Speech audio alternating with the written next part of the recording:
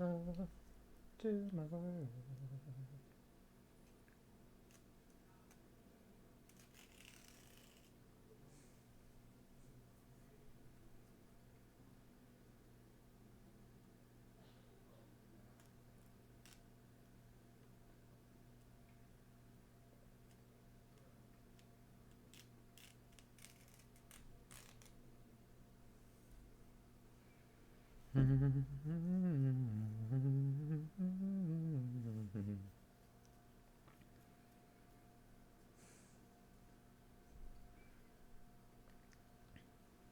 Dun, dun, dun, dun. Dun, dun, dun. Okay, this is taking a bit longer than I anticipated. Yeah.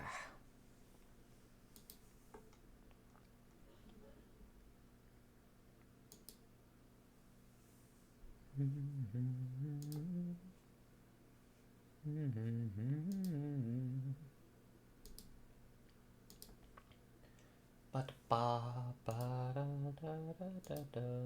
don't have the audio on. Fix that. There we go. Merry Christmas for that. We. Ba-da-ba-dum.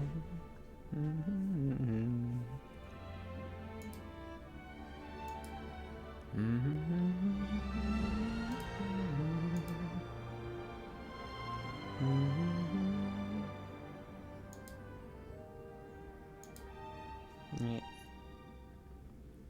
Oh. Game will restart. Okay. No.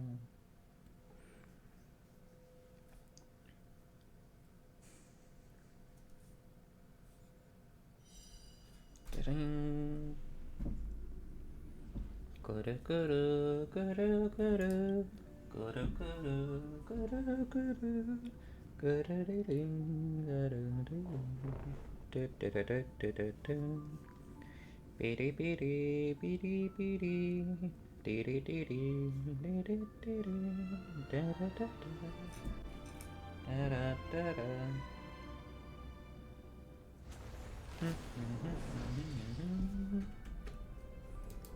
Click to start. There we go. We're already 5 minutes in. We're just now launching in, but it's gonna take a little bit longer, just because it's gonna be like, hey, we gotta refresh, and then you can log in. Where it's like, okay, cool, thanks. We.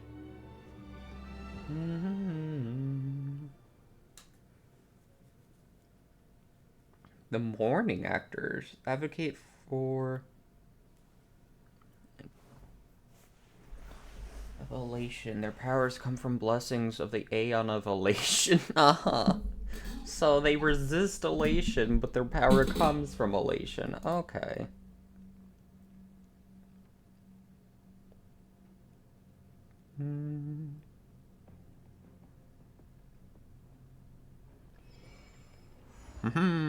The Great Train Robbery? Huh? Okay. Let's go here. 10-day check-in. Or 7-day check-in. Okay. Yeah. Dream Jolt. That. Aptitude Showcase. Oh, shoot. I forgot to do this with the previous banner. Oh, well, it's whatever.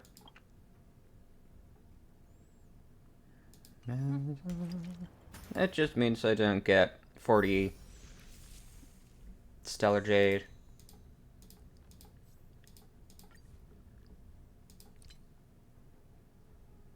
So it's whatever. Click here. Claim. Related universe. This. Break damage. Break effect. This is for... I honestly don't know what it's for. But that's an extra 150. Because there's something... Yep, in messages. Claim all. Thank you. All. Dispatch again. Adventuring. Hello, Mr. Stellaron. You're still alive?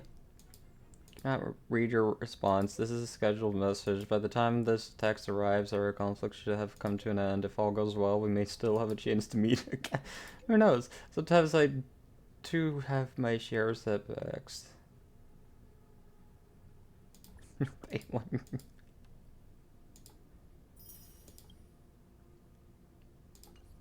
Okay. Interastral guide. No.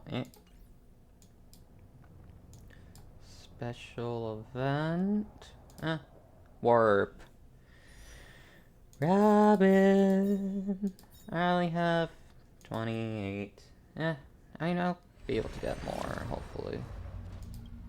Okay. Hanya. Yeah, Hanya. Another yank. Don't know if that...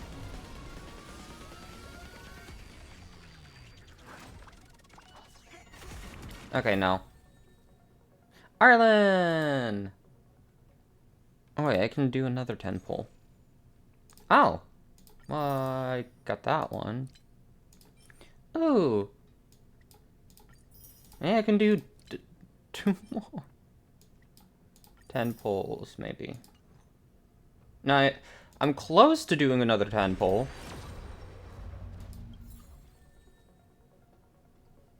Okay. I'm very close to another one. And I'll get 5 of these, and we'll pull here.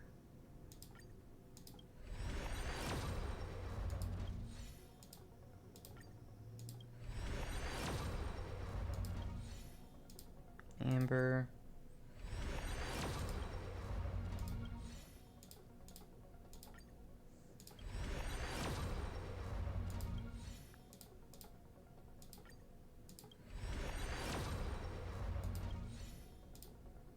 It's been a good while since I've got a character on just the standard banner.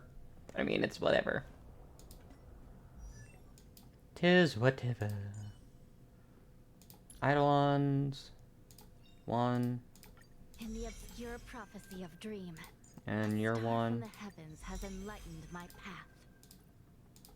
And then I now have Arlen. Hi, Arlen. Wait.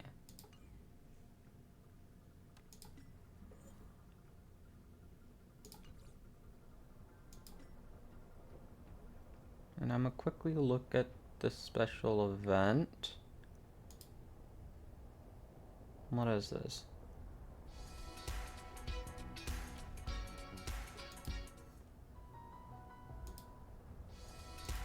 Okay. I'm gonna quickly do this.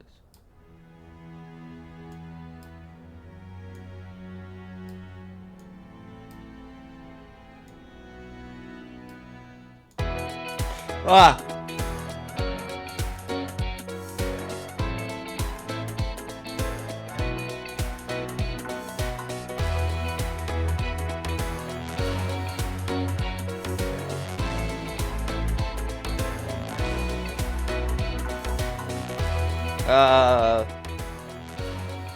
Hi, Elf.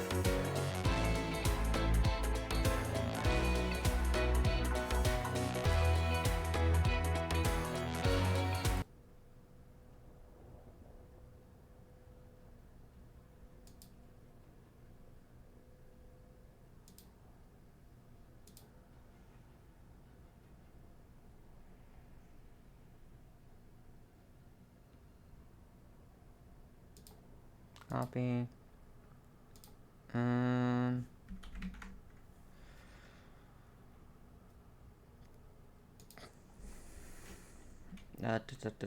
Honkai Star Rail code. Code redeem.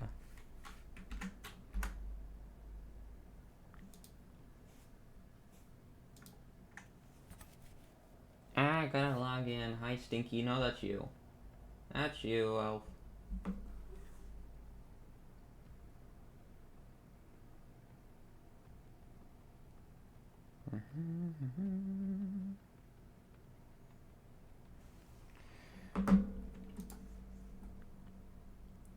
This one. Also, fun thing, I was actually planning on doing League today, but it's whatever.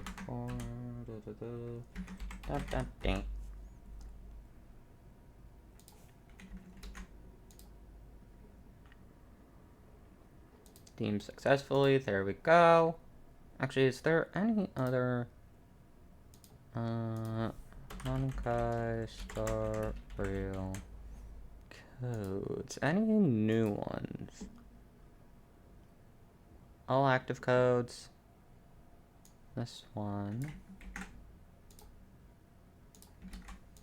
Dun, dun, dun. Team successful. Adventure logs. Have I done this one? Let's just do a few of these.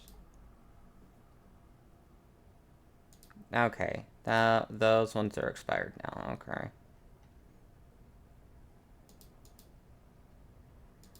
Well, I got a little bit more. Close that. You're a big stinky elf. Meanie. Yeah, you are. You are a meanie. A big meanie. Okay, claim all. 170, so we should get another poll. But we can't do a 10 poll, sadly. Okay. J. Where do we go? Parlor car. Here, teleport. True, I'm so very mean. Yeah, you are. You're a big meanie. Such a big meanie. 12 system hours until Charmony Festival Astro Express. Penacony's Charmony Festival has entered its countdown phase. Accompanied by Clocky's TikToks, after 12 system hours, this grand celebration will commence with much fanfare. Hi, Boot Hill. I already told you. We can talk things out. I'm sorry, Fluffy. I really have something urgent to attend to, so I had no choice but to resort to asking this favor of you all. Ooh, oh, his eye. Ooh. Since you already know what you're doing, also have to remind you of its risks. Hey, partner, what's with the hostility? I thought pulling this thing out was just a way of saying hello. Uh-huh. For the last time, state your identity and purpose. My name's Boot Hill, and I'm a Galaxy Ranger. Alright. Galaxy Ranger? You look like you've seen a ghost. Did you think we all went extinct? Well, that's the price you pay for being off-grid for too long. Oh boy. The righteous heroes of the hunt would never hijack the Astral Express. I ain't hijacked anything. What, chatting with someone while holding the gun is considered a hijacking? Yes. It probably is. Pardon my frankness, but there are plenty of rumors in the cosmos regarding the Galaxy Ranger's current status. And none of them are pretty stories. I have a hard time believing you. Oh, this is hilarious. The tale that this bunch of fools spin is getting out of hand. There's even a bit about the Galaxy Rangers being turned into gibbons by Dr. Primitive, and they're in some valley screwing around on swings. Of course, I know you won't believe me, which is also why, similarly, I have a hard time believing that you're the real Nameless. See the bullets in this gun? 9mm, an eternal classic. I may need the Astral Express's help right now, but if you're an imposter just like that one, then this bullet might just end up in my head. I can't allow myself to be exposed to danger. That's just the way it goes, so you all have to first prove yourselves. Huh? Where are you going?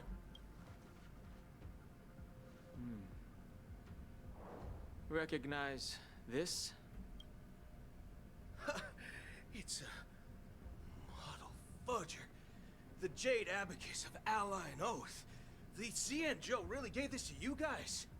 Model fudger? The metal fudger. This is the Jade Abacus gifted to the Express by the Shenzhou Luofu's general, Jing Yuan. Its presence on board serves as the Shenzhou Alliance's official recognition of the Express. Is that enough? Not bad, kiddo. And across these sprawling stars, a gentle squeeze is all it takes to rustle up a whole legion of Cloud Knights. Now, I reckon that'd be one fudging sight to behold. Now it's your turn. Been ages since the Galaxy Rangers had the spotlight shown on them. We ain't equipped with such fancy gadgets.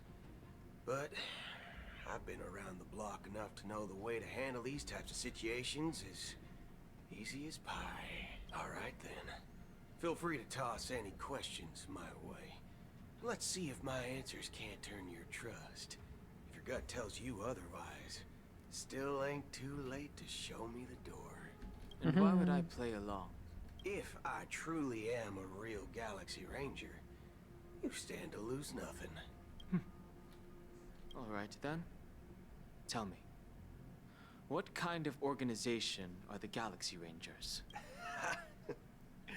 My friend, this question is a hard one. I don't think I can even consider us an organization to begin with.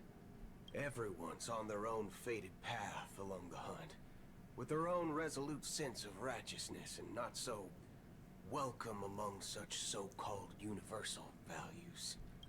This reply does not instill trust. It only makes your predicament more precarious. I'm guessing you're gonna ask about some form of shared faith, right? But us Galaxy Rangers don't need that sort of thing. What brings us Why are you together bonking is me? a shared bottom line. Never bully the weak. Never kill the innocent. These oaths aren't some lofty beliefs, but the fundamental bottom line that one must never cross as a person. As Galaxy Rangers, we strictly adhere to the bottom line. When someone crosses them, the hunt's vengeance will surely come knocking.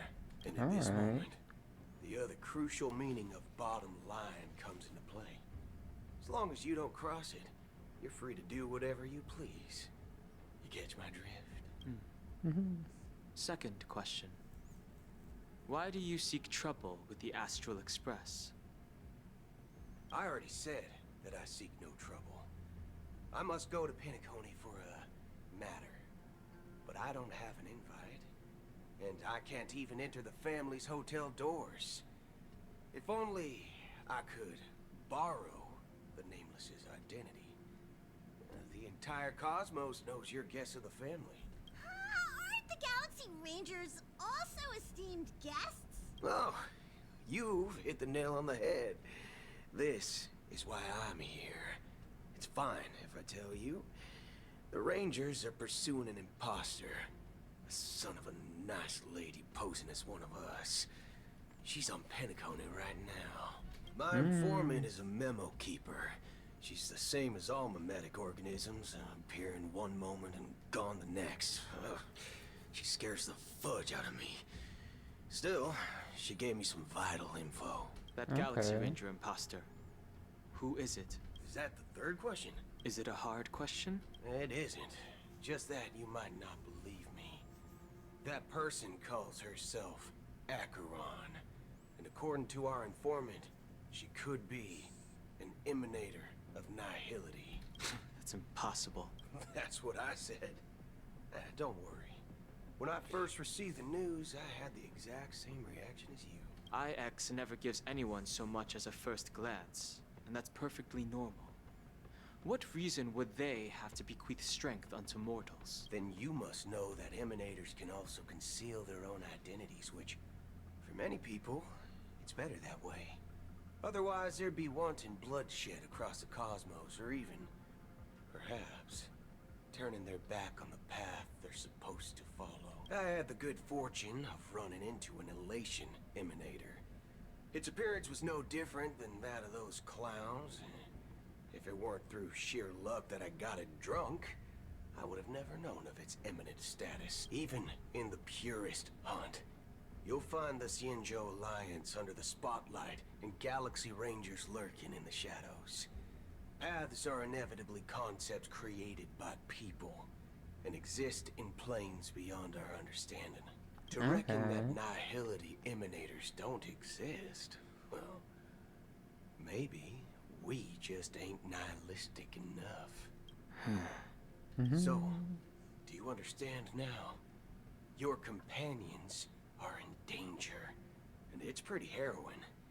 If you don't want to believe me, you'd best send a message to them. But I'd advise you to move fast. We don't know what's happening in the dreamscape or how much of what the memo keeper said is true. And that Acheron, who knows what she intends to do? She intends to kill a Venturine so that his plan works and work with the Express. Uh-oh. I feel like there's gonna be a boss fight with Boot Hill. I feel like there's gonna be a boss fight with Boot Hill. Oh boy.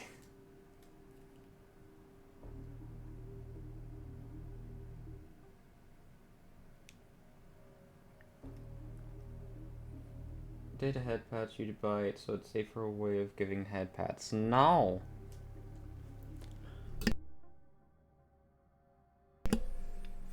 It is not.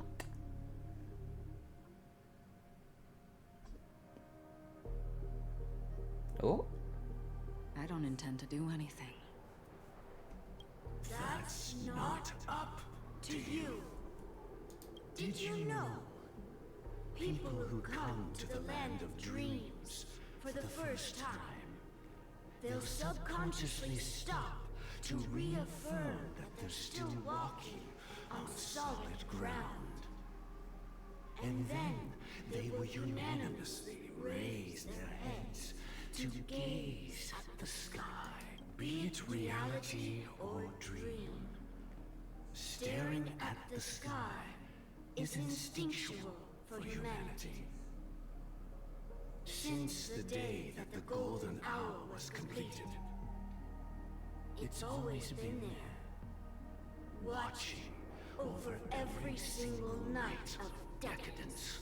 But now this night sky has been mercilessly severed, dyed with the mist of nihility. And this whole event happened within the course of a single slash of a blade. A single slash of a blade. Isn't really accurate. It was actually 2 blades, just that the second one was faster. That's not the point. Many guests who weren't supposed to be invited have gathered at this banquet.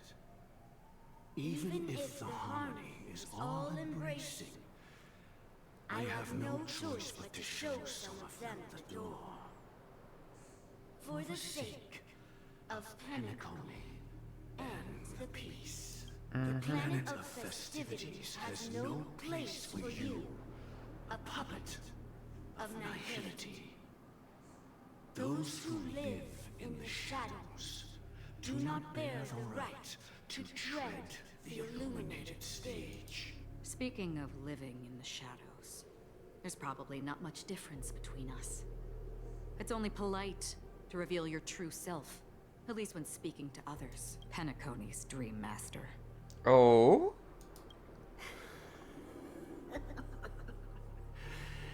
That's just another reason that you can't stay. Whether you believe it or not, this is the real me. We are one. This is creepy. Is this the unity that the family espouses? Holy moly, so many other people. My mortal shell has long since dissipated. The Oak family's 107,336 offspring are now my eyes, ears, and mouths, spreading joy across dreams when required. And in times of essential need, exiling evil from this haven in my stead. From the sound of it, it seems like you're asking me to leave Penacony. I am glad that you're an understanding one. Alas, I'm not asking. If you think you can. Are you threatening me? Grab them and I yeet. ended it with a period. It was a statement, not a threat. Knowing who I am and still showing such malice. You're not the first, nor will you be the last. This scene played out many times before. And usually, when faced with my questions, most people retort, "Why can't I?" The result has invariably been that they can't. You are confident. But be reminded, the family is forgiving, but not weak. The cords of the harmony extend across worlds. If you do not comply, when the blade is unsheathed for even a hair's breadth, you will never be able to escape the eternal Centurion's wrath in all of your lifetime. 137 individuals. That is how many heathens I have exiled since I became Dream Master. Among them were those who once severed my wings, and those who immolated my body. Why do I feel like this is the death meme? And the 137 individuals are the ones missing. And Okay. here I stand again, about to add another mark to the tally. And you will die. I mean, all of you will.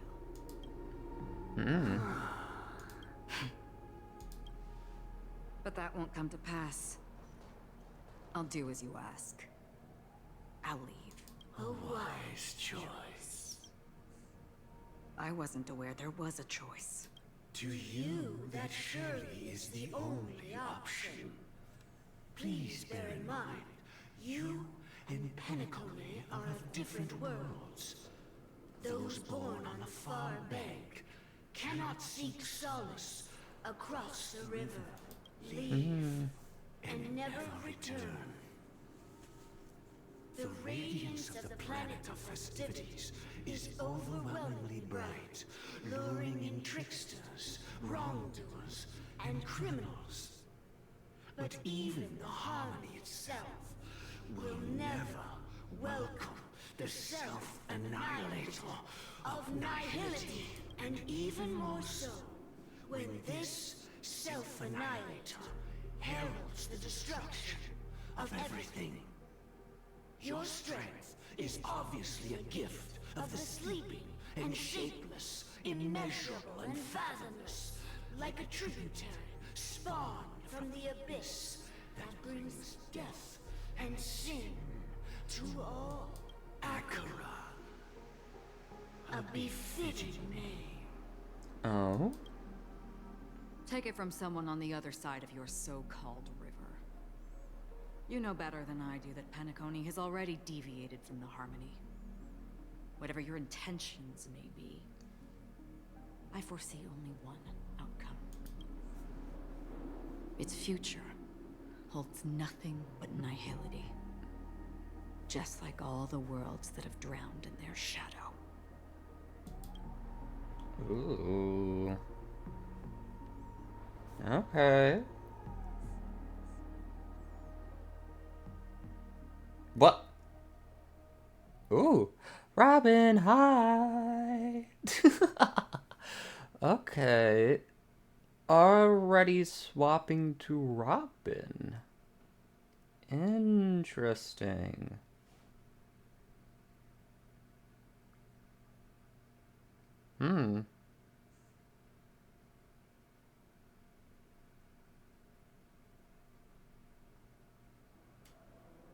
Attention, please.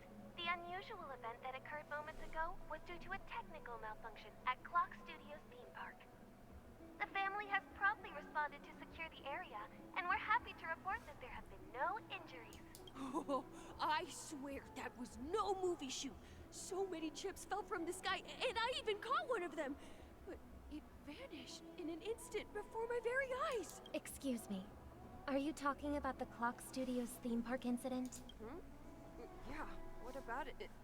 Oh, Miss Robin, am I seeing things right? No need to worry.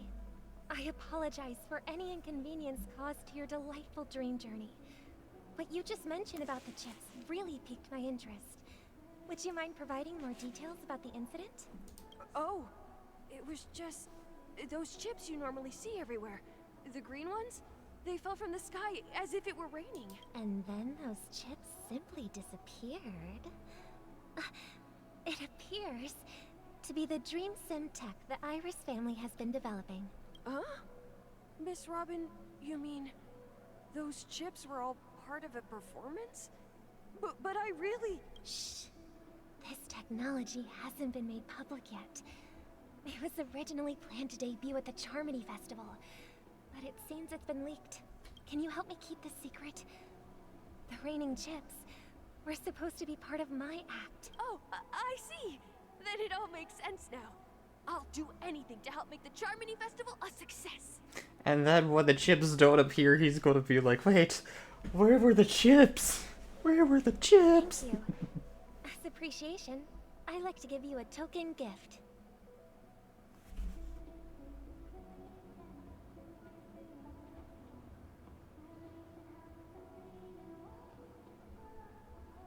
We're not actually playing. This isn't actually Robin. This Sparkle. Sparkle. This button... Press it at just the right moment in the celebration. There could be an unexpected treat in store for you. All right. It looks like there are other guests who are also confused. I'll have to excuse myself. Please, enjoy the dreamscape. Sparkle. Why? So many many people talking about it. This commotion at the theme park definitely made waves. This is Sparkle. This is not Robin. God dang it. Okay, well. Do I regain? No, I don't. Wah. Teletron guest. Okay, hi. The family promised they would protect the guests within the dreamscape, but I witnessed a group of organic life forms making their way to the theme park. And soon after, a rip tore through the sky, and black rain started leaking out of the void. The family needs to provide a reasonable explanation, or I'll take my loved ones and return to reality. I thought the dreamscape was supposed to be a paradise. If it's not, then there's no point staying here. It appears the good sir has seen many great events. And it's true that an uninvited guest has unexpectedly entered the dreamscape. However, their target is not the ordinary guests, but the ambassadors of the IPC. The family will certainly ensure that the safety of the guests is of the highest importance. Miss Robin, I know the Bloodhound family has already sealed off the theme park and has control over the situation, but it won't resolve the problem. The family can try their best to protect their reputation, but as a guest, I don't wish to gamble with my life. But as you can see, sir, no innocent bystanders were affected in this incident. Perhaps the dreamscape is not as perfect as promised, but there's no place safer than dreams under the family's rule. I believe you know this better than I do. If this incident happened in real life, how many people would be able to walk away from it? I could stay here, but keep in mind, guests come to Penacony to enjoy the dreamscapes. They do not wish to be entangled in a conflict between the family and the IPC, so let's not have any more unnecessary incidents. Of course. With the Charmony Festival about to commence, we will spare no effort in our preparations. Rest assured. To express our apologies, the family has arranged this gift for the guests. Thank you for understanding. Sparkle, why are you giving detonation buttons? Why are you giving bomb buttons? May I ask what happened here? Nothing to be worried about. There's been a small rehearsal mishap at Clock Studios theme park. Please stay calm. Hey, are you a fool? You don't even recognize Miss Robin? Who do you think you're talking to? I'm sorry. I've just been transferred to the Bloodhound family, and I'm still not too used to working on the streets. I didn't realize it was you. I'm so sorry. Hey, Elf, I don't swear. sweat. You guys have a tough job. I know how it is. How's the situation looking? Oh, we've sealed off the theme park. Most guests are used to bizarre phenomena in the dreamscape, and so far, no threats have been detected. We can expect order to be restored soon. Rest assured, Miss Robin will intensify our patrols to ensure that no incidents occur. I trust you guys. But regarding what happened in the theme park, what do you hounds think about it? It's okay.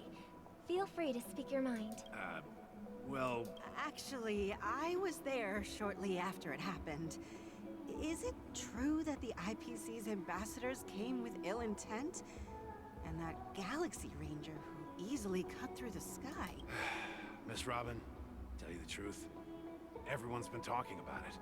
The myriad factions on Penacony have already been causing unease for everyone. Thank you all for your loyalty towards the family.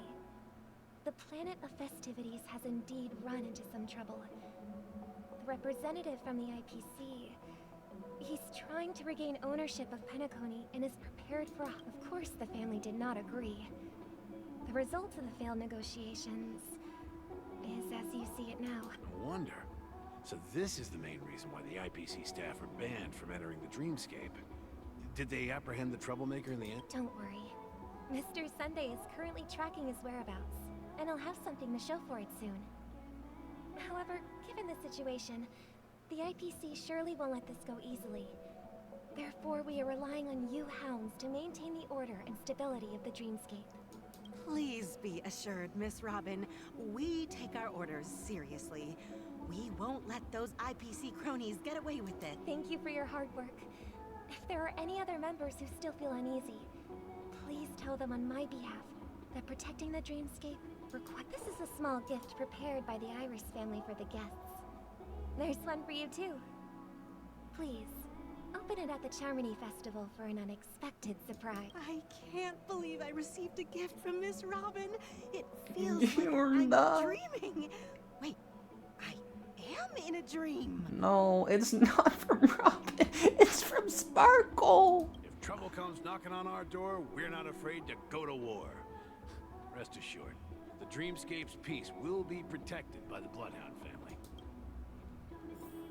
Oh my goodness.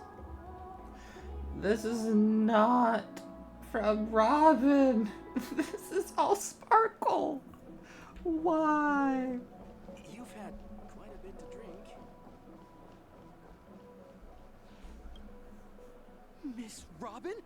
That's the renowned cosmic superstar, Miss Robin! I didn't expect to meet a fan here. I'm honored. Welcome to Penacony, a world filled with wonderful dreams. I can't believe I'm actually meeting the real Robin! Shouldn't you be preparing for the Charmony Festival? Preparation is important, but the ceremony is fundamentally about sharing the Great One's harmony with everyone. If there's a chance to sing with everyone, I will not refuse. Regarding the recent mishap, I understand it negatively impacted some of our guests. As a member of the family, it's only right for me to come forward and offer my apologies to everyone. But, are you sure it was actually a mishap? Everyone saw those chips descending like rain and the red light tearing through the sky. Claiming it was merely special effects seems a bit far-fetched. Plus, I met that generous gentleman. He looked really out of it and kept talking to himself. Is this also part of the performance? Everyone, please do not panic. I believe that the family will give everyone a satisfactory answer in due time. Even if you say so, Miss Robin, it's hard to believe. Some people just never listen, do they? It's never ending. It just goes on and on. I'm getting really tired of this. Miss Robin? Still, I suppose I should keep on helping everyone. I am the epitome of joy, kindness, and goodness, after all.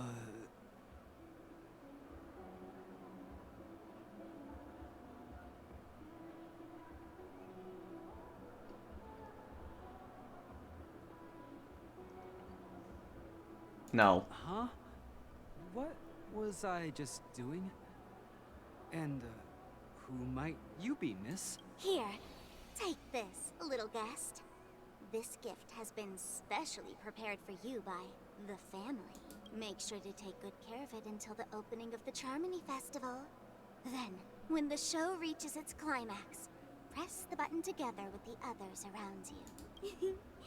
You never know. Something very exciting might happen.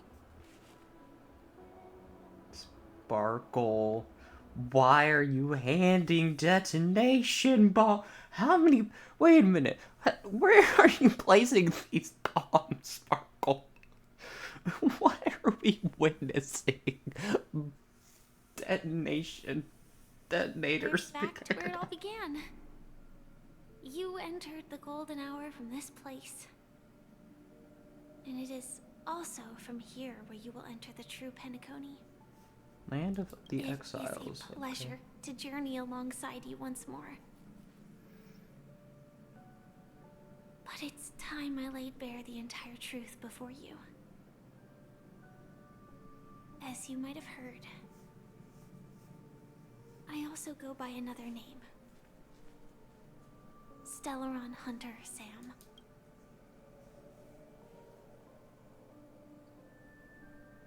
I'm fine. Sorry, I hope I haven't scared you.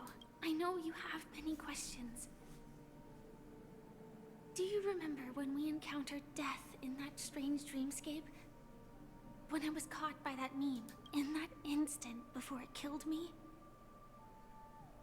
I saw the reflection of another dreamscape in its ghastly pupils. So, following the clues in the script, I came up with some theories about the meme. That's why I instructed Silverwolf to issue invitations, drawing everyone to the Dreams Hotel. I intended to call upon death before you arrived, to solve the riddle using more direct means, and then invite you to join. However, contrary to my wishes, I couldn't defy the script. And I didn't get a chance to explain it to you. It is how you see now. I was impaled by the bladed wings of death.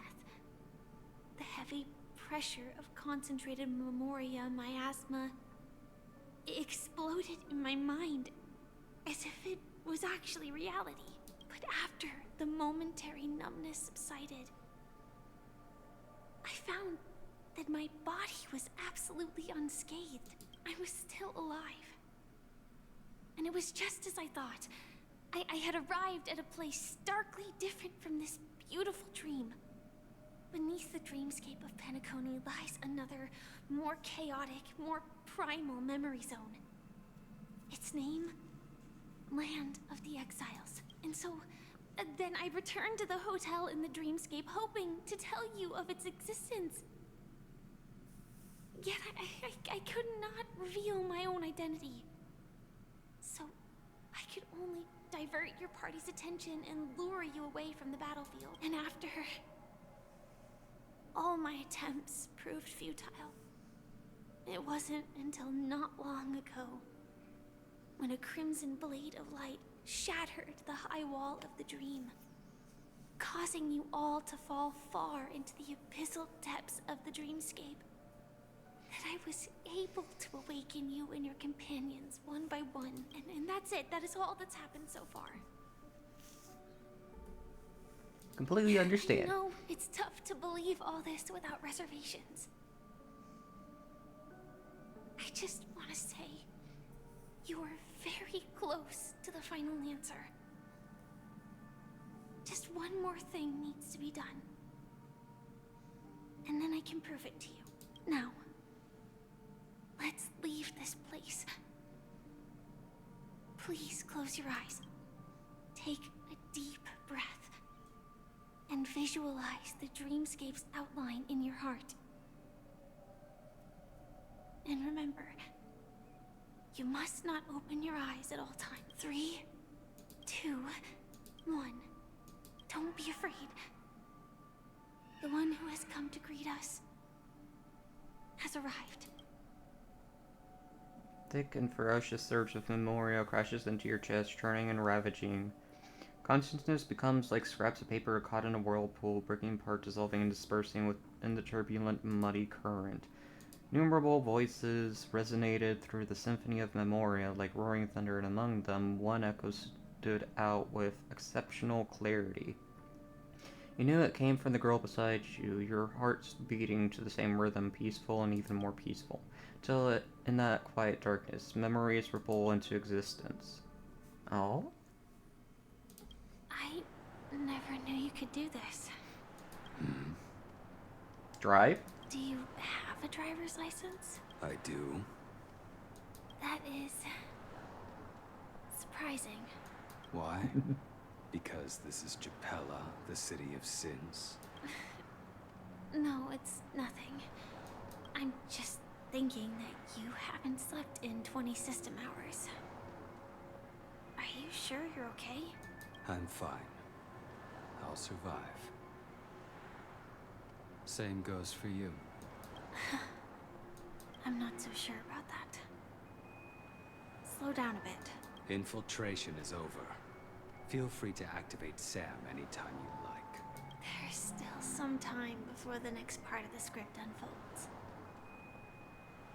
Let me stay a little longer in this body. A long silence ensued. Neither of them brought up any topic, seemingly accustomed to the silence. It wasn't until much later that a soft sigh once again broke the quiet in the car. Such a long tunnel. Didn't feel this long when I set off. In half a system hour, it will lead us to Kafka. And then comes the downfall of the Japella Brotherhood. Is that also part of the script? It's in your script too. Sorry. I didn't notice. Their destiny won't change just because of your selective ignorance. I told you before. It's a bad habit. What about you then? Is this the moment you finally find the death you've been looking for? As always, it's a blank slate. It's not on this planet. Why the sudden inquiry? Because I'm currently in a car with a sleep-deprived driver. I just want to get there in one piece. This car has full self-driving capabilities. I'll just put my hand on the steering wheel. Will that do? Hey, don't take everything so seriously. Elio would always say there's only one type of destiny. The inescapable type. He can see the future, and we, likewise, are aware of our predetermined end. But before that moment arrives, we can still choose what we do. We all have this right, don't we? After today, Japella's name will disappear from cosmic history, and the Everflame Mansion will take its place. In the not-too-distant future, you'll receive an invitation. That's your next stop. Land of the Dreams. Penacony. I hope you find whatever you seek there. Be it answers or salvation. Interesting.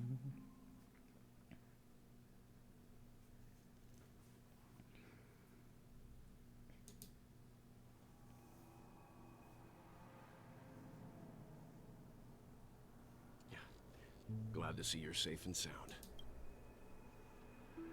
Close your eyes. This is the answer. Isn't it incredible? The monster that we have always known as Death is actually the guardian of the land of the exiles. It abides by a certain rule. Abducting people from their dreams and bringing them here. The question that has been perplexing us, does death really exist in the dreamscape, appears to be a cognitive trap. It was laid by those orchestrating events from the shadows to cover up the truth behind the disappearances and the existence of this fortress known as Dreamflux Reef. Every emergence of that meme is related to the Watchmaker. Since Dreamflux Reef is where it brings its captives, it's likely that many of our long-standing questions will be answered in this place. The atmosphere here is starkly different from the beautiful dream. There are no regulators here like the family. And they all look like they're mildly dazed. But from the whispers of the residents, they've heard a familiar name. Gallagher. It's that man again.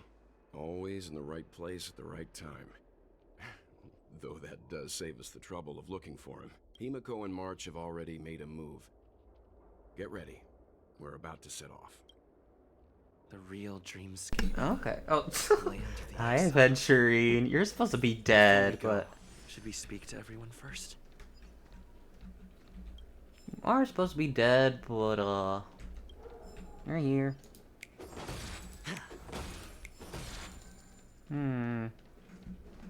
Oh. There's more birds. Snotty bird. Hello, wants to shake claws. Popular at the Great Tree, birdies who want to shake claws with me can fill up the entire Dreamville. You look put off. Are you too shy? Trip feels dirty. Try shaking his claw. I almost forgot. Origami claws are too small to be shaken. Reserve. Oh.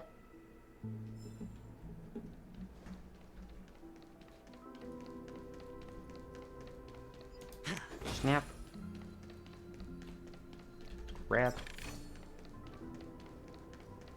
No. Firefly, hi. I'm really sorry for waiting until now to tell you everything. 2 reasons. Firstly, the script.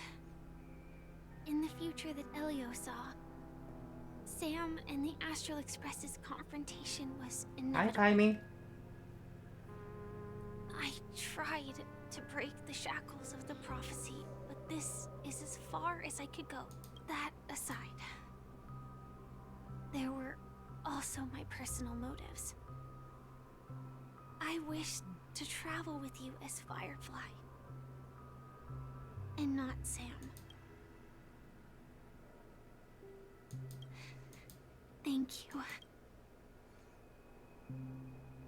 Elio only gave me one instruction. Allow the Astral Express to pursue the Grand Legacy. It means that the Watchmaker's legacy holds great significance to trailblazing. And to you. Elio's scripts used to revolve and expand around certain specific Stellarons. But with your appearance, this condition has apparently ceased to be appropriate. Perhaps he also saw the impossible in the future. Do you still remember that medical cabin I told you about? Well, that's Sam. It belongs to the Iron Cavalry of Glamoth's Firmament Frontline. A Firefly Type 4 Tactical Heavy Assault Mech. Okay. It is the cradle of my vitality. And the meaning of my birth. And for the longest time it was how I should have looked to the rest of the world. Okay. The time scale of Dreamflux Reef differs from reality, so we mustn't lower our guard. You're sensitive to Memoria. A slight misstep, and you could get lost in this memory zone. Okay, I'll plummet down to the deepest, darkest area. Got it. Understand? I'm just kidding. Did you find me? I'm a useless bird that can't even build its own nest. I'm only fit to... I'll learn eventually. I'll give you this trash bag. Aww. Here's also a weird thing. Why is our character so interested in trash? Something on your mind? Bleach Slash. No wonder Miss Acheron is so averse to drawing her blade. It's hard to imagine such terrifying power could reside in an ordinary sheath. If it weren't for the fact that Aventurine's power originated from the preservation, the entire dreamscape would have been affected. Don't feel burdened by this. Even without that Stellaron inside you, Aventurine would still have found other methods to accomplish his goal. Let's just believe in Miss Acheron. And given her prowess, I don't think we've got anything to worry about. During your investigation, he shared a vital piece of information. Mikhail, the former watchmaker who collaborated with the family to construct the Penacony we're familiar with today, had a falling out with the family for specific reasons. But this is precisely where the problem lies. You were clearly investigating a murder, so then why, as a security officer, is he changing the subject to talk about his past with the watchmaker? And now, with Firefly mentioning his name again, it's hard not to be suspicious. Before we found you, she'd already revealed her Stellaron Hunter identity and shared a lot of information. Who would have thought that the Molten Knight's true identity was actually a young girl? For her, this is a secret that she cannot allow others to know. That being the case, I think we can believe she's willing to cooperate. But she didn't reveal all her secrets. I just can't shake the feeling that her situation is different from that of the typical dreamer. And I hope that doesn't lead to any dangerous predicaments. I hope you've regained a little composure. Okay. Alrighty. Muddled Vagrant. Ooh. Up. Here.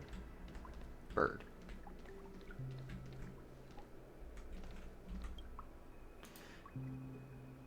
Darn good products and the robbers took them all. I was too careless. I shouldn't have fallen for such an obvious trap. It's fine as long as our people are still around. We can find a way to produce another batch of dream bubbles. One day we'll have them pay back everything that belongs to us twofold. Okay. Keep going straight down this alley, and it'll lead to an elevator. Here, It'll take there us you to are. the center of the land of the exiles. Come here. Let me yank you. Ball. Did I blind you with my super awesome radiant spark? Can a bird's feather make light brighter? I'm researching this problem right now. You feel the difference in light, Trip? It was darker after you left. I'm different from those birdies that only know how to build nests. Aww. The light show. Aww. Why did you give me a burger? That never goes up. Oh my goodness.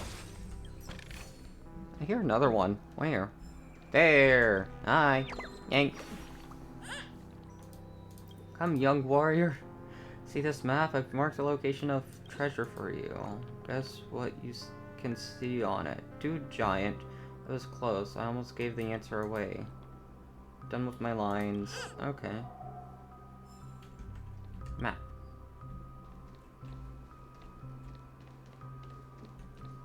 Characteristics. I'll go back. Oh, happy vagrant. Oh, he's just dancing.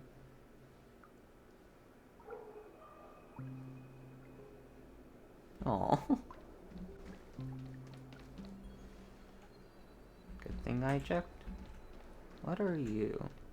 Quit drinking. Will she come back? Oh my god. No. Oh, poor Pepeshi. Oh. If I stop drinking. What a huge clocky. Looks Whoa. like the watchmaker also left his mark on Dreamflux Reef. Oh.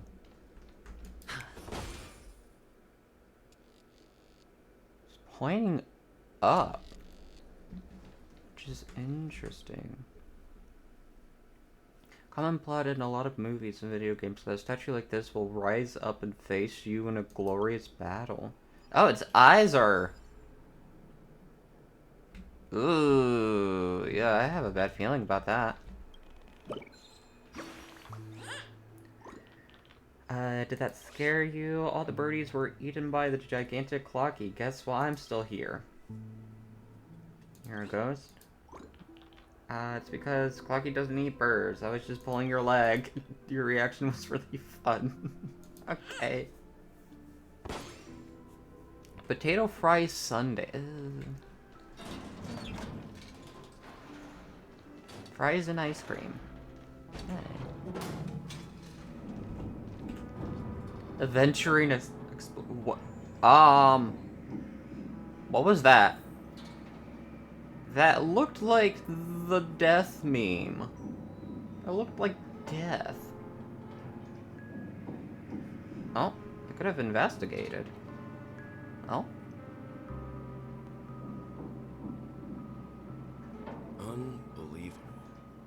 To think there's a settlement of this size within the dreamscape. And all beyond the family's reach.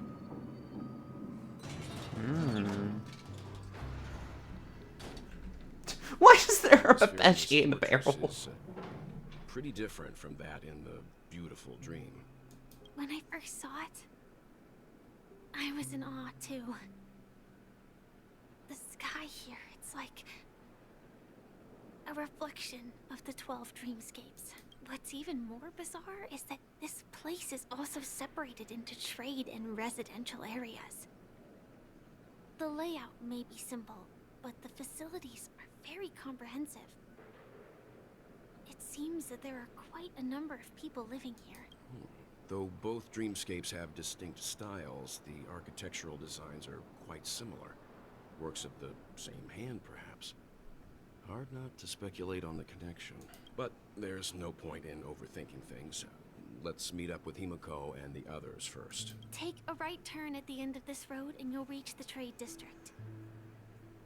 There are more people there. And perhaps someone knows where she is. Not coming with us? The Astral Express likely needs room for some internal deliberation. In the meantime, I'll try and locate Gallagher. Sure. Let's reconnect later. Mm-hmm. Letting her go was the right decision. Misha! Further observations are needed before we decide whether to trust her. Misha! But first, there's My boy! someone I need to talk to. Let's go. I'm sure you've already noticed him. Misha. Right away. Right over there. The Reverie Hotel's bellboy. How did he end up here? And right after Miss Acheron severed the beautiful dream. We'd better check, just to be sure. Well, Clocky's also there, so... Perfect for me. Is he really choosing to stay in a trash can? He's choosing to stay in a trash can as his home. Oh my goodness. Aw. I mean, if it works for him, it works for him.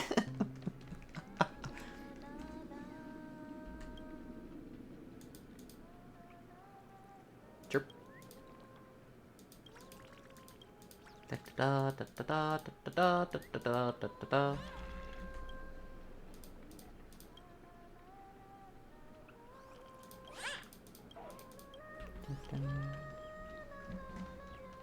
Give me no. Cover bursts upwards like lightning, as if it's chasing something before dissipating. Cover. What? Why are we hunting man covers?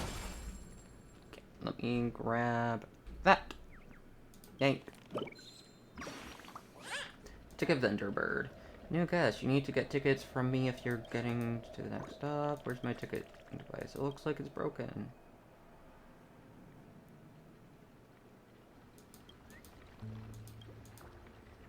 Thought wasting a birdie's youth on this place simply.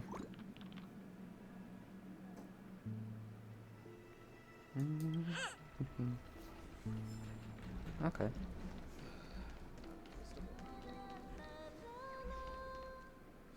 Teacher.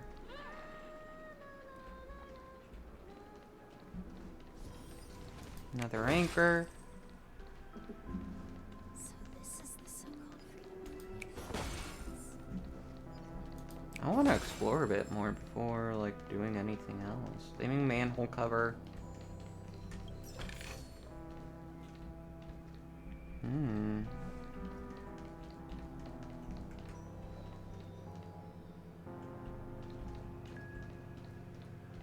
What? I don't care who's on the other end of the pipe. There are things questionable. Okay. Manhole cover. Burp.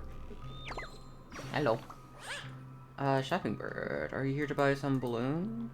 I've been looking into the shop window for a while, but I haven't seen the shop owner come back. He's out on vacation. So quiet. I don't think I could wait till he's back. I'll go ask Dr. Blues if he can make me a balloon.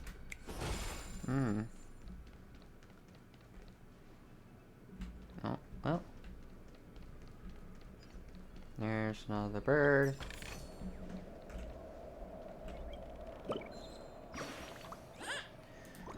Did you see through my impeccable disguise?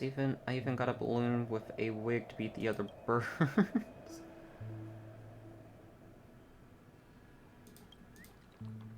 What's the most similar shade they had? Aww. See if I'm the last birdie. You're not. There's another birdie that I just didn't interact with yet. Grab that. I don't really want to interact with you right now. Oh, but I want to interact with you. Come here. Oh. Hi, person behind a dumpster. Let me check. I need 160. Ah! I have enough. Stellar.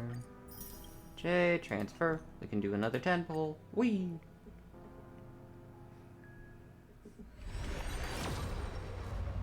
Nothing. Another Hanya. Okay.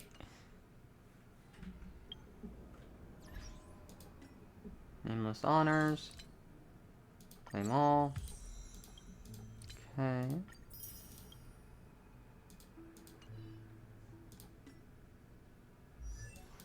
Hanya. Eidolons. E2. In the obscure prophecy of Dream, a star from the heavens has enlightened my path. Nice. Okay. Now let's actually go over here and do more of this. Hi, Misha. What you doing here, buddy? You're the guest from before. We meet again! And a new friend. Forgot to introduce myself. I'm the hotel's bellboy, Misha. Hello, Misha. I'm Welt. We met in a dream. Oh. And who might this be? Tick-tock! Old friend and new friend! Let's high-five! You can see him? Your, memory zone mean? Nope. Clocky is a good friend of mine. We all live here. How did you two get here? This dreamscape isn't supposed to be open to the public. I wonder if it has something to do with Sleepy. So, this is your home?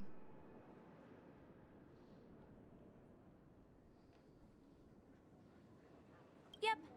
After my work in the beautiful dream ends, I'll go back home.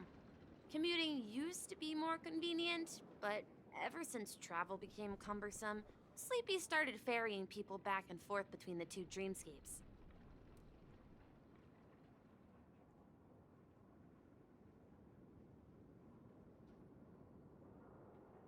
This Sleepy. Can you describe what it looks like?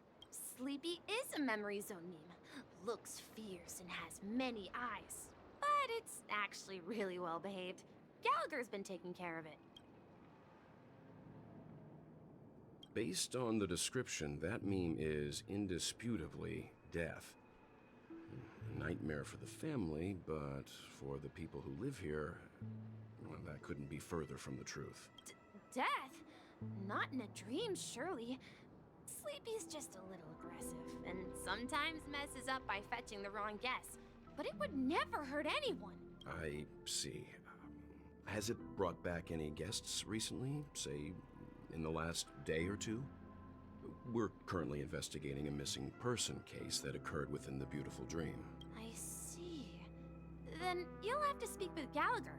But he's currently busy hosting a visitor from the Oak family and specifically asked not to be disturbed. Is it Miss Robin? Just as I thought. Considering what happened with Miss Firefly, this doesn't come as a surprise. If you're looking for Miss Robin, I can lead the way. She told me that she'd be willing to meet with outside guests. If it's not too much trouble. Also, we're looking for our missing companions. A woman with red hair accompanied by a girl with pink hair. Have you seen them? Oh, I haven't. But please, rest assured. Dreamflux Reef is a small place, and it's not as bustling as the beautiful dream, but its safety is unmatched. How about this? Since it's your first time here in Dreamflux Reef, I'll be your guide and help you find your companions. And then we can all go visit Miss Robin together. She's gone to Mrs. Grace's to visit the children. She won't be leaving anytime soon, so there should be enough time. All right then. We'll follow your plan. Well, We now know the answer to both murder cases that have caused such commotion in Penacony. As for the intentions of the mastermind behind it all, we are still none the wiser.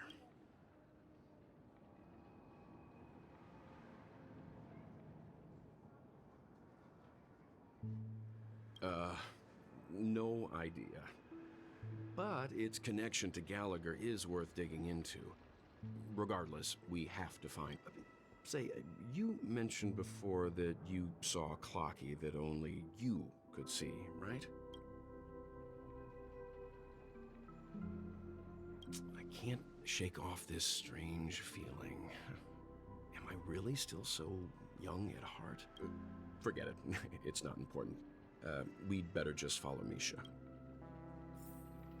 My boy, Misha! Yeah, he's actually being a part of this. Yeah! Everyone, look! From here, you can see the most spectacular view of Dreamflux Reef. A black hole? No. An accretion disk formed from consolidated memoria? Was Dreamflux Reef built on such unstable memoria? Oh, so Mr. Yang is also versed in Memoria dynamics. I was just trying to figure out how to explain this huge hole to everyone. I bet you guys have a lot in common with Miss Kami. Kami? Interesting. Look! There she is! Okay. Oh, I want to... No! No, no, no, no, no. Nya, nya, nya, nya, nya, nya, nya, nya, nya, nya, nya, nya. Nya, nya, nya, nya, nya. I just want the treasure. Thank you. Oh, right there. I will get you later. My calculations are finally done. In another 10 system hours, the above dream will swallow the dream below. My hypothesis was correct. This place will cease to exist as the dream devours everything. Who are you all, and why haven't you left yet? This place is about to disappear. I'm Kami, a dreamscape surveyor specializing in Memoria dynamics. And this is my life's work that I'm researching. See that huge gaping hole? It was just a narrow rift many years ago, but now it's grown into a giant hole. The surrounding Memoria has been flowing towards the other end of the hole at a constant velocity, slowly but surely. But the scary part is, according to my calculations, the flow rate of Memoria has recently changed, and it's faster than ever before. It's almost as if something is sucking it in from the other side. By constantly improving upon Madame Rosalina's Memoria measurement method, I've finally obtained accurate results. After 10 system hours, the Dreamflux Reef will cease to exist. Just like the melting of glaciers, everything will crumble and disintegrate. The dreams on that side of the void will fuse into one. Please don't worry. This sort of thing has happened many times before. Miss Kami isn't a bad person. She's just a bit lost in her own world. She'll probably realize she's wrong soon enough. You don't say. There was something else that piqued my interest. Who is Madame Rosalina? Oh, do you know her too? Or are you also a fan of Memoria Dynamic? We're very interested in Madame Rosalina's achievements. Could you tell us a little more about them? Why, of course!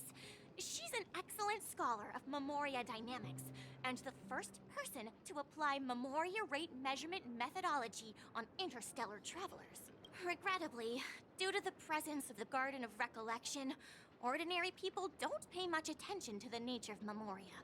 She departed this world without much fame, leaving only a few thin journals behind. I came to Penacony to learn more about my idol, and went to great lengths to seek out Dreamflux Reef, all because this is her final resting place. Prodigies always meet their demise prematurely. If only Madame Rosalina had more time, she would have discovered a way to reverse the flow of Memoria. I felt it. The source is in the Golden Hour. There is a certain anomalous presence stirring the currents of the memory zone. I must uncover more concrete proof. I must convince everyone. Does the name Madame Rosalina sound familiar to you? By the conductor. That's right. It seems like she did a great deal of research and calculations in Dreamflux Reef before abruptly passing away.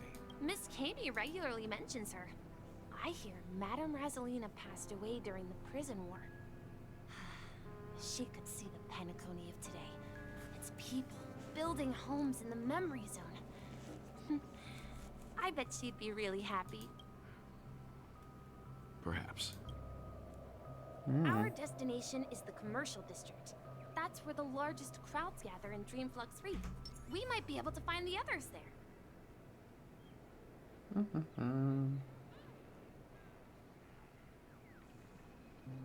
Dabba-dee-dabba. Zoom.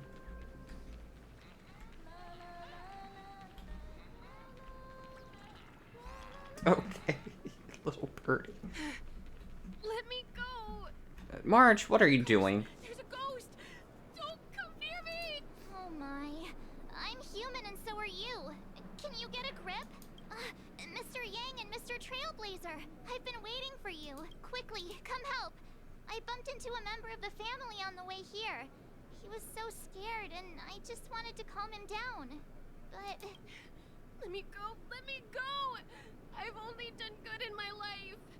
Why can't I rest in peace after death? Well, this is how it turned out. Me? A ghost? Don't make me hit you. He thinks he's dead. Although, when I first fell in, I also thought the same. Dear guest, this is not the afterlife. This is Dreamflux Reef. That's right. Did you hear that? Repeat after me. Dreamflux Reef. You're talking to someone invisible. If I'm not dead, what am I? I shouldn't have pushed my luck and tried sleeping in my dream. Curiosity kills the Papeshi. Invisible. Stop asking! You'll alert the monsters. All the dead are right here. All of them. You're not talking about the memory zone meme, are you? Don't say that name! It's all your fault. They're coming! Uh-oh. Rat-row, Raggy.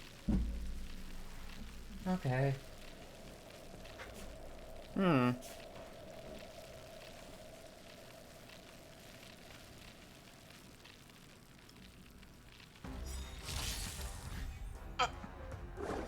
Oh. Deception's crown. Hey, Nisha, clean up on aisle 5. Seize the moment. Let's play. Dun, dun, dun. Hedge your bets. Spend freely. Then we'll do that. Let's be friends. Break. Did that hurt? Smack. Sure, I'll play along. Smack. Hope I don't mess up. Smack. There we go.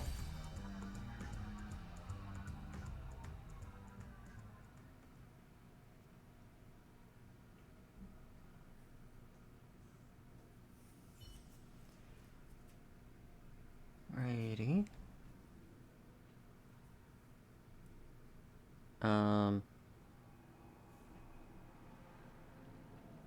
He passed out. His intense negative emotions attracted the nearby memory zone memes. I see. But why aren't the other people around here scared? Unlike in the Sweet Dream, people here don't see memory zone memes as dangerous monsters. And even if they pose a threat, people can easily escape by forcing a wake-up call. But we can't just leave this man here. Can we take him somewhere safe? We can ask Jessie for help. I've gotten to know many locals while waiting for you guys. Everyone here is living a self-sufficient life. I don't know how to describe it, but this place feels like the real dreamscape.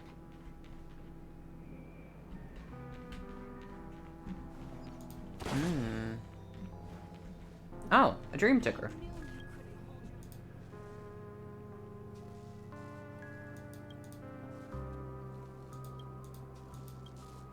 Okay, let me fix you.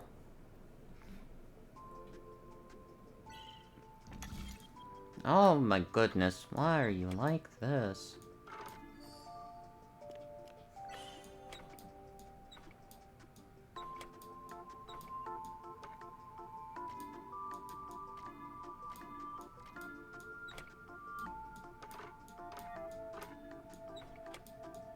No, it is like that also.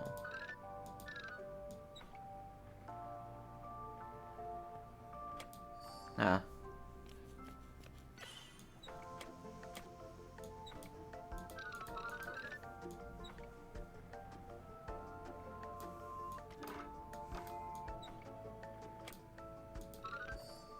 Okay.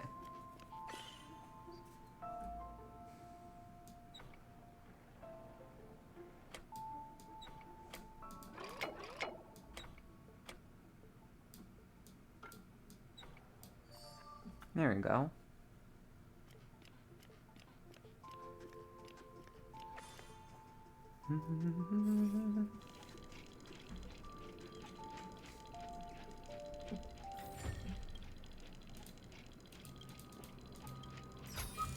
Okay. Got that box thing. Whee.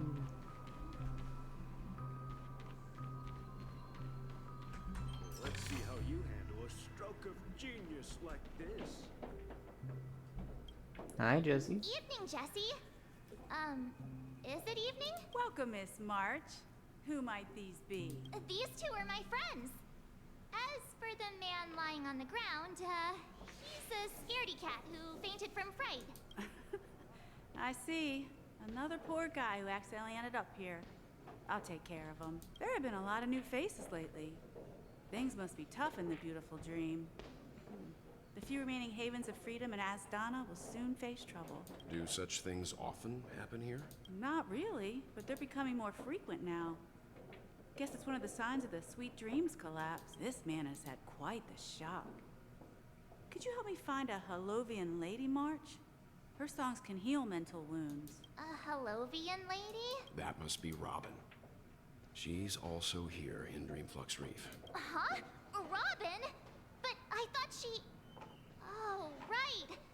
If Firefly is here safe and sound, then it means Robin must be okay too. Misha's about to take us to her to find out what happened. But before that, let's meet up with Himiko. You were with her earlier, right? We met some stowaways in the residential area. Most of them came from neighboring star systems. I heard that places like Dreamflux Reef are scattered throughout the memory zone of Asdana, like islands in the ocean. They existed before the family arrived. I also heard that when Dreamflux Reef took shape, it was the center of all dreamscapes in Penacony. If that's true, it's no wonder there are so many similarities between this place and the Sweet Dream. Himiko must be gathering information. Let's hurry up and get going.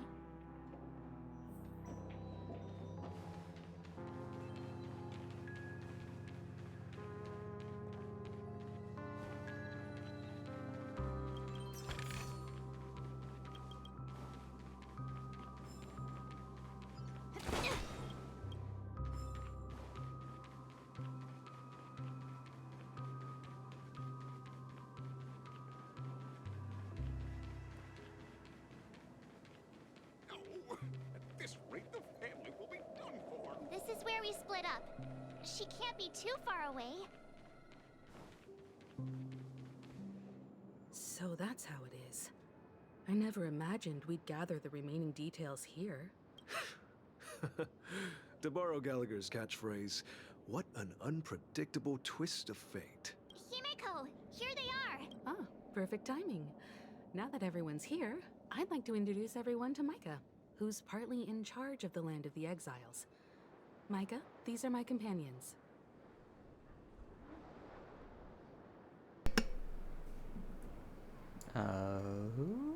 Oh boy. It's a pleasure to meet the Nameless. You know us? I've been keeping an eye on you since the day you arrived in Penacony. We would have met under more appropriate circumstances if Dreamflux Reef hadn't been isolated from the 12 dreamscapes. Please, allow me to formally introduce myself.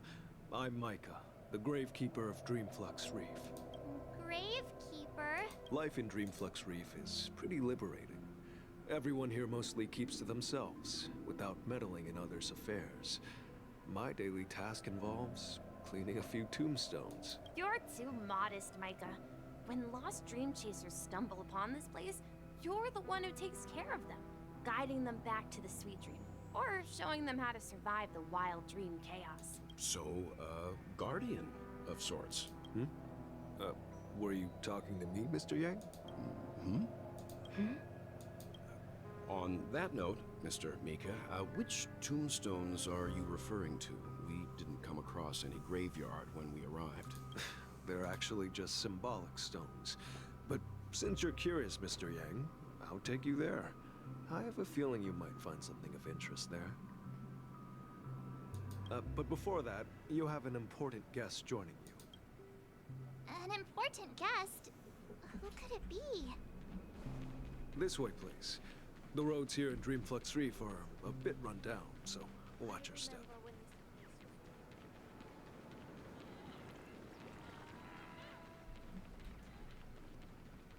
Please don't tell me that Misha's actually dead. I swear. There she is. Really? Everyone sang so wonderfully.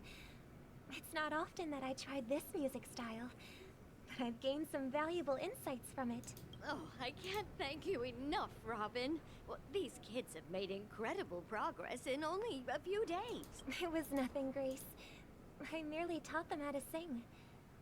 It was you who brought hope into their lives. Life must be quite difficult for them in reality, I imagine. That's right. Whenever it's time to say goodbye to these kids, they're reluctant to leave. But I've explored every corner of Dreamflux Reef. Talked to everyone I met. And they all told me the same thing. This shattered dream is not worth clinging to.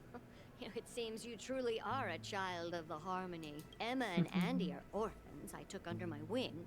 Carol there, with her blind eyes, used to work at a nutrition center in the outer ring of Penacony. And as for Gary, he's been living with autism since he was a child. They're not old enough to enter the sweet dream managed by the family. If we compare people to birds, these kids are like fledglings with impaired wings. But in this dream, well, they can fly freely. Even if they stumble along the way, well, they're still relying on their own strength. And me, an old lady with no legs. Well, without this dream, I couldn't even walk toward them. I'm glad that you found a new life here in Penacony. It's just... Don't worry, Robin. Dreams have their significance, but they aren't everything. Both the children and I understand this.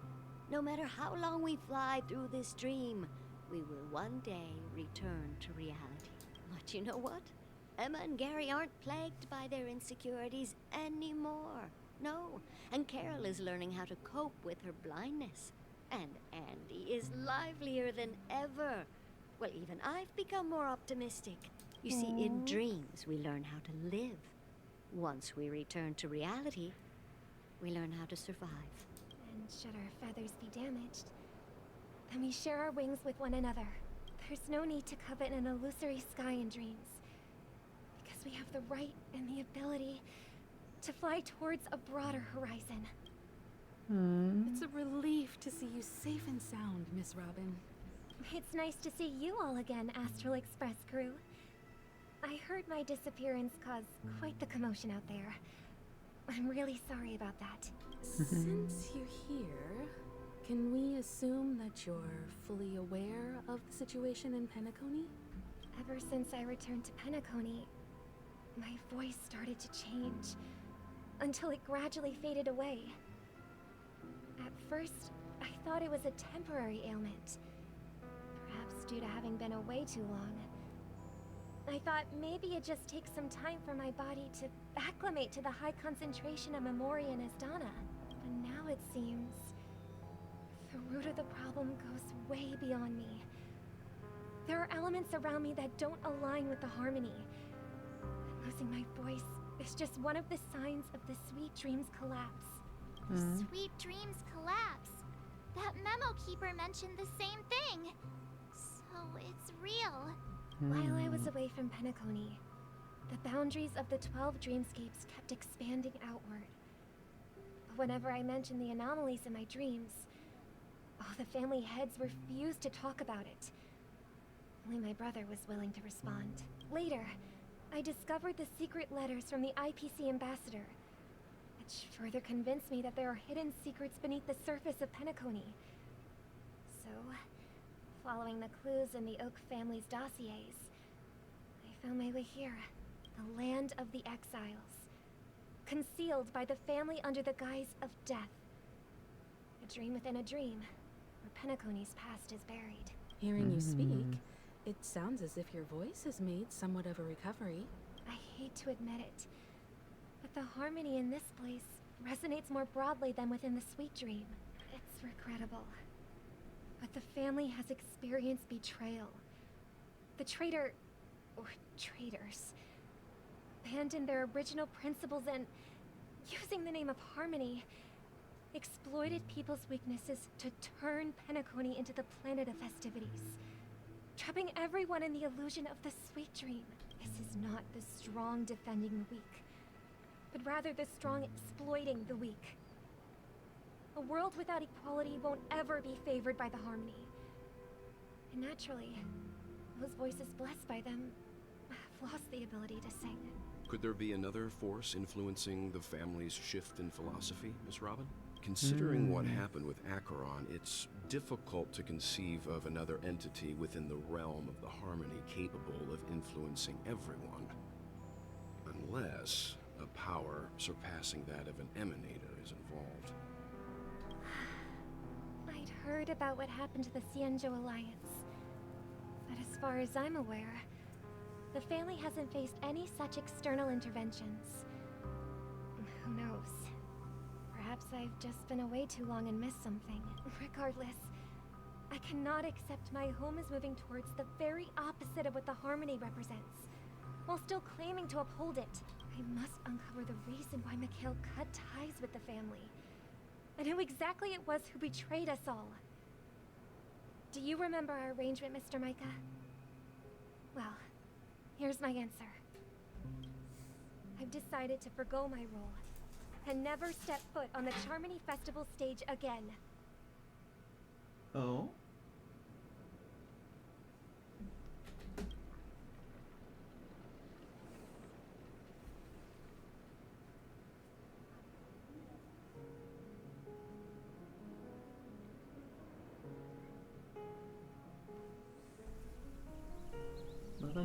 System hours. Look here, brother.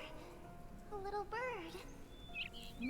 Looks like a fledgling Charmony dove, but Charmony doves don't live here. So how did this little bird get here? Maybe its parents abandoned it? It looks weak and frail.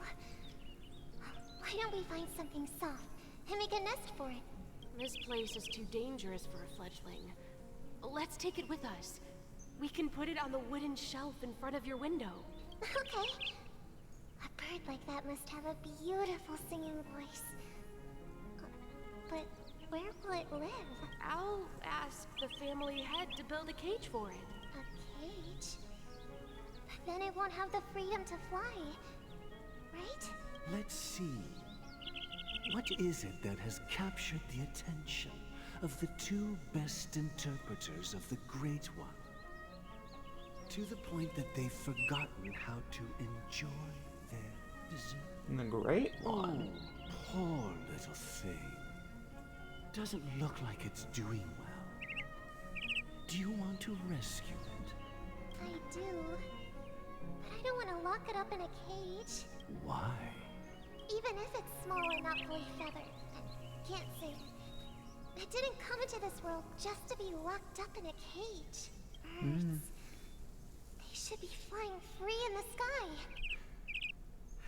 That's quite the romantic idea. And what about you, a young scholar Do you agree with your sister? I think she's right.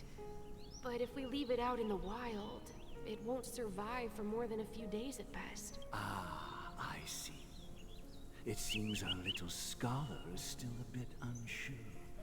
Well, let me tell you youngsters a story. As you probably know, Charmony doves can fly through the air. When they fly really high, the friction caused by the flapping of their feathers against the atmosphere creates amazing lights, so that they look like shooting stars. We've seen this spectacle so many times that we think it's just something they can naturally do. But that's not the truth. Their radiant display is the result of countless struggles against nature over generations. Their ancestors were too weak to survive on the ground. So, to escape predators, they started seeking new opportunities in the air. After countless attempts by many generations, one of them finally figured out how to fly. It soared into the sky and never looked back at the ground again. So, you mean birds aren't born to fly, but they find a way to do it through their determination? Well, that's an idealistic way of putting it. So, what are your thoughts, Sunday? I think people believe birds are meant to fly because they've never seen those birds crash into their death. That's an interesting perspective. So, have you decided what to do with the bird now? For now, I'll keep it in a cage until it can take care of itself because I want it to live. No matter what. Well said, kids. It seems each of you has found your own answer. Your insights are truly remarkable.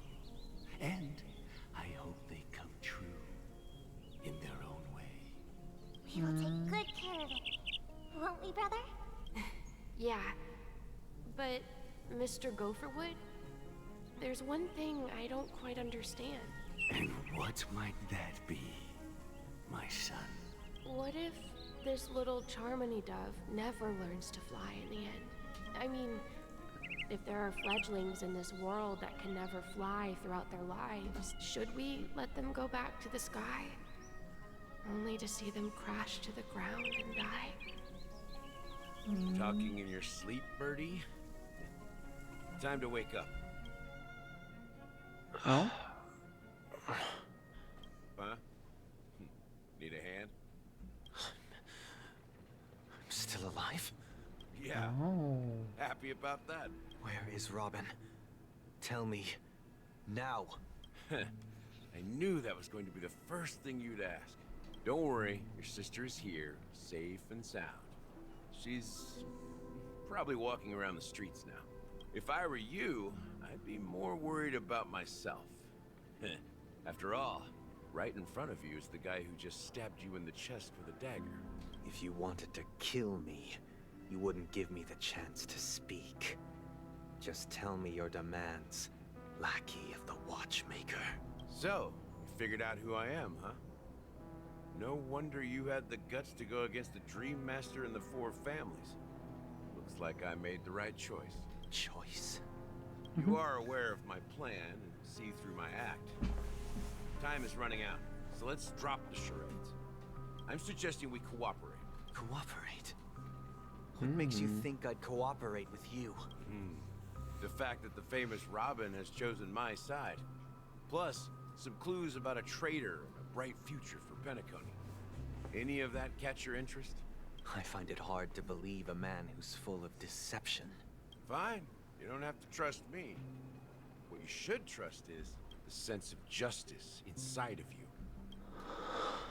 Show me Robin first. All right, as you wish. Here she is. Huh? That's Firefly. What's your trick this time? Just kidding. I mean, this lady will lead us to Robin, right? And the crew, too. there are too many people who you owe an explanation. That'd be great. Please follow me, Honorable Oak family head. Now, all the actors are on the stage. Not Boot Hill.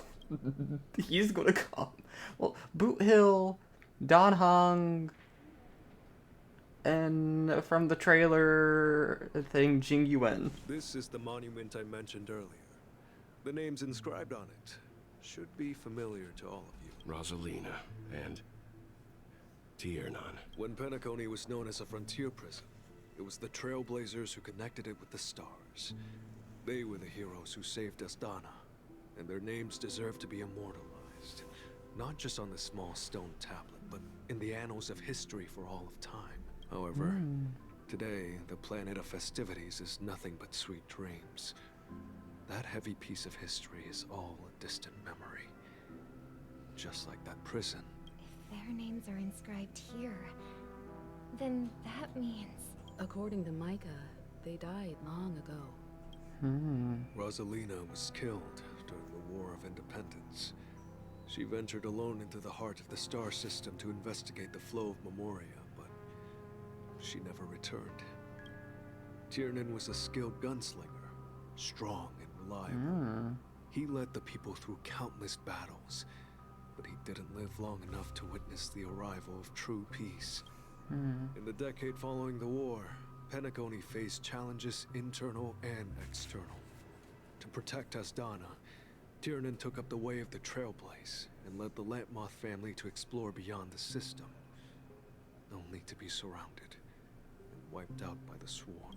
Though I had expected as much, the tales of these heroes truly are sorrowful. True to the title of Trailblazer, they spent their lives venturing into the unknown. But what about this tablet? There are no names carved on it. When Dreamflux Reef was created, its owner was still alive. However, he insisted on erecting a monument for himself, saying that it will happen someday. Here we meet again. Everyone from the Astral Express. Robin. Oh. Speedy Homs. And we got Jade.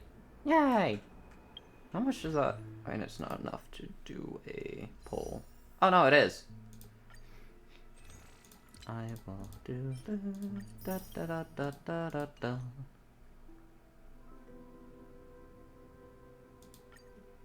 How many polls have I actually, like, do I have saved up? Details, no. Records. 5, 10, 15, 20, 25, 30, 35, 40, 45, 50, 45, 45, 46, 47, 48, 49. 49. Since the last 5-star. I promised to give the siblings some privacy, so let's talk about our business first. What do you say? That sounds sensible enough. Since you went through the trouble of gathering the family head, the crew, and the Stellaron hunters, I'm guessing you have something important to say, Mr. Gallagher? Oh? Is it that obvious? The look on your face is practically screaming, I'm the one behind all this. You're right, Mr. Yang. It is indeed time to come clean on everything. Okay, here's the question now. Who is the villain? Who is actually the villain? Well, it's Sparkle. Sparkle is definitely one of them. She's giving out detonation bombs, but like, who is the villain? Siblings already know what they need to, and they've made their choice. But you, Nameless, arrived a bit late. So it's only fair that I answer your question. I'm not the villain. Begin, let me reintroduce myself. I'm the founder of Dreamflux Reef, the deputy of the Watchmaker, and the one who sent out that invitation. As Gallagher, the history fictionologist, I humbly extend my greetings to you all. History fictionologist? So what? Everything you told us was made up? Well, don't worry. Almost everything I shared was true. Well, except for the part about the family accepting me back. I double-checked with Micah, and everything he said about the family, the watchmaker, and Mikhail is true. Thank you for your understanding. Now let's get down to business. I'm sure you're all wondering why I went through the trouble of setting up this battle for the legacy, inviting different factions, and stirring up a ruckus all over Penacony. Well, it all boils down to something very familiar to all of you. The Stellaron. The Stellaron? But how is that possible? Penacony is a free-flowing interstellar hub. There are no signs of contamination whatsoever. You're totally correct. So, care to take a guess at what that means?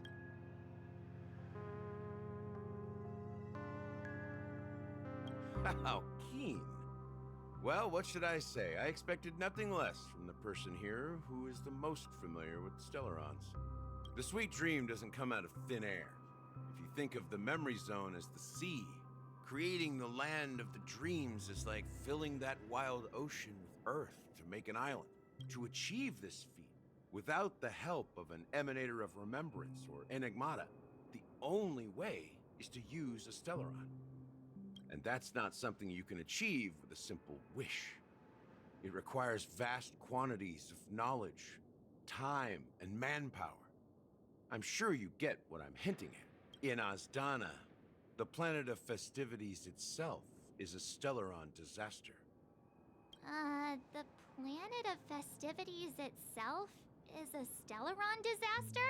It all started a long time ago, back when the Watchmaker and his crew liberated the frontier prison. They faced countless challenges as they began building Penacony from the ground up. That's when the idea of using the Stellaron came into play. The Stellaron first entered the Azdana system during the war.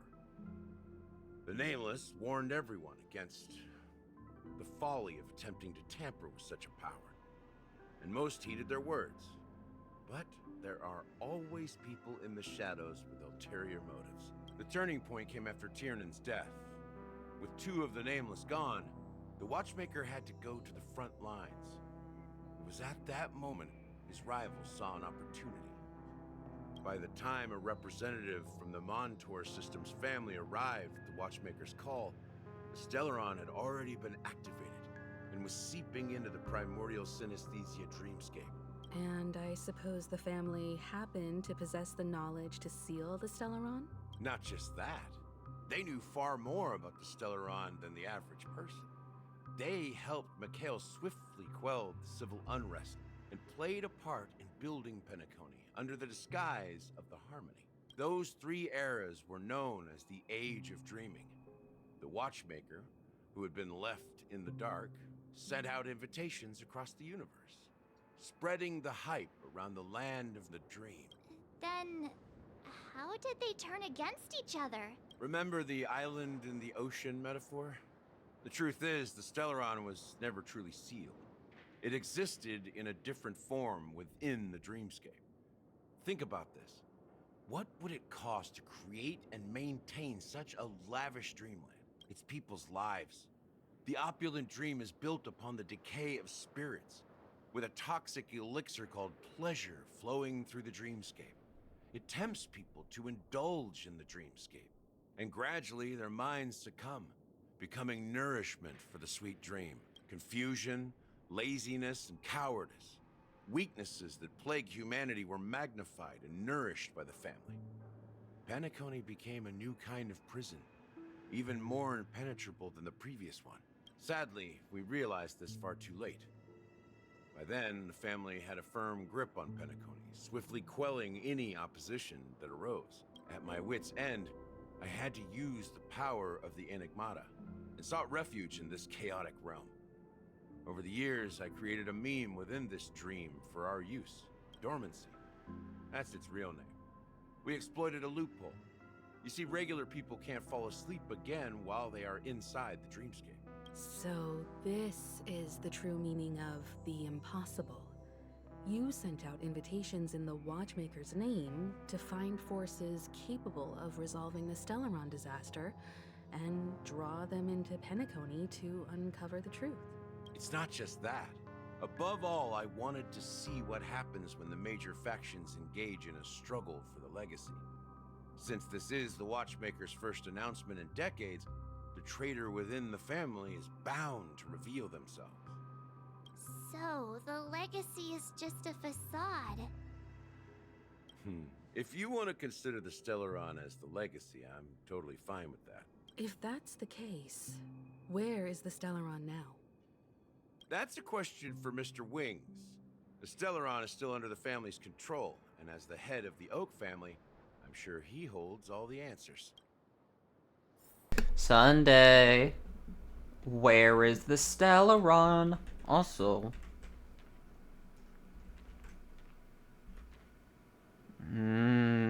I don't like where this is going with you, Misha. Nobody can see you. Why can no one see you? Well, actually, wait, no. Welt can see you. Why can no one else, aside from us? Misha, I don't like what's being hinted. So, will you tell us where the Stellaron is? Sunday. It is the Penacony Grand Theater itself. As I suspected. It's the embodiment of the family. The edifice that first materialized within the Sweet Dream.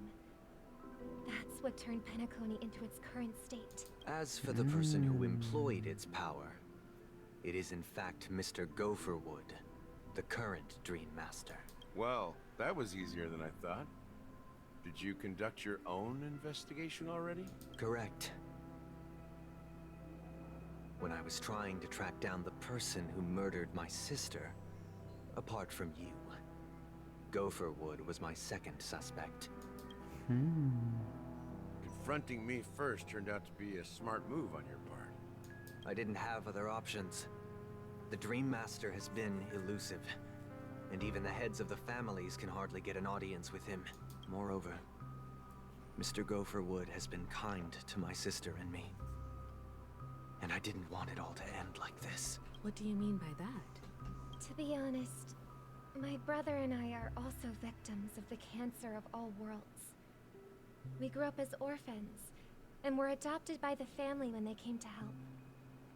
Mr. Gopherwood recognized our potential and brought us to Penacony.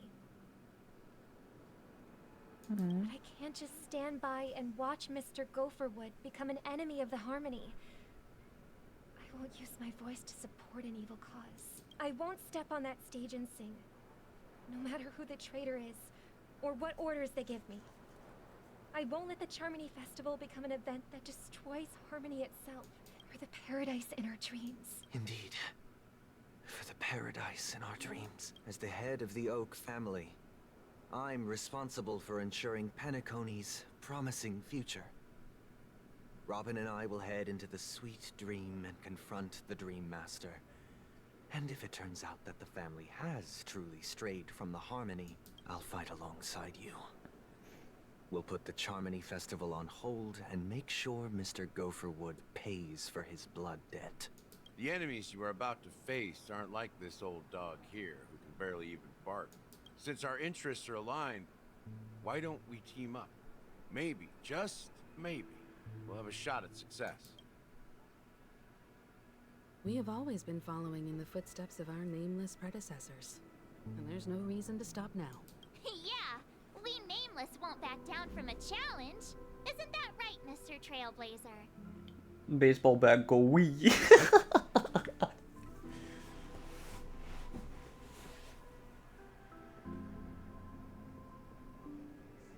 Exactly!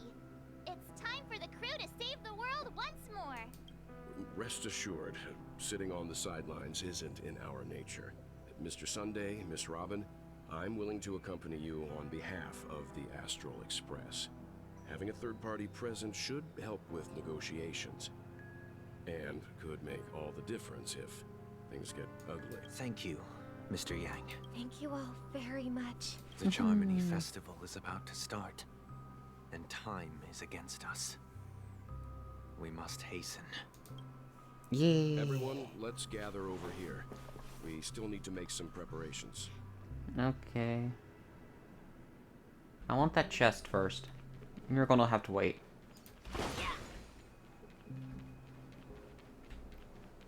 But again, I don't like what's being insinuated right now.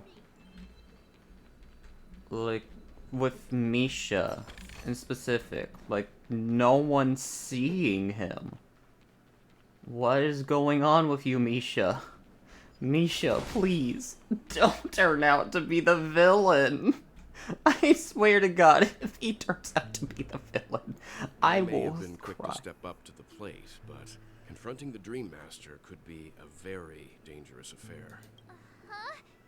Even you're saying that, Mr. Yang? How powerful is that Dream Master? He's the leader of the families of Penacony, and he has the entire power of the Harmony behind him. Not to mention the Stellaron in his possession. We must proceed with great caution. Maybe you can just stay behind this time, Mr. Yang? No, that won't do. Even if we count Robin as an ally, something felt off about Mr. Sunday just now. Although, I can't quite put my finger on it. I have to make sure he won't turn against us when things start to get dicey. Yeah. You're still carrying the keepsake the IPC envoy gave you, right? May I borrow it for a moment? Cause here's the thing, we started out with, like, Acheron being confronted by the whole family and one voice was being transmitted through them. Sunday might still be under that influence. I knew it.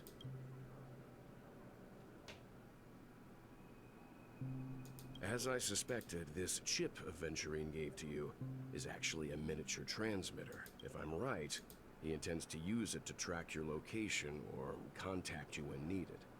As it so happens, this may actually be of some use in the current situation. Aventurine? Is he still alive?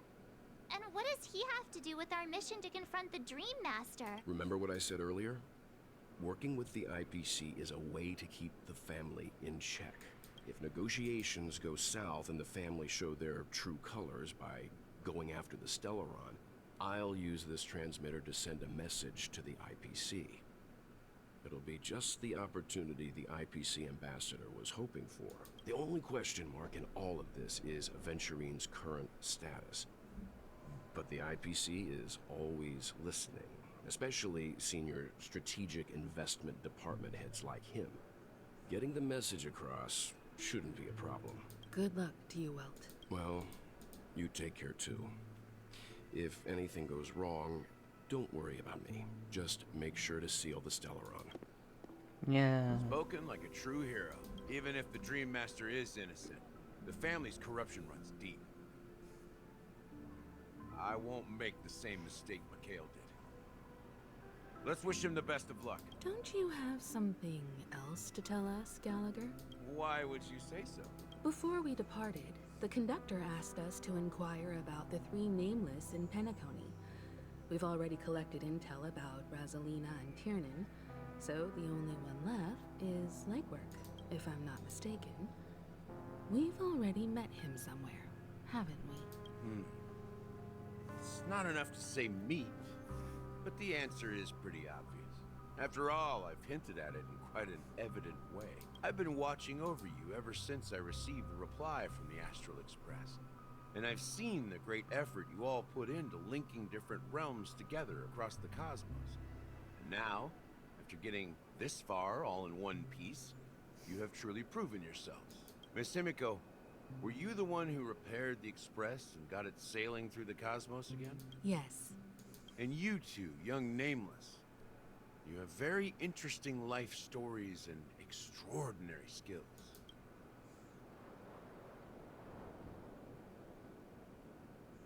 I don't know much about my life story, but I do have extraordinary skills. You're full of energy. Please send my regards to the conductor, Pom Pom.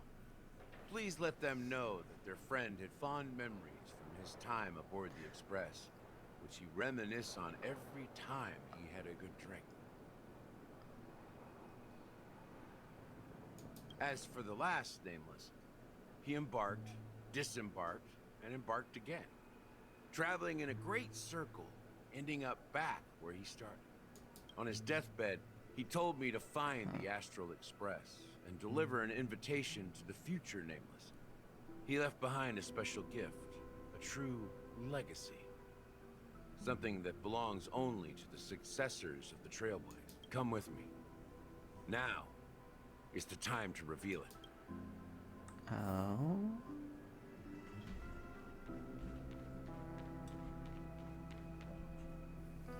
Back here again. Sometimes I feel like you're still alive, old friend. Like you've still got so much to say and do. I've kept my promise. Brought the future Trailblazers you've waited so long for. I don't know why you were so obsessed with that train.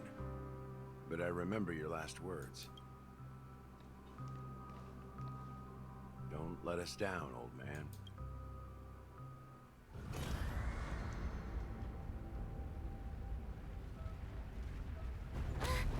What's happening?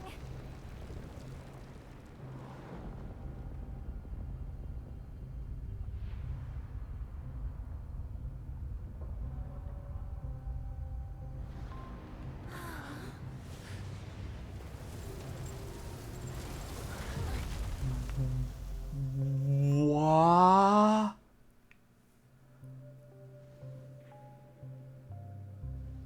Go ahead. His resting place lies in the garden up ahead. Isn't that the theater? The first and last Nameless of Penacony. Mikhail Char Legwork, the Watchmaker.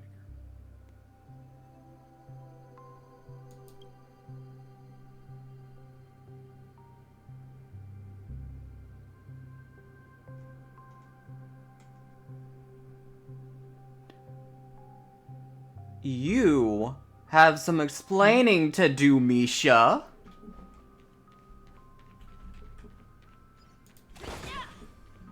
I swear to God, Misha, this is starting to make it seem like you're the villain.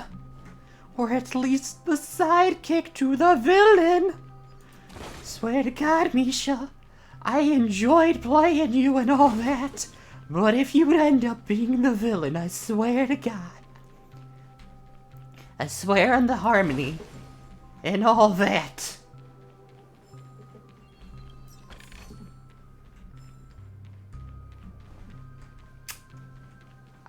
I swear to Jeebus, if you are the actual watchmaker and not some predecessor or anything like that, I will cry.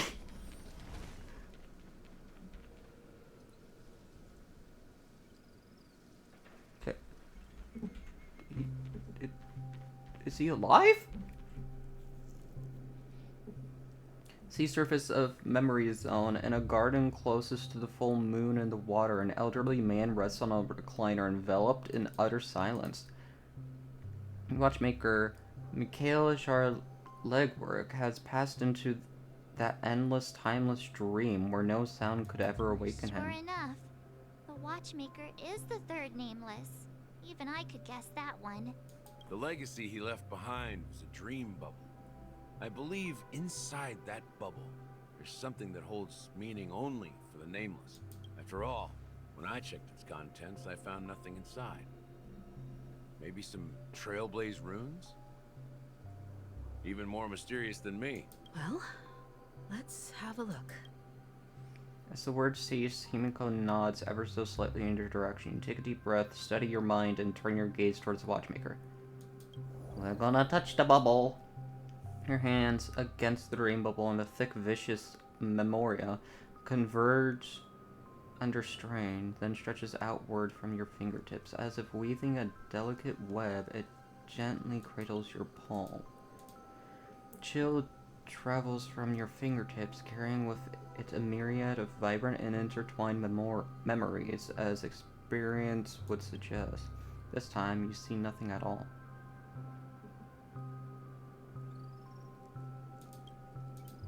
Clearly extraordinary. Perhaps the approach was wrong, you think. Holding your breath and closing your eyes. With one knee on the ground, you press your forehead against the thin film coated in memoria. And before you, there remains an abyss of darkness, no crimson sun descending upon snow-capped mountains, no gentle laughter, no twinkling stars, no echoes of swords clashing, and most of all, no traces of trailblaze. There's nothing and nothing is there. Indubitably, this is but an empty dream bubble. What's going on? Seriously?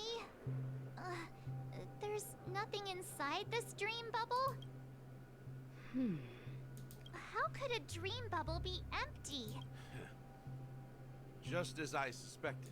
That old man always had this strange belief in the nameless and the trailblaze. And I never understood where he got that confidence from. Especially since he never managed to get in touch with the Express while he was alive. I could never figure out what was going on in that old man's head.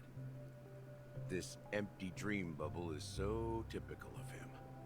He was always full of weird fantasies and incomprehensible romanticism. Mischievous old man. Well, I didn't expect him to leave anything concrete behind anyway. Don't think that's the case, Gallagher. I'm sure Mikhail has left us the most precious thing of all. Don't start getting all philosophical on me, all right? Just as Mikhail believes in the nameless of the future, we unconditionally believe in the nameless of the past. How could they leave with regrets for the future when they were ready to dedicate their lives to the land they love? There must be something contained in this dream bubble. It's just we haven't figured it out yet. You also have faith in the Watchmaker, don't you, Gallagher? The best people are always the villains, but no, I don't want Misha to be. I'm a follower of the Enigmata. My philosophy forbids me to have faith in anything. That's why I understand what faith means in the path of Trailblaze. And I also want to know what he left behind. I'll leave it to you guys then. Can I borrow your pet? I need to make a trip back to Golden Hour and check something at the Dreamscape sales store. It's for Mikhail, and for the future of Penacony. Do we... Oh. What? What? Why are we... Huh? Infiltrate the Sweet Dream and save the friends. Hi, Boot Hill. Okay. Welcome to the Reverie Hotel. How may I help you? Greetings. We're the Nameless from the The Astral Express? But I thought... Yes, my companion's already checked in. My name is Dan Hung, and I believe my personal information is recorded... I see, but your companion said you wouldn't be coming due to a change of plans. Now the plans have changed again. And you are... Me? I'm Pom. A new Nameless who's also with the Astral Express. He's my fellow trailblazer. We responded to the family's How's it invitation going for you, Silver? before He boarded the express, so he wasn't registered in your system. Is it possible to accommodate him as well? Here's the thing, Ty. I'm not liking where the story's going right now. Because, first of all, there's one clear villain. It's Sparkle. She's handing out bomb detonators to people. But I'm also now getting a little nervous. Fun with Boot Hill. Yeah. I just finished a bit of story stuff. Twink comes into play. Here's the thing that scares me. I'm having a odd feeling that he is actually the villain. Because no one else can see him. And the light cone that I pulled before, he was someone that, the Watchmaker could see, so I'm now like, is the dream bubble that is blank actually just Misha right now?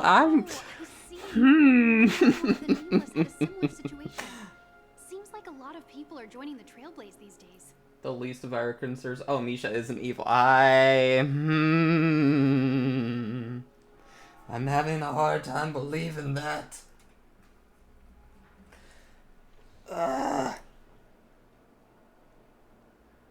Since there's a precedent, it shouldn't be a problem. Just give me a second to contact your companions.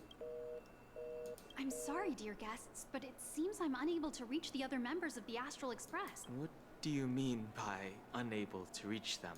My apologies. This is the first time I've encountered a situation like this. However, the system indicates that those guests are still in the dreamscape. When we had our whole talk about Firefly and our ideas in the future in the game, you hit the nail on the head with Misha and who he is. Yeah! Give me their room number, and we'll go check on them ourselves. Boot Hill, that's not... I'm afraid no. that's not possible. I need to verify both of your identities before I can share any guest information. How about you just wake up someone? Let's say, Welt? I'm sorry, but there are strict rules regarding forced awakening. It cannot be done without the proper clearance. There's a funny little So guy, that yeah? works, huh? What's your solution then? Are you saying we sleep here? At the reception? Please be patient. We need to contact your companions in order to confirm your identities. They're gonna be so confused and be like, why is Pom Pom here? And then it's just this shark of an android. And they're like, who the hell are you? And now it seems you need to confirm our identities before you can contact our companions. It seems so. Oh, fudge. Look, nothing personal, but if you can't handle this, Further ahead, go find yeah. someone else who can, okay? Please calm down, dear guests. I do recall that Mr. Sunday, the Oak family head, personally handled this issue earlier. Oh, please wait a moment while I contact him. I don't think she's trying to give us a hard time. She really just doesn't know what to do. I have a bad feeling about this. You tried to contact them on the Express earlier, but they didn't respond. Something doesn't seem right. I need to leave for a moment. You can stay here with the receptionist. Oh no, not leaving Boot Hill alone. No. Sure thing. Just don't keep me waiting forever. Home seems pretty worried about his The Last Tycoon. I Oh. should give him some space. Stressing out about it won't help anything. Yeehaw. Oh wait. Everything here is so tall. Sabrina. The Charmony Festival is about to start. I'm so excited! Hey, you guys here for the Charmony Festival too? Well, I didn't come all the way here specially for the festival. Honestly, I don't really even know what it's about. But I heard it's a lot of fun! Well, back in my home world, Anaria, we have festivals like that all the time. My dad threw me a birthday party one time that was just as extravagant as the Charmony Festival. Oh, come on! The Charmony Festival is a once-in-an-Amber era event. How can a birthday party compare? Well, you never know, right? Maybe on her world, birthdays only happen once in Amber era. I feel like that's him calling her old. Anyway. Oh no. Have you heard about the, unsettling things happening in the dreamscape? Don't scare them. Unsettling things? What could possibly go wrong? It better not ruin the Charmony Festival. I've been looking forward to it. Relax. With a big event like this, there's bound to be lots of gossip and rumors. Don't worry. If anything does happen, the family will be on top of it. No, the problem is the family itself. Oh, that's a relief. I didn't come all this way to see the festival go down the drain. Well, looks like I won't get any fudging clues out of these two. They're clueless. Yeehaw. Wee. Hi. Greetings. Give me information. Cody of the Bloodhound family, head of security for the hotel. How may I assist you? Hello. So, there's something I wanted to ask about. I've been hearing some unsettling rumors about certain incidents that might affect the Charmony Festival. Do you think there's anything to be worried about? I've traveled all the way from the Hayaii Federation, and I don't want my trip to be ruined. What do you mean? Wait, you haven't heard? I'm not sure where you heard those rumors, but they're completely baseless. I can assure you, as a representative of the Bloodhound family, that everything is going smoothly for the Charmony Festival. At present, all of the families are focused on making sure the festival starts on time. Even the Dream Master himself has arrived. So don't worry, your trip won't be in vain. Ah, that's a relief to hear. She doesn't appear to be acting. So, it seems that even the hotel staff are out of the loop. Here's the thing that I like about his voice right now. It's like, it sounds robotic. It sounds robotic. Hasn't she returned yet? Nope. I'm starting to wonder. Sending her to contact Sunday was a good idea. Like, I know he is a robot, but it's like, it's neat hearing the robotic, like, accent within his voice. So we're into robots. I did not say that. Neither the staff nor the guests seem to know anything about what's happening in the dreamscape, and wherever we go, all we see is people enjoying themselves. Definitely not a good sign. I agree. Another unusual thing is that the Oak family is supposed to be in charge of organizing the council and managing everything inside and outside the dreamscape. However, I walked around the hotel, but didn't meet a single member of the Oak family on such an important day. Well, I'll be forked. If I remember correctly, the head of the Oak family is that Sunday guy, right? Yeah, he's stuck in the reef area. We shouldn't linger here too long. Let's go back to the Express for now. Not so fast. Have you ever robbed the IPC? Bro, if you run away now, everyone will be chasing after you. What did you do to the IPC, sir? Are you suggesting we sit here and do nothing? I wouldn't say do nothing. But let's stay put for now. Even if the family has ulterior motives, they couldn't have anticipated us showing up here. We're the surprise factor for them.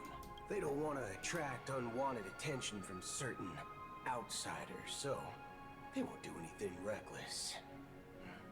See, the IPC lackeys are keeping a close eye on this hotel. If I were a family member, I'd find an official excuse and keep the surprise factors here. If we just wait here, that would be like walking into their trap. Of course, we don't need to walk into their trap. I gave a backup plan to the memo keeper.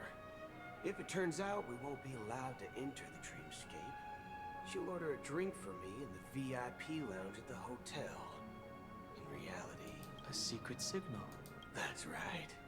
Oh, a concrete object can indeed help the memo keeper establish a connection with you.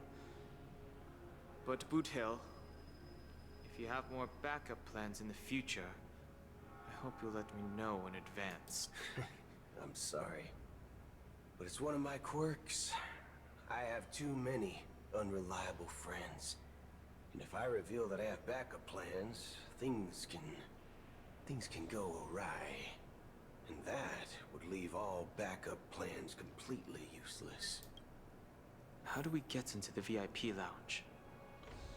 This is where my street smarts come into play. Hello, sir. Blah, blah, blah, blah. There's the charging port, I'm assuming. Okay. And that's why he has a bunch of bullets on his thing that seem way too big for his pistol. Got it. So his arm is also a gun. Fun! You can shoot his shot in multiple different ways. You're the lobby manager, right? Yes, I am. How may I assist you? We're the Nameless from the Astral Express. We wanted to check in, but there's something wrong with your system. The lady at the front desk said she would contact the manager, but now she's nowhere to be found. Now, we've been waiting here forever, without any food or water. What the fork, man?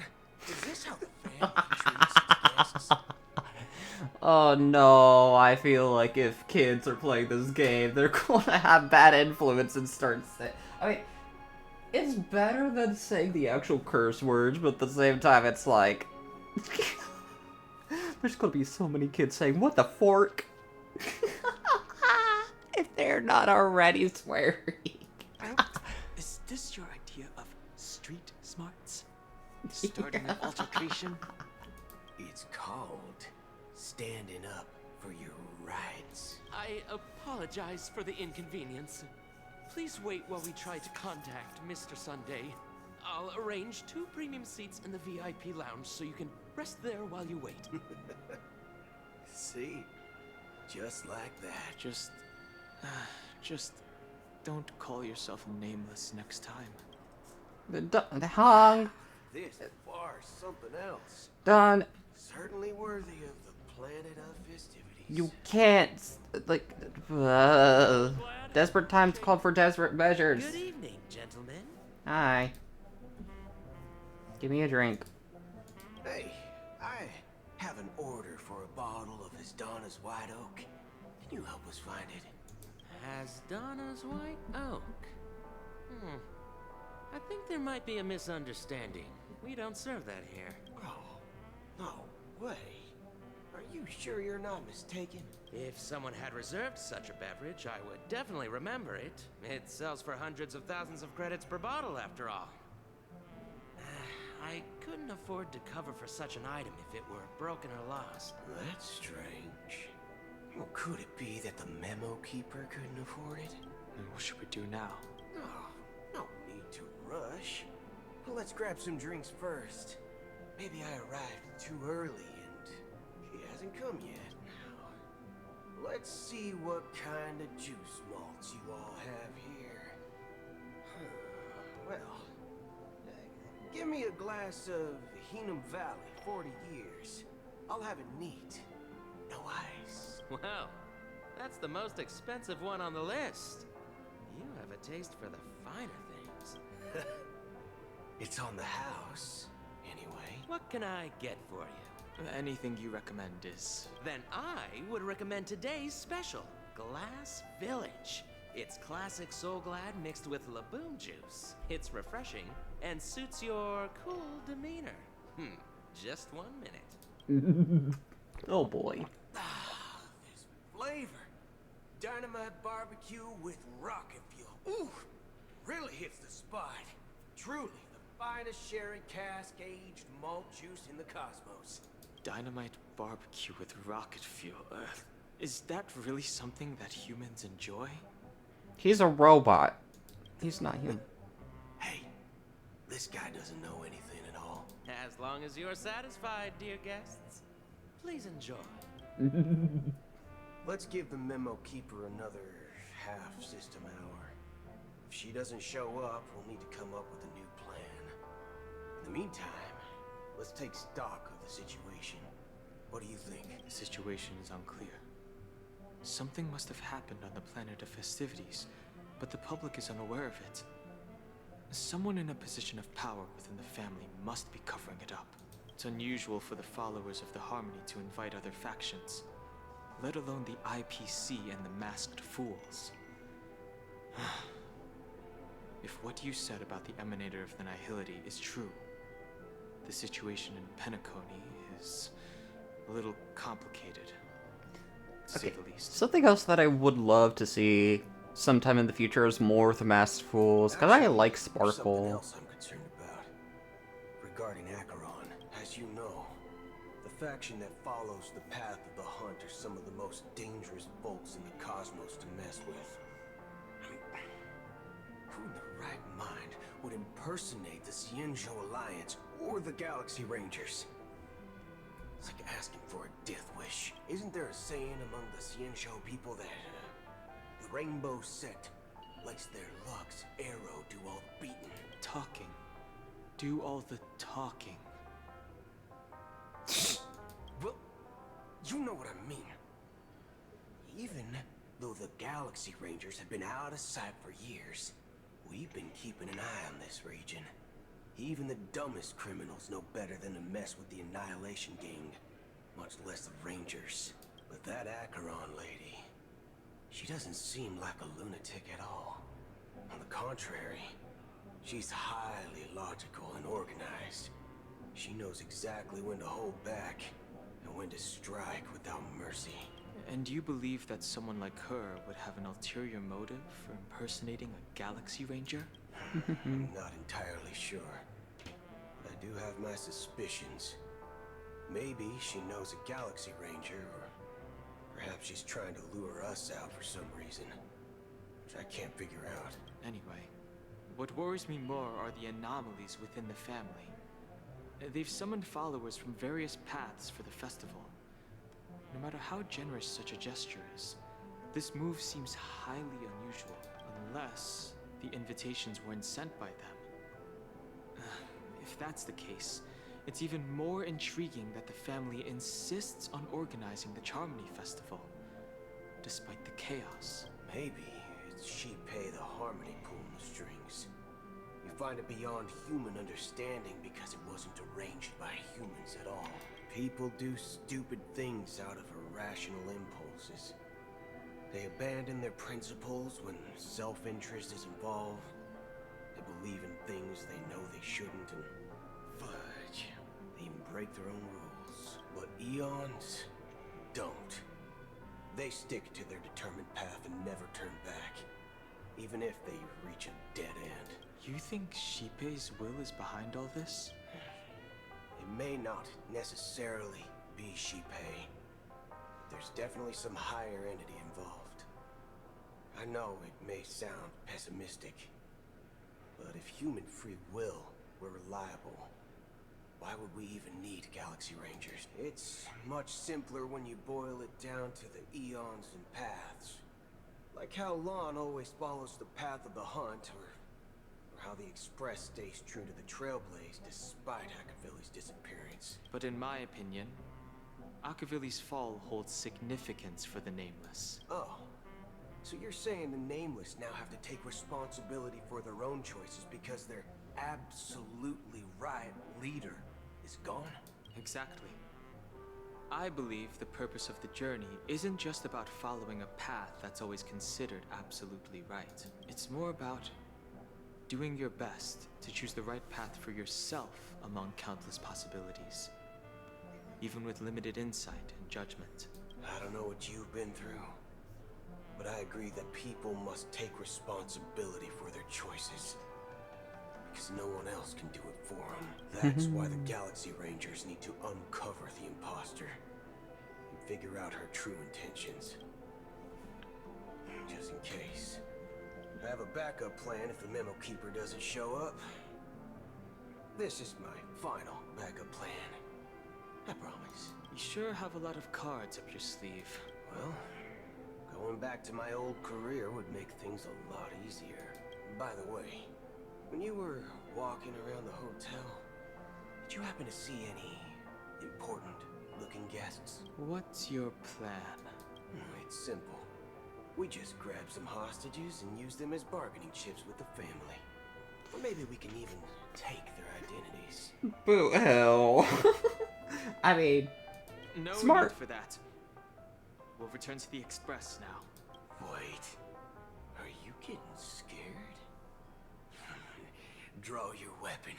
Let's make a big scene. Are you leaving, esteemed guests? Would you like to cancel that Asdana's White Oak you just ordered? Huh? Asdana's White Oak? But didn't you just say... Ha ha. Looks like you are a bit intoxicated, esteemed guests. You ordered a bottle of Asdana's White Oak just a moment ago. Looks like your Memo Keeper friend has finally arrived. Oh, right. Sorry, my memory's not the best. You know, too many modifications and all. Anyway, let me check. Well, fork me. It says Donna's White Oak, all right. And there's a note I'll be waiting for you on the Astral Express. No mistake. That's her message to you. She knew the hotel wasn't safe, so she suggested we find another place. Well, looks like we took a detour, but now it's back to the Astral Express. So, what are we waiting for? Let's go.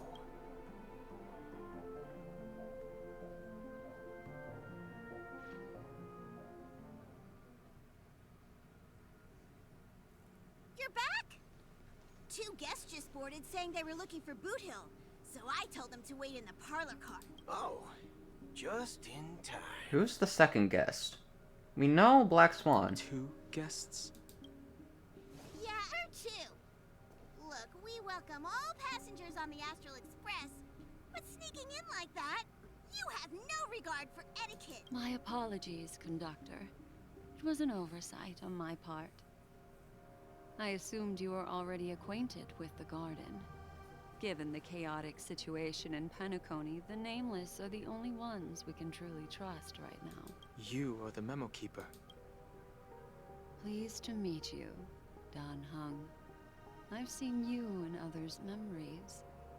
And as for Boot Hill, this is our first face-to-face meeting.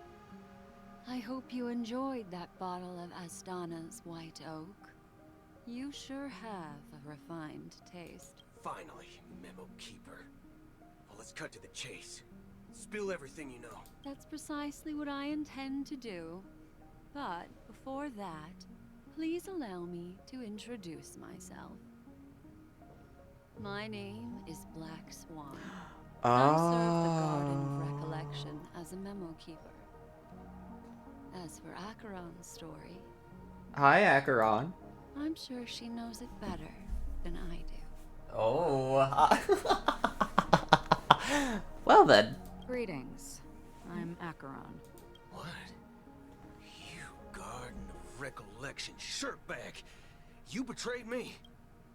I apologize, but she did that at my request. Due to certain reasons, I have been exiled by the family. Thankfully, this memo keeper came to my aid and helped me escape their surveillance unnoticed. To be honest, it was more like stalking than helping. And the process was far from unnoticed. But we did escape. I asked her to guide me to a place beyond the family's reach and to contact a few trustworthy individuals. Namely, all of you. Trustworthy? Son of a nice lady. You think I'm dumb or something? How about this? I'll put a few bullet holes in your head and see what secrets spill out. Then, we can talk about trust. It doesn't have to be like that. I'm willing to answer all your questions, but not right now. If my cover hadn't been blown, we might have had more time, but at the moment, we don't have any other options. No other options? What do you mean? This is the only way I can ensure everyone's safety. I kindly request an immediate warp jump out of the Astana star system. What?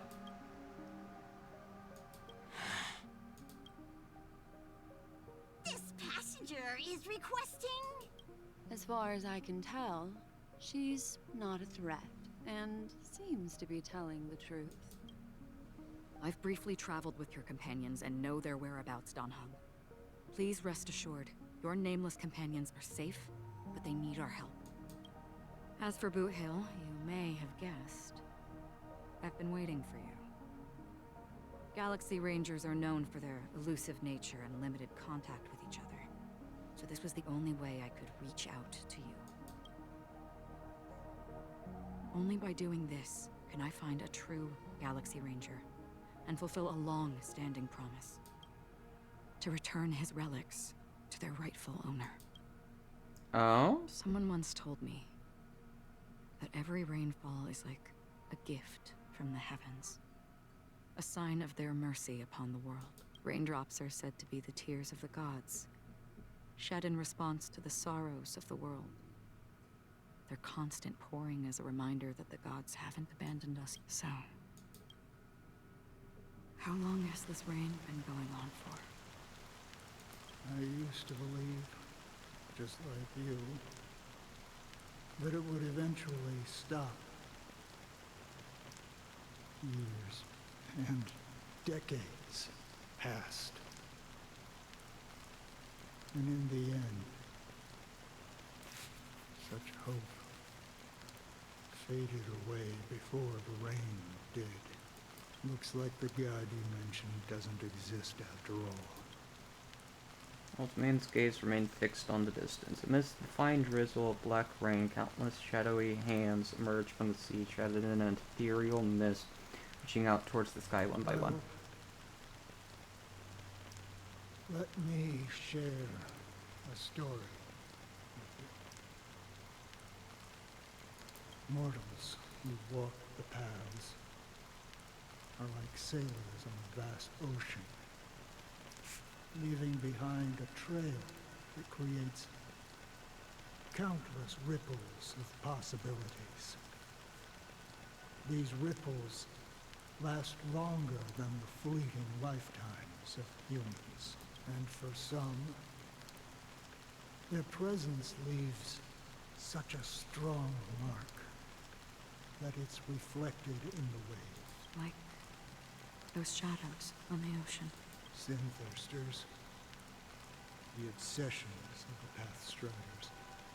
They emerge from the depths of IX, seeing themselves as masters of their own destiny, unknowingly repeating the actions of their past lives. They emerge from the nihility and head toward it, leading purposeless lives. However, these hollow phantoms, they were once my dear companions. A group of Galaxy Rangers. Are you watching over them? Watching over them? No.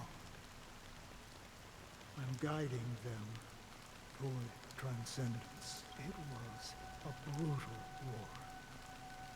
A crusade that shook the universe. The universe witnessed the fall of Zulo, the Lord Ravager, but it came at a price. A price so hefty that only those who were there still remember. The unwavering determination of the Hunt followers persists even in death. So someone must guide these lost souls to their life beyond. They were heroes in their time. And they shouldn't be reduced to mere puppets of the nihility.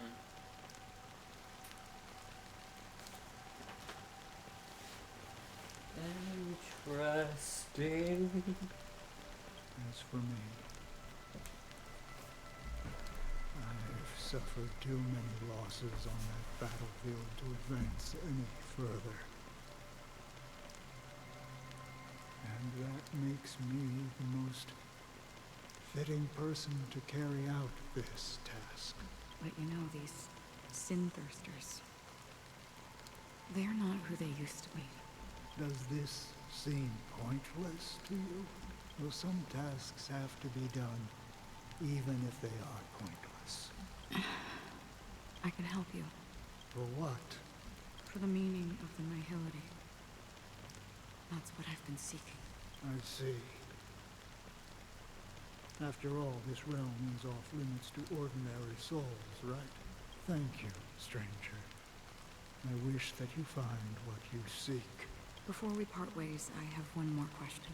It is true that their actions and even their entire lives may seem pointless from our perspective. But if, and it's just an if this is what the departed ones expected, should we try to change it? A good question. And a profound one. I don't know the answer. What I do know is that one day, I too will pass away. And when I bid farewell to this world, Someone will stand at my grave and place a bouquet of flowers on it. Oh. Really? We're swapping to Robin. I swear to God, if this is just Sparkle playing as Robin, I swear to God. The Dream Master and their former benefactor. Hopefully all goes well. Okay, no, so we're actually playing as Robin. Okay.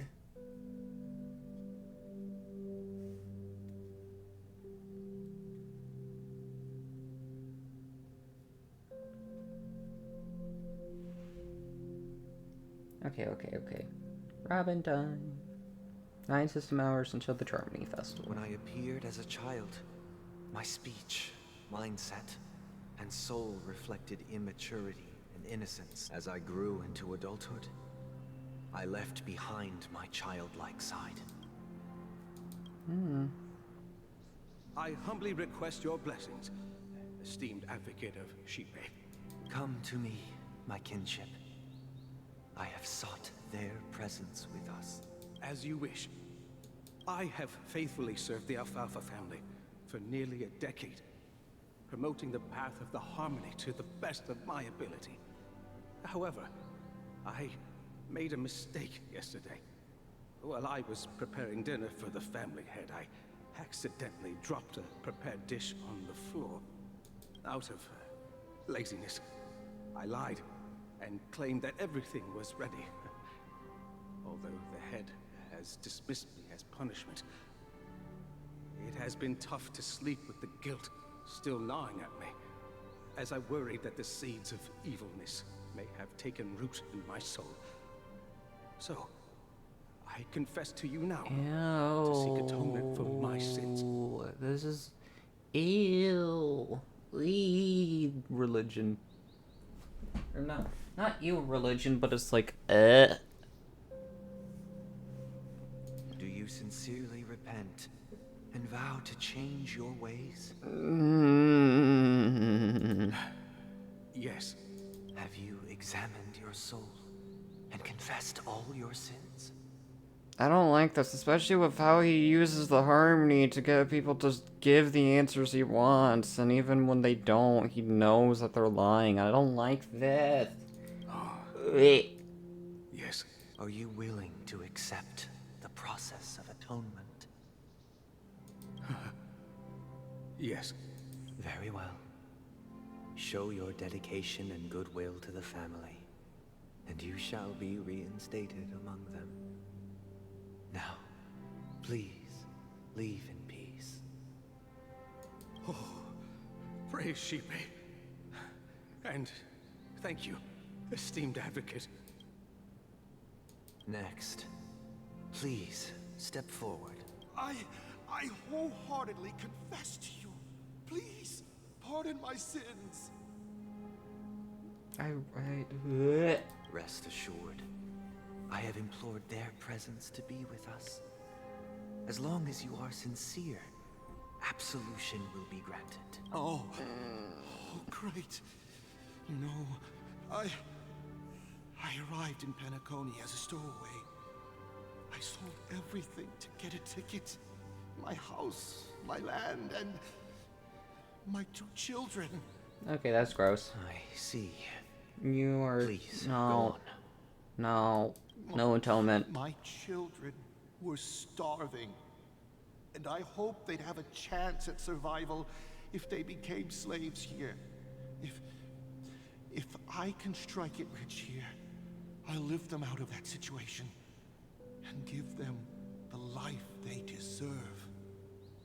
No, you're getting arrested. No atonement. The Bloodhound family got wind of it. They're on my tail, hunting me down. I thought I could bring my kids here. It was all my fault. All my fault. The family is ready to forgive all sinners. No. I'll ask the Bloodhound family to cease their pursuit. You don't need to live in fear. No. Arrest him. Arrest him. No. No. No. Oh, thank you. No. Thank you. No. My children and make them part of the family. Praise the harmony. No. No. Next, please step forward. I think that's Robin. Hey! Oh, Long no. time no see, Mr. Sunday.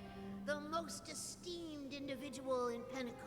And the next leader of the Oak family, right? I have sought their presence with us. Let us proceed. Sure. Let's just get this over with. I have sinned. Please forgive me. I wasted half a pizza at breakfast and a bottle of Soul Glad.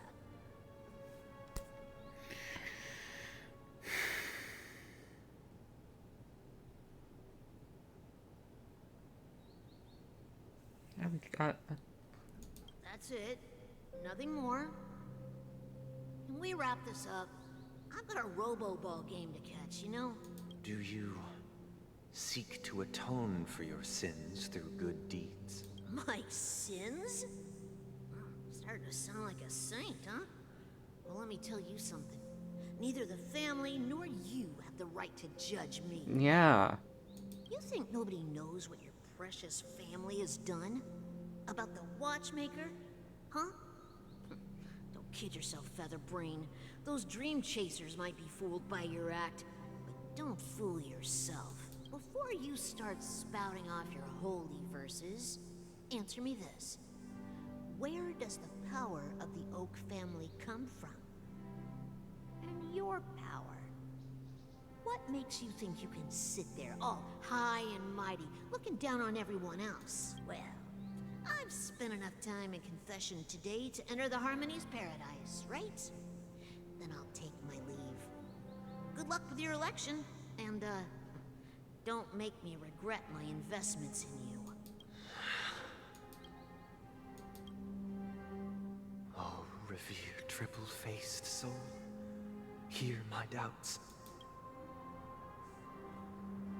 Who can judge the strong when their power hides their crimes? Who can vouch for the weak when they will pay any price to survive? Who can comfort the purest souls when even they get led astray? If the strong defending the weak is truly the foundation of paradise, then who is responsible for the suffering and anguish in this wretched world?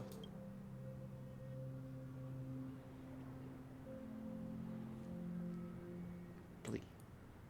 Brother? Brother? Brother, are you all right? I'm fine. I've been working long hours, and I just made a trip to Dreamflux Reef and back. So, I'm a bit out of sorts. But it'll all be over before we know it. You've been working non-stop on the Charmony Festival, Mr. Sunday, and no one could have predicted this incident. Even if the Stellaron does pose a grave threat, I still feel sorry for all the trouble we've caused you. No need to worry about troubling anyone. The Charmony Festival was meant to spread joy and harmony across the cosmos. But now that we know the truth, I'm afraid we'll have to cancel it. It has always been our wish to make everyone happy, so we'll do our best to explain everything to the Dream Master. I'm sure he'll understand. Or Even if he won't. The negotiation does not go smoothly. I'll refuse to go on stage. Without the Chordmaster, the Harmonious Choir would not arrive, and the Charmony Festival would be just a grand performance, and nothing more. I'm relieved to see your determination. You know, since arriving in Penacony, we haven't had any contact with this Dream Master himself. I'd heard of the heads of the 5 major lineages, but the Dream Master is a mystery to me. The Dream Master rarely grants an audience, even for us. But, given the urgency of the situation, he's agreed to meet us in person. Perhaps you'll be the first guest to meet the Dream Master in years, Mr. Yang. Let's hope we can reach a consensus that satisfies everyone. Indeed. Let us hope so. It's about time. We'll have to get ready for the meeting. I apologize for any inconvenience caused by the urgency. Don't worry. I'll be waiting here. It's Mr. Sunday! Hey, come over here! Looks like someone needs help. Let's go check it out. Ah, wait. I see this. My dream is... Want that. Thank you. Whee!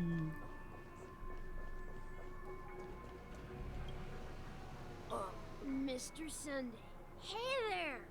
Okay, see the moon in the sky? It's about the size of the cap on my Soul Glad bottle. If I just reached out my hand, I could grab the moon, couldn't I? The moon? You mean the Grand Theater? Yeah. Look at me. I've been away from home for too long.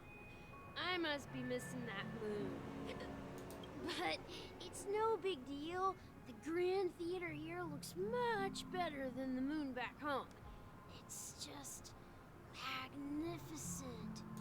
They told me not to sell everything I had just to come to Penacony. How short-sighted. Selling everything you had? Why would you go to such lengths? Why? Can't you see? Life back home is miserable. It's not really living at all. It's better to be here at Penacony. No pain, no worries about tomorrow, just sweet dreams. You can do whatever you want. That's what I call living.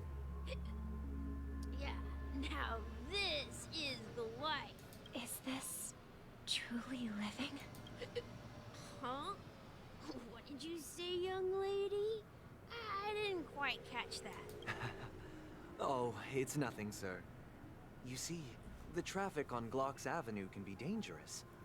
How about I ask a Bloodhound family member to escort you to Ideen Park over there, so you can continue enjoying your sweet dream? Oh, yeah, that's a great idea. Wow, no wonder you were the leader of this sweet dream. You're totally a lifesaver. See you around, Mr. Sunday, and it was nice chatting with you. Aww. What's up, sister? This is the land of the dreams. But why do they live like this? The man we ran into, he doesn't seem happy at all. Even though sweet dreams are nice, they're just illusions. But for him, they're the only way to survive, even if it means giving up on reality. That's not really living at all. I suppose you have a point. But, in my opinion, that's how most people live their lives. Why do you say that? You think that man is not actually living, but that's not quite accurate. Even without Penacony, people create their own illusions called self-value. People believe they have a predetermined value to fulfill. Gaining value means gaining power, and those deemed worthless are seen as the weak. However, value doesn't come out of thin air, and there's a limit to it. To accumulate value, people have to take from others. So, the weak get exploited and oppressed. Are you suggesting that this is not how things should be? Exactly. But, ironically, people don't think there's anything wrong with it, because they uphold the illusory notion of self-value. And even the weak believe in it. Yeah, you know of it because people have been confessing their sins to you, and you're the head of the family that's orchestrating a lot of this. Nah, I don't like you. That's where all the tragedies in the world come from. People come to the sweet dream in Penacony to escape from that reality and find solace. No tragedies exist here, only happiness. Although in its nascent form. Isn't that the same paradise we yearn for in our dreams? Perhaps that man is just an exception. Let's not jump to conclusions. We should experience the dreamscape ourselves. Just as I did at Dreamflux Reef. Yes. Seeing is believing. I'll accompany you. The Dream Master hasn't shown up yet, so we have some time for a stroll. Bleak. Don't. Ugh.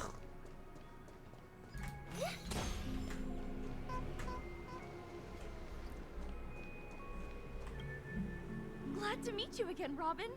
How are the preparations for the Charmony Festival coming along? We're all so excited about it. It's going smoothly. Thanks for making the trip to join the festival. You're too kind, Robin. It's a pleasure to have guests from all over the universe celebrating day and night. I can't stand being lonely or bored, so this jubilant dreamscape is perfect for me. But if this went on forever, would it get boring too? Nah, not at all. Who would get tired of having so much fun? Every day, you get to wear fancy clothes, explore all sorts of dream bubbles, indulge in delicious food without gaining weight, and you never get old or sick. As long as you can afford a room, this place is the ultimate paradise. But you know that only a few things can be brought back from the dreamscape to reality, right? That's exactly why I don't plan on bringing anything back. Just enjoying the dream itself is good enough for me.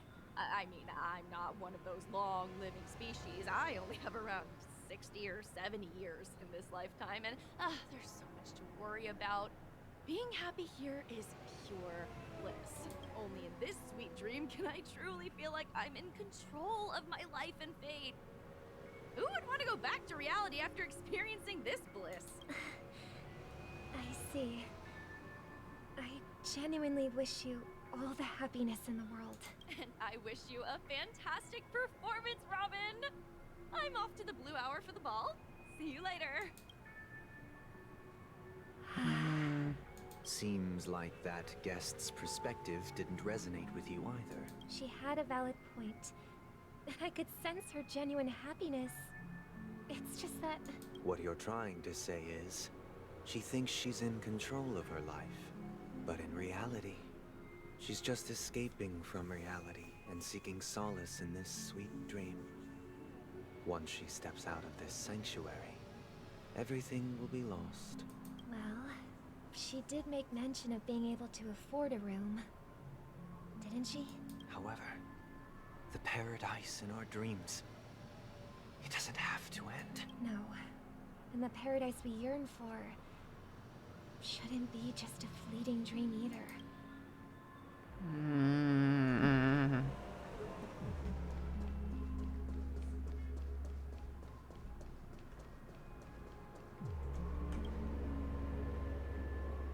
The scenery in this dreamscape is truly breathtaking, isn't it?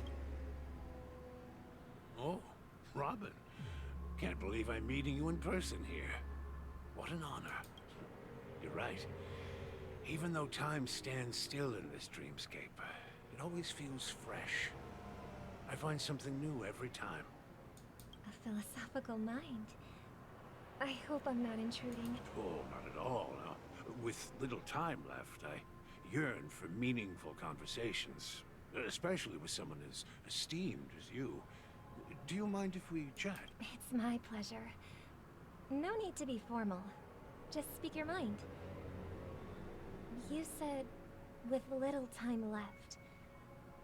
Please, forgive me for being blunt. But is that why you came to Penacony?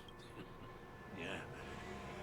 I was part of a war, and while escaping from the Sarkosian mothership, I got exposed to some radioactive materials. Oh. And then, all my comrades died, and my hometown was wiped out by neutron bombardments. I couldn't bear to live with everything I knew gone. That's when I heard about a possible solution here, so I came. How heart-wrenching. I hope the family has been able to help you. They have, and I'm truly grateful for that.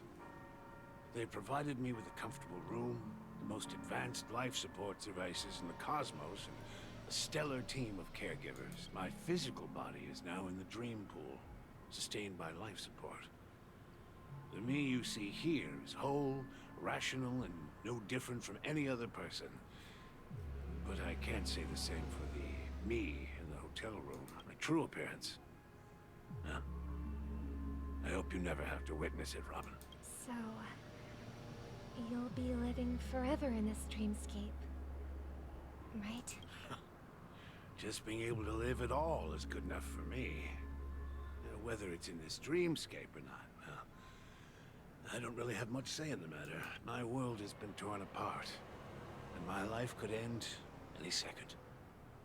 So, even if this whole place is an illusion, it's still my paradise.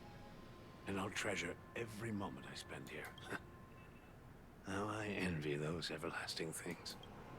That old man's story. It's so tragic. Fortunately, this sweet dream gives him joyful memories to hold on to for the rest of his life. That's precisely why this sweet dream in Penacony exists. However, even the sweet dream has its limitations.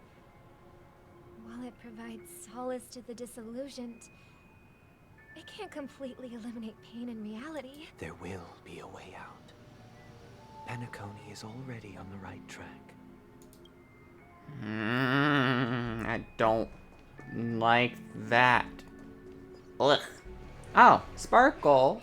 Look what we have here. A lovely young lady. Wait, is that me? Sparkle? What you doing? Brother, what a surprise to see you again. Show yourself. Your trick won't work on us. I've heard that a skilled masked fool received an invitation too. That must be you, right? Did you enjoy yourself? Barely. The people here are way too gullible. A little bait is all it takes for them to bite. And they run away at the slightest hint of danger. In other words, they're naive and cowardly. Now that you've had your fill, it'd be wise to leave before it's too late. The music of the Harmony doesn't tolerate discord. What? Now that you have the real Robin, I'm useless? Oh, how disheartening. I've done so much for the family. You should be thanking me, because if it weren't for me cleaning up this mess, Penacony would still be in shambles. Don't you think? That was a personal request from the head of the Iris family, and it has nothing to do with us. Step aside and stop causing trouble. She's already started causing troubles. The Charmony Festival? You think you can scare me? You think I've no idea what you're planning? I don't care what you're thinking, Chicken Wing Boy. But I'm pretty sure our lovely Robin won't be appearing on stage. After all, you're well aware of what a sorry state this dreamscape is in under the banner of Harmony. Penacony, the land of the dreams. Is this truly the paradise you desire? Stop it. What's the rush, Chicken Wing Boy?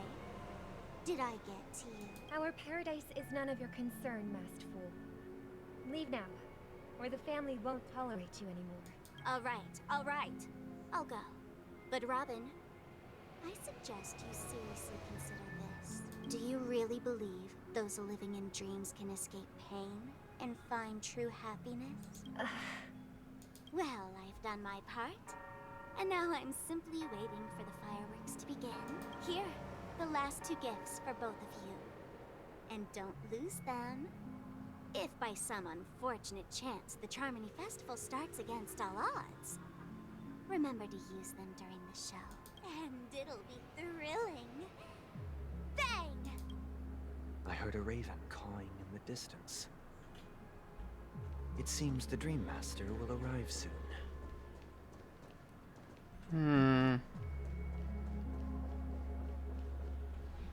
Let's wait here for the Dream Master to arrive. Okay.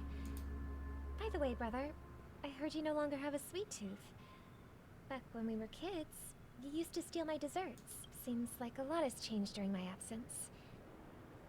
What exactly happened? Well, someone has to stay awake even in this sweet dream. But that someone doesn't have to be you, or anyone in particular. You're carrying too much on your shoulders, brother. The paradise in our dreams. It shouldn't be like this. Penacony is nothing more than a dream. It can't erase the worries and pain of reality, or bring true happiness. It only offers an escape from reality. Nothing more. Remember the old man we met earlier? Without this dream, he might have completely lost himself. That might be true, but even without Penacony, he could have chosen another path. As far as I know, the Intelligentsia Guild has been promoting their rehabilitation techniques for a long time now. That path may have been more ordinary and challenging, but now he is receiving hospice care in a comatose state, and his fate is sealed. Is Penacony granting these people a future? Or is it taking it away from them? Well, don't forget this. Not everyone really has a future. Okay, no. Shush. Sunday. Shush. The future for humanity is like the sky for birds.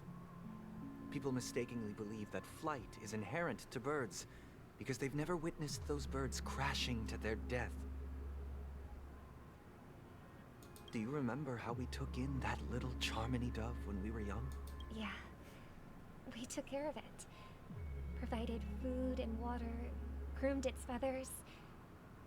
And later, when I decided to leave Penacony, I opened the cage and set it free. Well, I didn't mention what happened to it in my letters because I didn't want to upset you. Shortly after you left, it crashed to its death right in front of your window. I had surmised as much. I knew you wouldn't have avoided mentioning the bird for no reason. Despite that unfortunate outcome, I still believe it was the right decision. Birds aren't meant to spend their lives in cages. They belong in the sky, even if they can't fly. But here's the thing. If there are birds in this world that can never fly, can we really assert that they belong in the sky? You have wings and you don't fly. Robin has soared through her career, so you can shush. Are you implying that the same goes for humans too? No, don't listen. He can shush his mouth. Let's take the Astral Express as an example. The Nameless made tremendous efforts to bridge worlds, gaining fame across the universe. However, only a few extraordinary individuals can endure such a perilous journey. That's because the pursuit of the Trailblaze exceeds the capabilities of ordinary humans. Otherwise, why would this path be filled with broken rails, an abandoned express, and even a fallen eon? That's just sophistry. If that were true, then only the powerful would have the right to determine the future. Unfortunately, that's exactly what happens. Another name for the future is self-value. While this world has its fair share of heroes who inspire people and garner admiration for their heroic deeds, the majority of ordinary people will never become heroes in their lifetime. Some are born weak and vulnerable. Some find themselves trapped in unfortunate circumstances. Some fall victim to malice and cowardice. When it comes to survival, everyone is equal. And the weak can only watch as their value gets constantly diminished by external forces.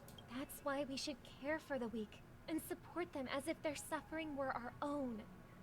That's what the Odes of Harmony have always taught us. While the Harmony holds noble aspirations, the strong will always be strong. No. And the weak will always be weak. Even in this carefree dream. Human nature contains greatness, but it also harbors inherent weaknesses that can't be eradicated. Sunday, respectfully, shut your mouth. Or we will make Gallagher come back and give you the death sentence again. Just did one of the big boss fights and I got that same error message you got on Adventure and I'm kind of salty. Oh no, well, you can do it again. If people can't even secure their own survival, they won't care about the illusory future of equality. As long as the law of survival of the fittest prevails, there will always be fledglings crashing to their death. But if people don't live for the future, do they merely exist for survival? If even you, my brother, don't believe that the Harmony will save the weak, then which Eon can make our dreams come true? People often forget that when the first bird took flight, the entire world envisioned a future where no more fledglings would ever crash to their death. Sunday. Are you reading, sister? What are you reading? Mr. Gopherwood gave me a picture book. It's about the story of There's the harmonic also strings. so much story and cutscenes. I'd like to summon Dominicus, the harmonious choir. I want to sing with everyone and spread our wishes so that all can feel happiness and joy. I see. Then I would summon the harmonious choir too. Don't you have a wish of your own, brother? Of course I do. It's just that it includes your wish and everyone else's. I long for a true paradise where everyone can find peace. Then let's build a stage there and invite everyone to our performance so that both our wishes come true through the power of the harmonious choir. It's a deal then. Oh boy. It's a deal. But how can I become a chord master? Maybe you will have to become a star first. I'm not looking forward to the chord that person's fight.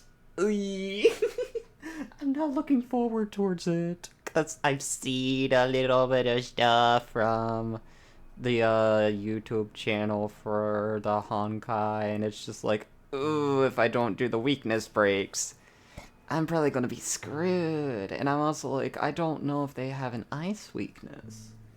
So that's gonna be fun to discover. Until Charmony Back Festival. sooner than I thought. Any results? Nope. Yes. And now, it's up to us to forge ahead. Since he's already carried out his last wish, my final mission is complete. But pardon me if I sound curt. It's good to have determination. The path Mikhail left for you is not an easy one to tread. Why else would he have chosen to sleep in solitude, staking everything on some nameless in the future? Why not? You have the numbers. And in numbers comes strength. So that might just delay your inevitable a little more. Got any more encouraging words? As I see it, relying on Welt's negotiations alone is far from enough. Regardless of whether the other party will be compliant, negotiating simply allows us to meet them as equals. It won't grant us an upper hand. Penacony is our rival's home turf, and we already have very few chips left to play with. Rather than idly sit around while the family's got us blocked off, an offensive approach might be a wiser course of action. We're more familiar with the Stellaron's properties than most, and since it's the key to stabilizing the sweet dream, it's vital to the family's interests. By attacking their core interests, they're bound to retaliate hastily. And as the saying goes, haste makes waste. That's right. As long as we pose a threat to the Stellaron, either with words or otherwise, we have a chance at gaining the upper hand. But the problem is, on the eve of the Charmony Festival opening, how exactly are we going to get close to the theater? Family security will be airtight, and if we brute force it, even if we succeed, it's too risky. So, no one's gonna say anything? Then I'll raise my hand. I know the answer to this question. What?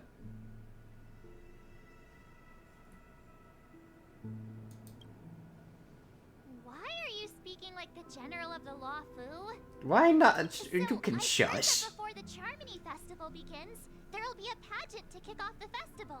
It's called the Soul Glad TM Festivity Auditions, or something. And it's going to be held in the moment of Scorch Sand. As long as we clinch the top spot, we'll be able to attain the title of Festive Superstar, and be able to personally bask in the graces of Miss Robin. Not that that's important. What's crucial is that we can enter the Grand Theater before the audience arrives. So, how do we go about participating in these festivity auditions? I've already procured special invite tickets from Miss Robin's fan club. To tell you the truth, I had been preparing to join the auditions all along. But now it looks like even if I scrape through, I probably still won't have the chance to shake Miss Robin's hand. Girl, you... March, you just spent a good amount of time being in the presence of Robin. So they're still running this thing, huh? It was originally just a publicity stunt, set up by Mikhail to drum up attention. But it looks like it might be worth a shot. We'll follow Marge's plan. Mr. Gallagher, will you be joining us? I'm afraid I won't have the time. As a virtual character, I've already completed my final mission. Whether Penacony can awaken from this dream is all down to you. Should we ever cross paths again? I'd love for you to visit the Express. All right. I'll have to add to that data bank of yours you've got on the Express. And Miss Firefly, we thank you for all your support. We're faced with a formidable enemy. As long as the Astral Express and Stellaron Hunter's objectives are aligned, we're willing to cooperate with you. We've already come this far together. I'd like to join you for the rest of your journey on Penacony. I'm pleased that we can finally fight shoulder to shoulder. I couldn't ask for a better ending. This is also the spirit of the Trailblaze. Now everyone, let's prepare to move out. Aww. Firefly. Aww. Ah. Just finished the boss and OMG. Oh boy.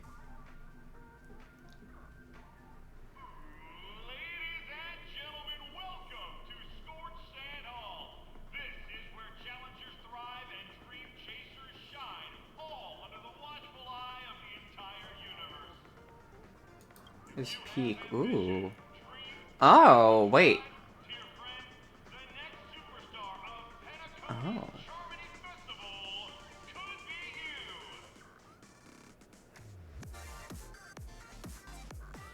Okay. I wasn't expecting this to be scorched sand, but okay.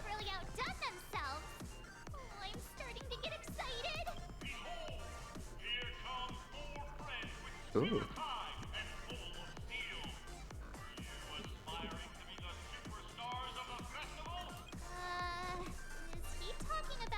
We're the only 4 people here.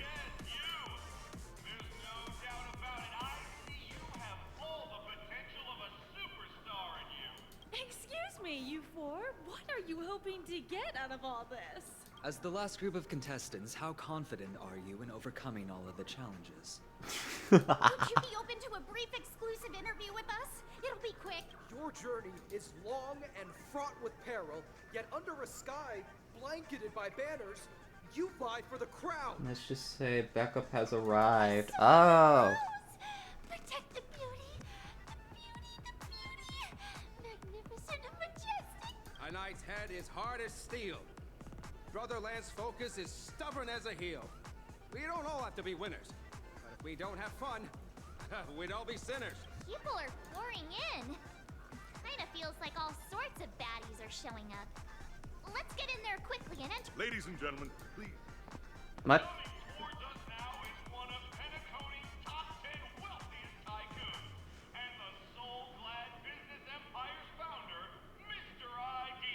Allow me to introduce myself.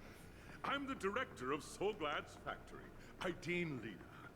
My four friends, introduce yourselves to the audience across the cosmos. Hello, everybody. I'm Himiko, a nameless from the Astral Express, and these are my companions. Don't you guys need to hide your identities? Can't hide it anyways. Penacony is plastered with our posters. And because the Astral Express is so well known, the family won't dare to make any rash moves.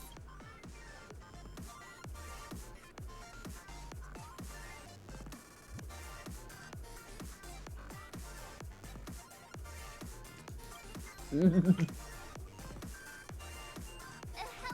everyone. Hello, everyone. I'm Firefly. I am also an ordinary. So it's a bunch of nameless guests. This final face-off is bound to be spectacular. Time is precious. My four friends, come with me. Grab a bottle of Soulglad and make your dreams a black. This.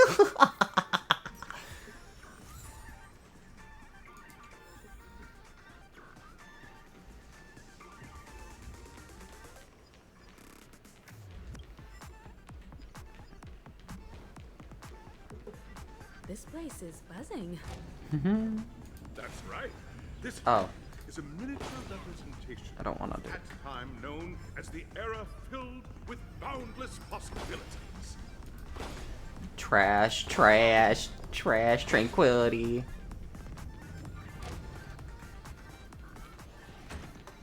Okay. Smack. God dang it. Nameless, your arrival reminds me of the grand occasion when Penacony was first established. I was still a young, bright-eyed lad back then, lured here by the watchmaker's ads, full of zeal and ready to make my first fortune in life. Once, during a particularly grueling day, I passed out and was resuscitated by a drink from Mr. Sousa. That sweet taste has since been etched in my mind, and that was what drove me to create the Soulglad that we all know and love today. The dream-chasing era was truly a wondrous time. Oh, I miss those days, and the watchmaker. Scorched Sand Hall is my homage to that time of boundless possibilities. I wholeheartedly hope you make it to the finish and emerge as the next superstars of Penacony. Now then, is there anything you'd like to say before the competition officially?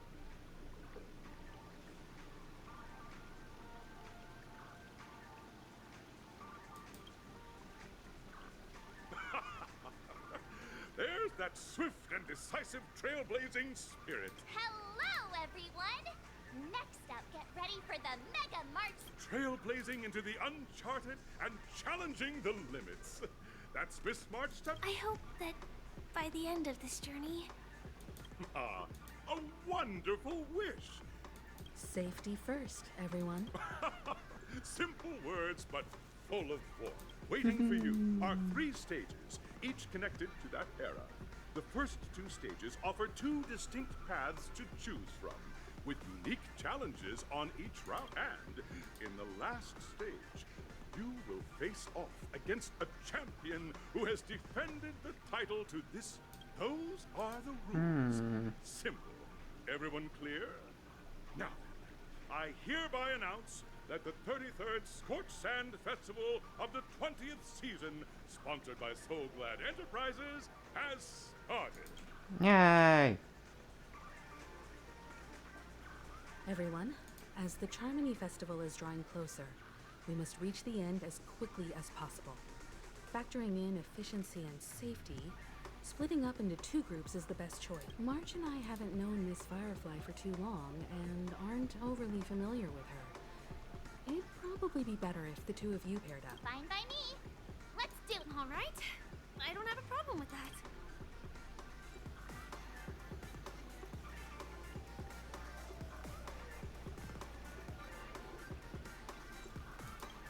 Let's do this. Split into the assigned groups then. Let's not waste time. Ah. Give me that. Give me this. Smack that. And smack that. And off we go. Disqualified. What? What am I disqualified? Huh? Wait. Disqualified. Break all boss stone balloon. Okay.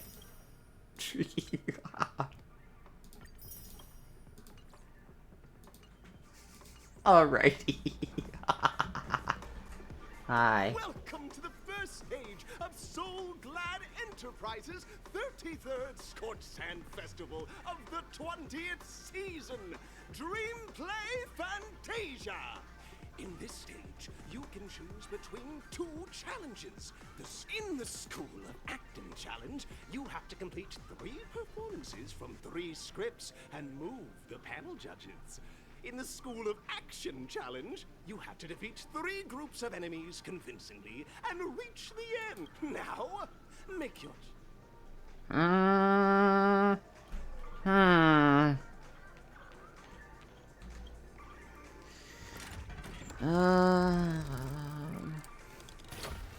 Where do I want to go? What the heck? What?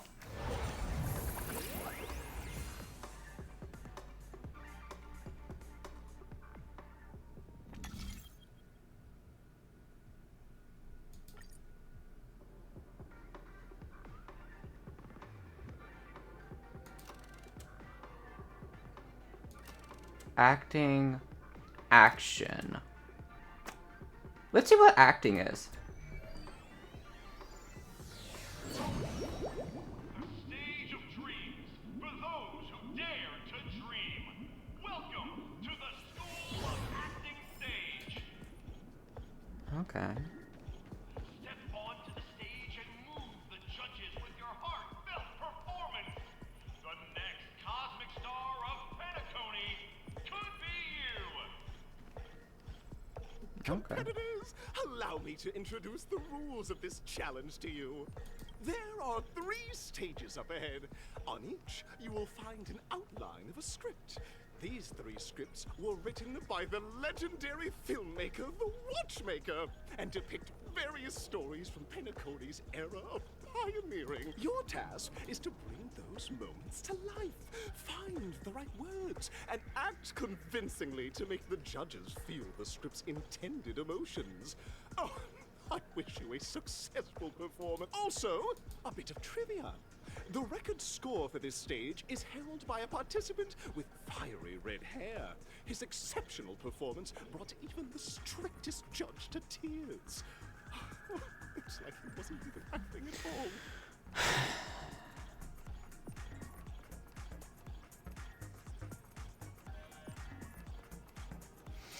I swear to God. Argenti! We are running. Argenti. Let me guess. He's here.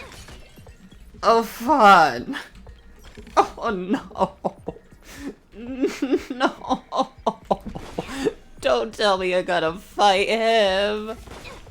No. Just take a look at this pair. Such star quality. Since you come as a pair, I'll prep a 2-person scene for you. You 2. Are you ready? I guess.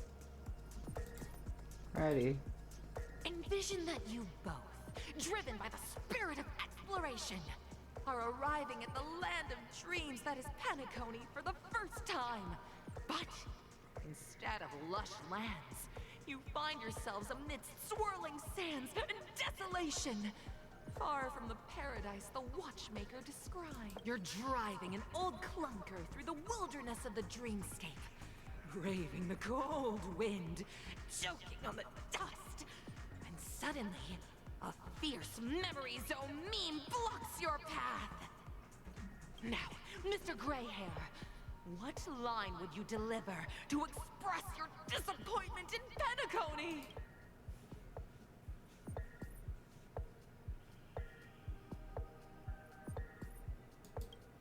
Very good. Now, though you're disappointed, your screen partner is conversely very enthusiastic. Now, young lady, you will say... This is great! I love living on the wild side! Very good! Very intense! And then, we cut to the story's next scene. You find a job mending the rails, but the days are long, and your endurance can't keep up, and you finally collapse in the endless expanse of desert! Suddenly, sweet rain falls from the sky, wetting your lips and rousing your spirits. Now, Mr. Greyhair, what line will...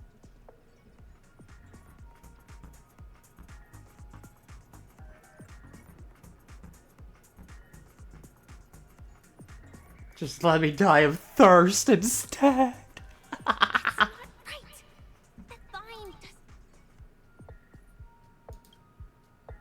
Okay. That doesn't flow. At this moment, your partner yet gazes into the sky, both her eyes closed. The raindrops fall, blurring her vision, and she tragically says... Perhaps we were never meant to succeed. Right? Fantastic! Both of you have an incredibly solid foundation in dialogue delivery. However, lines aren't everything in a performance. Please continue this story on the second stage. Up next, you'll be challenged with a body language test. I hope these tests won't take too long. Okay. Maybe I should have went with the combat one. Cause I'm itching to try to smack some things. I want to smack.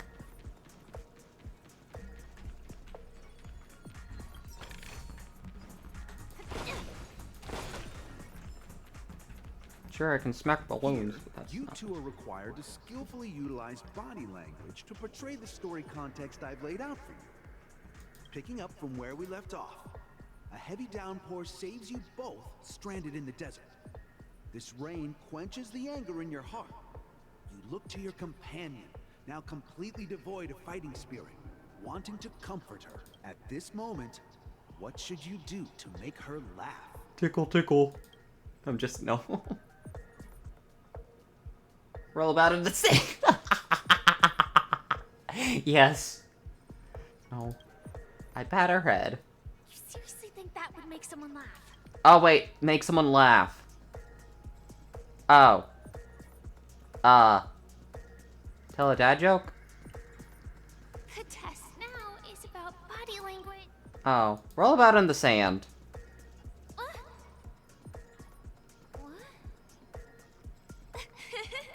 Right answer. Your companion sees you rolling about in the sand and thinks about the arduous obstacles along this journey. She can't help but let loose a laugh, rekindling hope in her heart. And so this girl... I'm... gonna get back on my feet and keep moving forward. A tug at the heartstrings! The story continues to develop. The heavy rain leads you both to sense a business opportunity. So you start venturing into the umbrella industry. But just as the business begins to pick up, competitors start flooding the market with low-priced goods, squeezing your market share. You have no choice. The goods you stockpiled at high prices have to be sold at a loss.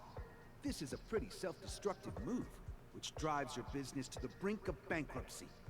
At this moment, what would you, who refuses to admit defeat,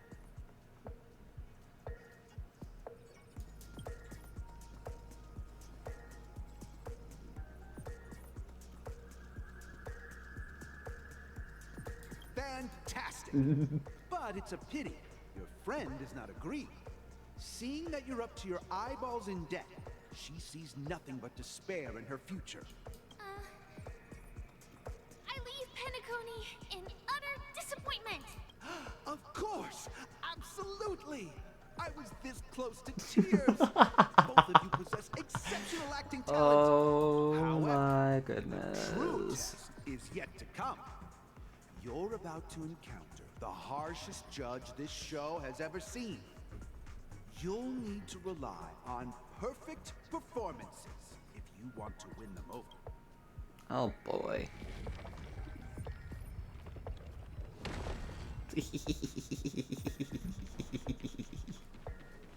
Hi.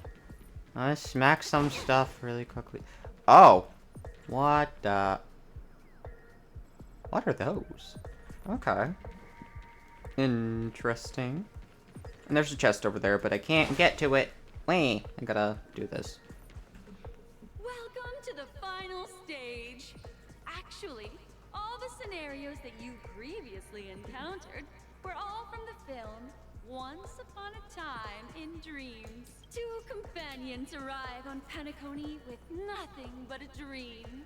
Their desire for achievement is met with continuous setbacks. Ultimately, one continues on, despite spiraling into debt, while the other concedes defeat and leaves. Many years later, their paths cross once more in the thriving Penacony. Yet, they refuse to acknowledge each other because...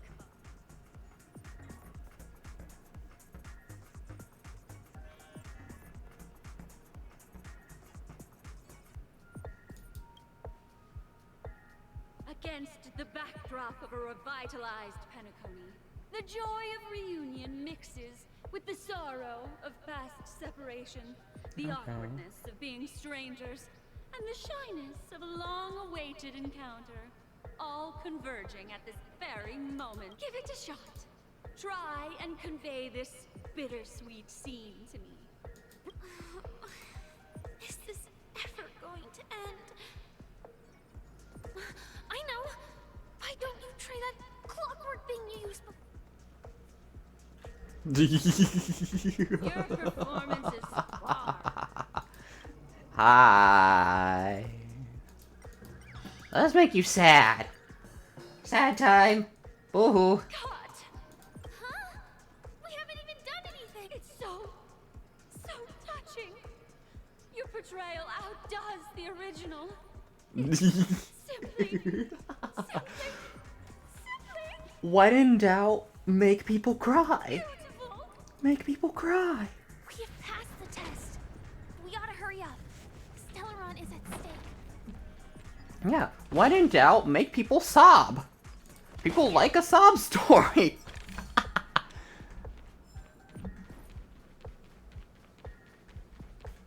Time ticker. Yoink. Sly ticker. Okay. I don't really read what you said, but it's fine.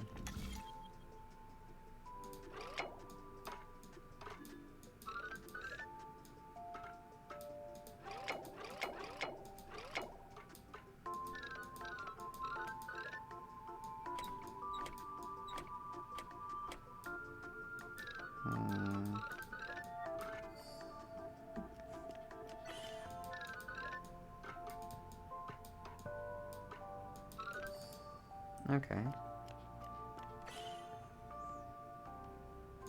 All a matter of perspective.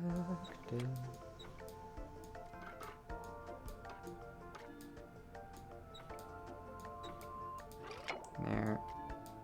Oh. Ah, okay. Let's say, like, how's, like, this looks like it lines up, but okay. Tick, tick, tick, tick, tick. Tick, tick, tick, tick, tick, tick, tick.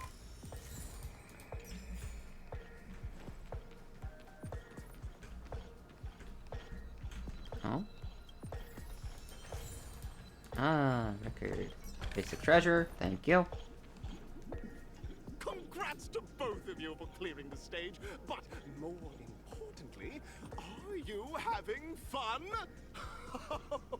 Fun is more in. Look at the No, time. it's not. You Well, actually, finished it's much faster than that red-haired contestant did. That red-haired contestant. You'll find out eventually, but only if you clear the next test first.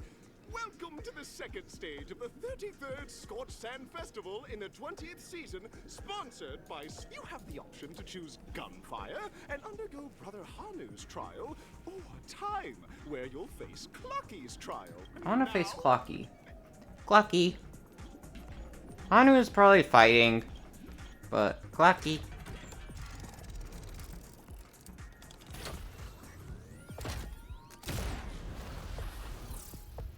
This is on that. This is awesome, honestly.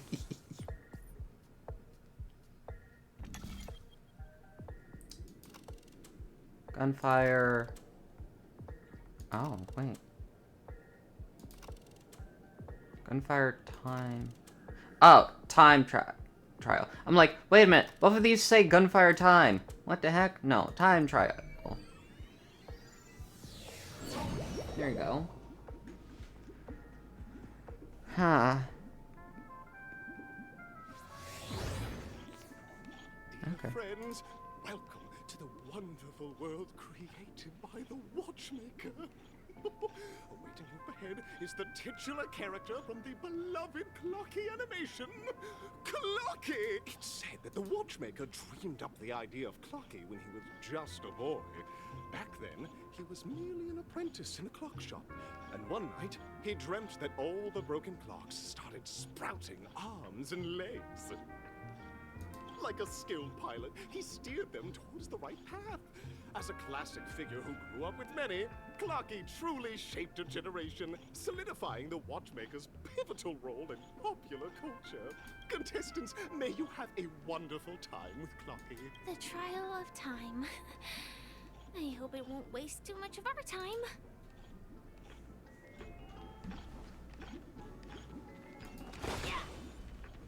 Oh, crap. Whatever. No! Give me this treasure. Goodbye!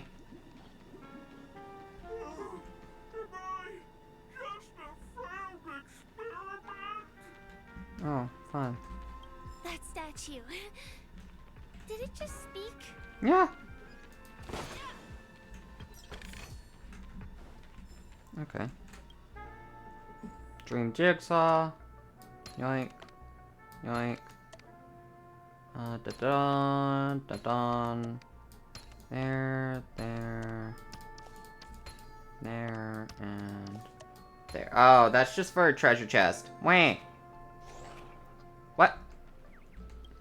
Oh. Okay, well.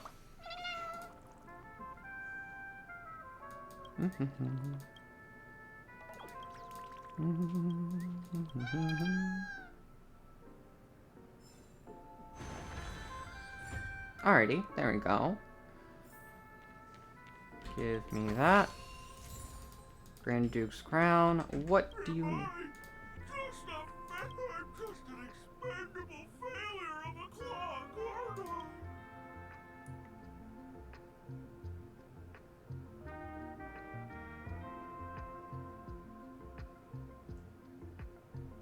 Don't be naive, buddy.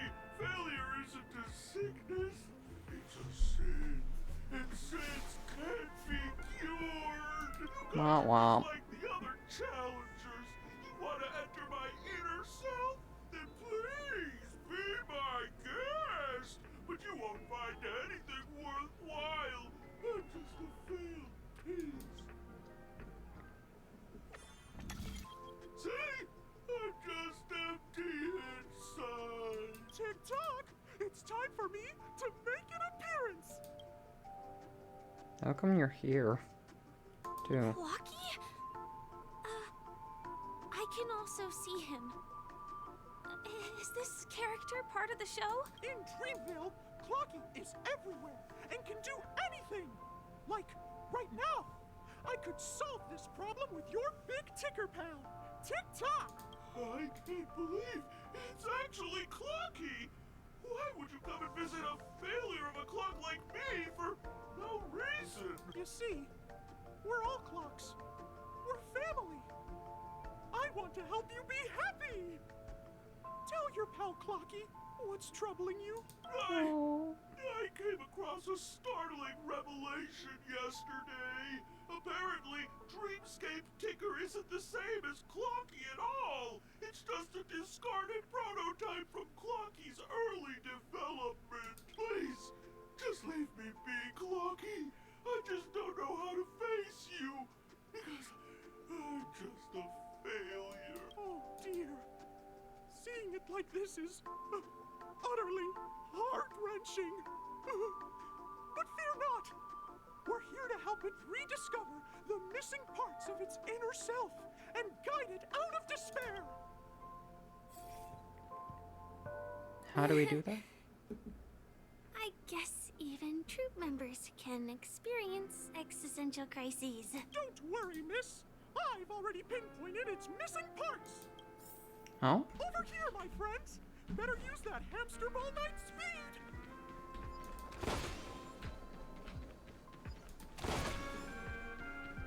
Here, treasure chest. Give me. Thank you. This must be one of the missing parts that Big Tinker needs. That's great. We're here. There's a missing part on the opposite side. But how do we get over there? Like this. There's also a dream side left here by a Dreamweaver.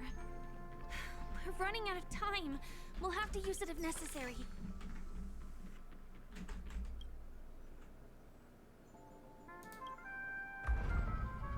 There we are. Come here. And shift again.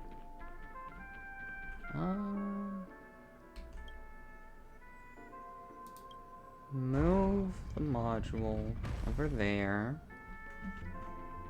Then we will dun break that. Like that. Let's go a hoot hoot. Up we go. Oh.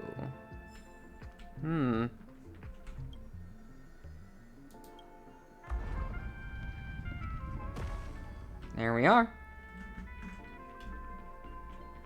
Treasure chest. Thank you.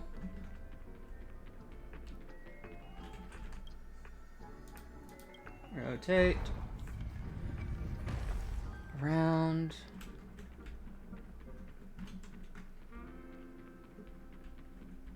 Dun dun dun.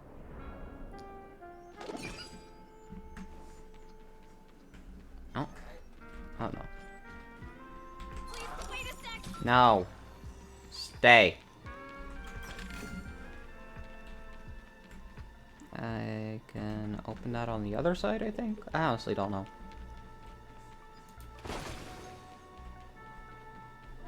Here's another part.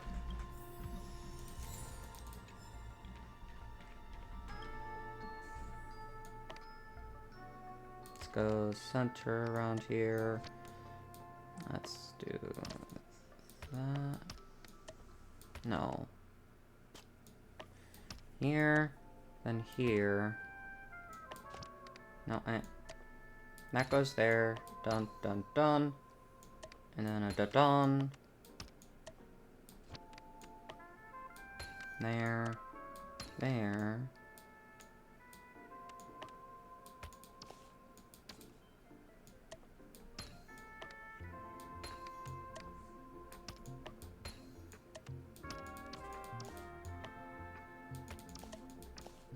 There. Dun and a dun dun. There you go. Now we have access to over there too. I think. Yes. Item obtained. 20. What? Do I hear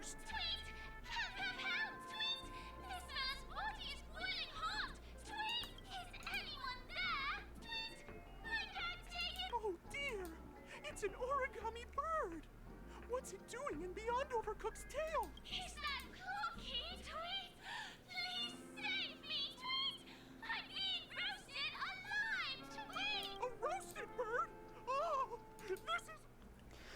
Yay! Fight! Fight sequence. Finally! Wow! No dirty Oh. The game is on. Feeling spiffy? Let's start today's drink on it.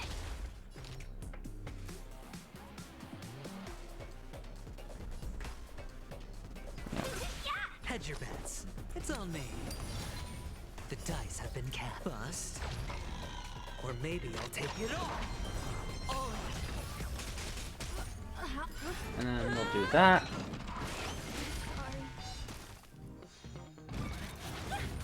Dawn. Dawn. Watch your head. Wow. Let's play for a while.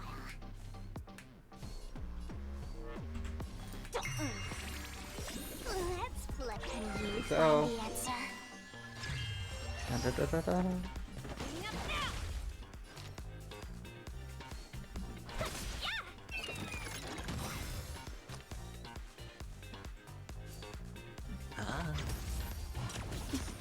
Ouch. Okay, let's do that. I'll go easy with it. Feeling spiffy? Hope I don't mess up. Sure, I'll play along.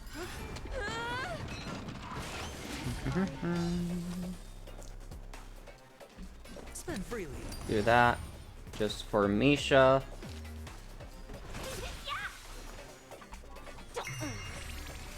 Let's start cleaning up now. Oh. What? Why did it explode? Eh. Another job in the bag. Thank you, guys. I feel I'm about 70% cooked. Thank goodness you're okay. But why did you burrow yourself into that fella's tail? Because that fella stole one of Mr. Big Tinder's paws. I wanted to help retrieve it, but I accidentally got myself stuck in the oven. Go ahead and get it, but be careful. It's hot. Aww. An inner self fragment belonging to the Sweet Dreams troupe? This is just too surreal. Alright. Well, I'm glad I did this one last. Alrighty. Up we go. Now everything's essentially done. Over here. Move module. There we are. Wait. Oh, that's a music disc thing. Nobility of Time. Okay.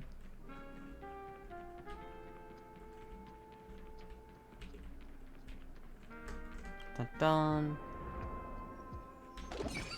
Believe we explored everything. Yeah, because over there was a chest.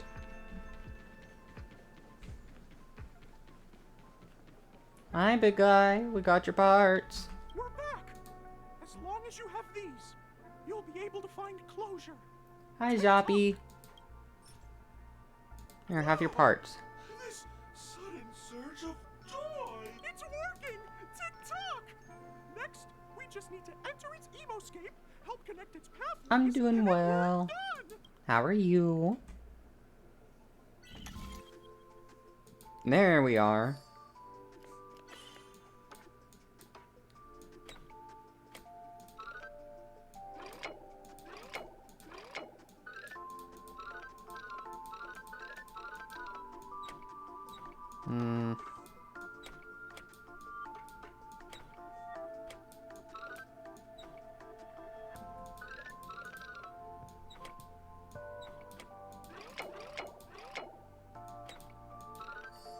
There we go. Oh, dear. What's going on in here? Your inner self is a mess! I'm not qualified to be the real Clocky. Just give up, Clocky. Emote for someone. Nice. That's awesome. No! This is unacceptable! You have to face your fears! To use clockwork. Success!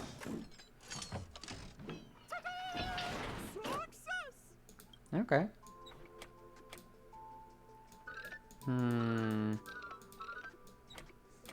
How do I...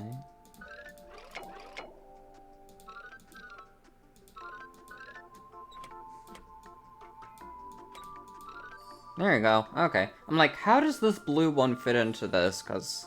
Yeah. Spinny, spinny. Thank you, Clocky. If not for you, I'd never be able to connect with people like this. You helped me find myself again. Oh. No problem at all. As the guardian of Dreamville, it's what I'm here for. Tick-tock! Oh, my friends, you still have other important things to do, right? Go forth, my friends. When the moment comes, all the Dream Tickers and I will cheer for you. It's Aww. Victory's in sight. Let's head to the final stage. Smack. Ah, wait. You can grab this. Black. Lonely Giant. Oh. Hi, sir. Let's go.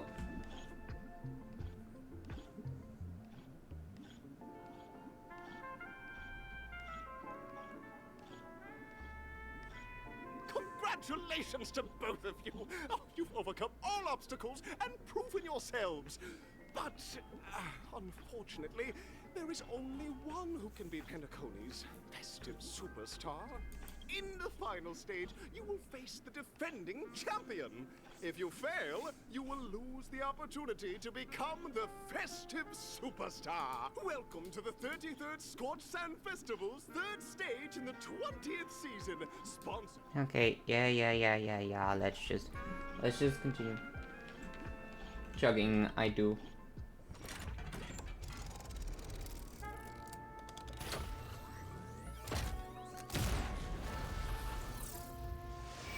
Only 3 balls. Okay. Think I can stay sorry. It's okay. It is A-okay. Click the button on the tracks to select the challenge arena to go. Who? Let's go to 1.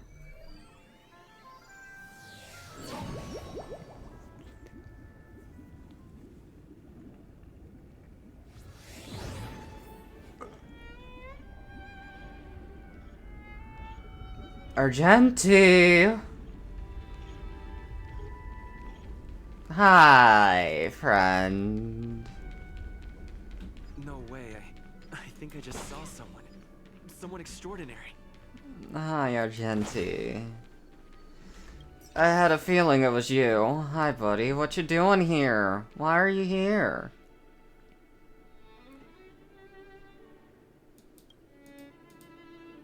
Beauty, I never thought I would see you again in such turbulent times. Your kind faces are as strength. Are you a knight of beauty?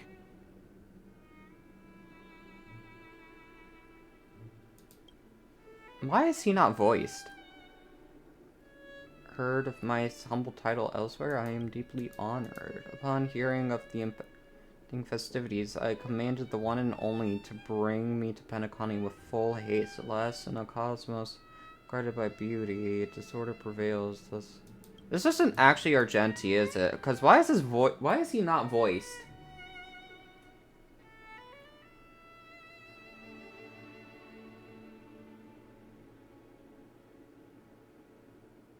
Aren't you? Fortunately, that dashing IPC ambassador, whose radiance matches that of a beautiful peacock, is in a woeful state. How I wish he too could partake. Let's get back to business. Put us together, it stands. Okay.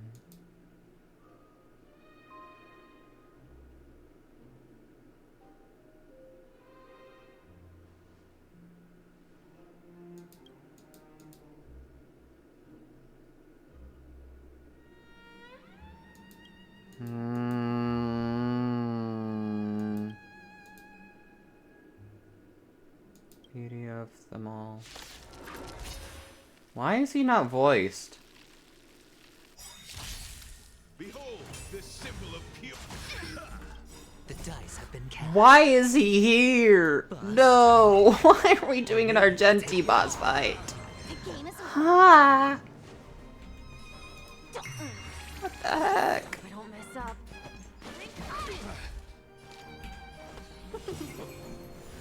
What in the world? Find the answer. Really? So if you didn't do the first Argenti boss fight, they're gonna spring this upon you? What the heck? No.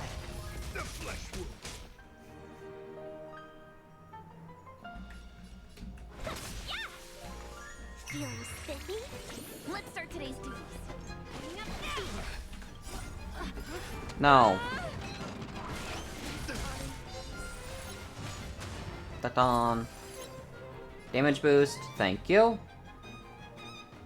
Want more shields. Ouch. Ouch. Paid for that. 1,000 wonders to raise your fight as one. Right, that's fun. Hope I don't mess up. Bear witness to The dice have been cast. Bust. Or maybe I'll take it all. Maybe I'll take it all. Ba-da-ba-da-ba-da-ba-dum. Talk. Okay, there we go. Yoink. Let's be friends. to the challenge. Barrier. There we go. Behold, this Phase 2. Oh, fun! Feeling spiffy?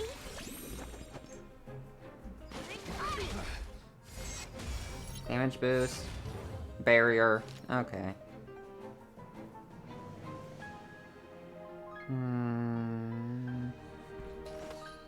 I'll do this. pledged on loyalty. Put forth all your might. Watch your head. Ting Yun. Ting. I need to do shield. Can you find the answer? But really high timing. I like that, huh?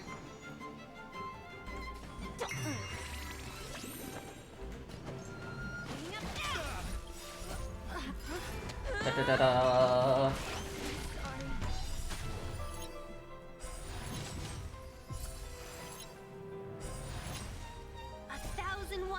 Adventuring. I need you to ult. Or maybe I'll take Because it I all. need the shields. Thank you. Smackety smack.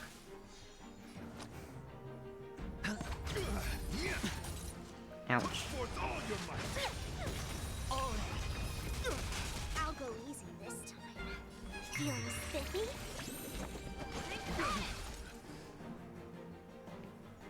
Come to grasp the sincerity of your cause. I yield.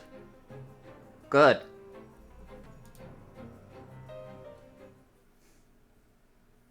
Nearly knocking out my Tingyun. Hey. Beautiful lesson indeed. We don't have much time. May fate allow us to meet again, Knight of... Why is he not voiced? Let's make our way to the end. Like, why? Penacony's really Like, thronging with talent. everyone else hope we make it in had time. voice and a voice line, but he... What? Okay. Weird. Could it just be a thing that's just happened? I honestly don't know. Like, that's weird. Why did he not have a voice?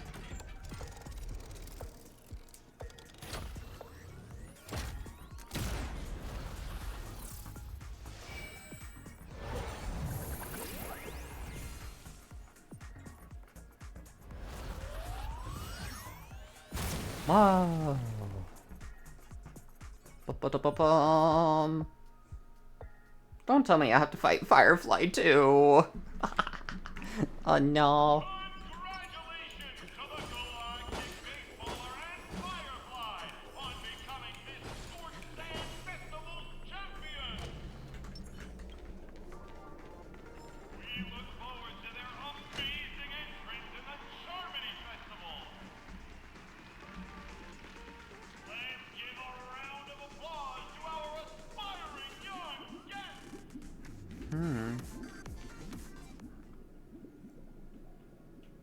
This final boss fight, it's so Congratulations perfect. to the both Aww. of you on becoming the festive superstars of this year's Charmony Festival. Before entering the Grand Theater, Hi, on son. behalf of the organizers, extend my sincere congratulations. Why are you here? Wishing you joy under their radiance. Why are you here? Why are you here? Where is Welt? Why are you here? Why are you here? What did you do to Welt? And what did you do to your sister? What did you do to what? Why are you here?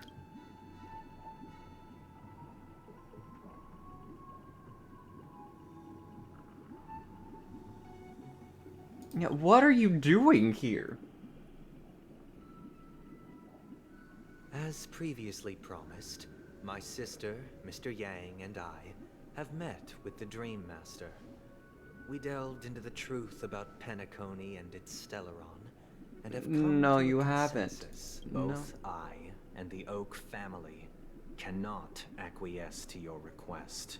Mm-hmm. Just as expected. We acknowledge the perspective of you, Nameless. Penacony does require change, but not as you propose. The planet of festivities cannot and will not revert to a place characterized by chaos, disorder, or anarchy. It's not gonna be any of that. What you're doing is already Through your that. journey of overcoming obstacles, you must have glimpsed the essence of that era. The vulnerable ruthlessly eliminated, equality non-existent, common folk living precarious lives, eking out a dreary existence. Ultimately, only heroes like yourselves manage to achieve success. But I would dare ask, if you did not possess the special status of having a Stellaron, and you were but an anonymous and frail member among the masses, which Penacony would you prefer? One that actually tells the truth. A dystopia for the survival of the fittest? Or a sweet dream paradise for all?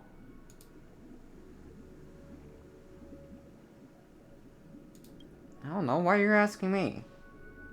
Neither sound good. That's not the point. Don't let him mislead you. Mr. Sunday, even if the members of the Oak family can't fully agree on what to do about the Stellaron, now's not exactly the time to be holding an extensive discourse about Penacony's past and future, is it? The Stellaron issue concerns the life and death of everyone on Penacony. If anyone has a better suggestion, the crew is more than willing to listen. Also, it'd be best to tell us the ins and outs of that meeting. This way, we'll at least know what Welt and Miss Robin are dealing with, and the reason why they failed to make our appointment. Ah, Navigator. That is precisely my intention.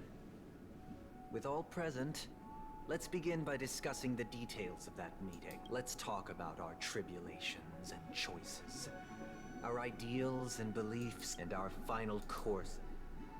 The only path to take.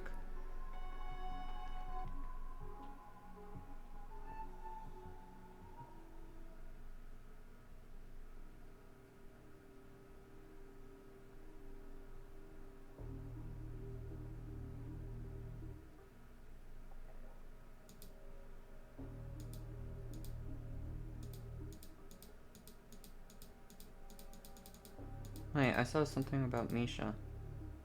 Oh, it's just ugh. Or not ugh. Sorry, Misha. Thought there was more info. A while ago. You mean to say that for the longest time, there have been scoundrels who would use the Charmony Festival that I have bequeathed to the masses as a tool to realize their ambition? Indeed, Dream Master. Once the Charmony Festival begins, the Stellaron's powers, along with the song, will be broadcast across the entire planet of Penacony. And then everyone in their dreams will be unable to awaken. This is indeed surprising to me.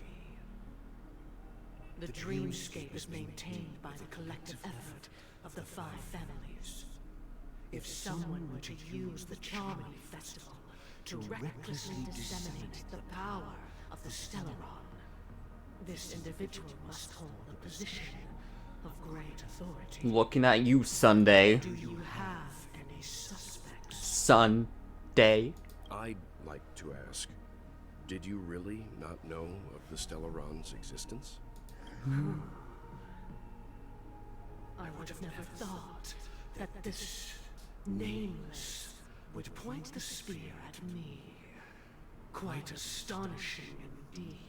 If I have offended, the Astral Express extends its sincere apologies. But the current circumstances are dire and leave no room for meticulous inquiry. We're doing this out of concern for the Dreamscape's safety. So, if you could, please alleviate our concerns. Dream Master, it's just to prove that the Charmony Festival has nothing to do with the Stellaron. If we're being overly cautious, I will return to the stage to offer tribute in song, just per the arrangement. Sunday, Robin.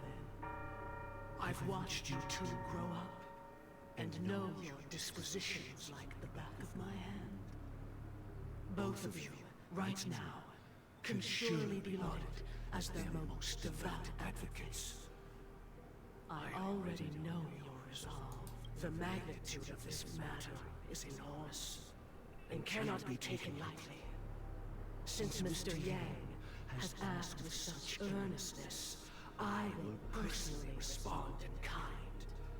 If there is a need, the entire Oak family will be mobilized to heed your call.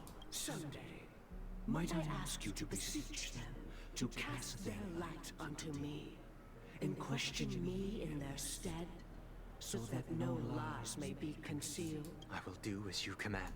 Robin, could I entrust you to be present as a witness, to document the truth, and to proclaim my innocence, so that all slander may be utterly dispelled? I will do as you command. May thy will be carried out on earth, just as it is in the heavens. Oh, triple-faced soul. Please sear his tongue and palms I'd say a with chest. hot iron, so that he will not be able to fabricate lies and make false... Let us begin. There is nothing else to prepare. Understood. Question. Have you devoted your life to your god, never worshipping other gods? Naturally. Do you love your god as you do yourself? Always heeding their admonishments? Naturally. Have you strayed from the path expected by your god, betraying their name? Never.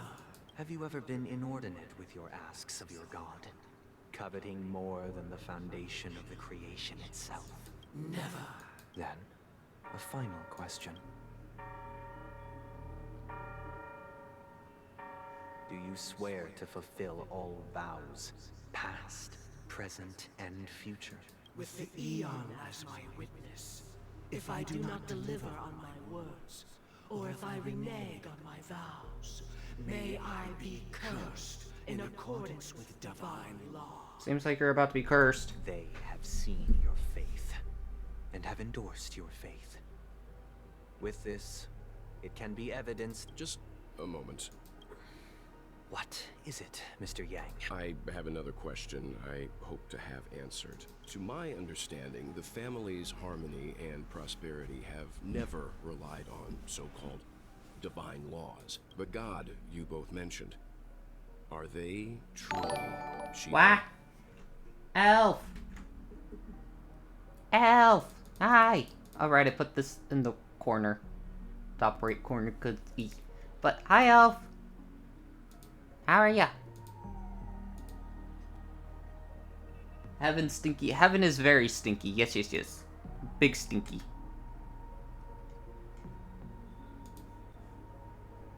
Mean. Big stinky. Wow. Mr. Yang should know that those belonging to the family toil together as if they were kin, embracing solidarity and unity under their light. All duplicity is laid bare before the harmony. Uh-huh. He wouldn't talk to me on his stream, Silver. He's stinky. Why weren't you talking to him? What did he do? So, Urban Elf. Plate up. Had to mute at the end. It got painful to talk. Oh. You hadn't stayed up until 2 the other day, I wouldn't have a bad throat right now. Aww. Such a delicate and complex symphony. Which other god could perfectly harmonize this, if not for the Great One? Sheep. I don't know. Perfectly harmonize it. Talk to me. Therein lies the problem.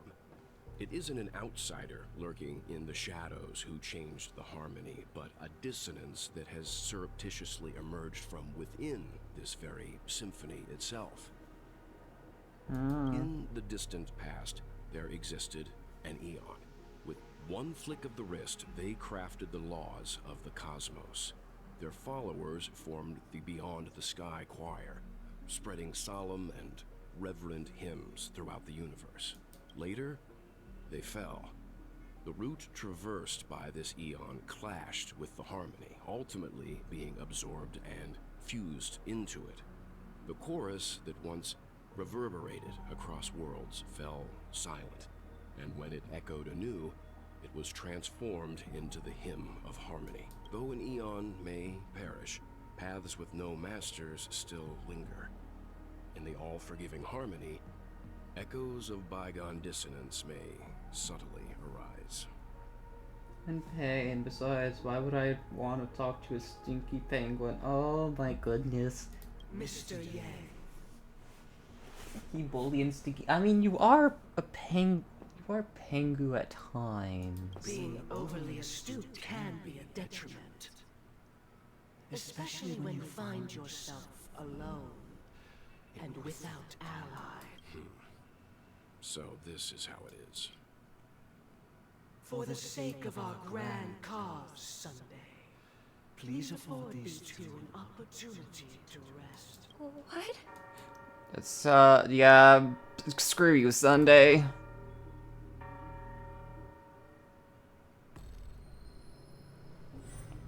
Well. Sorry, Robin. It's just you. I did not wish for you to know this.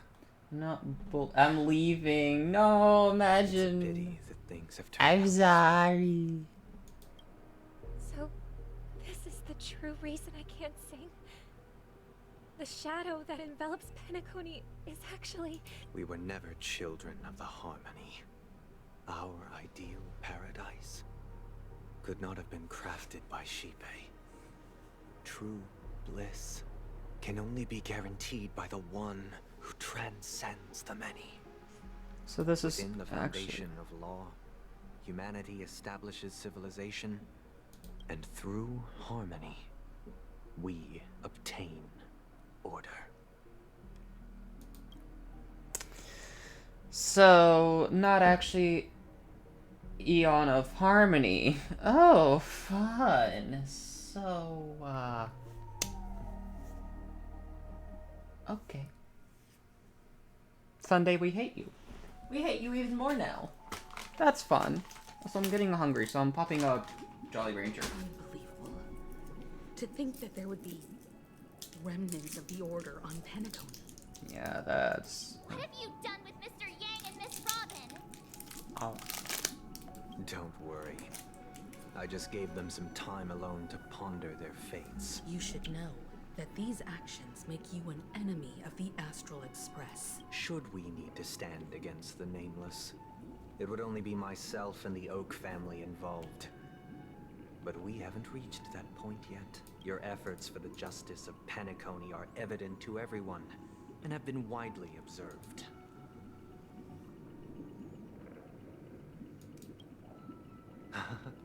Patience is a virtue. However, I won't hold it against you. On the contrary, I'm here to make my intentions clear. If it is the Order that drove you to imprison Welt and Robin, and you're using them to coerce our compliance, then there'll be no point in entertaining any type of discussion. You're mistaken, Miss Himiko. They are in very safe hands. And just as the family has always proclaimed, no one can be harmed in the dreamscape. Least of all in the beautiful new world belonging to the Order. Penacony and the entire universe have witnessed far too much innocent bloodshed. The strong wield their blades against the weak, and the victors push the vanquished to the brink of life. Natural selection. The world abides by this principle, establishing the well-being of humanity atop the corpses of the downtrodden. Only we, or rather, I, possess the power to put an end to this farce. So you've decided to resurrect a dead Eon? No one's ever done such a thing. If Miss Himiko is interested, let's draw back the veil and speak candidly. I've always firmly believed that people can understand one another through peaceful means. I'm willing to divulge the unembellished truth as to the intentions of the Order's Pathstriders, so that you will make better judgment for the Astral Express, for Penacony, and for this stretch of the universe. Words can hardly do justice to the beauty of that idea. So, come with me, everyone. Let us retrace our steps and see once again where this road leads. Huh? Where'd he go? Welcome. This isn't any location in Penacony's dreamscape. It's my inner world. The reason the scenery before you remains unchanged is because your consciousness has drawn on similar concepts to fill in the gaps.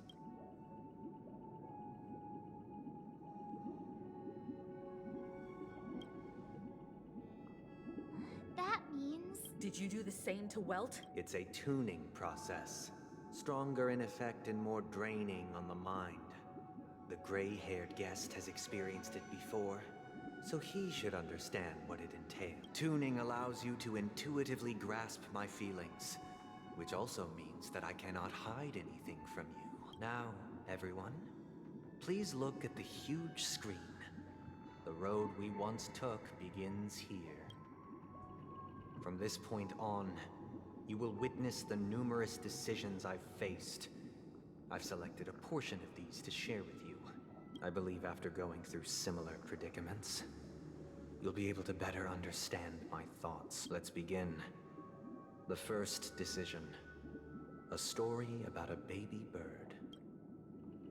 This story happened when Robin and I were very young. We were victims of the Stellaron disaster, and the family's Mr. Gopher Wood, who would later become the Dream Master of Penacony, saw that we siblings had no one to turn to and took us in later on. Robin and I lived a time with nary a care in the world.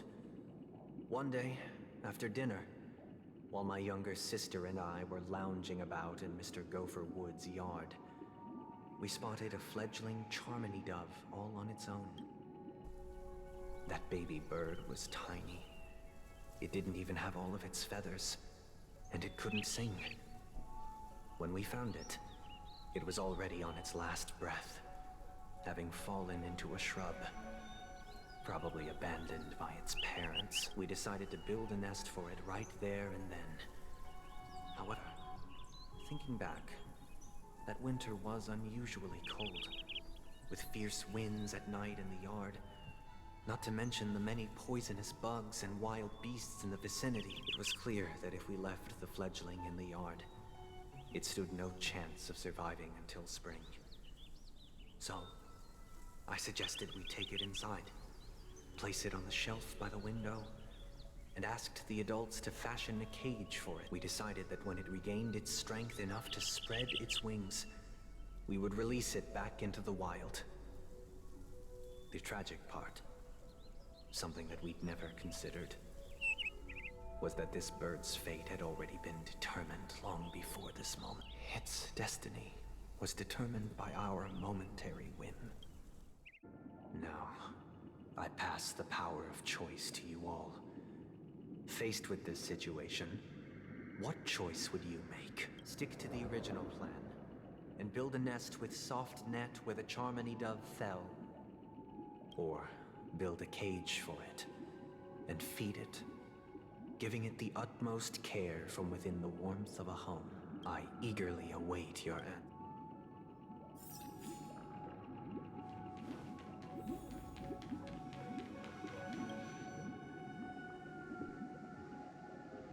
Interesting. Since you've made up your mind, allow me to reveal what fate this choice will bring to... From what I've observed, there are at least 3 predators in that yard that prey on small birds. The Vossicle scorpion, Asdana wolverine, and the Huntington winged snake. Even if they shy away from humans, these animals are still near apex predators in a fenced location like a yard. In such a location, only one fate awaits that little Charmony dove. A painful death. As for the choice you made, I am deeply sorry. Now, let us advance to the second decision. This time, it's the story of a dream chaser.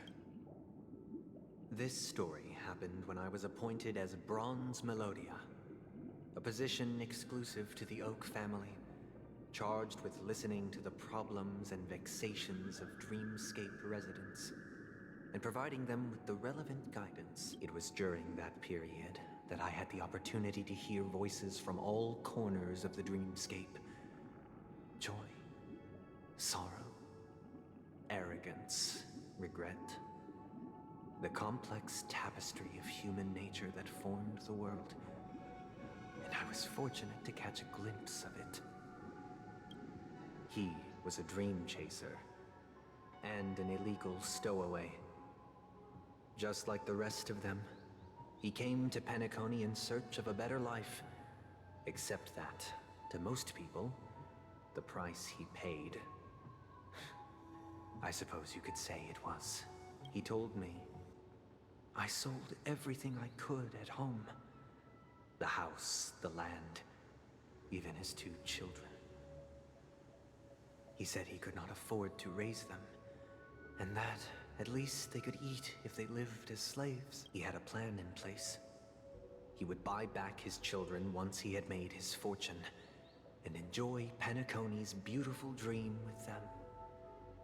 Alas, his plan to smuggle himself was somewhat clumsy, and he was sniffed out by those pig-headed hounds. After hearing the Dream Chaser's story, I immediately appealed to the Bloodhound family to cease their pursuit.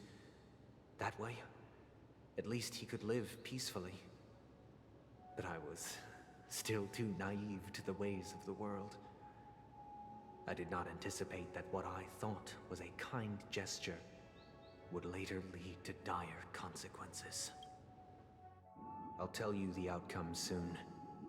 For now, will you do as I did and try to convince the Bloodhound family to stop their pursuit so that the Dream Chaser may live peacefully and realize his wishes? Or will you remain silent, leaving him to languish while the hounds are hot on his heels until his inevitable judgment arrives?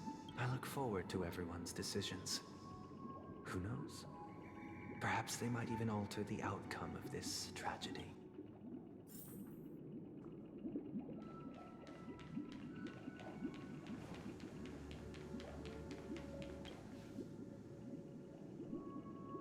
It seems you, like me, are pondering whether a different choice could have led to a better outcome. Sadly, his fate would only be more tragic. Say he never gets caught. He would only die from delirium. The methods with which illegal stowaways enter dreams are unorthodox, not flawless like the hotels. Living in the dreamscape would be a mere pipe dream, should he be apprehended. Could the hounds afford to turn a blind eye? The answer is a definitive no.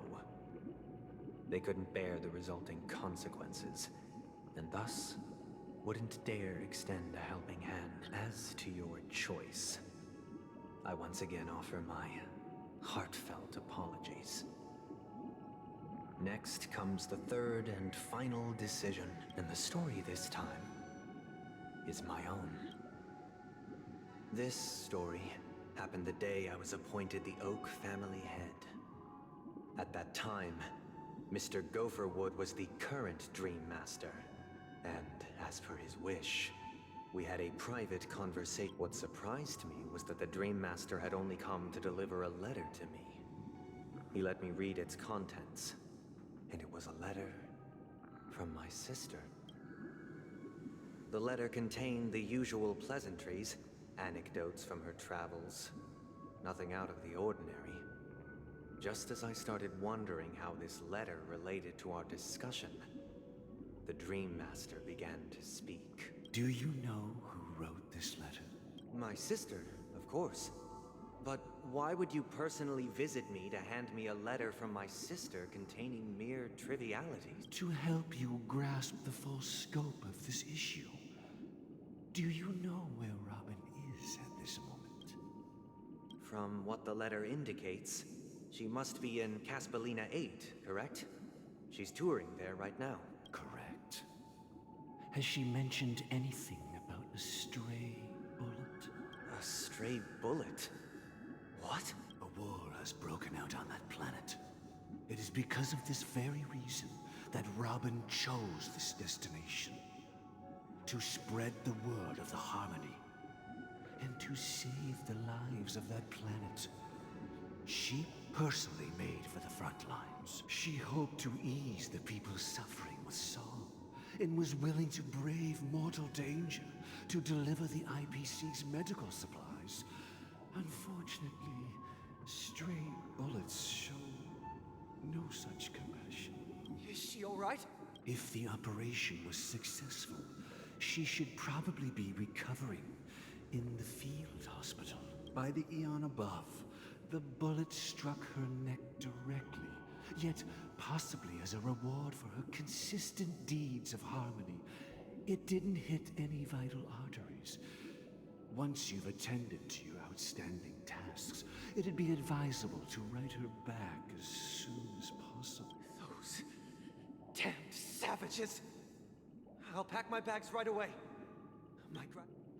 Now you understand why she always wears such elaborate neck ornaments, don't you?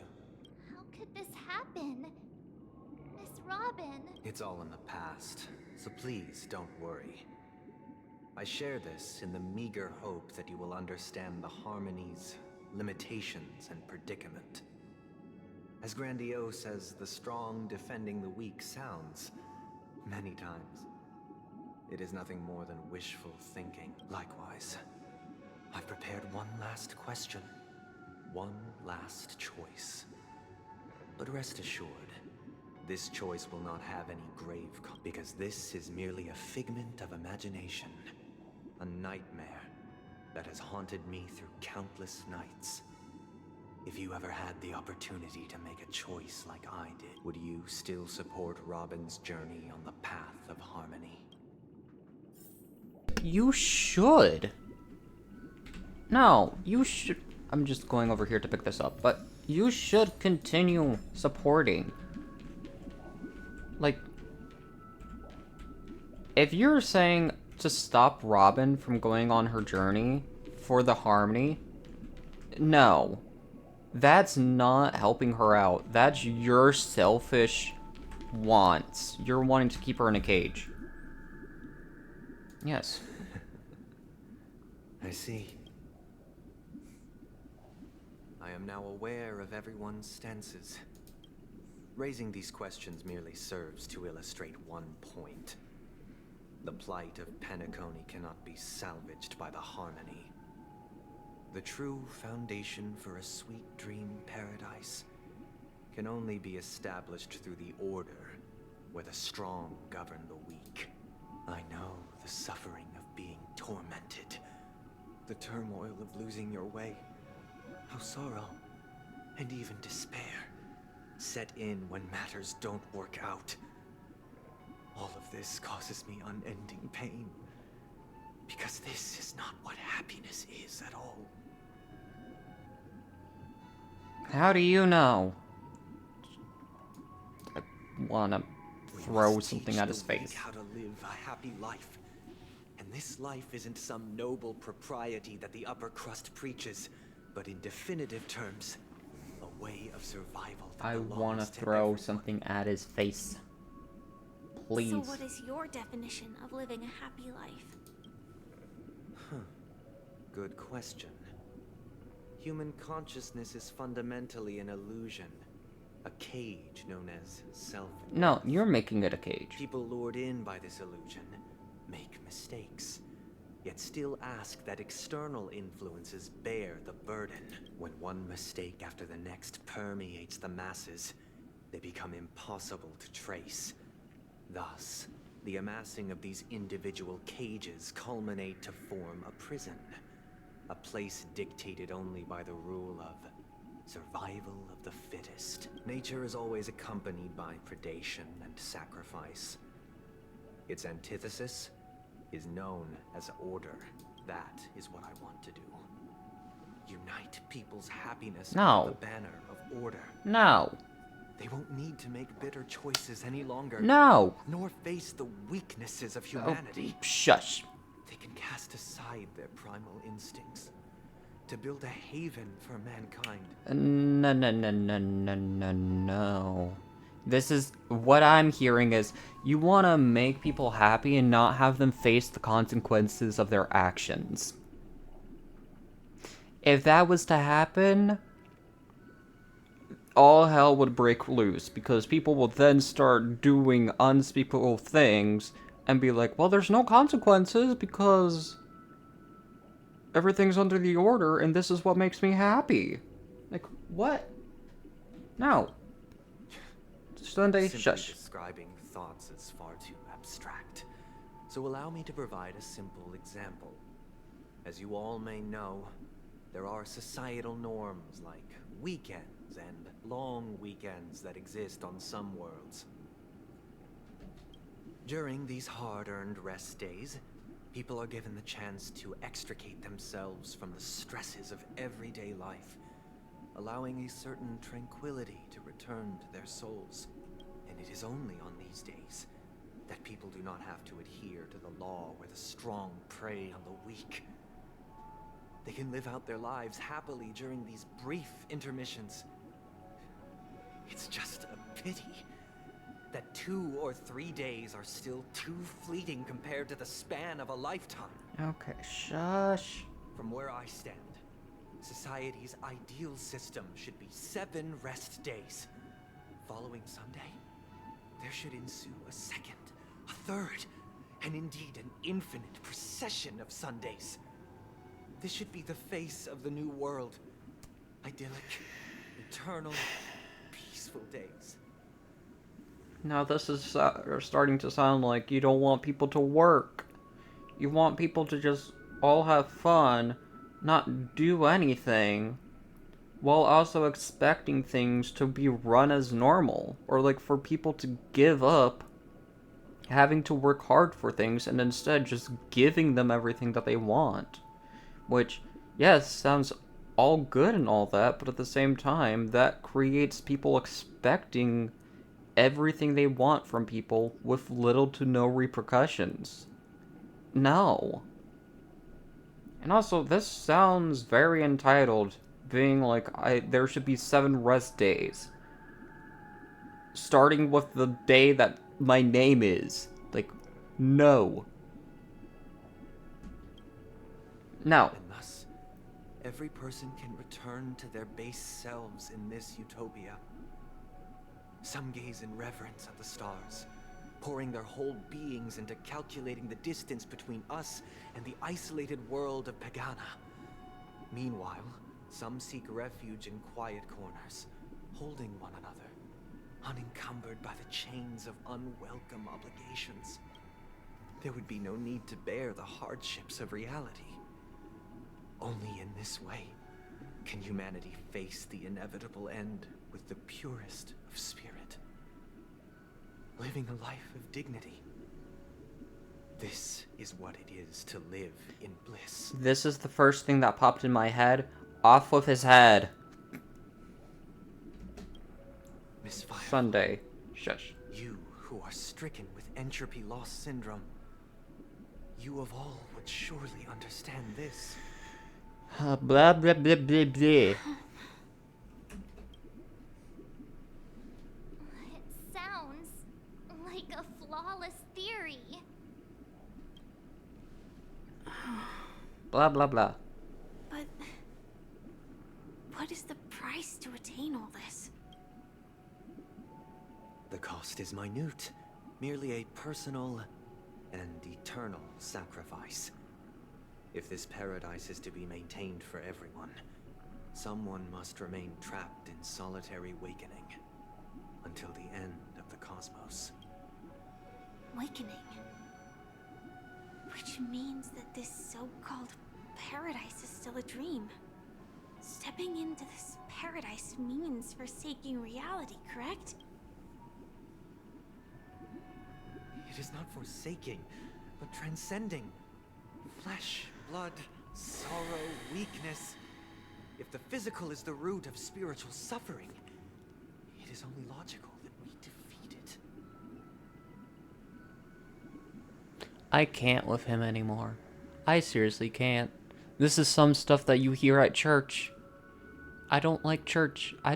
This is why I don't like religion overall. Do I agree with some aspects of religion? Sure. If it's applicable to real life. Like, for example, karma. Karma does seem like it is a thing, because once you do something bad happens to you. It's just the consequences of your action kind of thing.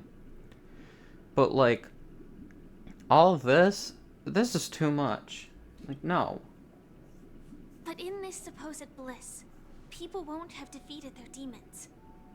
The chance to overcome their tribulations would be forever lost to them. In other words, it is an escape. Yeah, they're just running from their problems. They're not confronting it. They're gonna have to do Another it. way of understanding it. But there is no shame in escape. On the contrary, the seeds of escape exist in everyone's hearts. Yeah, but they don't sprout. Don't you agree, Miss Firefly? And as to why we sleep, it is because we are afraid to awaken from our dreams. No. But this is not in conflict with the grand plan. Only in acknowledging this can we truly understand the frailty of human nature. And from there, show compassion and protection.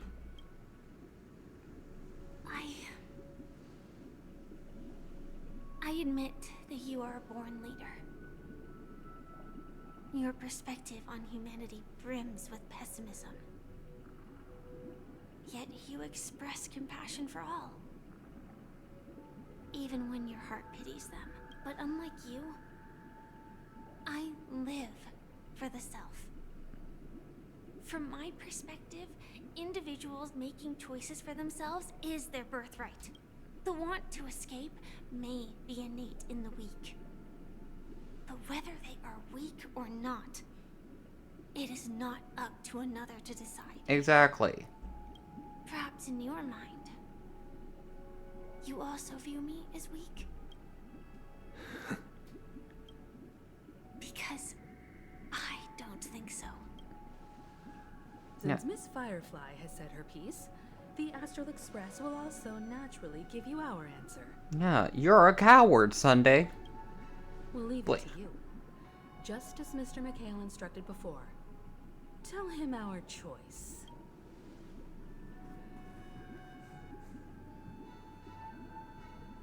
You are a coward, Sunday. Blech. Wait, what? Oh. What is this? Not long ago. What is this place? Does this place ring any bells, Misha? I don't know. But I feel a sense of deja vu. What is this place? It's the realm within a dream bubble. This was left to the Astral Express by a nameless. But weirdly, when we entered it, it was completely empty. Dr. Edward from the Dreamscape sales store told me that dreams are formed from memories, and a dream bubble can't take shape if its core is empty. So I thought you might be able to help us in unraveling this mystery, Misha. As a hotel doorman, you know Penacony best among us. I don't know much about dream bubbles, but if you want to figure out what this mansion is, I'll do my best. I'm counting on you then. Himiko, I still don't get it. Why were you so sure that Misha had a connection with this dream bubble? I wasn't sure. It was just a hunch. But since Misha feels familiar with this place, my hunch might be correct. Feels a bit nostalgic. Exactly. This is where you and Firefly encountered death, which we now know as dormancy. Considering its connection to Dreamflux Reef, it's not surprising it appeared here. The question now is, who brought you here? Based on the clues we have so far, it's unlikely to be that masked fool. So identifying them is crucial to us. We're drawing closer to the truth once more. Let's give Misha some time, as I believe he'll unveil the secret of this dream bubble. All right, but there are doors all over the place. Which one should we choose? Do you have any idea, Misha? I guess maybe this way? Okay. I'm not entirely sure, but let's give it a try. Two bellhops. Wait, Yay. you managed to choose the right door on... Weird. This place is quite different from the hotel. But I feel like I've been here before, and even lived here for a while. If I remember correctly, there should be a fireplace down that hallway. Clocky and I used to sit by the fire, listening to the crackling of firewood. And the room on the other side was the toy room. I loved spreading out all the toys from the box on the floor and making up stories for each of them. Hold on. This doesn't make sense. Didn't I grow up in Dreamflux Reef? So, what is this place? This could be a case of amnesia. But don't worry, Misha. It's common for everyone to forget certain aspects of the past. Those memories haven't vanished. They're just lying in the depths of your mind. We can surely get them back. Since this place seems familiar to you, why don't we explore a few more rooms and see if you can recall anything more? Yeah, then let's check out the rooms I just mentioned. Okay.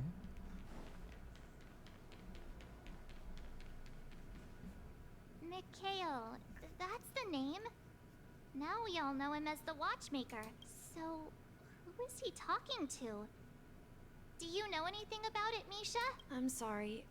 I don't know much about the Watchmaker. But Mikhail... Anything special about that name? Mikhail is Grandpa's name. Grandpa? Do you mean Hey. you're the Watchmaker's grandson? But we haven't heard anything about the Watchmaker having descendants. And the name Mikhail is not rare. Perhaps it's merely a coincidence. Could you tell us more about your grandpa, Mikhail? Yeah, sure. He was a seafarer who fearlessly ventured into mysterious seas and storms.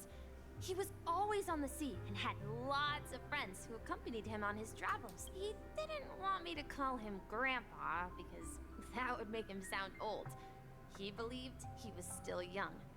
The name Mikhail was given to him by his parents, Mihaly and Elise, both renowned seafarers. Every time he came back, he'd share his logbook with me and tell me about his adventures at sea.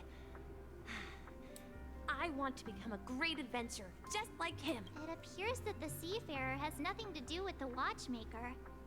So, perhaps it's just a coincidence? So, where is your grandpa now? He went off on a new journey. And it's been quite a while since I last saw him. Aww. So, where has Clocky gone? Did he leave to protect Dreamville? Promise you, Mikhail. Yourself safe too, okay, Mikhail? Promise you, Mikhail.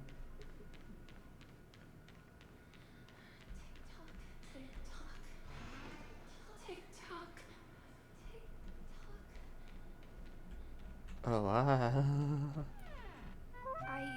heard some noises from the room. Origami Bird? That's a friend of mine. You and Origami Bird are friends? Yeah. It's a member of the Compass crew, just like Clocky and Miss Mirror. And there's more than just one Origami Bird. They are a big family with lots of brothers and sisters who look the same. They follow Miss Mirror's orders and handle all sorts of jobs on the ship. They're the best sailors. Sailors? Can Origami Birds be sailors? Could you tell us more about the compass, Misha? The Compass is a ship bound for the New World. Clocky and his partners travel through layers of fog to the depths of the sea. Whenever there is danger, Clocky will use a compass and guide the ship in the right direction. That's a great story. But in the Penacony cartoon, Clocky and his partners have always lived in Dreamville and never ventured out, right? Huh? Oh, that does seem to be the case. Weird.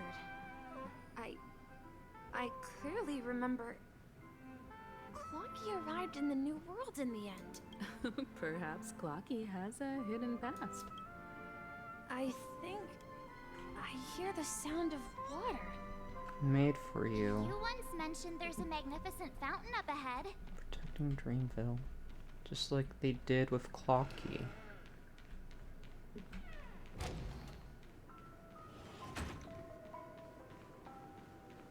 Look, there it is!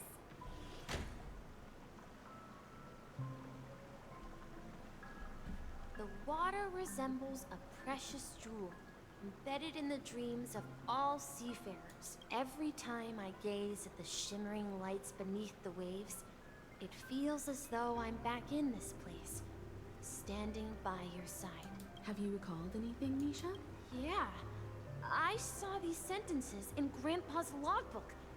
He used to say that despite the perils of the sea, whenever he stood on the deck in the afternoon, overlooking the sparkling waves, he would think of this fountain in front of his house.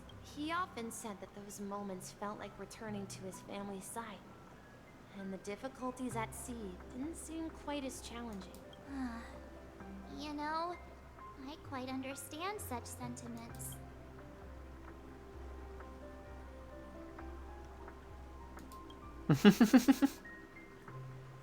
Hey, don't tease! I was just being a bit sentimental. Perhaps every adventurer far from home carries a fountain within their soul. Even though the other side of the sea remains shrouded in the unknown, the fountain in front of his house serves as a compass, leading him back to his cherished ones. Yeah, while Grandpa was at home, we would stand by the fountain and place the compass, a toy boat that I made, into the pool. Back then, I would ask him when I could go on adventures like him, and he would always laugh and say I was still too young. It seems this Mikhail is truly a seafarer and has nothing to do with the watchmaker. Yeah. Based on Misha's recollections, the scenes in the dream bubble appear to be his childhood memories. But this raises more questions. According to Misha, he was clearly born on an oceanic planet and led an ordinary life, with no connection to Penacony at all. Could this be some sort of metaphor? Perhaps the sea refers to the memory zone. I'm sorry. I don't know, but my memories keep pouring out uncontrollably, like water flowing from a fountain. Perhaps I'll remember more things if we go further.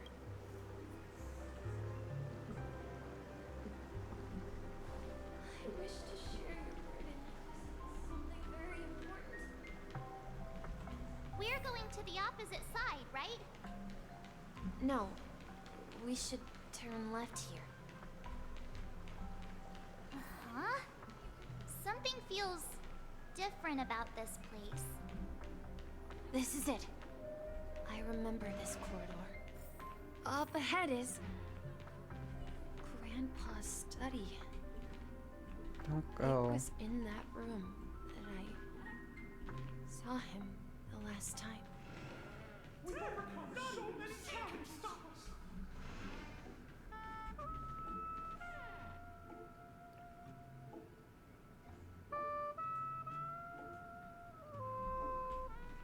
The atmosphere in this room feels totally different. Misha! You finally come! Clocky! You're here! Yeah. This is the room where we first met each other. Are those books on the bookshelf logbooks left behind by that seafarer? Yeah.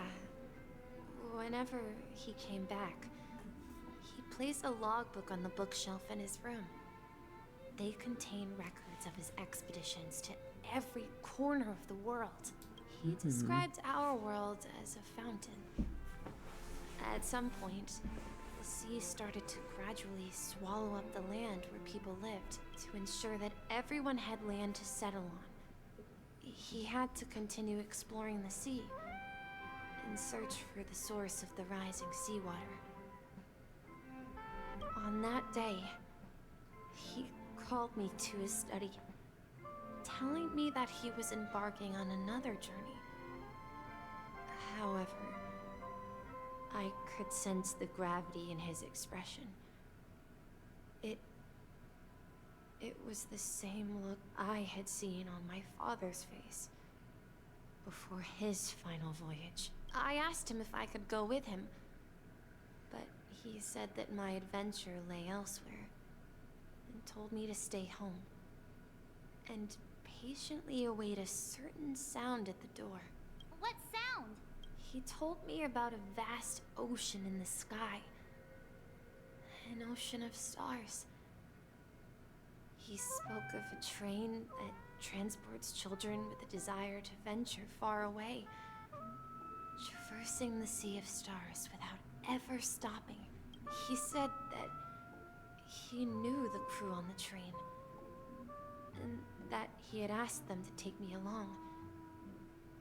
He said the journey I had always dreamed of would start there. A train? Could it be? It's the Astral Express. I remember now. Grandpa's friends are a group of nameless who came to this world to resolve a disaster caused by a star. Then, he gave his pocket watch to me.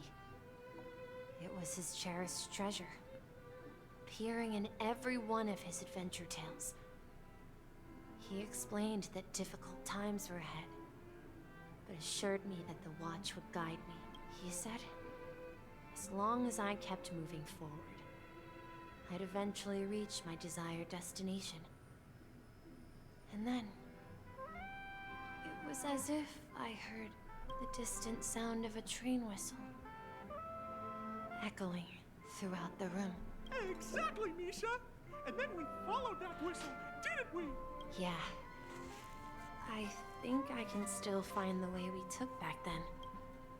Aww. Let's quickly do this. This is the dream jigsaw, right? So we're supposed to find the exit. But where can we find the last piece? Do you remember? You said you obtained a mysterious shard when you stumbled into this place. Hey, the shape seems to match.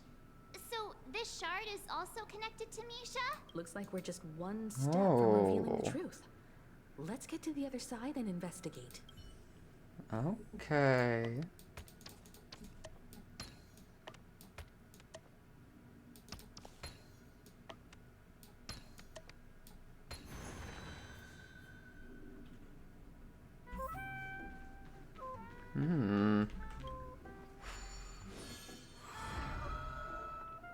This is it. This is my room of clocks. While I spent my time waiting for Grandpa to return from his voyage, Walter gave me this workshop. and it became my secret base here. I learned how to repair clockwork and gears out of my fondness of precision mechanics. In my dreams, I was the captain of the compass, embarking on adventures with my companions, Clocky and Miss Mirror, in search of the new world. I was born and raised here. So, this building in the dream bubble is your childhood home? Yes, but not exactly. To be more precise, this dream bubble itself is my home. Looks like you've remembered everything now. Wait. Why does it feel like everyone else knows something I don't?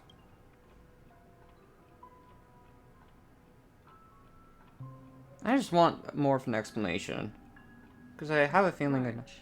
Do you remember when he mentioned a clocky that only he could see? Yeah, the little guy here, right? But we all saw him in Dreamflux Reef, right? And Mr. Yang even greeted him. Looks like everyone on the Astral Express has a childlike spirit. The answer lies in the Astral Express. His experience shows that neither Firefly nor Acheron can see this clocky.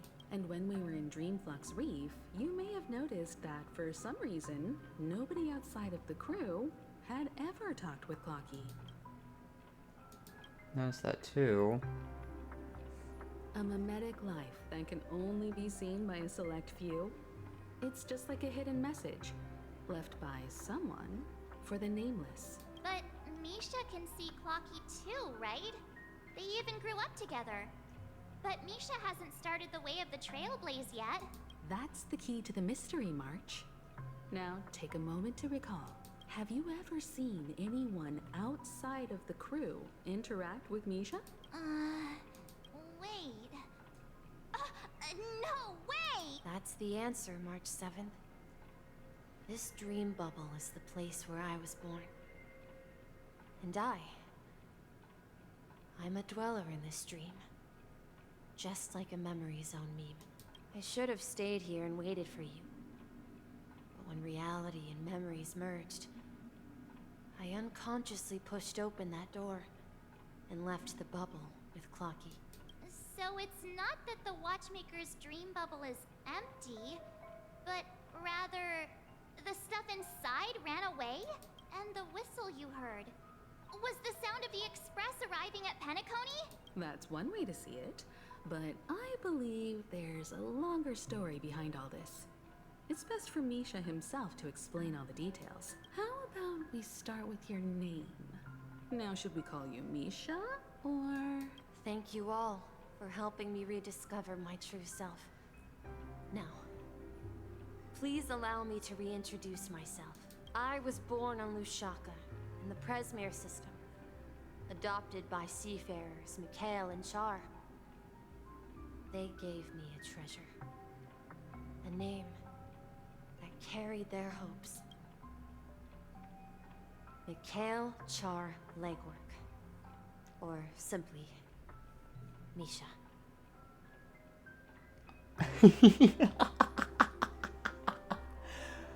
Oh. Hi. If you prefer, you can call me by a more familiar name. The Watchmaker. So, you're the Watchmaker himself? Unfortunately, that legendary figure is no more. I am only a reflection of his life.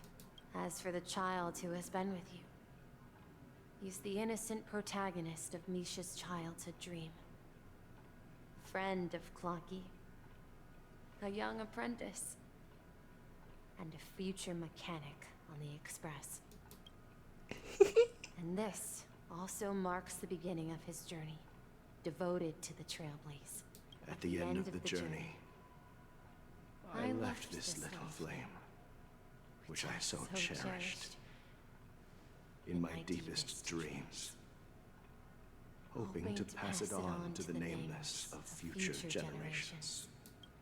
However, he somehow left the dream bubble and forgot all about his task.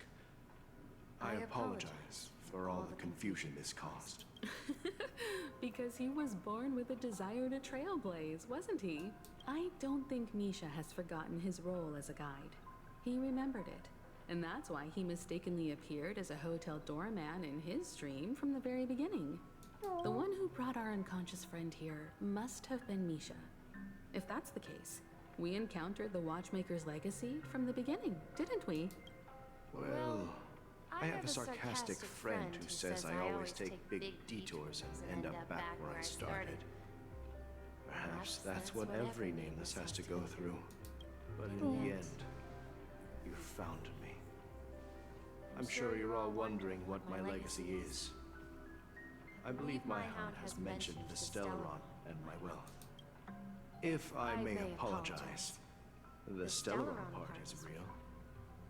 As for my wealth, however, it's nothing more than a baseless rumor. I left my homeland as a child and embarked on the journey of Trailblaze.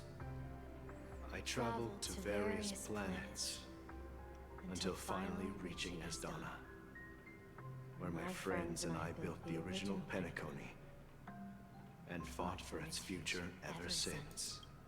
I've been moving forward all my life, doing what I could to overcome the obstacles in my path. But ultimately, my journey reached its end, and I left behind no possessions worth entrusting. So, if you ask what's left within this worn-out train engine that can be called a legacy, I suppose it's the things that are still burning in the engine's furnace. Now that you're well aware of the current situation of Penacony, I certainly hope that you'll help me get this world back on track. But I'll leave that decision to you, for the path of Trailblaze is never paved by others. All I have for you is a story and 2 gifts. I want to give you my pocket watch. It has accompanied me throughout my long journey, guiding that naive child forward, and has been blessed with the presence of so many great people up to this day. And my hat, too. The one who navigated for me placed it on my head and planted a fanciful thought in my mind. The trailblazing expedition will never end. So that's how we get the hat. It's time for you to make your choice. Once you've made up your mind, open that door and enter the long dream of an old man. I'll be waiting for you at the end of this corridor of time. All right, everyone. Let's make a decision. Although I don't think anyone will have any objections.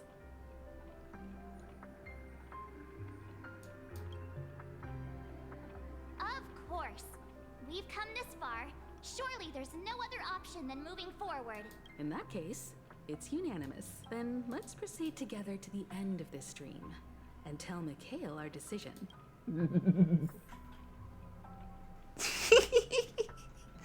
Hi. Oh. Let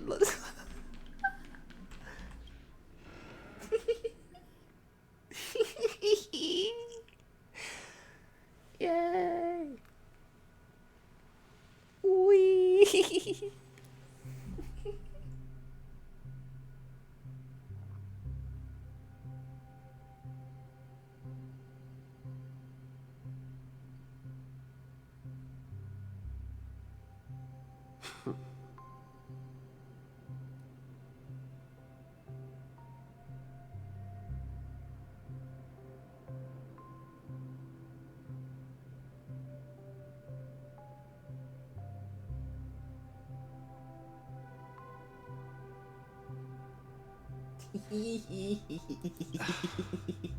Mikhail, where are you going?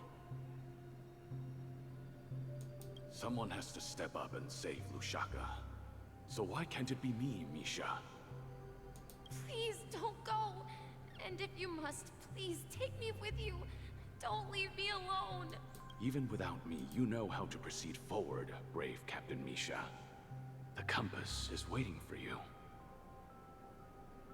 Haven't you always wanted to be a better adventurer than me? Now go, board that train, and start your journey. Where are you going, Mikhail? I'm going to clean the floor in the parlor car. I've promised the conductor. Wait, first tell me, did you fix this watch? Yeah? I know what it looked like before. Its chain was broken, the back case torn, and the marks on the dial all worn out. How did you manage to fix it? Well, it's hard to explain, but I knew it could be fixed. It's the hands, Mr. Amundsen. Its hands were intact and pointing in the right direction, so I knew there would be a way to fix the rest. I see. You'll work with me from now on. Haven't you always wanted to tinker with this train?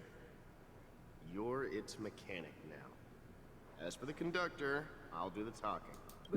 But I only know how to fix watches. Don't worry. You've got what it takes. I'll teach you what you need to know. Where are you going, legwork? It's time to head to our next stop.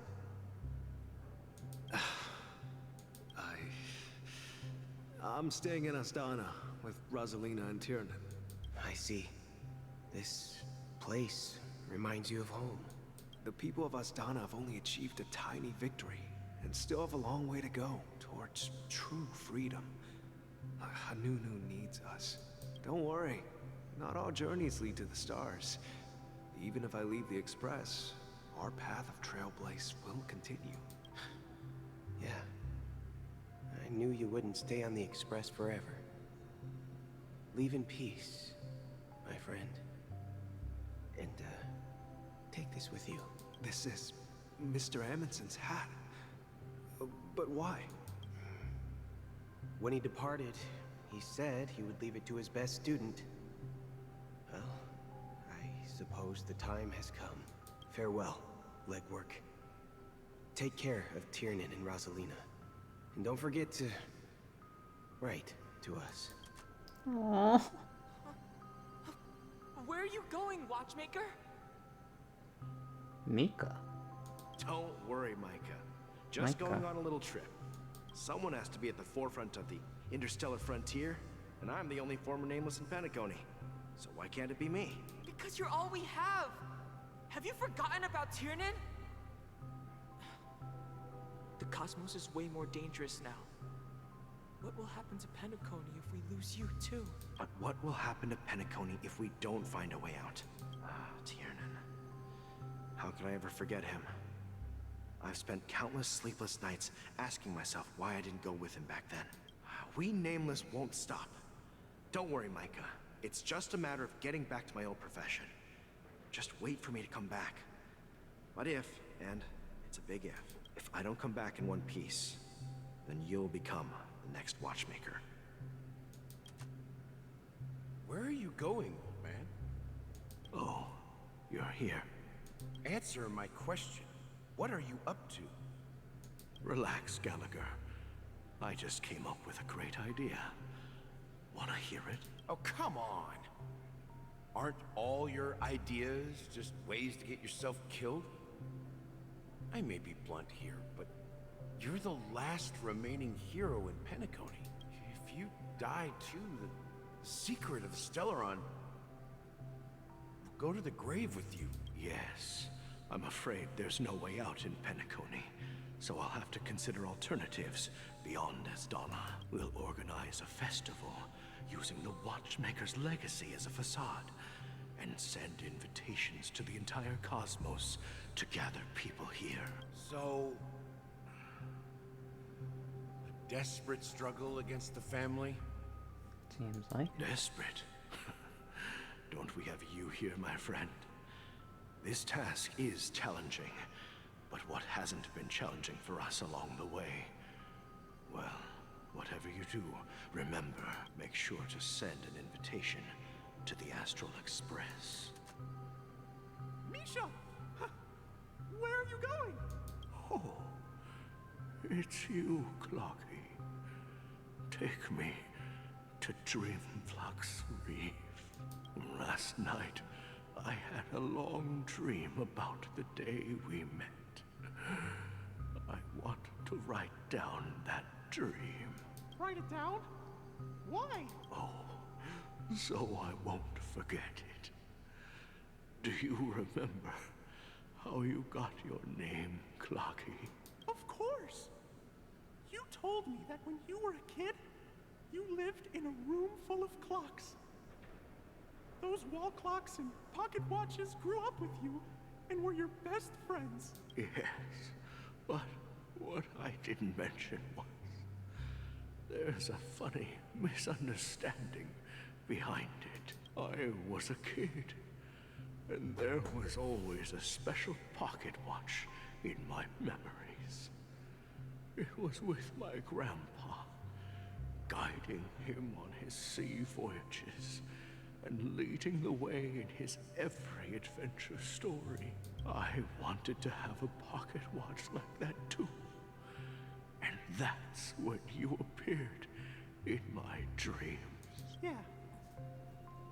Every night, we boarded the compass and set sail together. But you know what? It wasn't until the day my grandpa gave it to me that I realized it wasn't a pocket watch at all. It was a compass. So your name should have been Compassy, and the watchmaker is just a nameless. We've arrived at Dreamflux Reef. So, where to next? You know, Clocky, I don't think I'll be going anywhere else.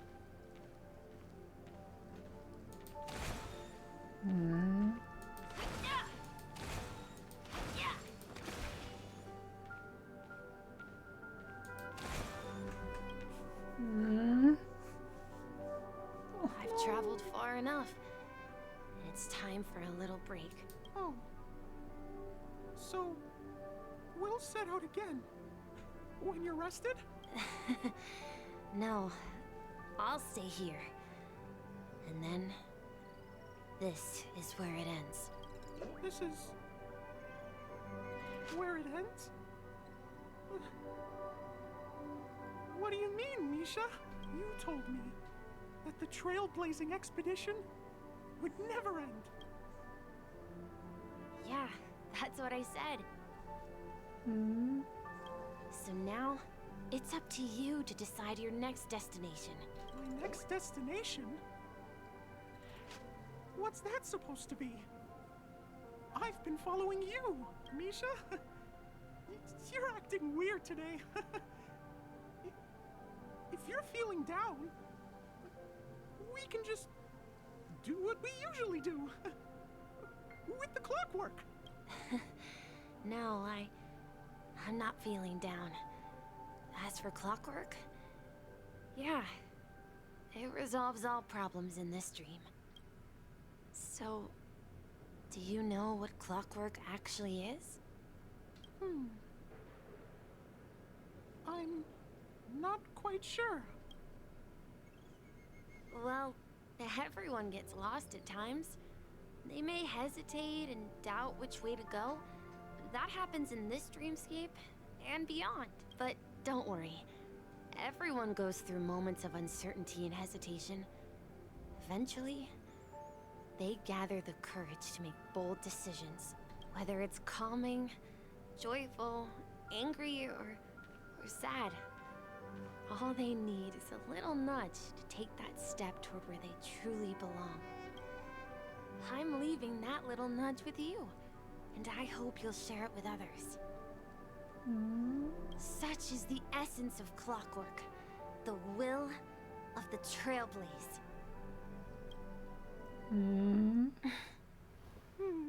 Clocky's hands spin around non-stop, indicating confusion, frustration, and weakness. But ultimately, people still need to move forward. Just like your hands, always pointing ahead. This is where my journey ends. From now on, it is your path to walk. Trailblazing means taking paths your predecessors forswore, and venturing even further. The Penacony in Mikhail's dreams does not belong to Order.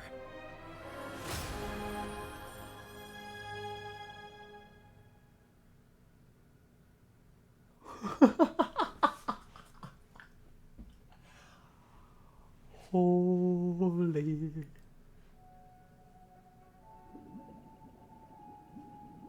GP.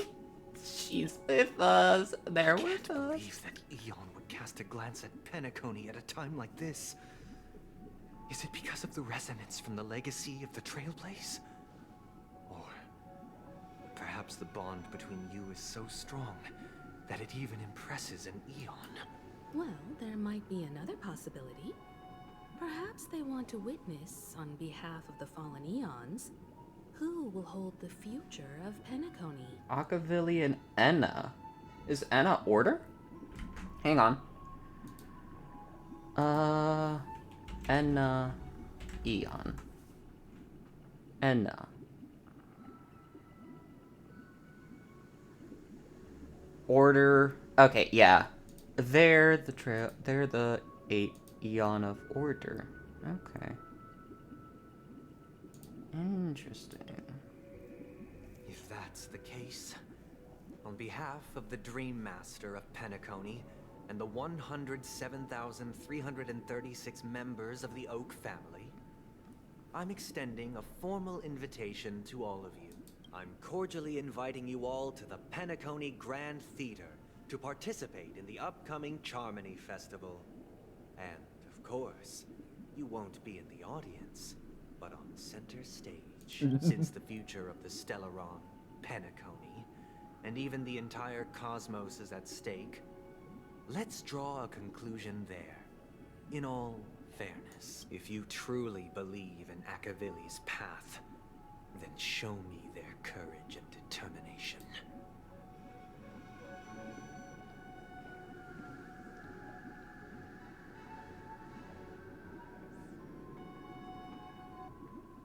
I'm still very... Oh!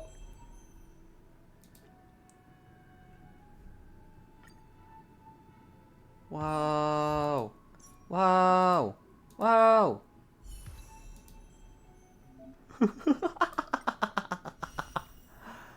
Okay. So, who do we have? Acheron, Aventurine, Sparkle, guessing Black Swan, Firefly, but who is that? Nice. I don't know who that would be.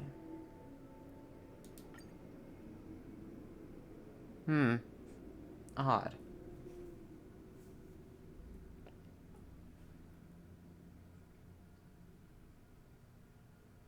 But I roughly understand Harmony Traveler. Pretty much his ult allows more, like, somewhat, not more of a chance, but like more damage to breaks and stuff like that. Or something of that nature.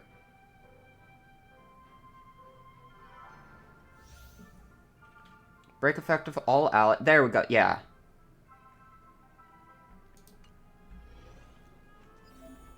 Please stay tuned.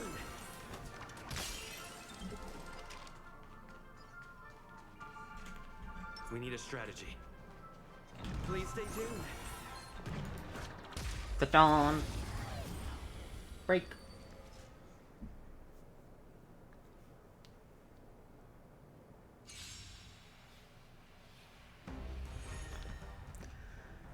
Swing Dance deals minor imaginary damage to single enemy targets with 5 bounces. Break effect increase. Super break damage 1 time when they attack enemy targets that are weakness broken. Time to test our rapport. Dreams do come true.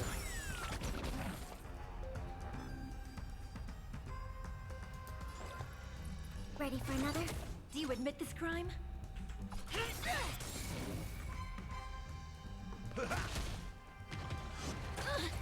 Ow.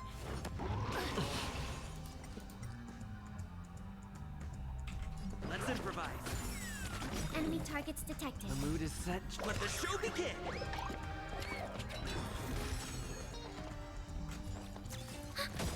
It's time. Enemy data's net markers Press the activated. bomb. Time for a good old counterattack.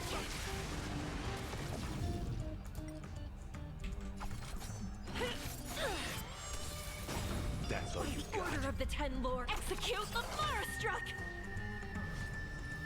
Duh, duh, duh. Bomb. Oh crap. Take your positions.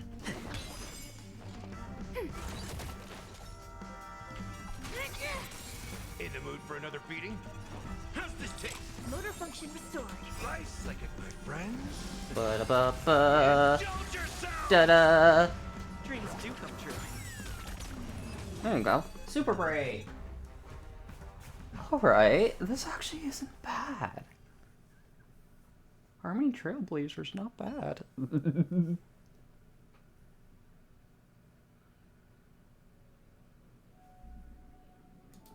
But whoa.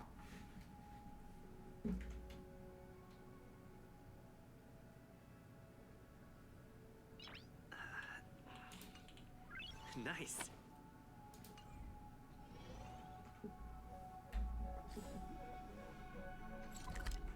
Okay. Go back towards Himiko. Does that mean he wants to fight us during the Charmony Fest? I'm afraid so. This is Womp womp. weird. Aren't Arc villains usually plotting some dirty conspiracy in the end? But he actually said something like, "In all fairness." Could it be that he's underestimating us? Well, in my opinion, Sunday is deeply committed to his own philosophy and genuinely wants to prove that the Order is right. I sensed a strong conviction and a desire for dominance in him. Maybe he won't accept the outcome unless he wins fair and square. That's why he'll give it his all in the upcoming battle.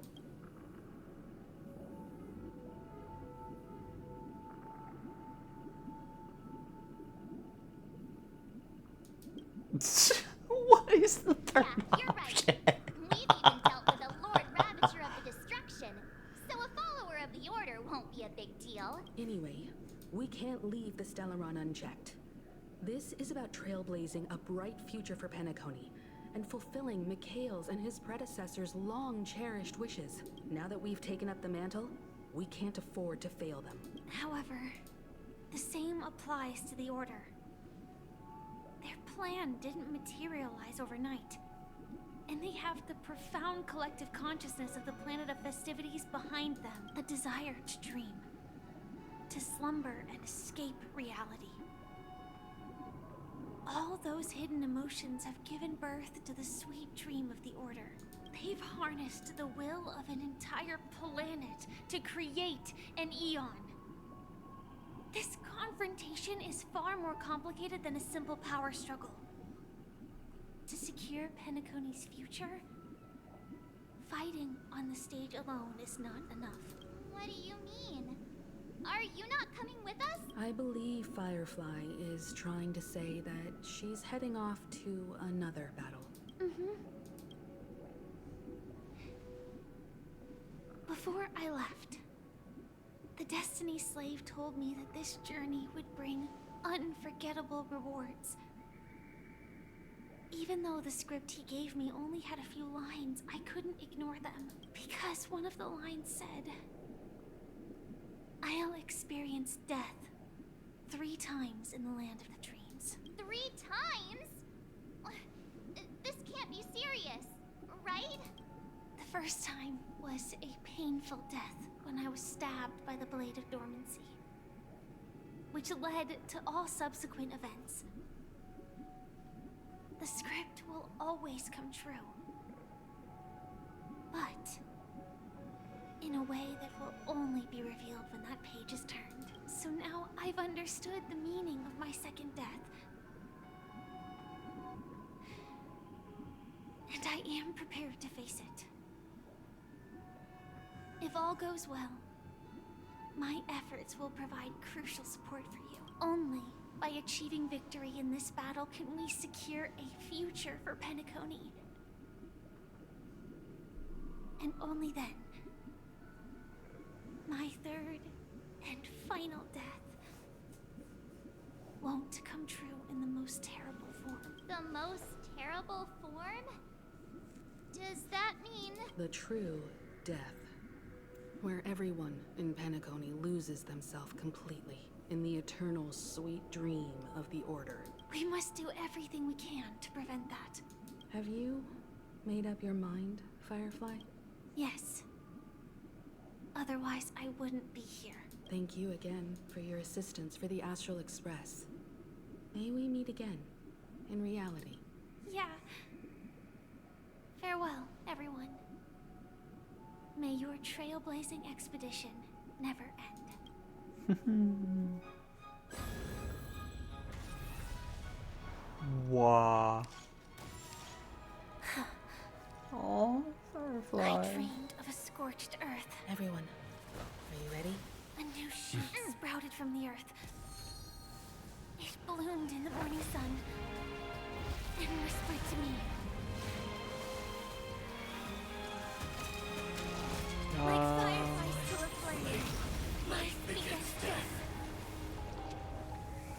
May we meet again in reality. Oh. After today, Japella's name will disappear from cosmic history, and the Everflame Mansion will take its place. In the not-too-distant future, you'll receive an invitation. That's your next stop. Land of the dreams. Penacony. I hope you find whatever You mean my 3 deaths? Silverwolf told me about it. It's such a shame that it's not part of my script. Well, I want to live. I'm never afraid of death. The opposite of death is eternal life, and that's something I'll never desire. People die, and I am no exception. Death is like a script, a fate that cannot be defied. But that's exactly why we have to choose where we want to rest forever. Do you exist just to perish? Are you not the same, Blade? The end you desire is not one dictated by others. If I were to die now, I would only be a weapon. I believe I should die as a human, though its definition escapes me. Isn't this the answer that ordinary people look for their whole lives? A name that can be carved onto their tombstone. The tombstone that belongs to me once bore the inscription, Glamoth's Iron Cavalry. Then it changed to Stellaron Hunter. But one day, it will bear the name Firefly. And all the brilliance she showed at the end of her life. Oh no.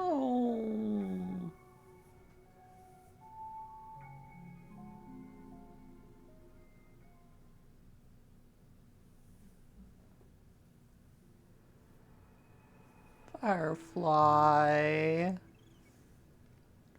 That's quite unexpected, old man. Who would have thought your crazy plan would actually work? Do all you nameless fools just act on a whim? I can sense that this false sweet dream is coming to an end. The nameless may be young, but they had the ability to achieve this goal. Just like you did in your time. It's a shame you won't be able to see it firsthand. Maybe I won't either. Once something fictional is seen through, it ceases to exist, yeah. Not just those nameless. Even Mr. Wings is just like you. Stubborn, won't listen or give up, no matter what. Well, fate is unpredictable, I guess. If we weren't bound by those cursed paths, maybe we could have had some good talks. But in the end, we managed to do it. And now we can find solace. Remember how those idiots cursed us? They said, "Go to hell, you worthless traitors." Well, I don't know if they really meant it, but if longing for freedom means going to hell, then I'll be joining you soon, you fool. Aww. Let's get together and have supper again in hell. Oh, I almost forgot. There's one more thing. Here's to you. A glass of hello and goodbye, Trailblazer. What? To the imperfect tomorrow. That does not sound promising.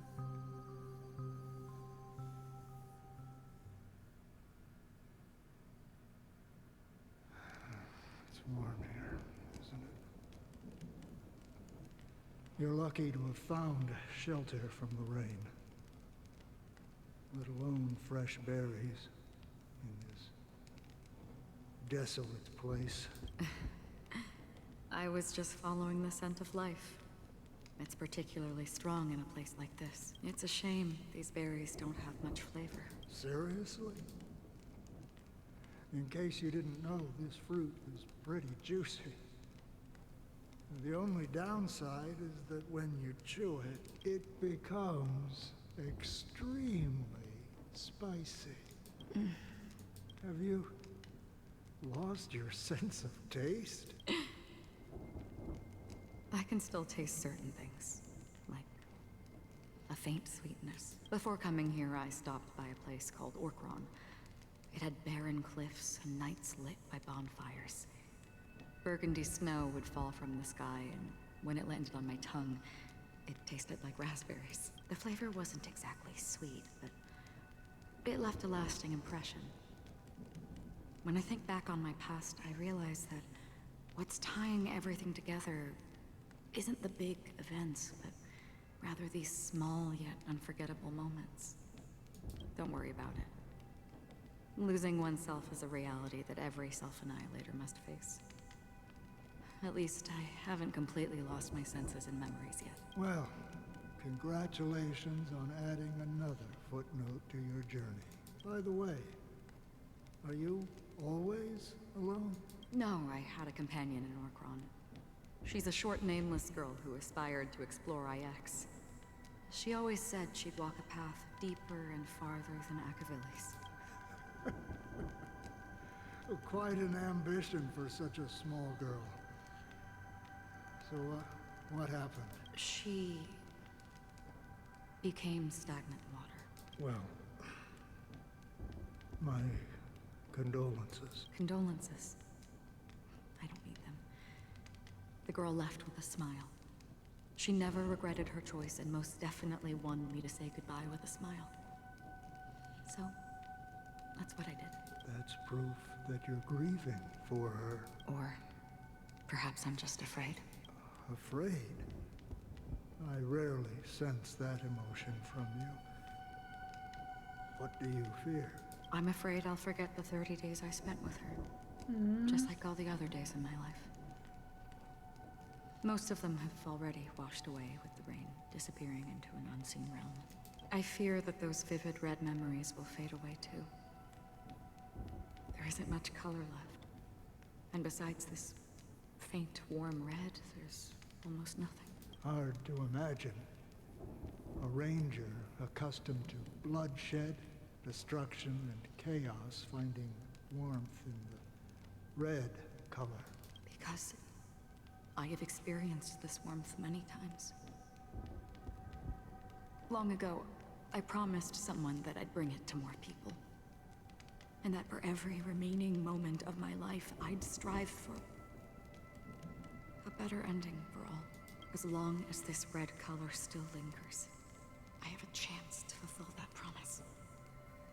It represents a burning fire, blooming flower, the the berries in this cave, and life itself, fleeting yet still dazzling.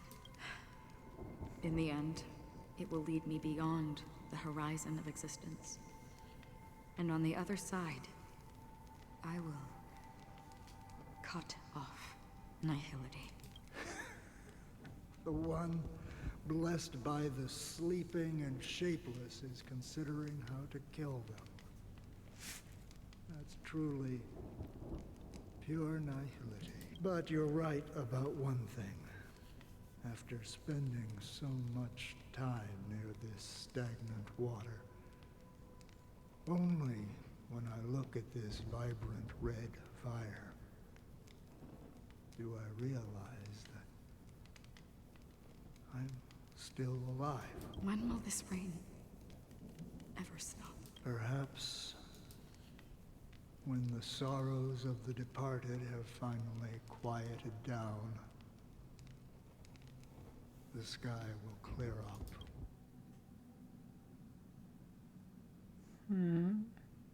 Have you heard of a planet named Biari Scamandros, Don Hung? It's one of the Paradise Kingdoms under the influence of the Harmony. A sought-after wonderland for the inhabitants of the Dardanu Major and Minor systems. Half an Amber era ago, the family held an unprecedented festival there. And after that, everyone on the planet became part of the family. Do you think the same thing will happen on Penacony? Yes. Or how else can we explain it? The family deliberately used the Watchmaker's invitation to keep all the Pathstriders here, but banished the Emanator of the Nihility. Because of the Nihility, I'm rarely affected by the power of other paths, but somehow I can unconsciously infiltrate them. Maybe that's the risk they're trying to avoid. I would disagree. Biari Scamandros is not part of the credit system or connected to the Silver Rail. It's nothing more than a remote civilization sheltered by the Harmony. But Penacony is different. If the family messes with Penacony, that would be like declaring war on almost half of the factions in the cosmos. They have no reason to do that. No, they don't. If they truly serve the Harmony, that is. What do you mean? The path in Penacony is impure. The Harmony here has impurities. Do you remember the Ancient Swarm disaster? Tazeront, the propagation, brought endless havoc to the universe. And it eventually evolved into a fierce battle among all eons. Two paths lost their eons in that war. The propagation and the order. Coincidentally, their downfall is related to a certain eon. Shipe, the Harmony. Legend has it that they participated in the crusade against the Imperator Insectorum, and devoured Anna the Order for unknown reasons. Holy forgaroni. So you're saying that the two leaderless paths are working behind the scenes? But I don't see any descendants of the propagation in Penacony. Could it be that the remnants of Beyond the Sky Choir are hiding within the family, trying to resurrect a fallen eon? I can't say for sure, but they're definitely planning something for the Charmony Festival. Dude, this is getting way too complicated. Is this why you want us to leave Asdana right away? Are you giving up? The Charmony Festival will start soon. There's one thing that I need to confirm no matter what. A warp jump is the best way to do so. Time is running out. I have another plan.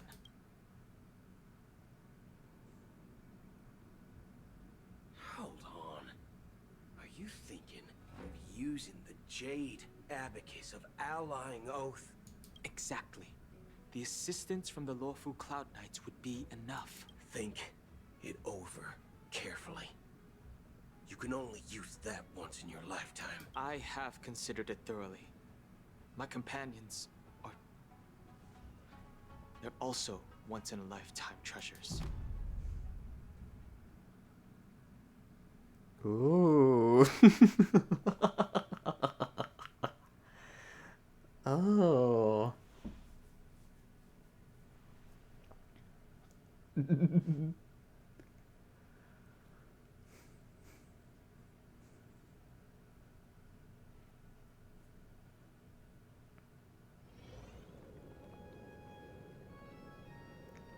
Penacony Grand Theater. Are you the only one here, my child? The Nameless is quite the diplomat. Our secrets have spread like wildfire within the family. And IPC starships are gathering towards Astana. This is a crucial moment for us.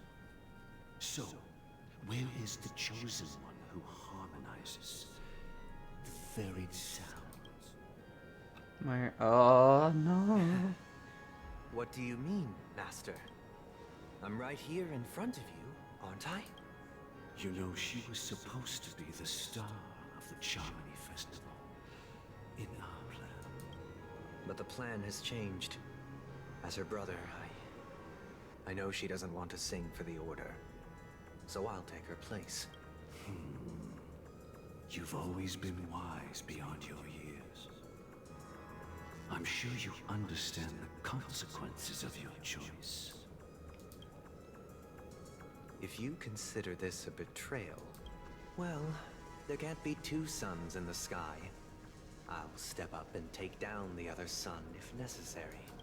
Do you believe in karma? If karma exists, then everyone has their own karma. You have yours, and I have mine. And my karma has nothing to do with you, Mr. Gopherwood. All right. Since you're willing to sacrifice yourself for her, I'll grant your wish. They... Oh... Well, the compromise came sooner than expected.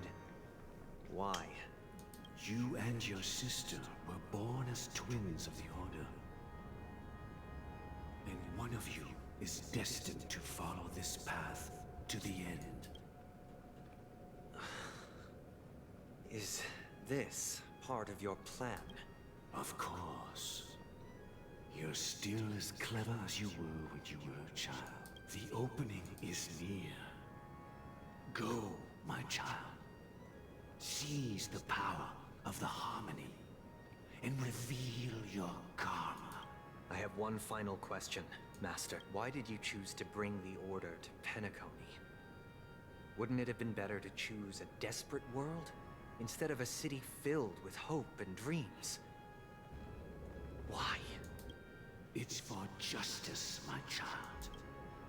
If we lose justice in our hearts, we'll make the same mistake as the Harmony did. So, it's not you who manipulates the dreamscape with the Stellaron, but... Well, that's where our conversation ends. Go ahead. The 107,336 souls of the Oak family have dreamed of this moment too many times.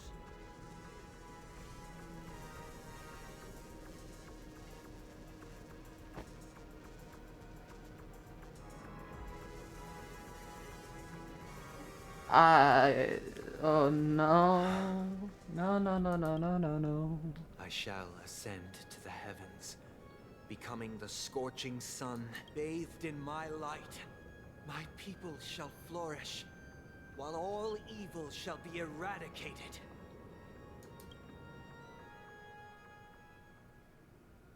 This is the interior of the Penacony Grand Theater. It's quite exhilarating to be flushed into the air by Soulglad. But why is the venue still closed when the Charmony Festival is about to start? And not only that, the entire theater is eerily quiet. No audience, no staff, no one around.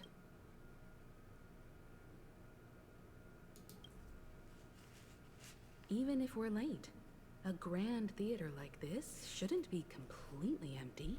Let's explore around. Be careful, everyone.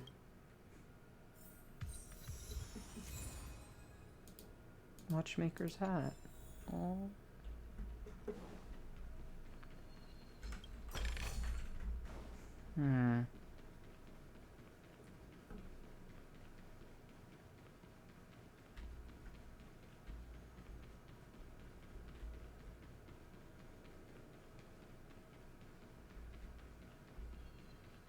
Gosh, the atmosphere here is so creepy and unsettling.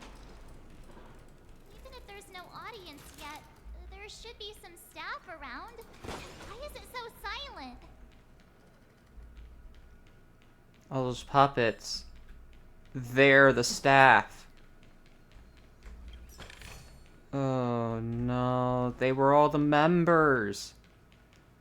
Oh no.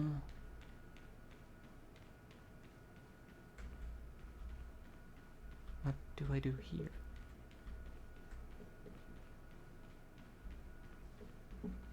Hello? Yikes, they scared the life out of me. Why are there so many puppets at the ticket office?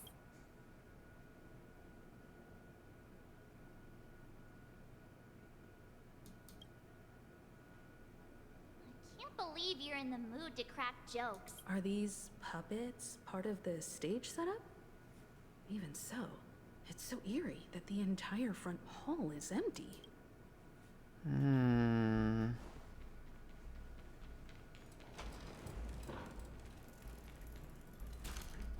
Yeah. Something feels off. We're in the right place, right? There's no other grand theater in the dreamscape. So Sunday's messing with us? He said we'd have a final showdown on the stage, but why is there no one here? My apologies for the delay, March 7th. You scared me. Where are you now? I'm waiting for you behind the curtain.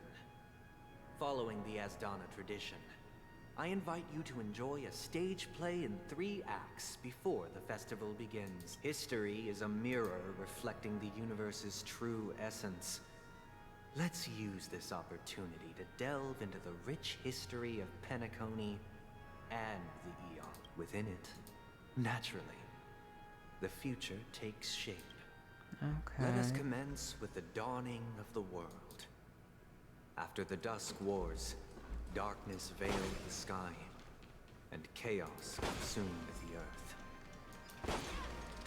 Enna the Order emerged, destined to restore all existence. That marked the first day.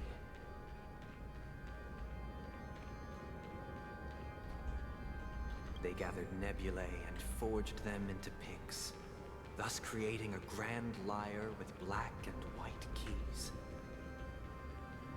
Strike the white keys, and the sun rose. Strike the black keys, and the moon rose. And so, the cycle of day and night arose. That marked the second day. The puppets are gathering around the frame. Are they expecting us to enter it?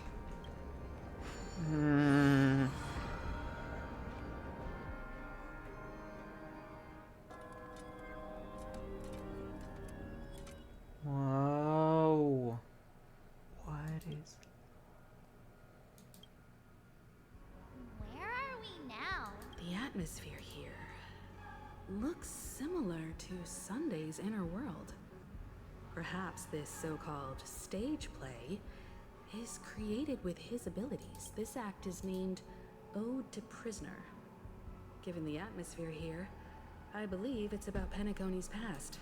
I thought things were finally looking up as I managed to dodge prison during my recent trailblazing expeditions. But now it looks like I'll be back behind bars again. I genuinely wish to avoid a violent clash with my esteemed guests from afar. Therefore, I've arranged 3 acts before the situation becomes irreparable. Where shall we start our narrative? Well, let's start with the time when Penacony was still a frontier prison.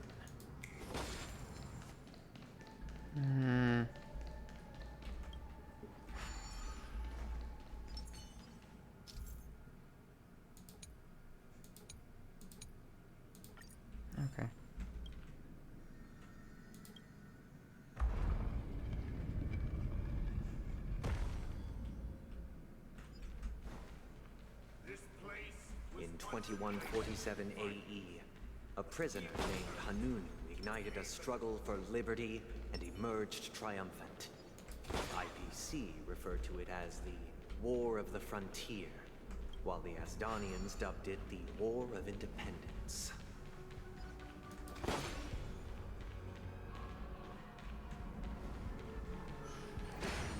I'll yoink this really quickly.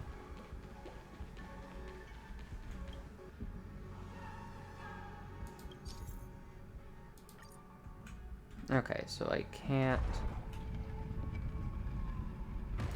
Oh, never mind. I can't. Oh, wait. Oh. Eh.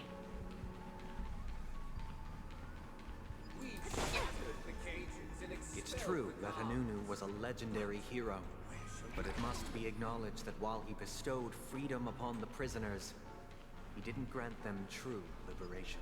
Thank you for staying here, honorable travelers. However, The three nameless stayed on the planet, endeavoring to spread the tenets of Trailblaze throughout the frontier prison. Alas, their efforts proved futile.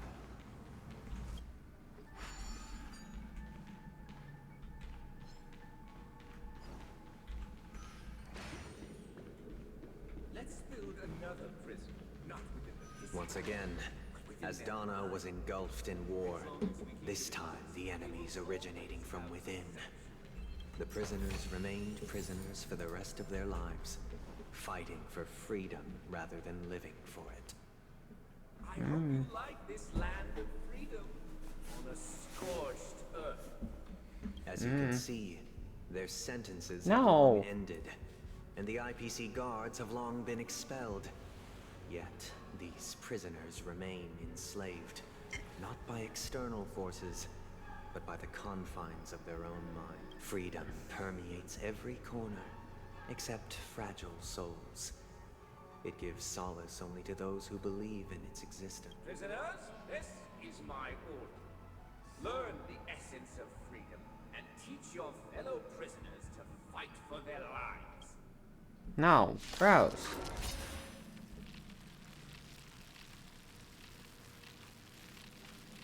Hey! Why don't we have to fight while enjoying the show? For I desire not only your enjoyment, but also your assistance in its completion. Spend freely. I'll go easy this time.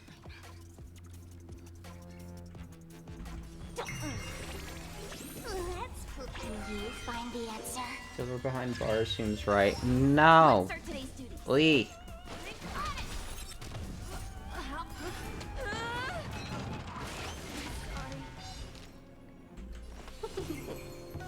Sure,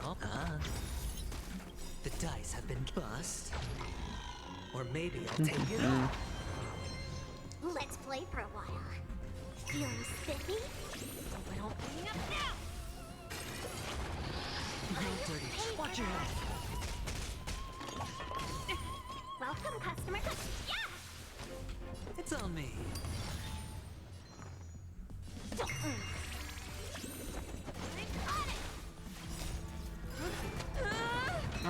Yes. No.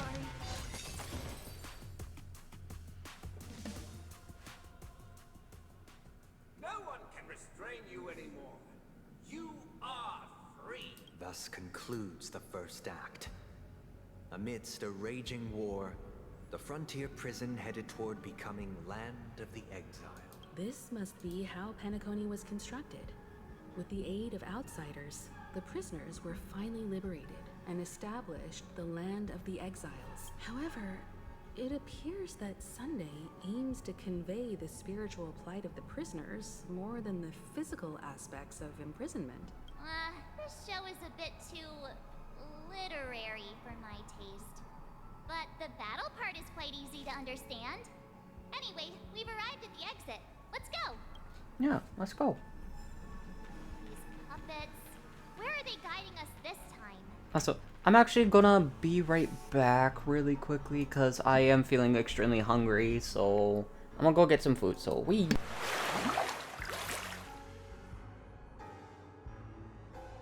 Hmm? Hmm.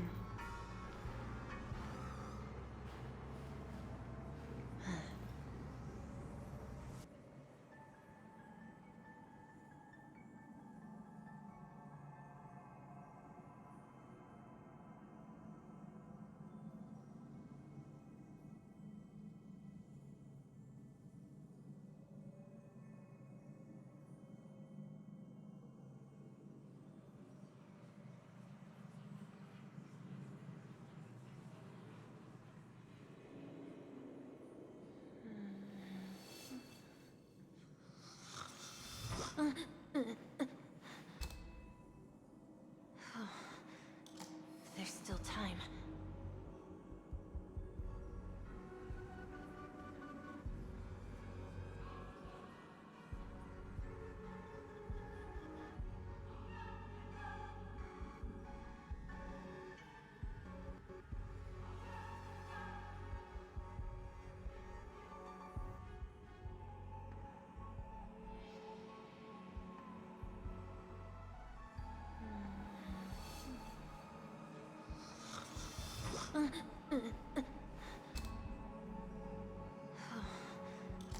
There's still time.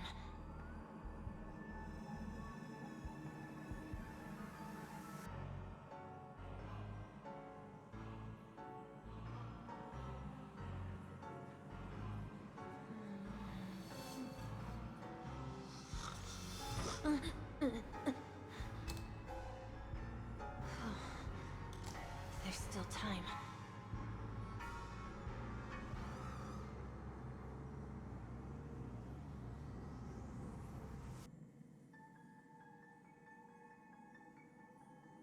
Hmm? Hmm.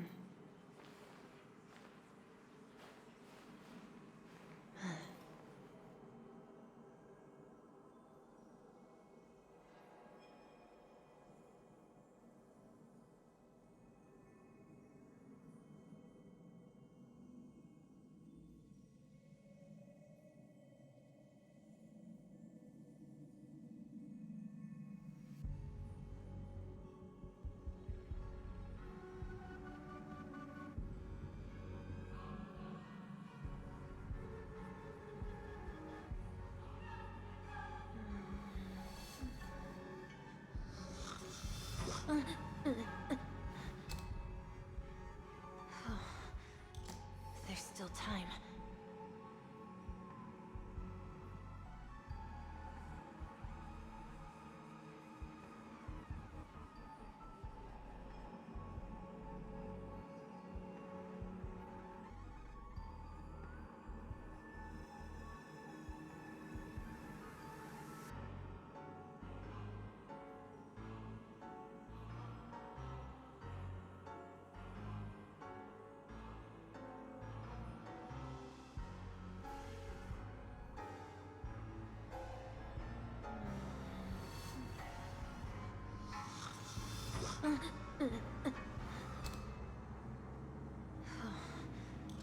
There's still time.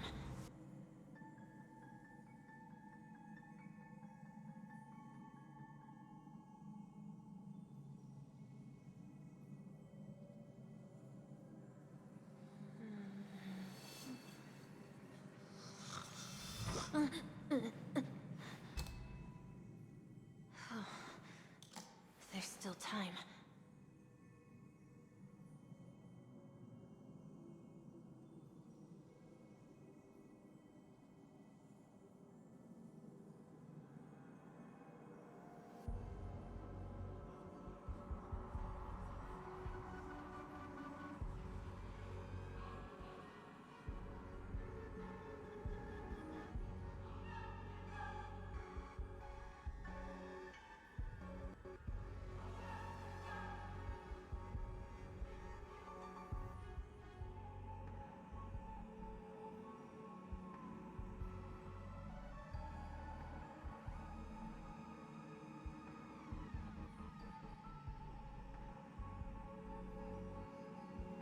Hmm? Hmm.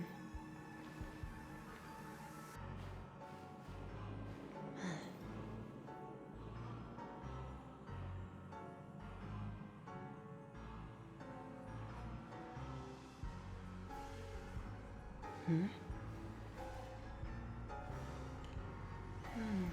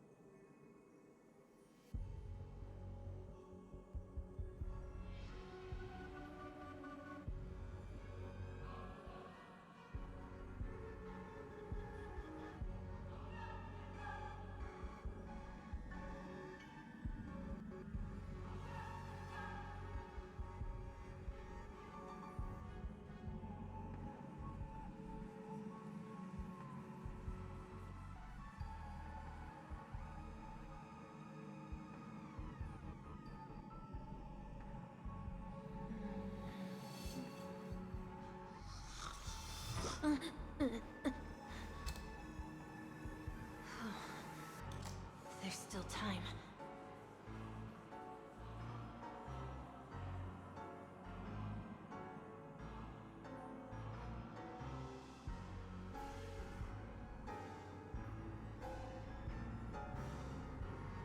Hmm? Hmm.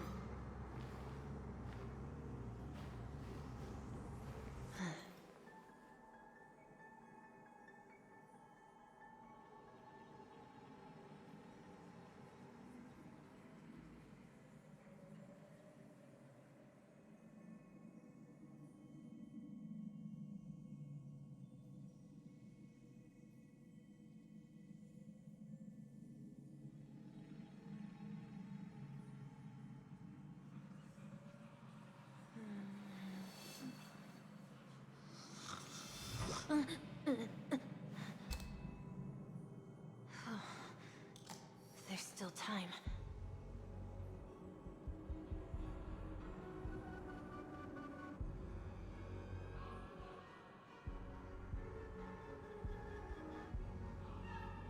Hmm? Hmm.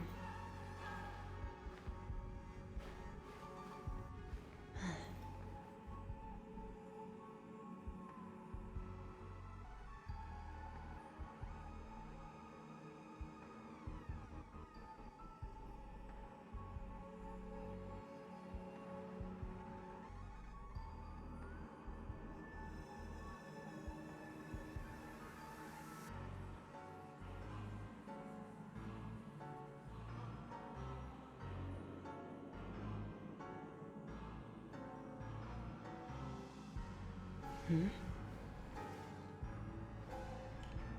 Hmm.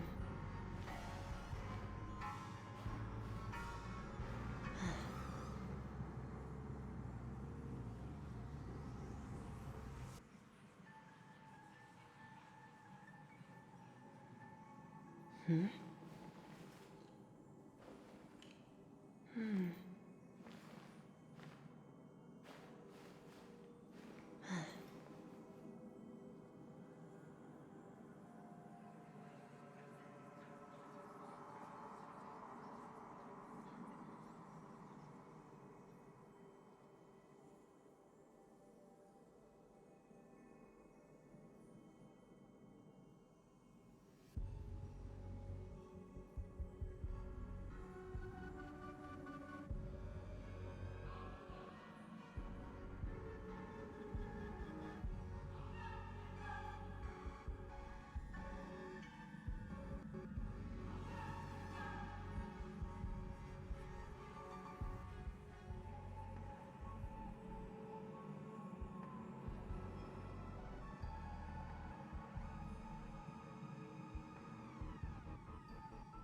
Hmm? Hmm.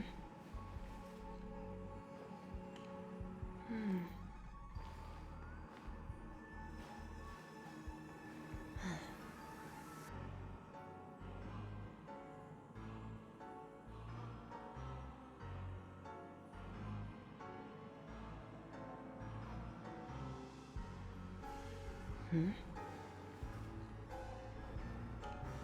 Hmm.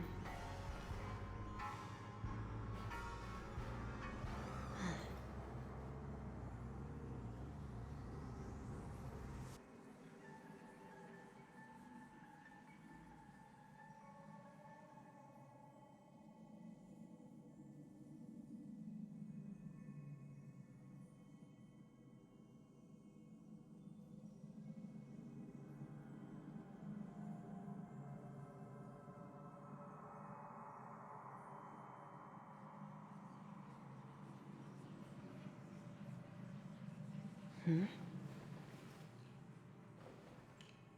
Hmm.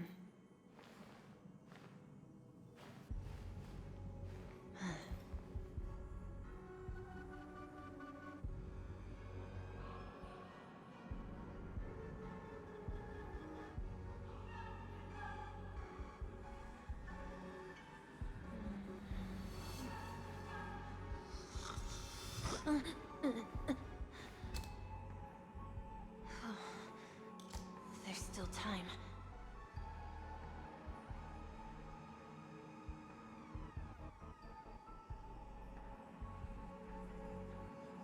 Hmm? Hmm.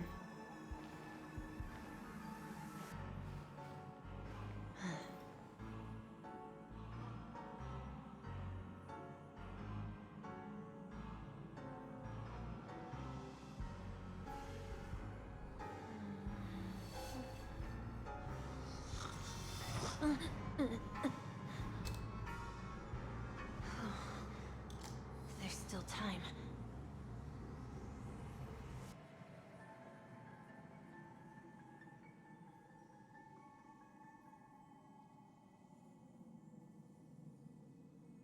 Hmm? Hmm.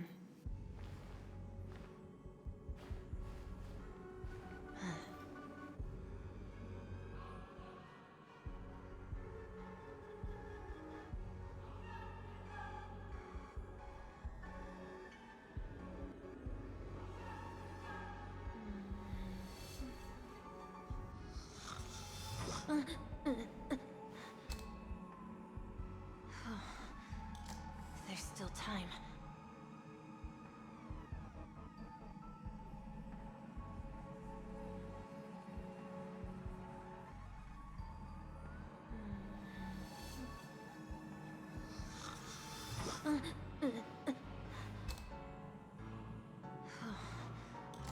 There's still time.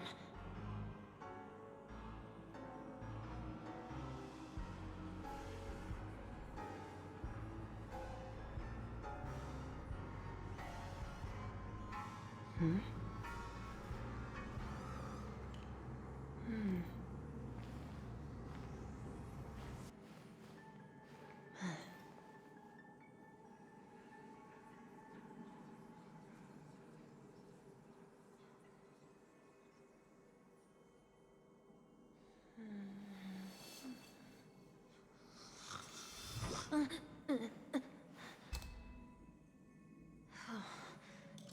There's still time.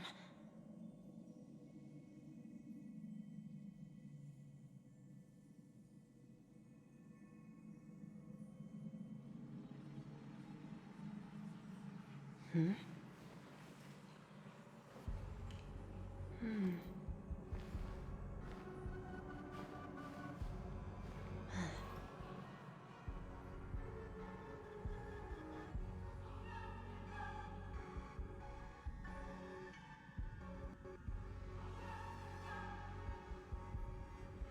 Hmm? Hmm.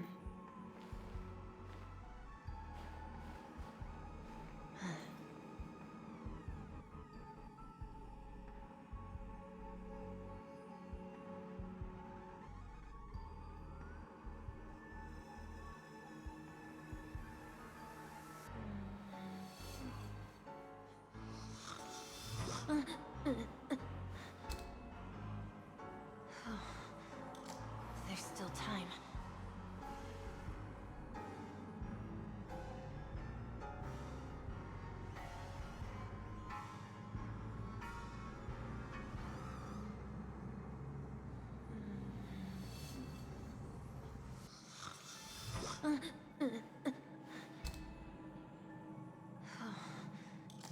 There's still time.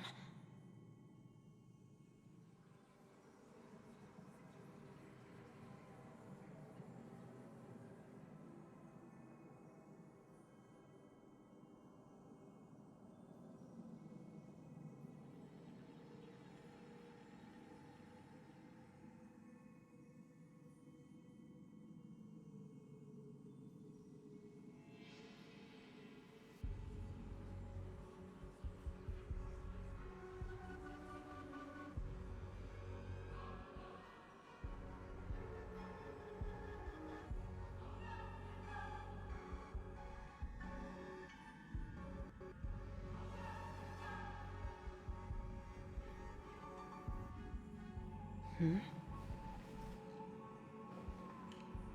Hmm.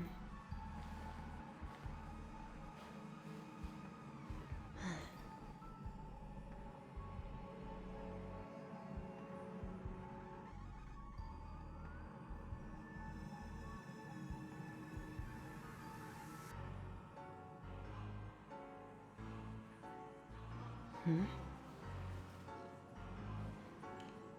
Hmm.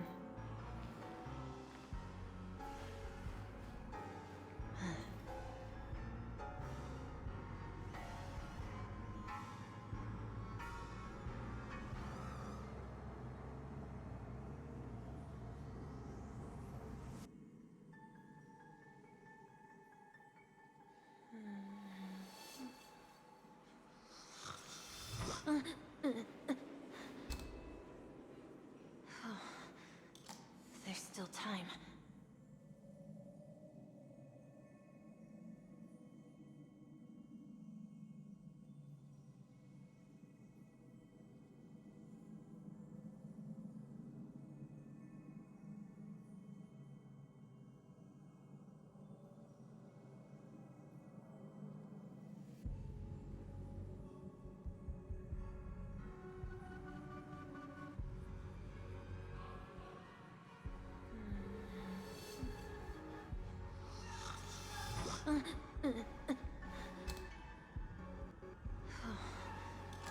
There's still time.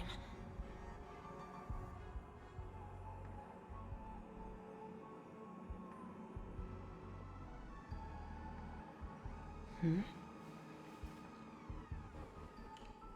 Hmm.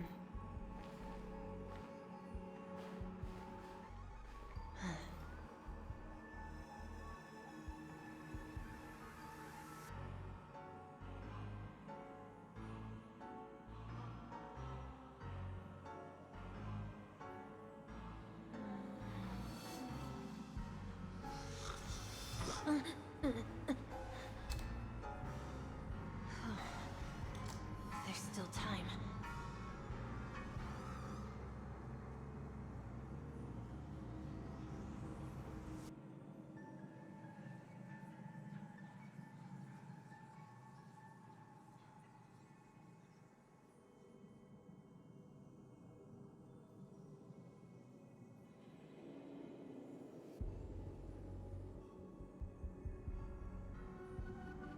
Hmm?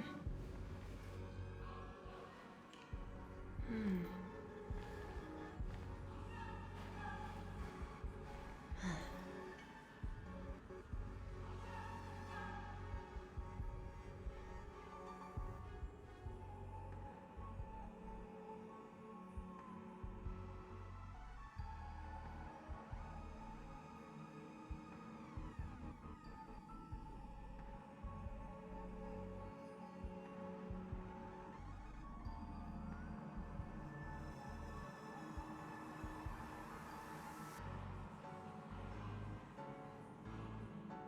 Hmm? Hmm.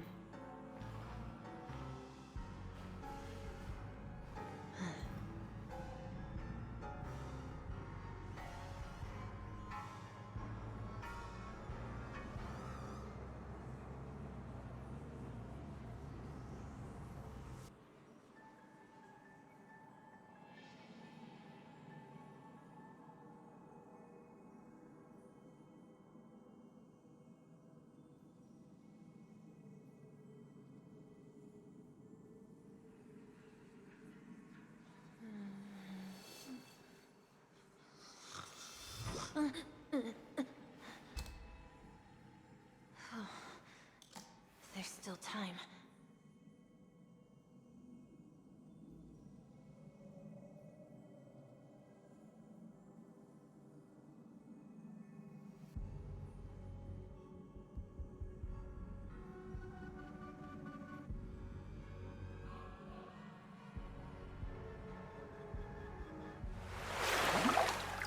I've returned. Wah.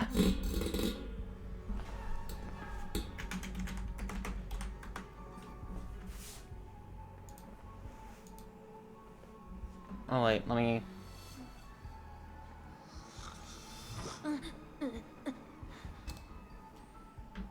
Reopen Twitch. There's still time. Welcome back. Thank you.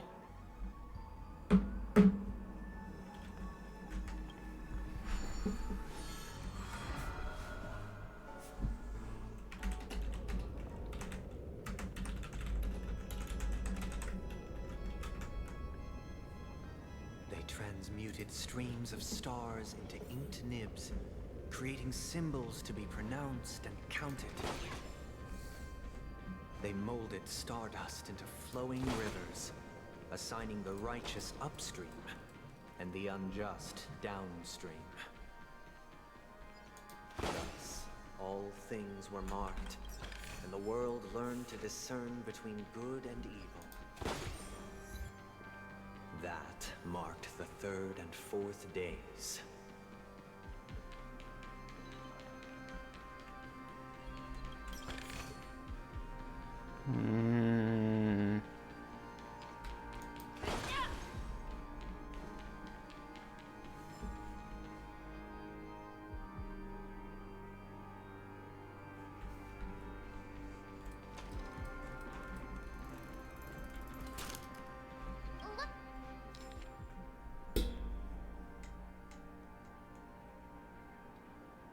Okay. Look, another frame.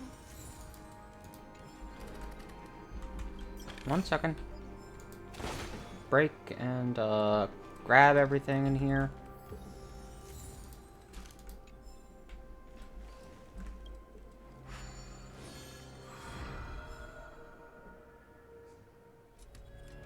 Act 2. Yep. Ode to Fool.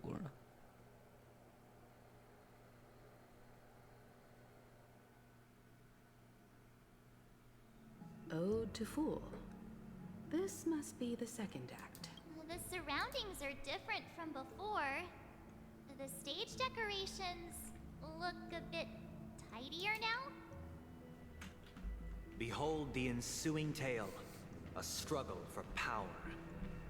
Penacony witnessed the ascent of the 7 major lineages: tree, grass, flower, bird, beast, fruit, and insect. Peace never truly graced Land of the Exiles. The history in this era is rich and intricate, so please allow me to present it in allegorical form.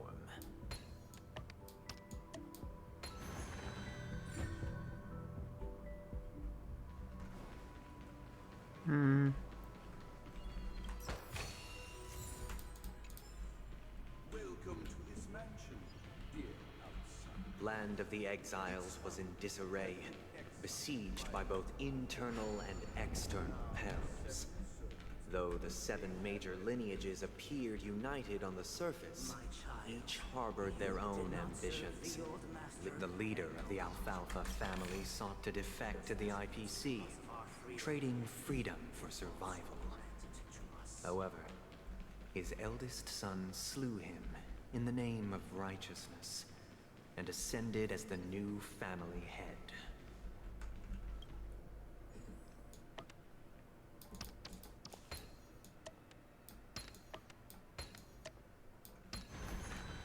Sounds like they need to go through family therapy or something.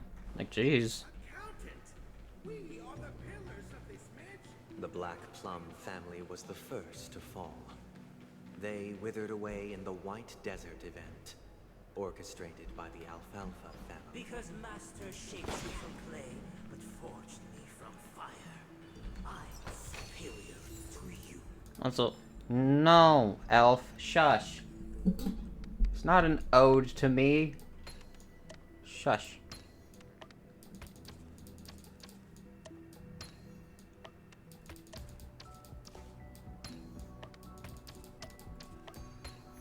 Shush your face.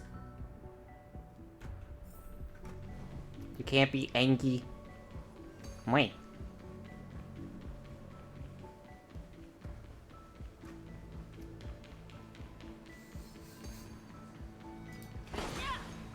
No angry.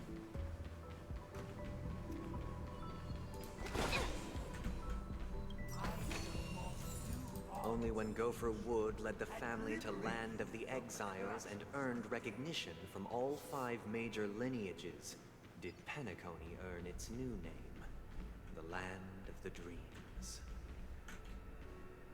Dear outsider, I beseech your aid in purging this mansion of the poison spread by the lurking in... You want us to help you? I wish they could regain their reason and cast away the... This is the second act. Looks like it's about Penacony's journey to becoming the Land of the Dreams, during which the family plays a crucial role. But this new master seems like a bad guy to me. Don't you think? Perhaps this is the truth Sunday is trying to express, if you read between the lines. The Harmony changed Penacony just as the guards once did. Looks like we've gotta help those guys kneeling down over there calm down a bit, right? Seems like it. Artist. I can just grab this really quickly, and while we're at it, oh wait, one character take all damage from past confined engaged ability. Without something, I don't know. Tread on the path of harmony. Okay.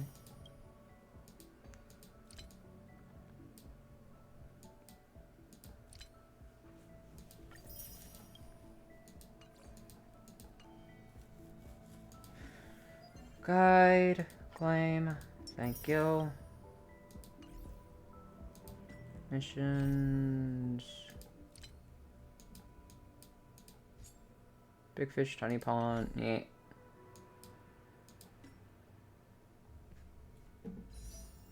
$886.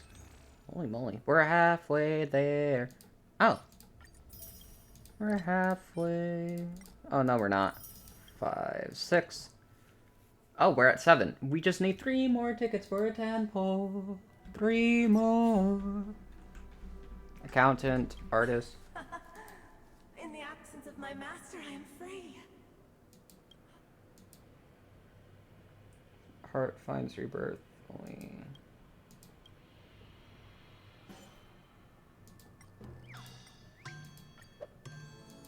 I shall sing for my new master, just as their noble voice once resonated throughout the cosmos. Okay. Master, oh, you will return in due course, and I shall stand vigilant, awaiting the reward. Calmness.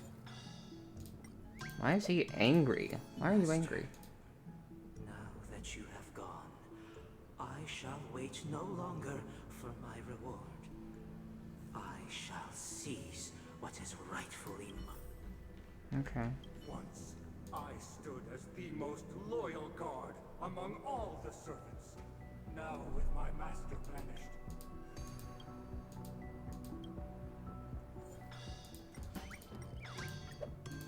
my former master has long departed. But why do I still fear the remnants of his grief? Okay. Master is no longer here. I thought I'd be free, but I'm not. Now, without my master's command, I'll have to seek guidance from the blind.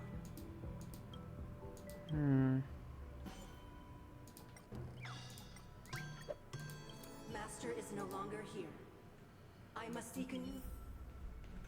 Either I shall be my own master, or I shall return to my former master.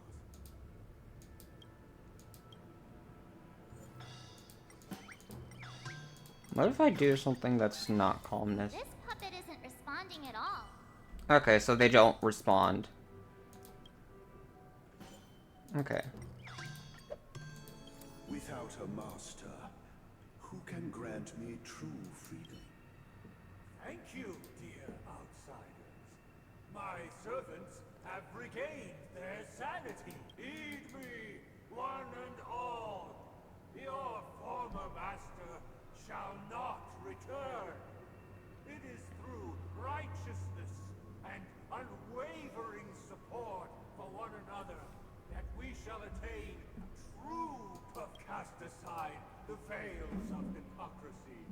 and embrace one another. Get ready. Looks like another fight is about to begin. Immersive theater.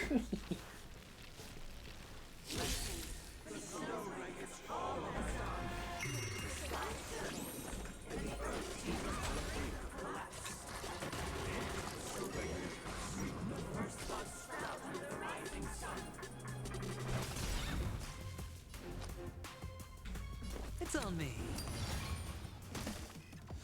Let's play for a while. Let's play. Can you find the answer?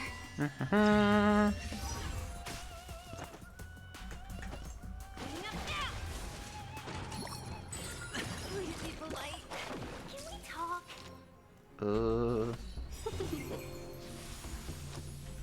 Spend freely. How much time do I have?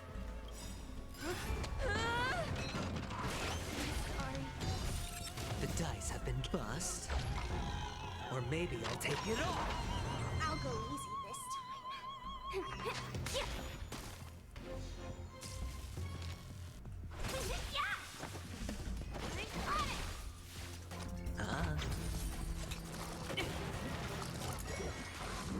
Please be polite. Let's play for a while. Feeling spiffy? 1,000 wonders to ring. Fight is fun! Let's start to clean up now. There you are. Literary fragment.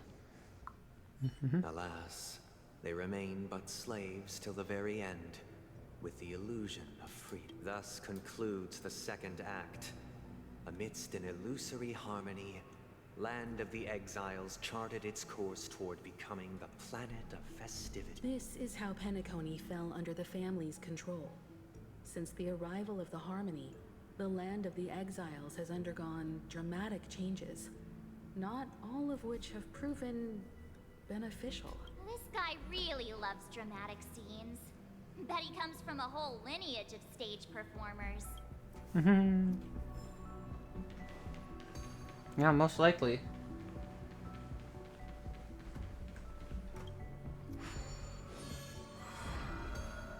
I did see that bird. I just don't care to do it right now.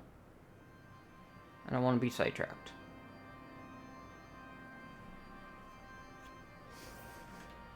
Such a bright screen. They used the planetary rings to establish the law, forging a code of conduct among the masses.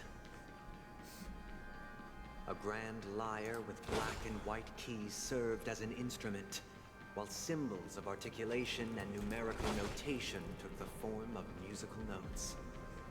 The downward flowing river became a melody, and the canon of law dictated the form. Thus, all mortals found their unique place within this symphony. This guy is really into these puppets.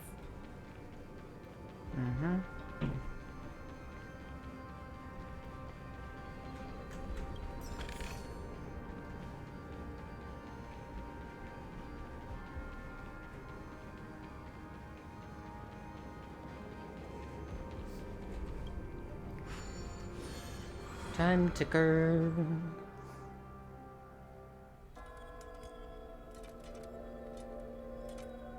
Ode to Order. Oh, I get it now. The last scene is all about singing the praises of the Order. And the atmosphere here is completely different from the previous two scenes. Ugh.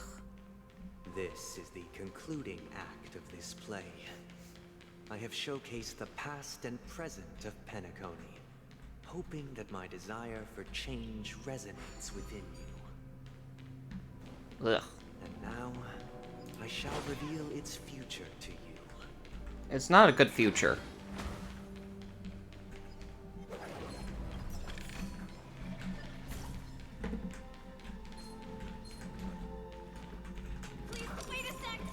Leave me alone.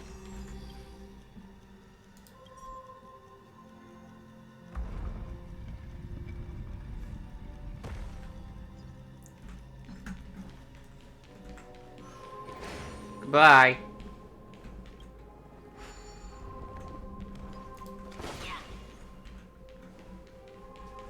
I'm not gonna do that right now. Sorry. Not worth it. I'll do it later. And I feel like it.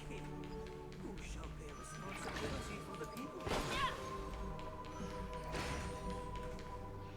If the people lack foresight, we will make choices on their behalf and bear the responsibility. Who shall protect the weak and stand against We the shall mighty? support one another, protecting and standing against the mighty.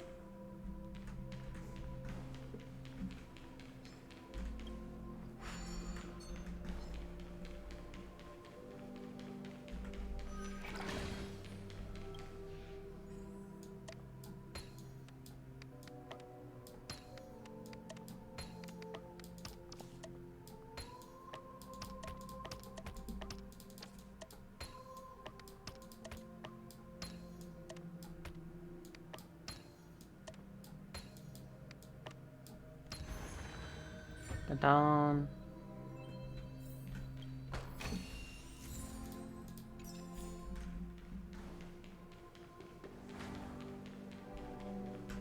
Oh.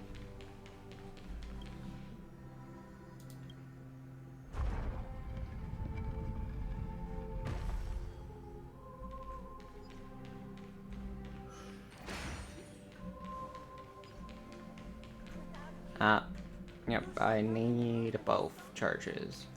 Before the arrival, everything followed its natural course, and so it shall continue even after the king's departure.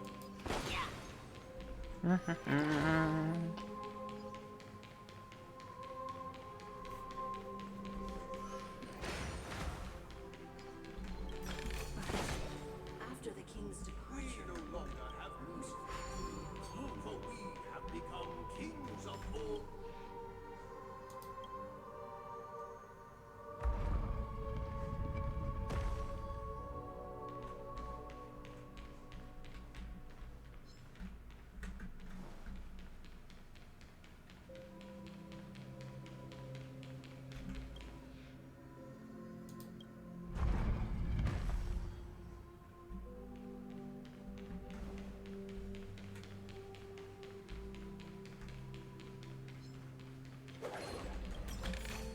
Bye.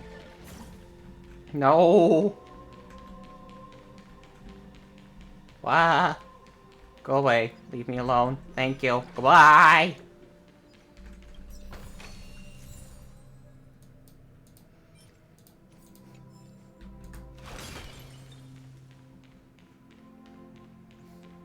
Okay.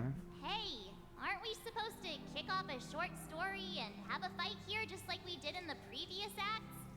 Why aren't any of these— Perhaps we'll need to complete the story ourselves, just like we did before. So, do you think their mind needs tinkering or something?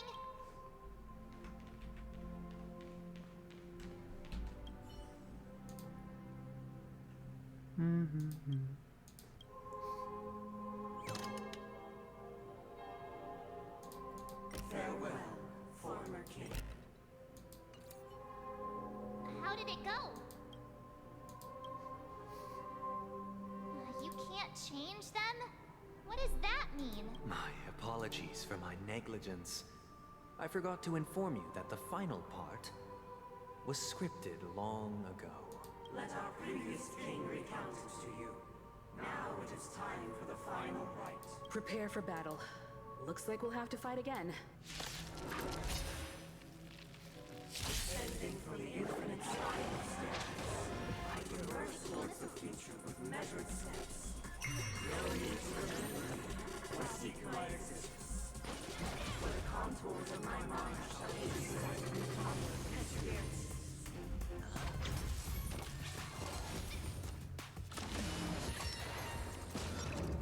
Ooh. Spend freely.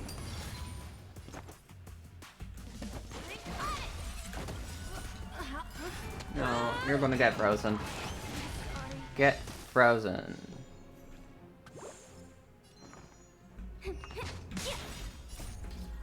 You find the answer?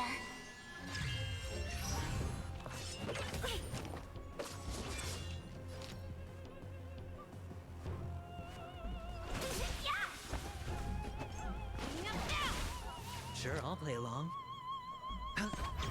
Let's play for a while.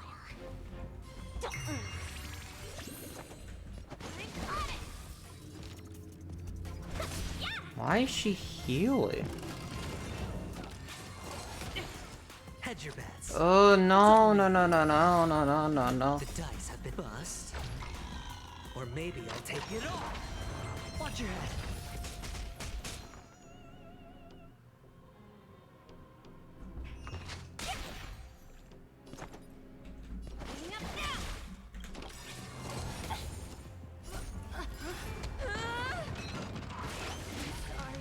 Sure, I'll play along. Feeling spiffy? Let's start on it! Welcome, customers! Yeah! 1,000 wonders to -1! Hedge your bets. Spend freely. I don't mess up now.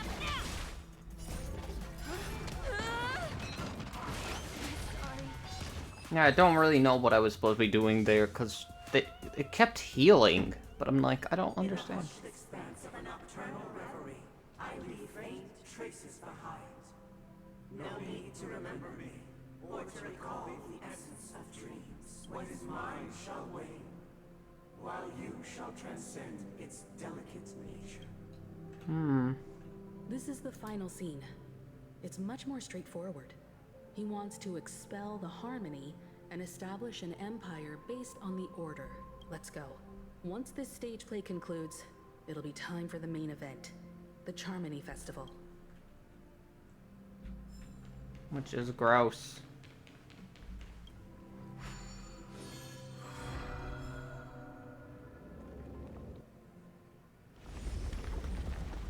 Ooh.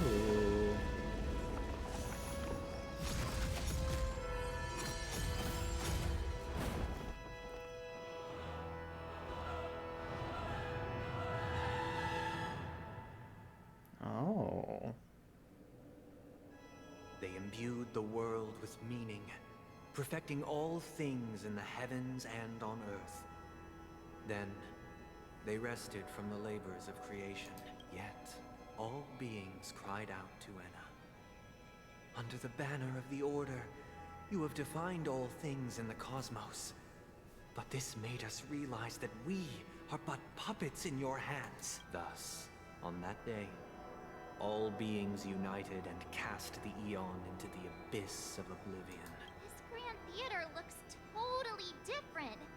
Is this the power of the Order? Everyone, get ready. This could be a tough battle. Yeah.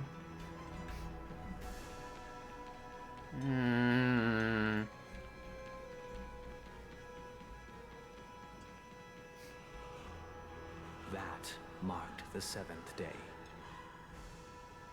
Cheers and chants reverberated in unison.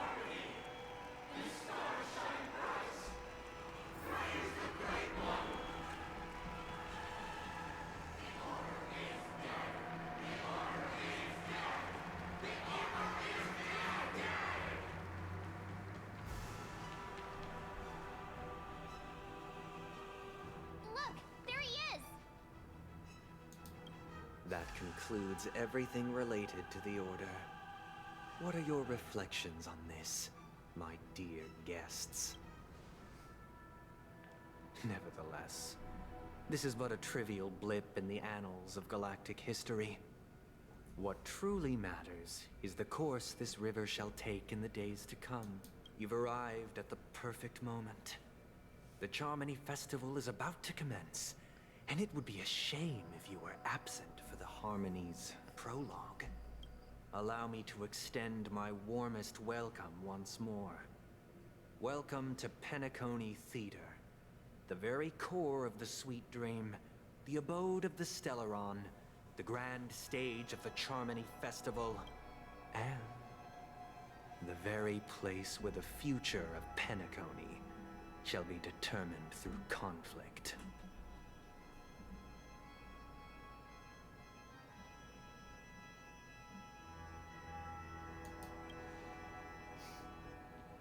Your unwavering faith in the Trailblaze is truly impressive. True goodness can only be achieved through faith. Allow me to point out that falling into a permanent slumber is not happiness, especially when those people are driven by someone else's will in their sleep. Do you still believe that the Order only seeks to control the universe as their puppet, Himiko? No matter how perfect your vision of paradise may be, a cage remains a cage. People will never achieve true happiness in a world like that. They would just be toys for the Eon. It seems you have misunderstood my intentions. Allow me to clarify. My desire is not to resurrect a fallen Eon, or become one myself. My sole objective is to create a paradise free from Eons, where the Order ensures the dignity and happiness of all humanity. A paradise exclusive to us human beings. That's not the case. If people are to live with dignity, there must be nothing and no one above them. In your so-called paradise, you would be the one reigning supreme. Yeah.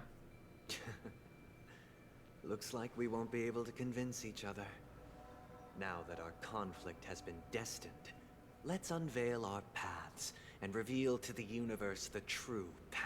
Also, I'm now just realizing, Sparkle, detonate this. However, before the prelude to the future begins, please take a moment to ponder the questions I've posed. Is darkness equal to daylight? No. Are sinners equal to the righteous? If you are born weak, which god should you turn to for solace? Not you. Not you. Not Order. The Eon with great might, under the banner of you have all things in the cosmos.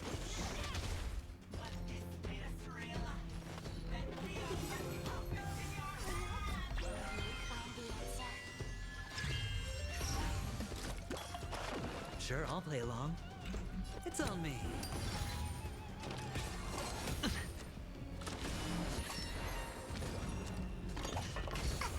Let's be friends. Feeling spiffy? Let's start playing on it! Hedge your bets.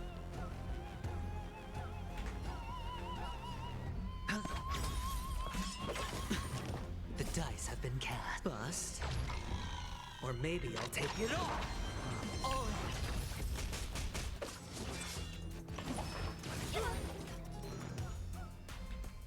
Trying to read what that says. Me. Hope I don't mess up. No. Remain frozen. Oh, you're not frozen.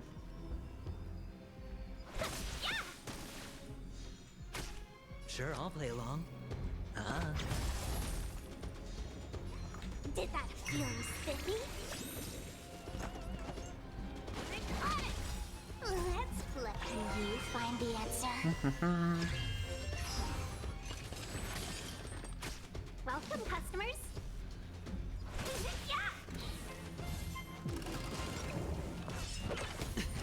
Watch your head.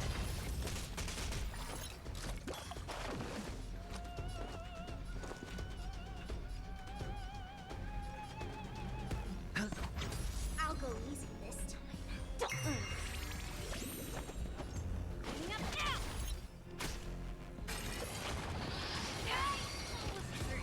Oh, goodness.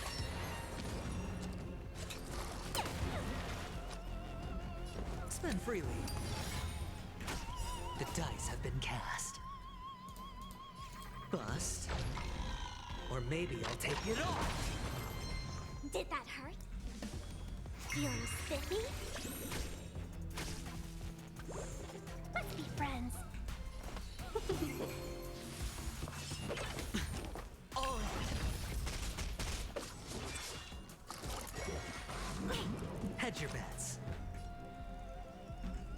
It's on me.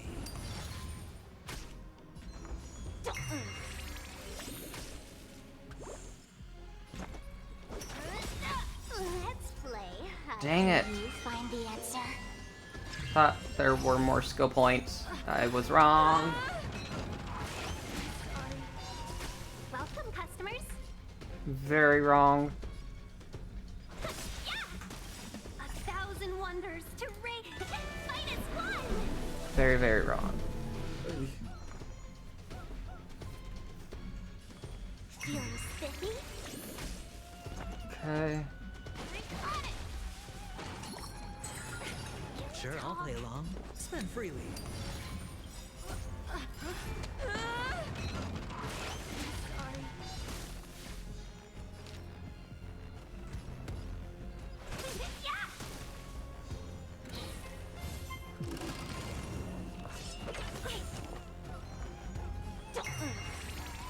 Let's start today's cleaning up now. Can we talk? Hedge your bets. It's on me. The dice have been cast. Bust. Or maybe I'll take it all. Maybe. Watch your head.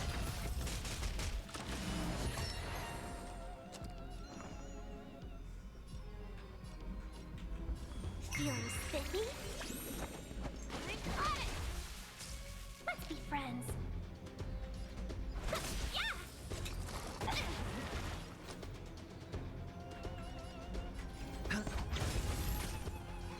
Did that hurt? Hope I don't mess up. Cleaning up now. The dawn.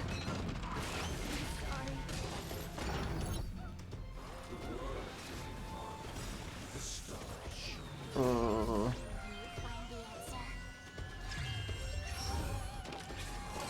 Don't like this. Welcome, customers. Sure, I'll play along. Spend freely. 1,000 wonders to fight as one.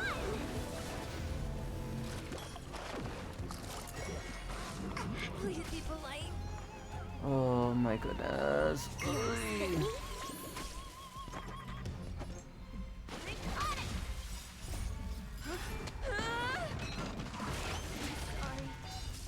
Let's be friends. Thank goodness. It's on me. All right. The dice have been cast. Bust. Or maybe I'll take it all. Watch your head.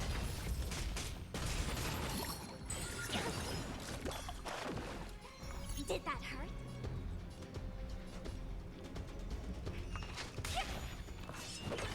Please be polite. Let's start today's duties. Cleaning up now. Welcome, customers.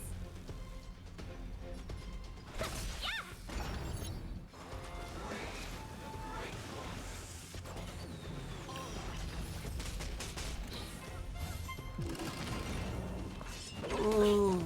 Hedge your bets. Oh, no, no, no, no. No dirty tricks, all right? Let's be friends.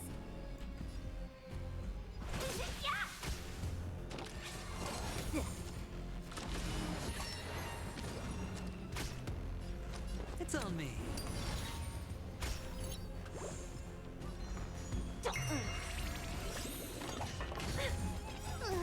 Can you find the answer? Hope I don't mess up.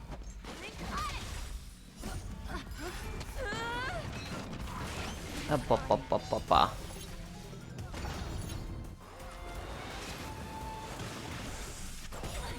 Watch your head. 1,000 wonders to raise your fight as one. The dice have been cast.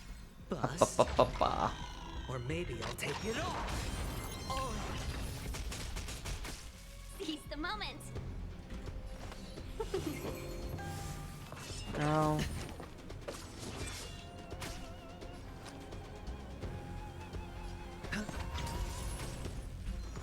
Feeling spiffy? Let's start today's duties. Bringing up now! No dirty tricks, alright?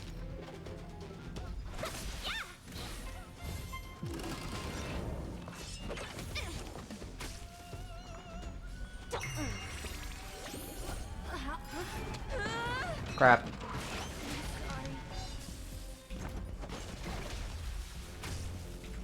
Spend freely. No. Go away.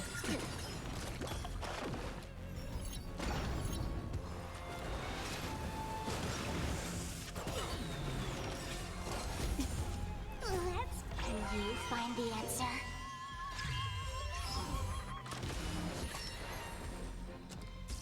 Let's play for a while. Feeling spiffy? Ba-ba-ba-ba. Sure, I'll play. It's on me. The dice have been cast. Bust. Or maybe I'll take it off. Watch your head.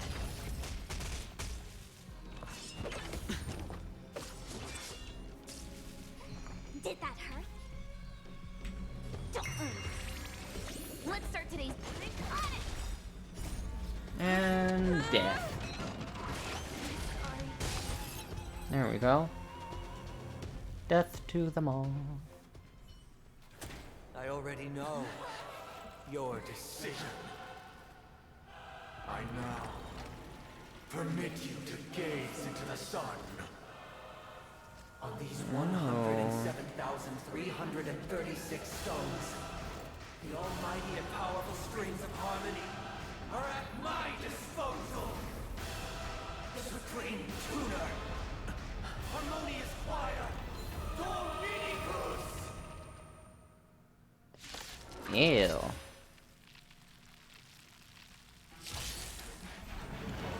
Lost souls, come and meet your master. The embodiment of the harmony? So the true purpose of the Charmony Festival is to usurp it?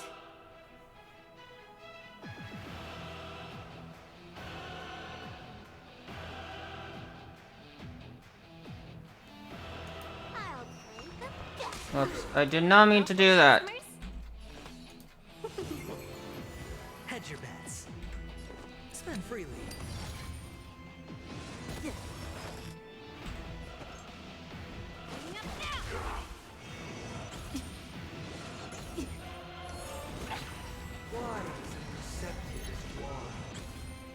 Oh, this is gonna be hell.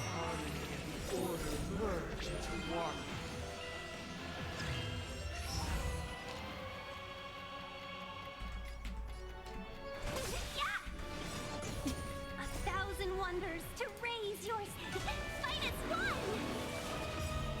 Let's start today's Okay. duties.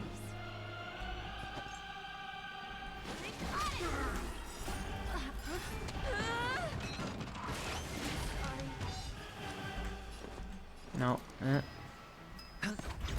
The dice have been bust. Or maybe I'll take it off.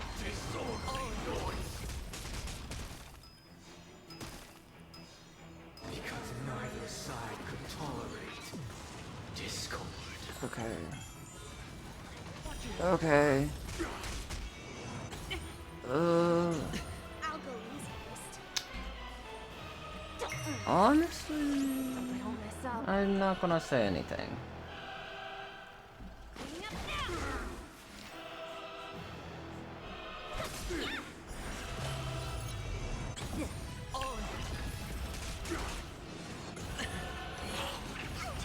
Enjoy eternal peace. Sure, I'll play along.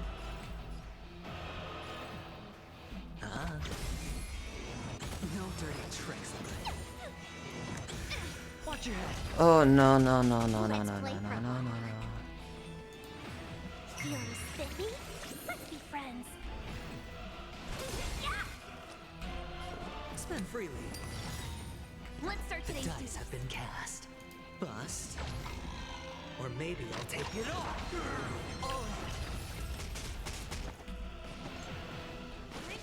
Disorderly noise.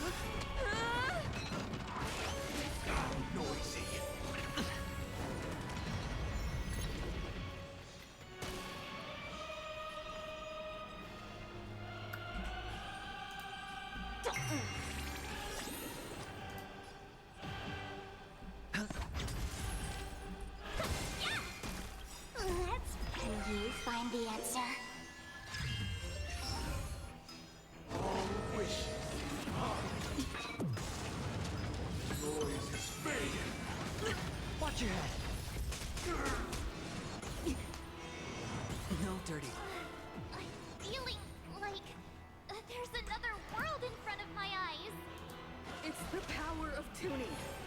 Don't let the song distract you. Into a dream.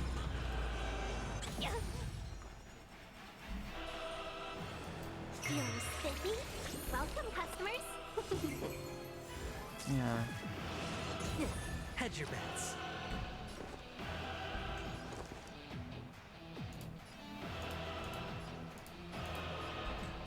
No. The dice have been cast. Bust. Or maybe I'll How's take it going over here, Silver? I just started this boss fight.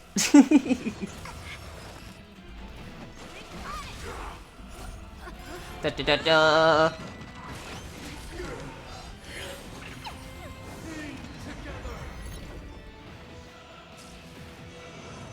It's going okay. I'll go use 1,000 wonders to fight Adventuring. I'll do yours. And then bring you up. A donk. Ah, no. It. Oh, da da da da da da. Oh no. There you go. 2. Don't and don't. you find the answer. You're in for a real treat after this. Oh, what is that supposed to mean? Oh shoot, Sparkle. No, no, no, no, no, Sparkle. Miss Sparkle. No, no, no, no, no.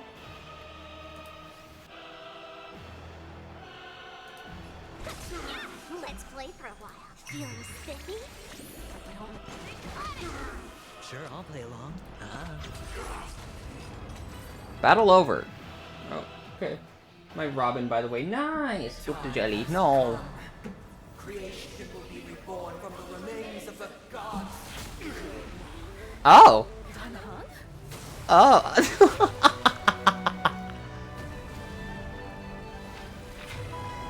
Wow. Heed my word.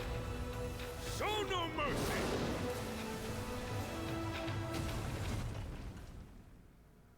Okay then. This is where I said I was crying. Oh.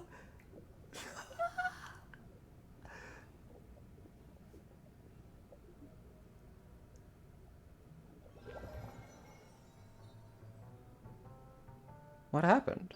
Wait, what? Wake up! Wake up! Hey, wake up! The sun's frying your butt! Huh?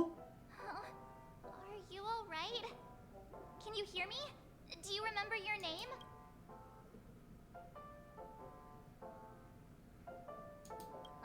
It does? Well, doesn't ring any bells to me. Looks like your mind's still in one piece. But wait, there's If you're able more. to remember such Huh? details. Well, that's reassuring.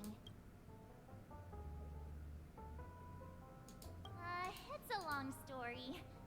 Simply put, Don Hum used the Jade Abacus of Allying Oath when we were in the middle of a fierce battle, and summoned the General to help us just in time. And then we returned to reality. Look, this is your room. Everyone else has also returned from the dreamscape. Himeko and the rest are at the lobby discussing matters with the General.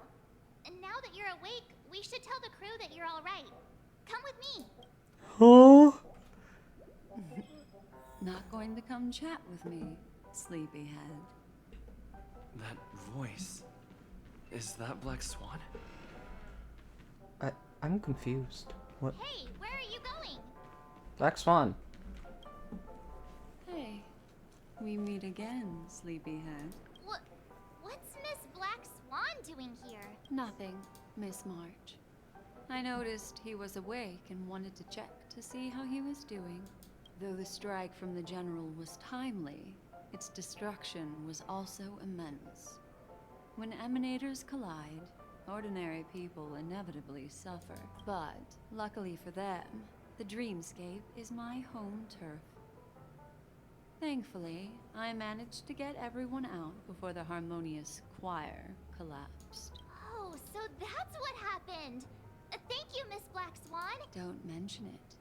After all, I wouldn't want to see such precious memories vanish. You're heading to see your friends, aren't you? Would it bother you if I walked with you for a short while? Of course not. But you're not planning on doing something like last time, are you? Why would you think that? I've never harbored any ill intentions. Well, not when you are around, anyway. Himeko and Mr. Yang are probably still busy. Let's go look for Don Hung first.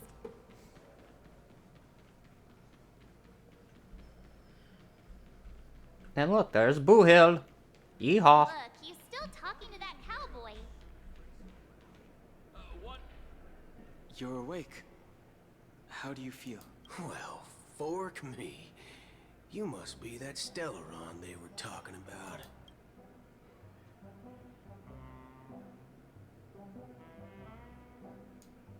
I didn't mention anything to him. Partner, you got it all wrong. I heard it straight from the memo keeper. Oh. Allow me to introduce him to you. Where did you just come from? This is Boot Hill, a Galaxy Ranger. During our pursuit of a certain person, we crossed paths and just so happened to uncover a shocking plot being concocted by Mr. Sunday.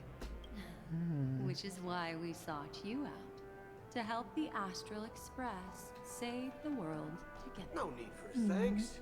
The Galaxy Ranger's principle is correct every injustice one sees. That's how you lot in the Cienjo put it, right, Don Hung? More or less. Wait, hold on a sec. This is the first time I'm hearing about this certain person. Who are you chasing? And why would that lead you to the Express? Good question. It's, who was it again? Don Hung, do you remember? Acheron? No, that ain't it. I just can't seem to recall. Weird. My neurochip hasn't registered any malfunctions. I can't seem to remember either. What's going on? Heck, forget about it. If it slipped all our minds, reckon that person was just a minor scoundrel. Unimportant.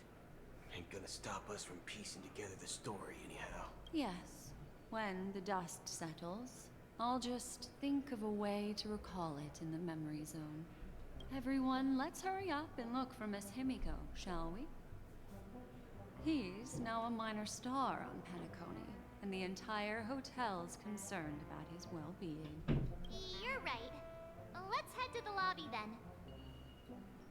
For my follow-up attack team, but it's okay, I have a better IPC member, Topaz. Yeah, and you can also try to get more for Eidolons if you really wanted. Am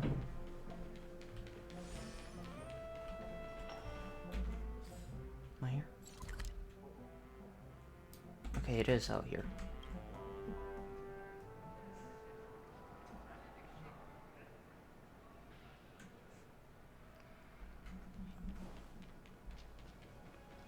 Look, they're with the That's all right.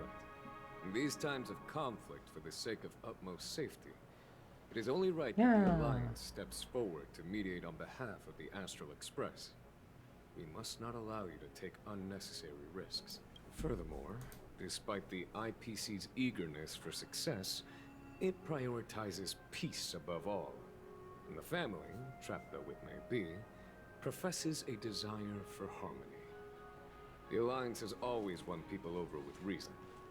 I firmly believe both parties can indeed put aside their differences and come to a peaceful agreement. The General possesses a deep understanding of the greater good.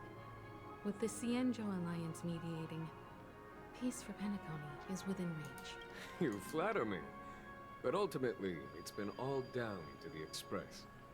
Without your efforts, this sweet dream paradise would have been claimed by the last remnants of order before there was even a shot at peace. Well, would you look at that? Here comes the big hero.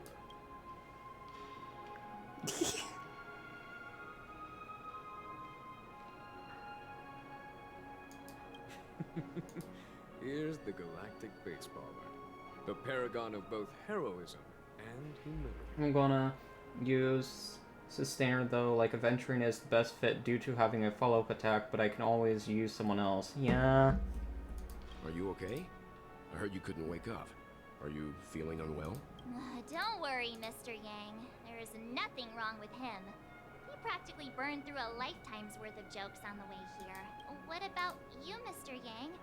I heard that even Miss Robin wasn't spared. And that guy locked you both up. It's a long story. But at least Mr. Sunday took it easy on us.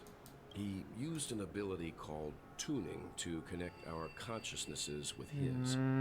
In other words, he imprisoned us within his consciousness. Thanks to General Jing Yuan's destruction of the Harmonious Choir, we were able to escape. He used that tuning on us too. Does that mean that we were almost imprisoned as well? Might be forced into using Locho or Lynxol. I can confidently say now, he was truly after a fair fight with us. Had he wanted, he could have easily taken us down, without so much as lifting a finger. Speaking of the Oak family head, where is he now? It's complicated, but in a nutshell, he's now the former Oak family head. The IPC has named him the key figure in the family's Penacony split, citing a threat to cosmic peace. He must represent the family and answer for the unrest caused. His trial is set to take place at Pier Point. The family quickly labeled him and the remnants of the Order as enemies, declaring the turmoil an internal rebellion. This move effectively barred the IPC from intervening in family affairs on both moral and rational grounds. Everyone really has their own agenda, after all. Then, what's going to happen to Miss Robin? She and Sunday won't be able to deny their involvement in the Charmony Festival. They're siblings, after all. Why the sigh, General? I can only say that this incident is an unexpected mess for the girl. The Alliance will try to persuade the family to consider this matter carefully during mediation. It's time, everyone. The IPC's key members and I have agreed to consult one another before the upcoming negotiation.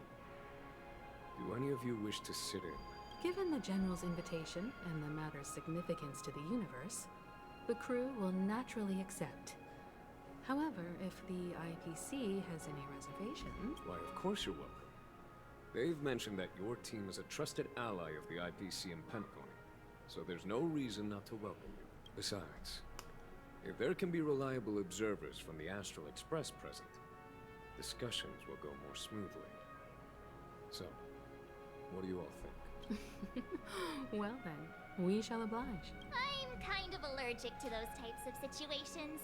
I think I'll just head back to my room and start packing. Not to worry. Himiko and I will take care of things. I'm afraid I'll also have to return to the Express first. The conductor is worried about us. It's best I go and explain the situation. Thank you. What about you? Will you join Welt and me? Or have you got other plans?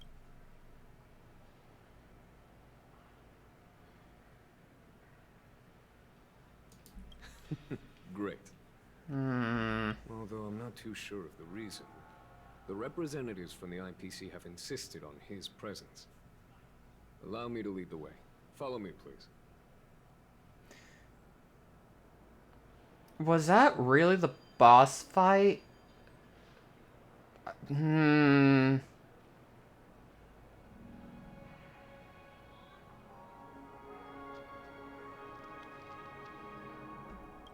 like The negotiation will commence at the hotel. waiting for more to happen, cause I'm like, there's no way this is all over, right? Like this can't just be the end. Mr. Aventurine and Right. Miss Topaz are here too. Oh, and who is that over there? The Intelligentsia Guild's Dr. Ratio. This assembly is quite something.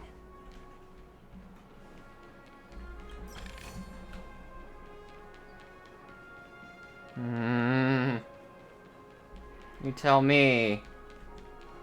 Hi, Aventurine. It's been a while, my Astral Express friends. I would also extend my sincere thanks to you, General of the Lawfu. The presence of everyone here assures that the talks will likely reach a conclusion that satisfies all sides. Oh. Looks like everyone has come with expectations. Care to share? Of course. Topaz, if you please. Sure, leave it to me. In summary, it's good news. After much deliberation from the Strategic Investment Department's Council, the absolute majority of members have agreed to the following resolutions. In light of long-term considerations for interastral peace, and by authority of Pierpoint HQ, the Strategic Investment Department, on behalf of the Interastral Peace Corporation, will permanently relinquish its claim on Penacony sovereignty and offer unconditional support of the family's rebuilding efforts on Penacony. Now that's something.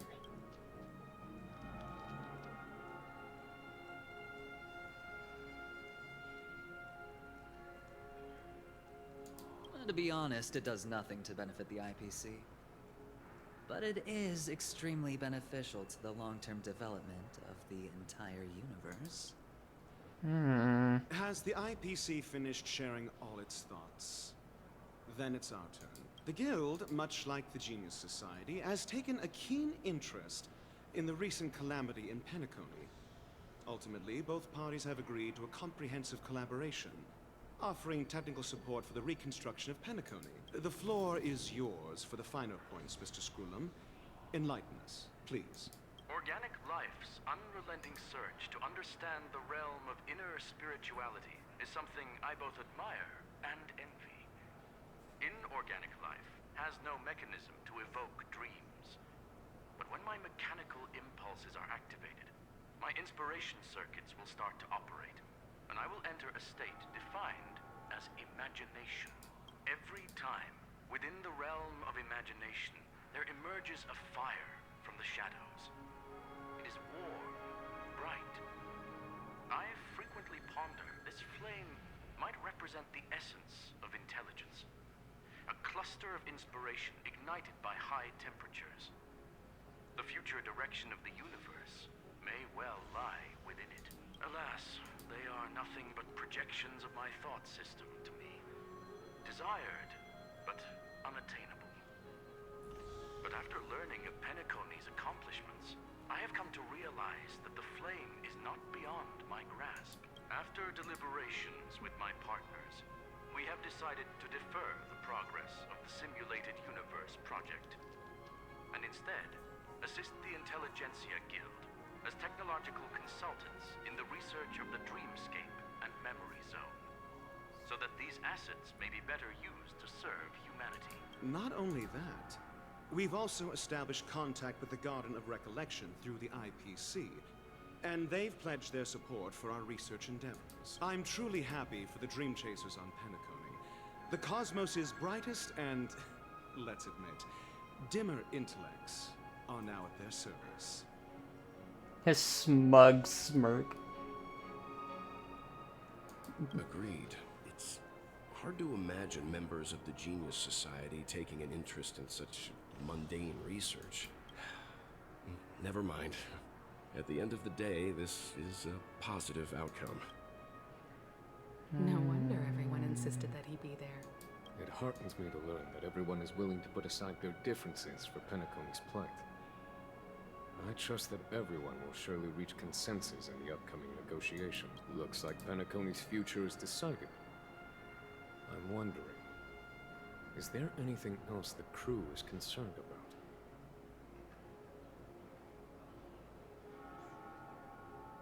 Peace is our greatest wish. Beyond that, we desire nothing else. Well, that's good. Now that everyone's minds are at ease, I shall take my leave. You may now depart with peace of mind. The Alliance will deal with all subsequent procedures.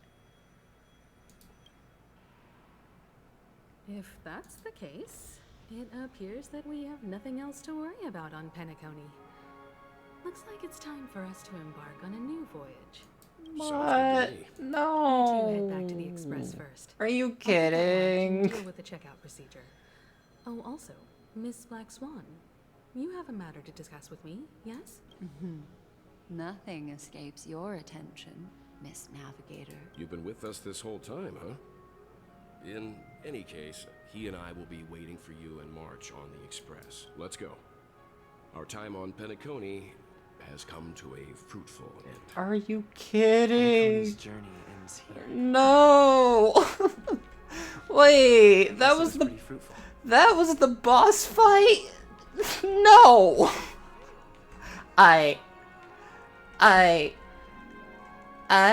There was barely any fighting. It was that boss fight and the 3 different puppets and like 1 T-Rex. That was... I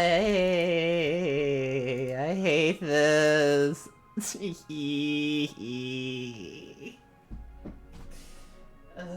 navigation meeting is about to start. We're all waiting for you. Oh, hi, Boo Hill. Ahem. Looks like everyone's present. Let the navigation meeting commence then. This a meeting to decide our next stop? How we doing this? A show of hands. Hold your horses, cowboy. It's for those to decide.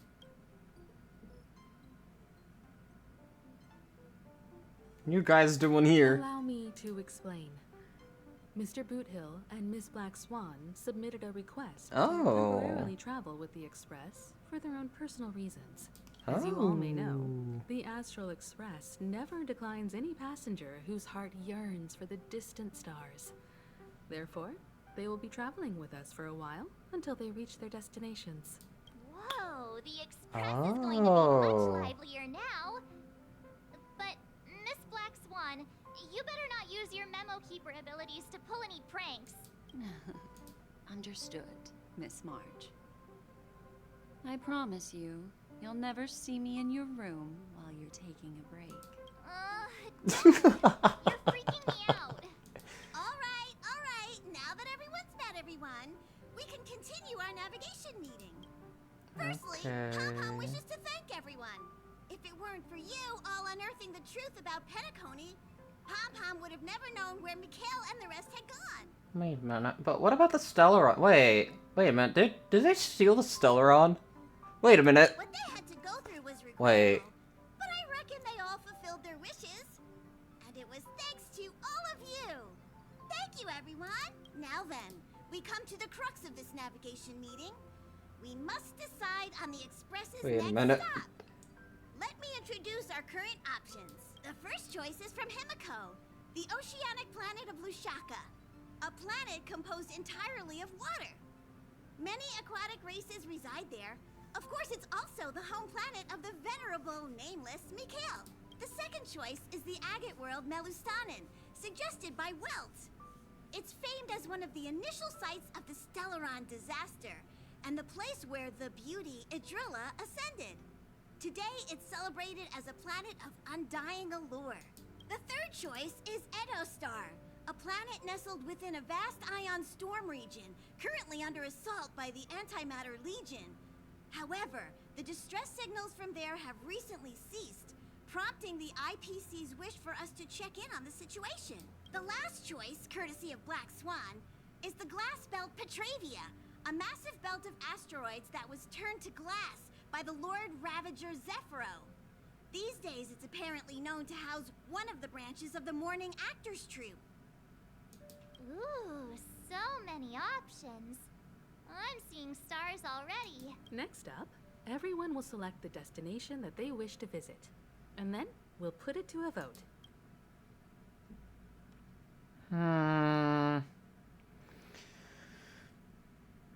Misha, Idrilla, I sort of forgot what this was. And then Black Swan wants to go here because of the morning actors. Or not because of the morning actors, but the morning actors are there. Oh. Oh, wait. Distress signal from IPC. Let's... Honestly. Little Misha and old Mikhail's homeland. Having been through so much in Penacony, as an aspiring nameless, I believe a visit to his homeworld is a must. Count me in. Still, I imagine that planet must have changed entirely after the Stellaron disaster. I've heard that its land masses no longer exist, and the native population has completely changed. I'm not against Miss Himiko's choice, but Edo Star sounds like it's in danger. As nameless, should we not extend a helping hand? March is right. Though the fact that the distress signals have ceased means we're probably too late. But I still think we should investigate the situation. 3 votes for Lushaka, 2 for Edo. Looks like we have a winner! Next stop, Lushaka, the ocean planet. Then this navigation meeting is adjourned. I'll go check the warp jump coordinates. Everyone can catch up on some rest in the meantime. When it's time to make the jump, Pom-Pom will make an announcement. There's still some time before the jump. What should I do? How about a chat? Over here. Please let this trip be uneventful. Please let this trip be uneventful. Please let this trip be uneventful.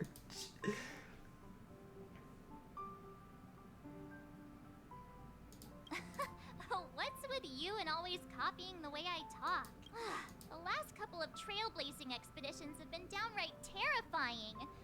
It's about time we had some fun, cozy, and cute adventures for a change. Come on, start praying with me.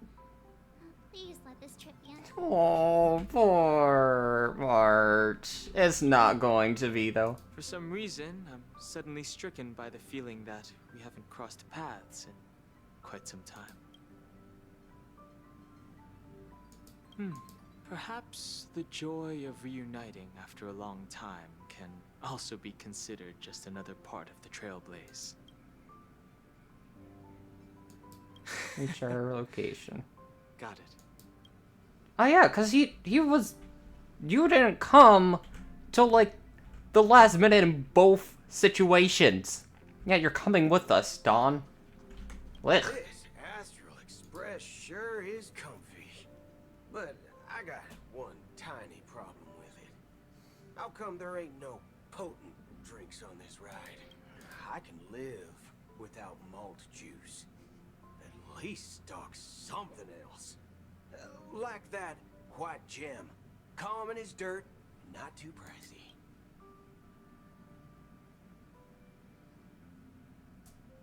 Oh, well, that's different kind of strong.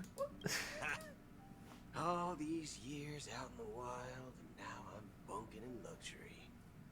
Gotta say, it's quite the treat. Okay. Welt and Himiko. You're fast becoming an excellent trailblazer. It's an honor to be able to watch you grow. Don't downplay your achievements. Everyone has witnessed your growth. I've known many warriors in my time, and only a few achieved the kind of growth you have. Back home, where I'm from, you'd be rated at least an S tier. It's not been easy for you these past few days. You've earned some downtime. I'm looking forward to seeing how you'll perform on our next journey. Okay. And then Himiko. Come to think of it, this trip to Penacony was the first time we trailblazed together, wasn't it? Mm-hmm. Don't worry. We'll have plenty of time to spend together on the Express. So there'll definitely be more chances for adventures like this. Turn in early today. You've really been pushing yourself hard recently. If you don't take this chance to recharge, it could lead to long-term problems. It seems fine when you're young, but it's a different story as you age. Okay. Black Swan, time to talk to you. Whee! You need something? You're here. Seeing your reflection among the stars in the porthole really does seem somewhat surreal.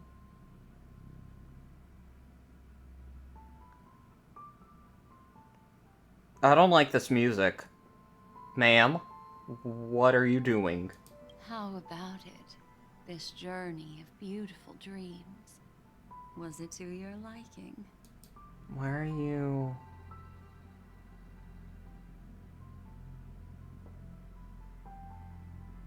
Yeah. There's a rich scent of curiosity here. Such memories can be irresistibly captivating. So, how about you hand that small parting gift back to me? I'm quite eager to have it back. Oh, wait. Wait a minute. Sparkle. Sparkle. I forgot about Sparkle. I forgot about Sparkle. Be right back later. What do you mean? Oh? What happened? Never mind. I just stumbled upon a particularly fascinating spot in your memory. Before I explain, I would like to apologize to you. This farewell gift I gave you isn't really a compass from the memory zone, but merely an empty light cone. Remember when we entered the hotel in the dreamscape for the first time, and I procured a few trinkets from your companions? Their functions are similar. This way, I can always be attuned to your location, ready to assist immediately if you encounter any threats. But this is not its most intrinsic function. Light cones are slices of light used to encapsulate solidified phenomena. This empty light cone is the same. It can etch your memories in their most vivid form, and then allow me to admire and manipulate them, turning them into unique mementos. All the world is born from the power of mind and soul, and that power is memory. To prevent ourselves from being forgotten by the world, we must make the world remember us, or use our memories to recreate it. Life, seemingly vast, offers but a scant collection of impactful memories. Some joyful, some sorrowful, some light, some heavy. But you are different. Memory is a reflection of the future. Within that reflection, I see your unparalleled worth. You have the power to craft memories that can captivate the world. Your memory can illuminate the universe's future path. And that memory will be as scintillating as the star clusters you see in this porthole.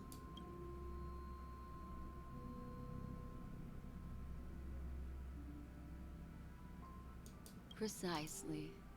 But do you know the deeper meaning behind it? The reason is simple. In this grandiose and ostentatious dream of the families, only you personally experienced the entire course. What? Patience, my friend. I will reveal the answer to you, but that time is not now. Turn around and take a look at your friends.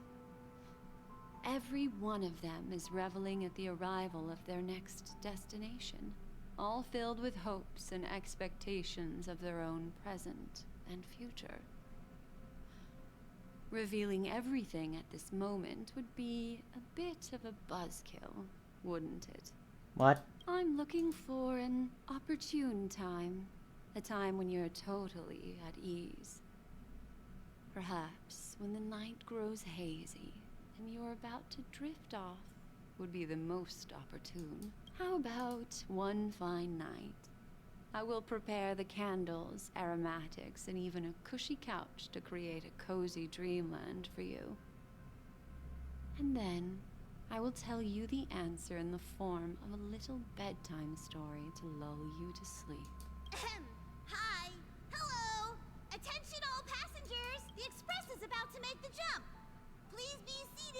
then hold on. March is not gonna be seated. We're finally about to set off. There are countless gleaming memories out there waiting for us. Why don't we just leave it at that for now? Ah, that's right. As a small token of compensation for playing that little trick on you with the empty light cone, I will gift you with some words. They hold great significance to me. Life is akin to a winding labyrinth where memories serve as our sole companions. You'll remember these words dearly, won't you? In the year 2158 of the Amber Era, the first year of the new epoch, the universe resumed its intended trajectory. The kindling of conspiracy smoldered in Penacony, the land of the dreams. Failing to erupt into a blaze, it instead flickered briefly on Klapoth's anvil, before vanishing in the blink of an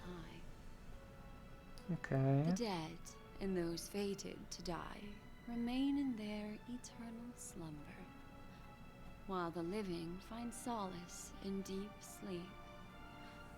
All clamored in a cacophony of silence, and then went about their own ways.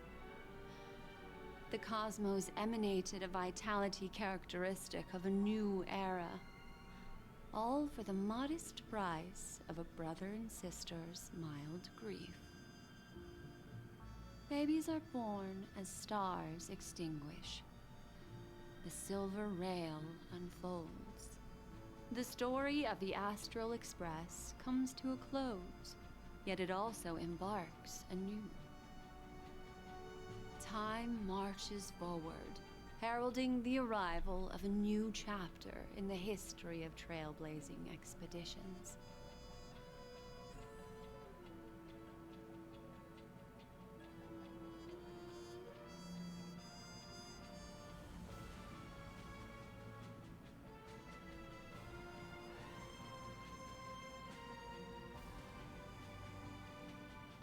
What is this? Wait. What? Huh? What is this? What is this? Huh? Script supervisor. Rivalina loving memory. What is this? Journey lead us starward. What is this? Countless shooting stars streak the sky tonight. If you can pick the right one, it will carry your wish to thousands of distant worlds. Okay. You're feeling very relaxed now, aren't you? So, then, it's time to tell you a little bedtime story. Okay. Well, let's start with a conclusion. The crew was defeated in the battle against Sunday. Everyone in Penacony failed, and no one survived. What? But don't panic. The truth, as horrifying as it may be, is not yet irreversible. There's still a glimmer of hope, and that's why I'm here. Next, I'll use this empty light cone that carries all your memories to relive everything that happened before. And when this story reaches its end, I'm sure someone as clever as you will notice that. There's a major flaw in the story you have experienced. Yet, within that flaw lies a glimmer of hope. Are you ready for it? Do you remember everything? When the clock turned back, the Express started a warp jump, sending you to a strange dream. You were bewildered back then, and then a Galaxy Ranger named Acheron showed you a way out. When you arrived at the Reverie Hotel, you met the doorman Misha and had a confrontation with Aventurine, an IPC representative. Thankfully, Acheron appeared again and helped you. After that, you saved Firefly and explored Penacony together. During the tour, you ran into Sparkle disguised as Sampo and accidentally entered a child's dream. There, I rescued both of you from death, but Firefly didn't return to reality. She realized the truth and tried to involve you in her plan, but that resulted in an accidental death. Even more unsettling, you soon encountered another murder. The 2 cases of death prompted you to investigate the truth behind the sweet dream. Despite your efforts to gather information about the 2 victims, you didn't make much progress. But you did learn about the Watchmaker from Gallagher. Meanwhile, Aventurine was secretly carrying out his scheme, in which you were one of the pawns. In the midst of a fierce battle, Acheron revealed her true identity as an emanator of the Nihility and unsheathed her sword. That strike foiled Aventurine's plan and opened a passage between the Sweet Dream and the original Memory Zone.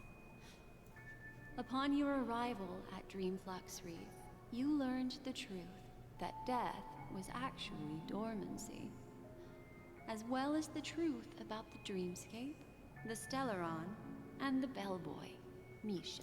You split up with Sunday and Robin, looking for a way to seal the Stellaron. However, it turned out that Sunday and the Dream Master had their own hidden agenda. And you had to engage in an ultimate duel on the stage of the Charmony Festival. Finally, the story reached its conclusion. You emerged victorious, with the Trailblaze triumphing over the Order, and Penacony embracing a bright and peaceful future. Which seemed weird, because there was only one phase to that boss. This marks the end of the thrilling journey in Penacony. I'm sure you've already Also, noticed Sparkle. something unusual. What was she doing with the detonators? The major flaw, which contradicts all the known information, hides in this story.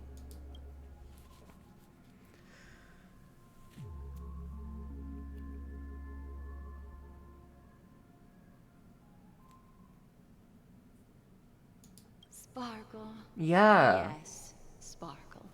The most enigmatic and elusive character in the entire story. But, unfortunately, she was the first to uncover the truth, and she did purposefully attack you to create confusion. By the way, she left me a message to pass on to you. Always make sure you can distinguish reality from imagination. Is that a clue, you may wonder? I'm not sure, although I'm pretty sure that the fatal variable has nothing to do with that masked fool. Oh. Little Misha. Or should I call him Hi, Hetrio. the Watchmaker? He's only a segment of memory in a dream bubble, but his ambition for the Trailblaze led him to leave the bubble and embark on a grand adventure in Penacony. Well, Misha is a rather special Memory Zone meme, and he was granted power by the Trailblaze. There's still one thing that he shouldn't be able to do. A life born in the Memory Zone could never manifest in reality. So, why did you appear in the Reverie Hotel in reality? The answer is simple.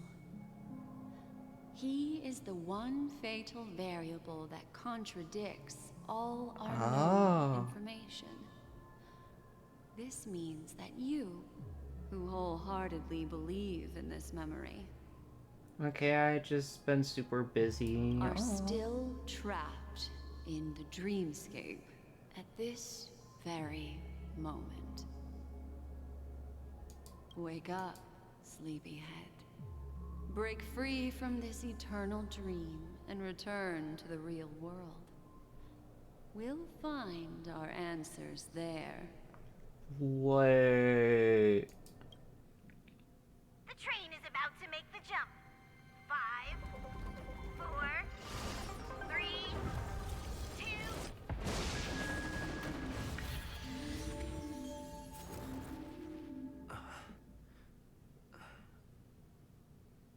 We're back here. I don't know.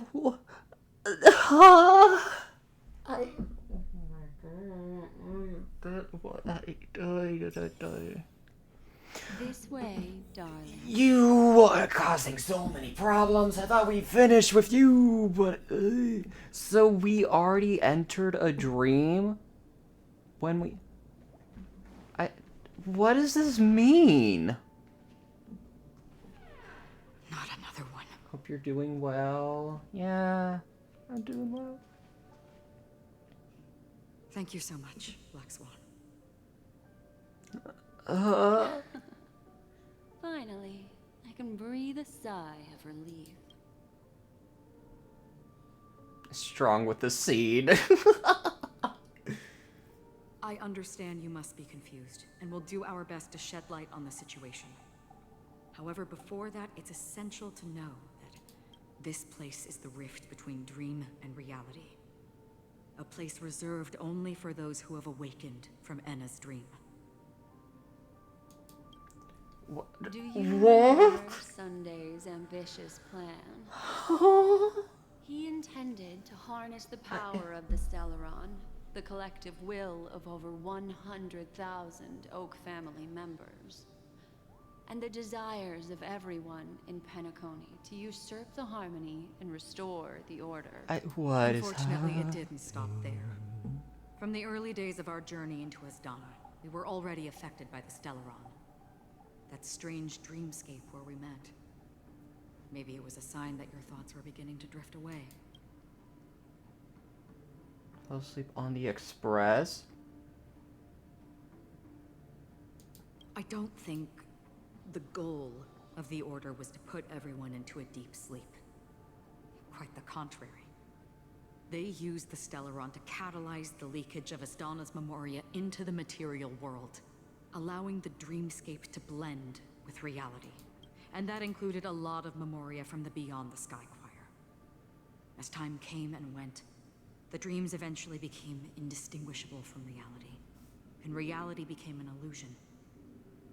People think they are awake, but their spirits have long since stepped into the Temple of Order.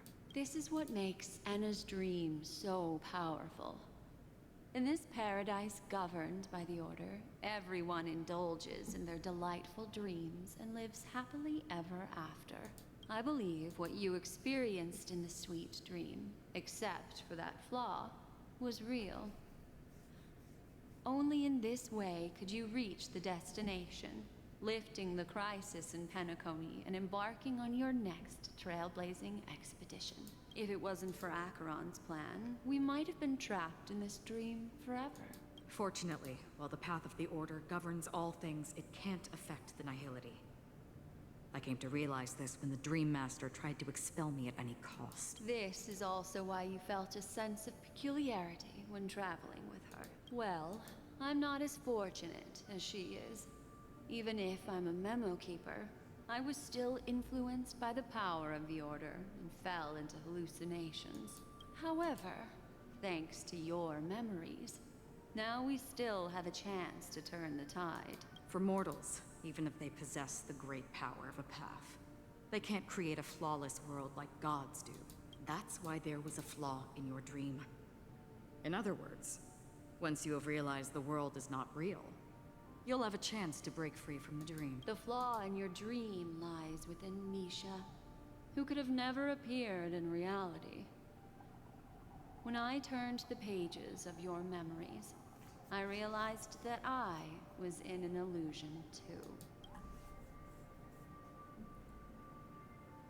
Comes back to Misha. Sunday has usurped the power of the Harmonious Choir through the Charmony Festival.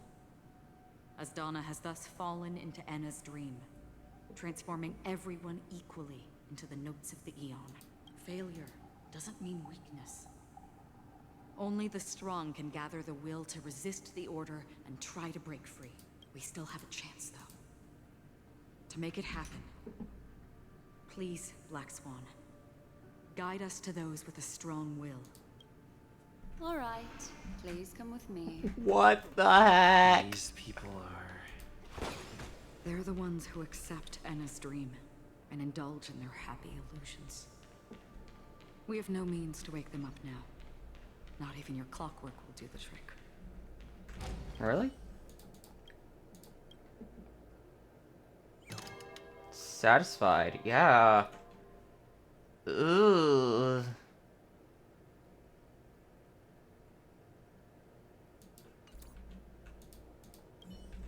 Yeah. It's not a cute icon.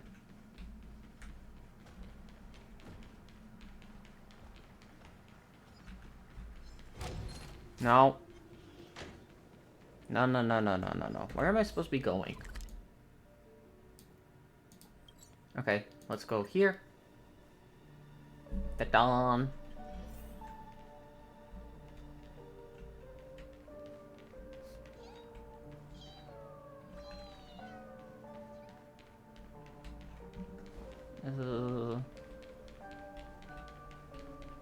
Here we are. It's Robin. Robin.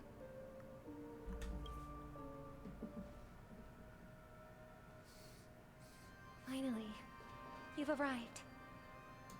Let me introduce you to Robin.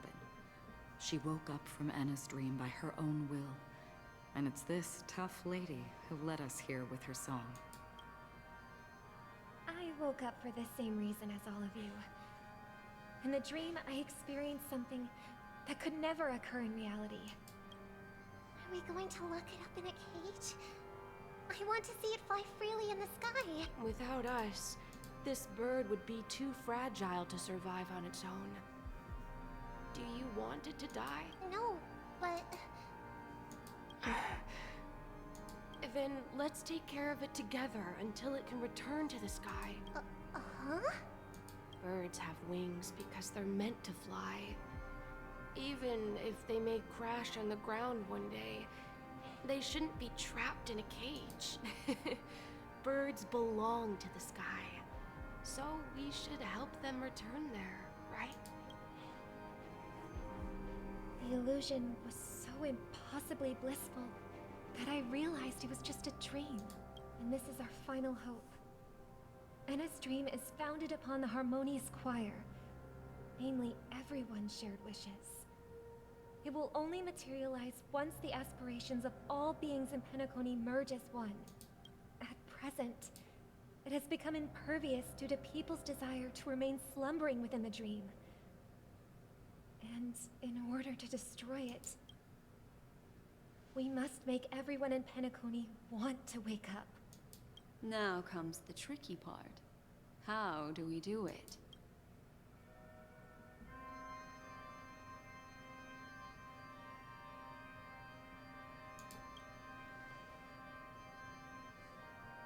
Humans yearning for sweet illusions borders on obsession, leading them to subconsciously resist the harsh reality. Therefore, I carefully selected a moment where he was completely unguarded, guiding him to uncover the truth himself to make him regain his consciousness. However, to wake up everyone in Penacony and get them to share the same determination, that would be nearly impossible. Indeed. I'm afraid it's almost as difficult as resurrecting an Eon. But we can't just stay here and do nothing. Don Hung. Boo Hill? What are you two doing here? This is a critical moment for the whole universe. Who cares about some dumb number?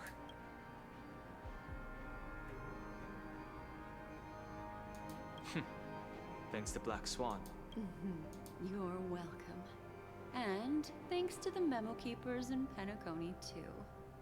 I believe your partners have also awakened from their dreams. This is the first step of our plan.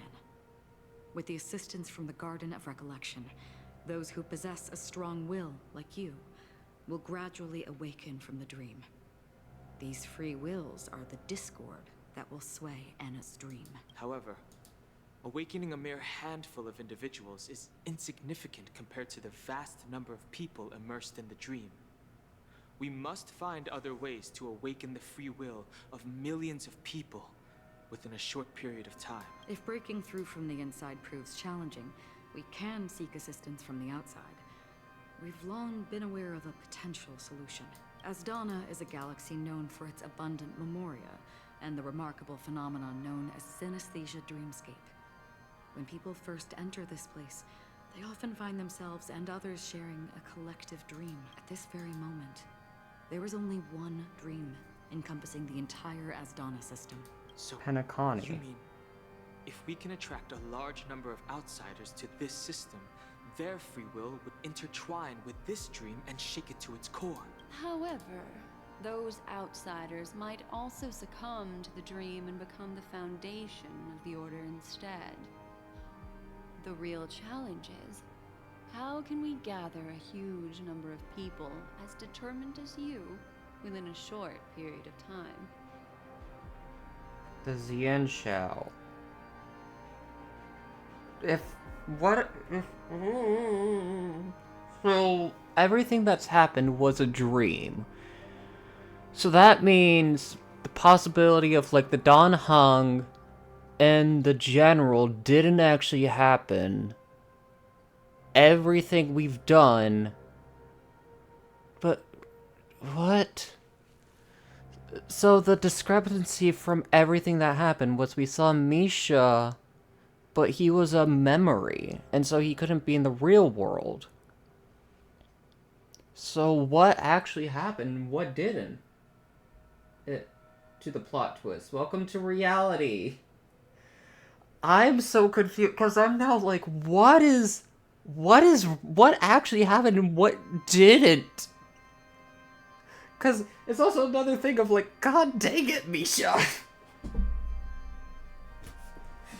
Like, I guess not god dang it, because he helped us realize that we were in a dream at the very beginning, but at the same time, god freaking dang it.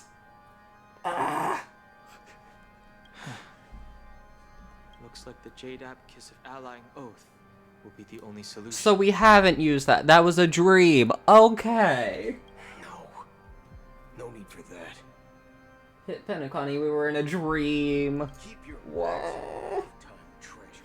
We don't need for such a tiny request. You want thousands of people with unwavering free will? That's easy. Just leave it to us Galaxy Rangers. You can gather Galaxy Rangers? Outsiders may see Galaxy Rangers as elusive and disconnected individuals, and actually, they're right. And that's why we have a tacit understanding among us. Do you know what it is, Acheron? It's the relic I returned to you. Exactly. Its owner must have told you that it's meaningless to anyone other than a Galaxy Ranger. That it can only fulfill its purpose when returned to its rightful owner. Because it's a burial artifact. Worthy only of a hero who has served the Galaxy Rangers with honor. When its light illuminates the universe, it means the fall of a hero. And in the direction it falls, countless meteors will streak across the sky. Those meteors are Galaxy Rangers, coming from all corners of the cosmos, driven by a shared purpose, without questioning the cause or counting the cost, because we abide by a common principle. Chiro? Now you have to fight Sunday again, but for real this time. Oh my freaking god. I was like, yeah, this is easy. And I'm like, I also saw the boss through like some of the some of the like teaser images, and I'm like, there wasn't that face. Where was that face? Like, was this false advertisement? And I was just like, what? The shooting stars of the hunt only descend on the longest night. And with them comes the dawn. We've stayed silent Cairo. for far too long. Now It's time to remind all the cowards, oppressors, and villains of the universe of our presence. I'll be the one to ignite the first spark. Once the dreamscape is swayed, I'll complete the second step. I'll fine-tune the slumbering souls with the Song of the Harmony, interrupting them with the discord of Trailblaze, and guiding them towards reality. It's true that some people are born strong, and others are born weak. If the Trailblaze is the target of heroes, then the Harmony will guarantee that the strong help the weak. Only the people of Penacony themselves can be the saviors of their homeland. Their path of happiness should be forged by themselves. While I may not be a nameless, I'm willing to instill courage in all those who need it.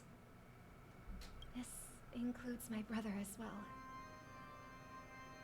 Anna's dream is too cruel for him and everyone else. Your plan sounds well conceived, but still, it appears somewhat idealistic and romantic. The flaws rooted in human nature can't be eradicated overnight. Do you believe these efforts alone are enough to convince everyone to choose the right path? I agree with you, Black Swan. That's why the most critical aspect of this plan is not to convince everyone to choose the right path, but to inspire them to save themselves. So, you're the key in the end, I assume? The Harmonious Choir possesses the power of an emanator. To overcome it, you'll need the same level of power. The final step in destroying the sweet dream will be my responsibility. That's a relief to hear. Now that our roles are assigned, let's get to our battlefields and pose a grand finale. May I have a moment alone with you? There's one more thing I need to explain to you. This grand festival is drawing to its close. This is the starting point for the ultimate stage of our journey. Just as it marked the beginning of all the stories in Penacony.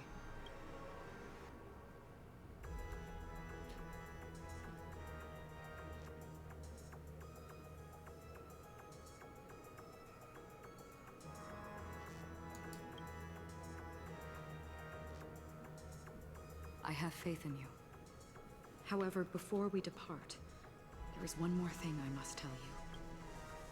There's something you should know. We were able to locate you within this boundless dream and find the key to breaking free from the dream. All because of one person's unwavering dedication. Firefly. She awakened from the dream ahead of others, discovered the Express amidst the stars, and brought us valuable information about the remnants of the Order. She may have been aided by the script, and it came at a cost. As you know, Firefly is a stowaway who entered the dreamscape in a different way from ours. Without the dream pool in the hotel or assistance from the family, she can only awaken from this dream in one way. A real death. We mustn't fail her determination. I'm not implying that we must win this fight no matter what, but our resolve should match that of that courageous lady. Are you ready? Yes. Very well. Now, please close your eyes. Holy moly.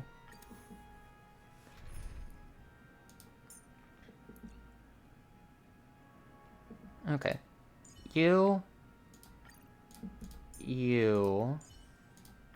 and on the precipice you. of danger is quite enchanting. And then we will Wouldn't you add agree? you. Bye. Sorry, Tingyun. This is who we're running with. How long has this reign been ongoing? If I remember correctly, it has lasted for decades. or even centuries. The unwavering determination of the Hunt followers persists even in death. But thankfully, we've guided those lost souls to their lives beyond. They were heroes in their time. And they won't be reduced to puppets of the Nihility in their death. You see, the shadows on the sea have vanished. Do you remember? He once said that the sky would clear when the regrets of the departed had faded away. But it's still raining. I know. So, why is all this? Why did this rain choose me? Because someone's regrets haven't been fulfilled, perhaps. Mortals who walk the paths are like sailors on a vast ocean, leaving behind a trail that creates countless ripples of possibilities. These ripples last longer than the fleeting lifetimes of humans, and for some, their presence leaves such a strong mark that it's reflected in the waves. Sin-thirsters, the obsessions of the Pathstriders. They emerge from the depths of Ix, seeing themselves as masters of their own destiny, unknowingly repeating the actions of their past lives. They emerge from the Nihility and head toward it, leading purposeless lives. However, these hollow phantoms, they have journeyed with me for such a long time. Oh, so this is how it is. I'm already dead. Yes. Oh. Are you watching over me? This is my duty, as Acheron the Watcher.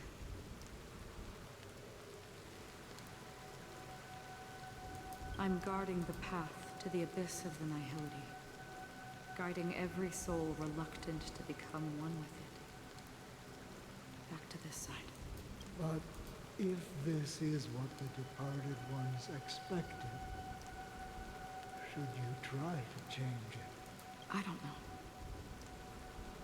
But someone once told me that when the inevitable moment came, he hoped that someone would stand at his grave and place a bouquet of flowers.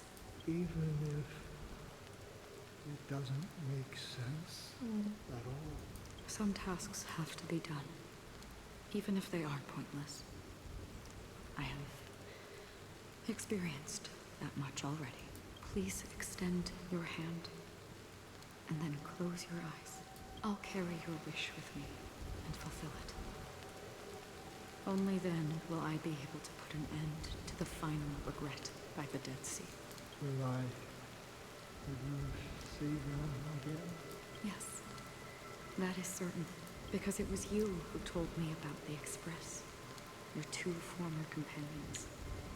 The expedition cut short by the swarm, your narrow escape from death, and your encounter with the Galaxy Rangers, and Penacony, the hometown to which you could never return. Yeah. For countless times, I got rejected by the family and had to pass it by. Misha!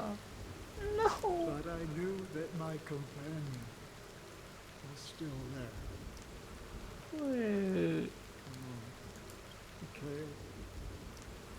No! Are you still Tiernan! Take my hand and come with me.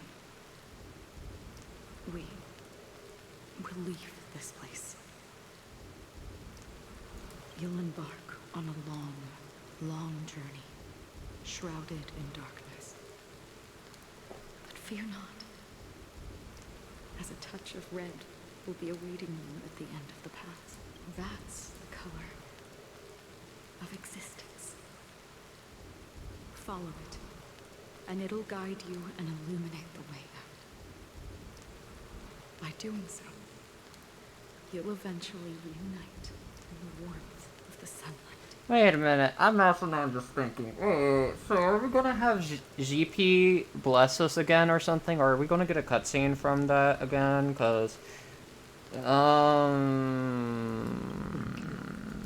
death be the end of your boundless dream, guiding you back to the waking. Was that part of a dream? Welcome to the horizon of existence. This place is one of the thousands of manifestations belonging to the sleeping and shapeless. And it's also an exit out of the nihility for the awake ones. Let's bid our final farewells here.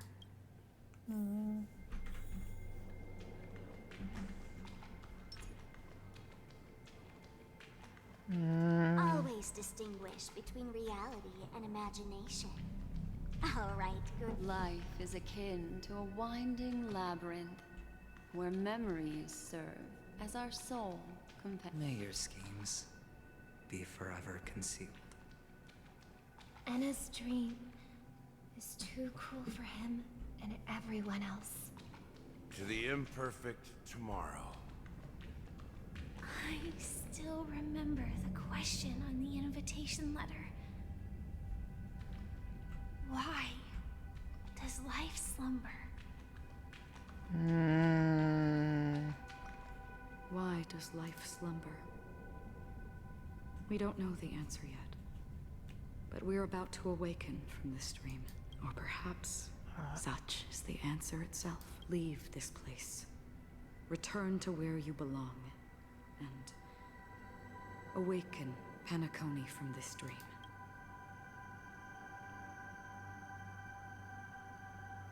As I said, our plan is not about convincing everyone to choose the right path, but about inspiring them to save themselves. So, when will people actively save themselves? The answer is when they are in desperate situations, like a drowning individual in the deep sea.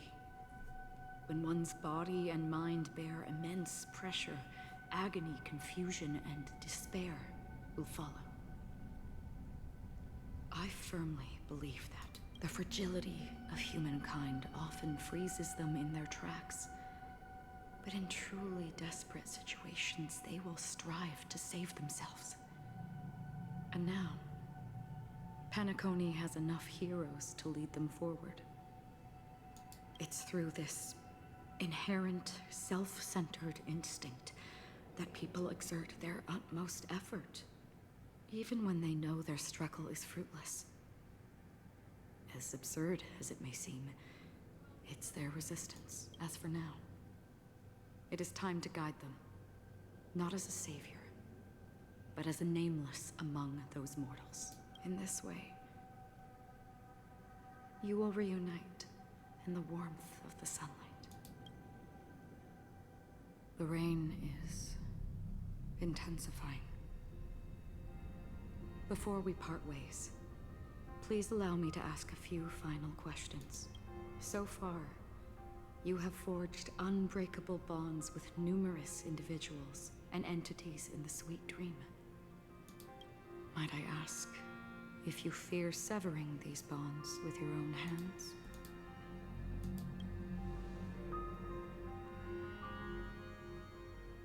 If there is a vast, lifelike dreamland that is virtually indistinguishable from reality, a realm without death, where everyone can attain the happiness and fulfillment they deserve, living blissfully ever after, I would ask, would you wish to stay?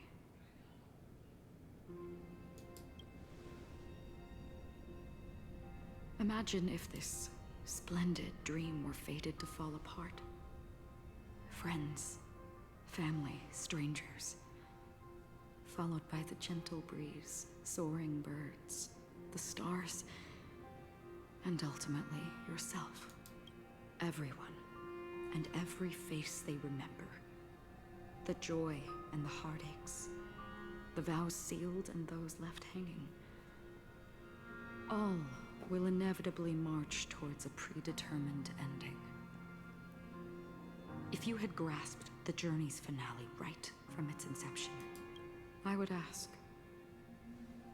would you still embark on this journey?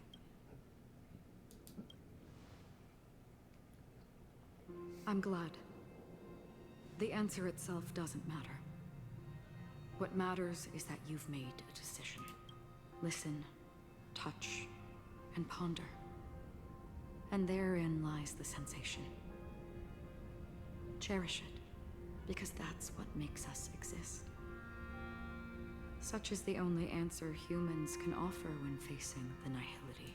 If the nihility represents the primal fear of life, rendering any lofty convictions insignificant under their imposing shadow, then behind this shadow, there must exist the most fervent source of light in the world. Just as every life that edges closer to death fervently approaches the end of the nihility, we must pursue that primordial light. You exist in the nihility, and you watch over others to depart it. Such a task is absurd and meaningless. Nevertheless, someone had to do it. As for the meaning you mentioned, even if it's a meaningless task, I've come this far, haven't I? Even if the future you forge may not even belong to you. It may not belong to me, but it definitely belongs to someone. What hardships you must have experienced. In that case, allow me to do something meaningless too. Please, tell me your name. Perhaps my existence will vanish in the next moment, and nobody will remember this conversation or your answer. But I believe that your name should be remembered, and this universe will remember it as well. For me, some things are difficult to recall. Yet there are others that I find challenging to forget. Such is memory. A creation of the past that blossoms into significance in the distant future. I remember that marks the start of my journey. The origin of the vibrant red hue in my life. And the most fervent element amidst every tempest. That's my name. Raiden Ozanmori. May. Hang on. May?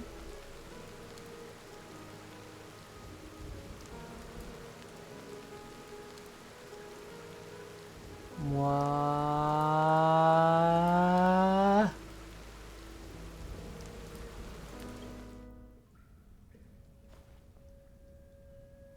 The Golden Dream is getting restless.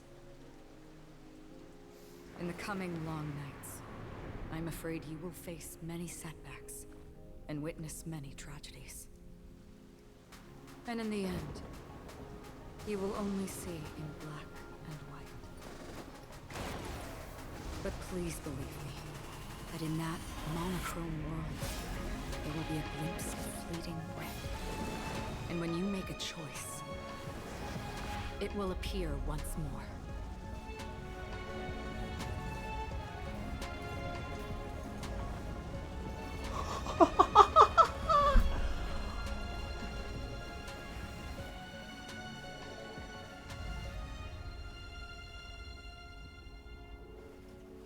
What you must do is ponder its significance, then return to the waking world.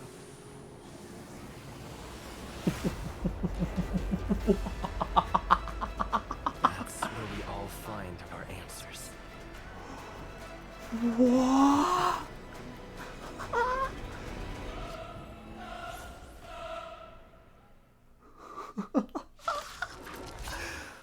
Oh my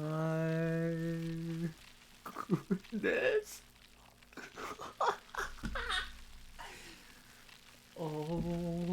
you broken free from the dream of order? Uh-huh. We've done enough sleeping already. Let's show them a wake-up call. I'll go in first. Feel the sticky? Hold myself. It's on me.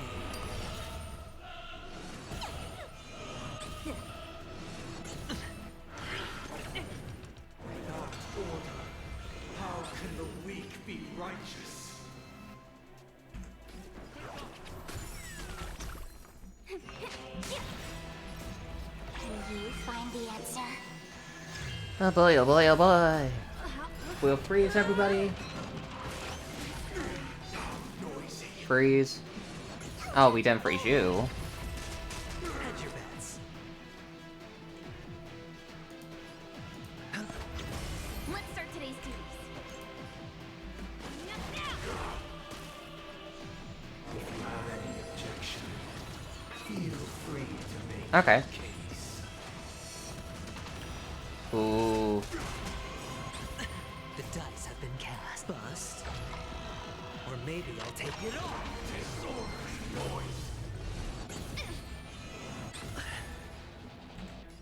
Listen up. Let's play for a while.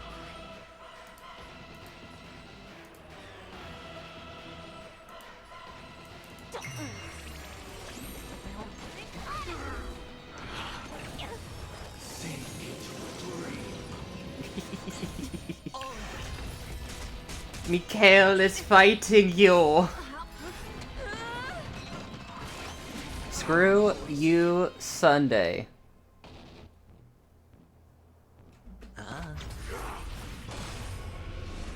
No dirty tricks, alright? Feeling spiffy? Let's start today.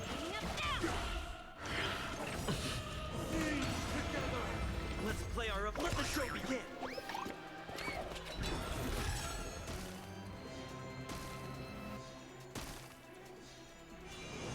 Alright. Please be polite.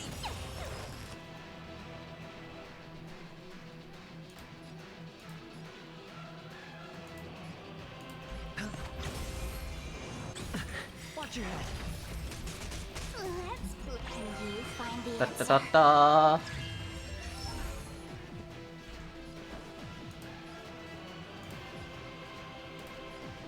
Wake up!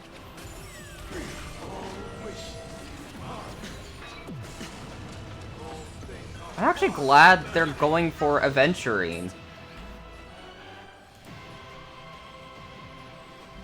Like Aventurine, I will do this.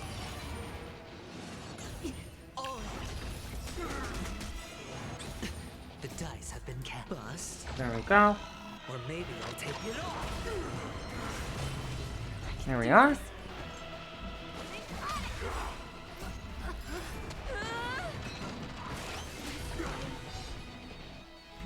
Listen up. Let's play for a while. Watch your head. Still the same one.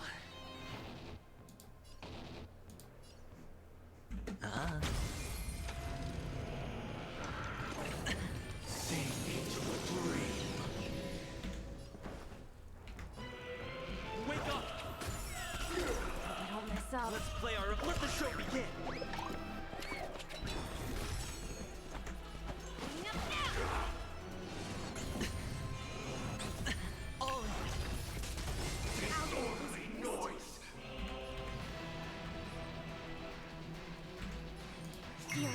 Alrighty.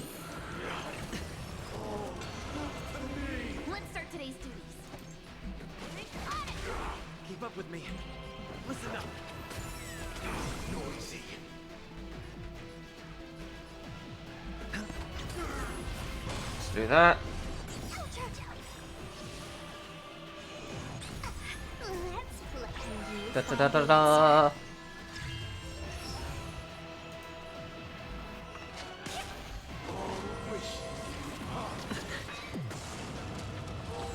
Oh no no no no no no. Oh. The dice have been cast. Bust. We're not even in past the first phase. I'll take the lead. Wake up! I don't mess up.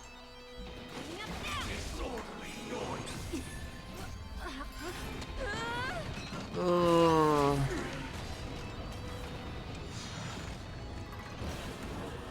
Oh.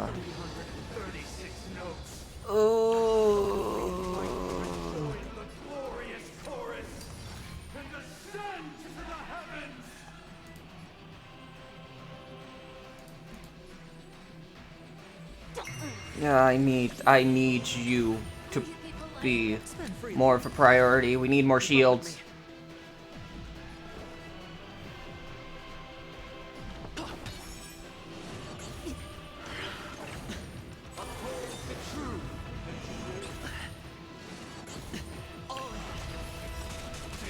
Dice have been cast. Bust. Or maybe I'll take it off.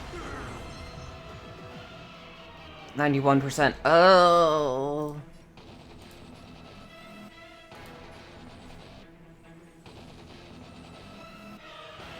Feeling spiffy? Hedge your bets. Let's pretend you find the answer. It's on me.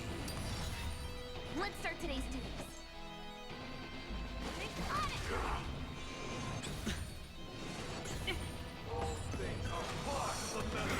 Watch your head.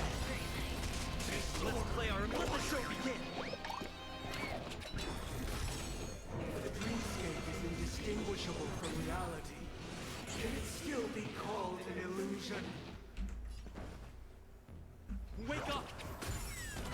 Noisy. Let's play for a while. Hope I don't mess up.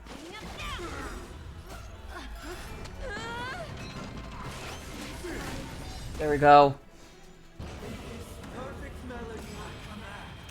Oh, no. Oh, Sparkle.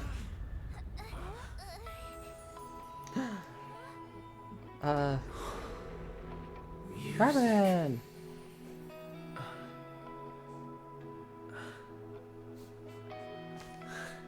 There seems to be another kind of sound coming into the Order's symphony.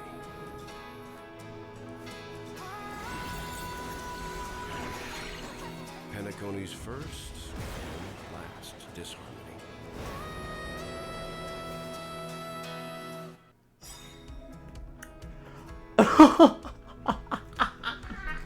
We're gonna throw a trade at him. Throw the trade. In their dreams are awakening for freedom. Throw the trade. Is that you singing? You have heard their cries. This is not the paradise they hoped for. Even so, they don't know where they should be heading. That's why I had to become the lone star in the sky to guide them. Even if that star must hang in a perpetual night of solitude.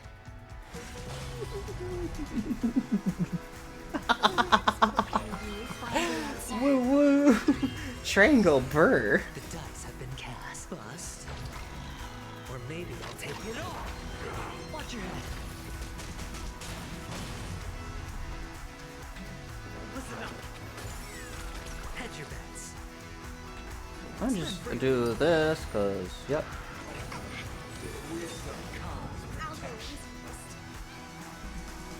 Feeling spiffy? Let's start today's duty. Keep up with me. Wake up!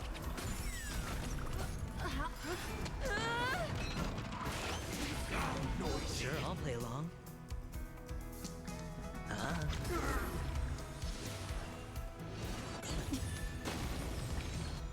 Noise is fading. Feel the same. Sink into a dream. Really?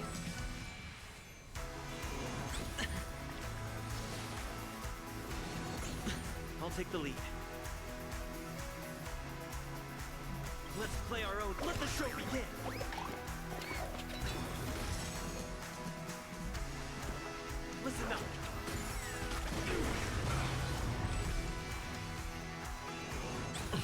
Watch your head. I can do this.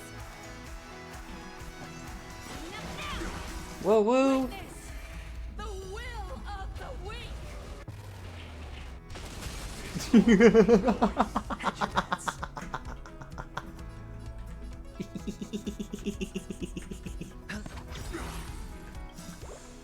The dice have been cast. Bust. Or maybe I'll take it all. Let's play for a while.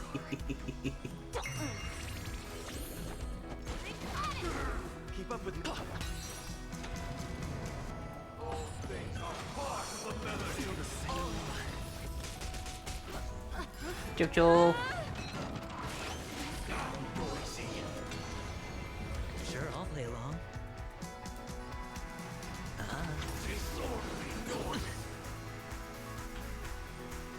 Feeling spiffy? Can you find the answer?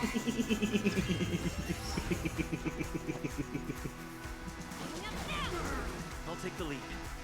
Wake up! Choo choo. The weakness of humanity cannot be redeemed by others.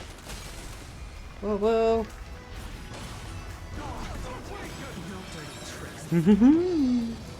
Watch your head.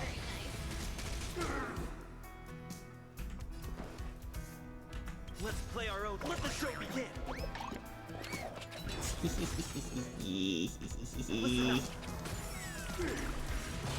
I'll go easy this time. Disorderly noise.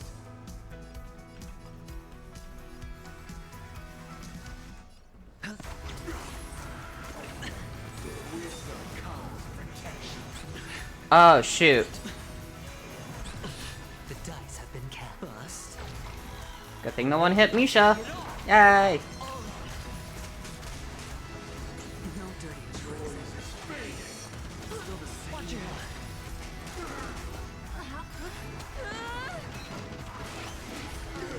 Enjoy eternal peace. Let's play for a while.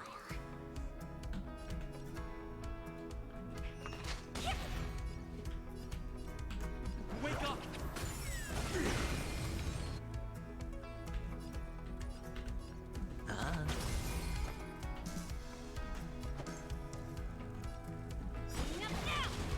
If we had never experienced solitude, how could we have embarked on different paths? Now, our final talk has concluded. Is that so? All the work of creation has been completed. The inevitable day has arrived. The embryo of philosophy will reshape for us all of reality. Oh boy.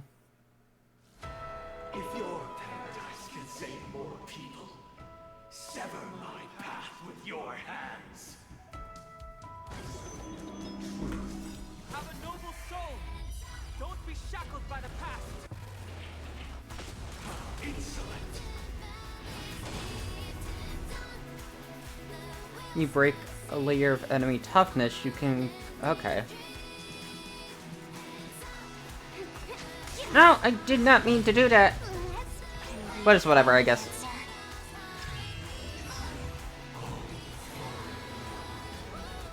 May I honor you? I swear on words. Hedge your bets. Spend freely. Let's play our own. Let the show begin.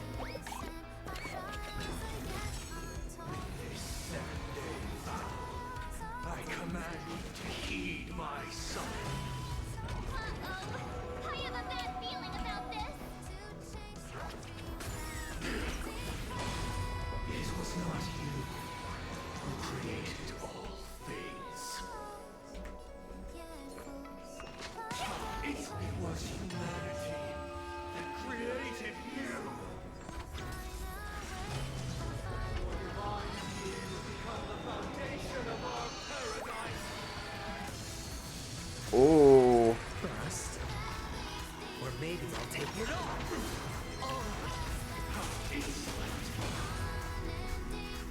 Listen up. Choo-choo.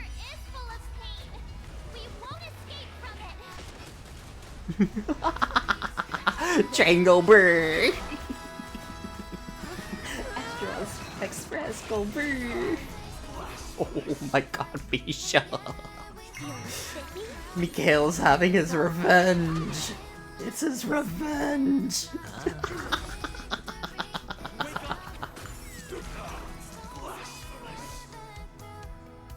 He is having his revenge. Can you find the answer? Revenge. I'll take the lead. Listen up. Hedge your bets. Let's play our own. Let the show begin. Revenge. I'll go easy, Mist. Feeling spiffy? Let's start today's Revenge, Misha.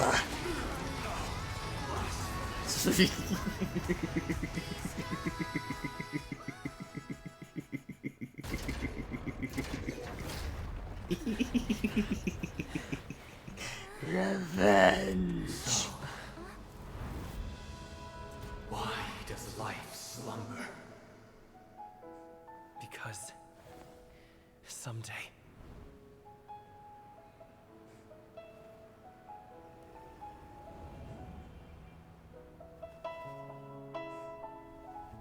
we will wake from our dreams.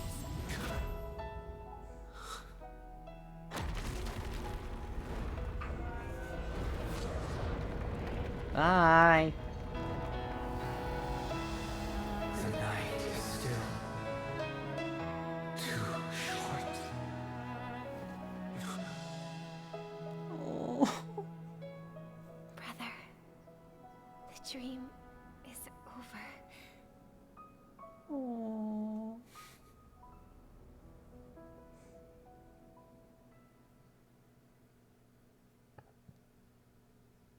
In the first year of the AE 2158, a fiery conspiracy erupted in the land of the dreams, but soon faded in chaos and destruction.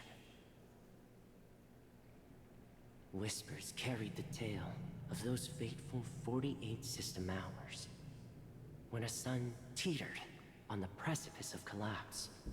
A paradise stood on the brink of destruction, and a world was poised to surrender to its new master. Amidst it all, a body decayed, a pack of vultures gathered, and a brother and sister were doomed for eternal separation. And so, an eon succumbed to slumber once more. Some celebrated this fall, while others mourned. Among the insignificant witnesses, mere specks in the vast tapestry of the universe. It was said that this time, the Eon met their demise with dignity. As the cosmos bathed in the radiance of a pure dawn, a tempestuous storm brewed on the horizon. The chant of everything for the Amber Lord grew ever louder. Yet, no matter how one contemplates it, time inexorably swings Klapot's colossal hammer in eternal cycles. The tale of the Astral Express reaches both its conclusion and a new beginning. Time marches forward, heralding the arrival of a new chapter in the history of trailblazing expeditions.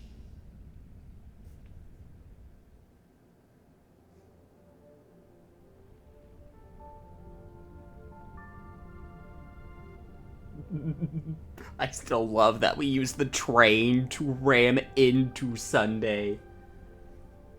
Hello? Brother, do you think the stars will fade away? Where did that come all of a sudden? Because the constellation that looks like a bird, the Torrent Eagles, looks a bit dim lately. It's the Dormant Eagles. Don't worry, it's still there. It's located in the inner ring of Penacony and can only be seen when spring and summer overlap. As for the question you asked, I think stars do die, just like people. But do you know, sister? No star actually belongs to the present. The light we see from them is from a long time ago, even after the stars perished. Their light will travel millions of light years, spanning countless years, to illuminate the night sky of another world. In our paradise, I believe there will be a star like that, shining with the same light. Its radiance will last forever, and its name will be happiness. No, not just one star. We should have 2 stars. Or maybe even more. Yeah, you're right. It's a deal. It's a deal then. This is our promise, and nothing will sway our ideals. Yeah, you bet.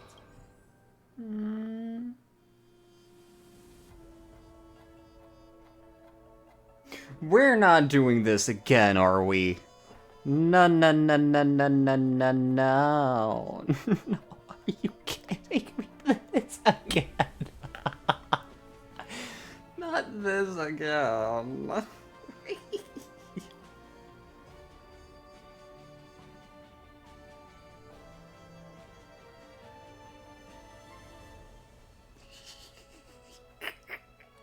Oh my goodness.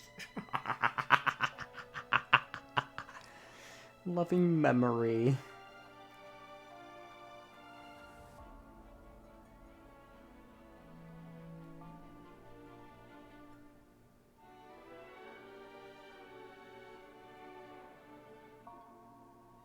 There's no way I'm going to be able to read all this.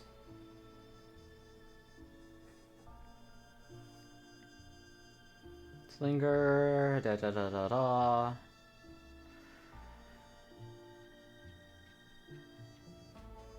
Nunu himself, what a.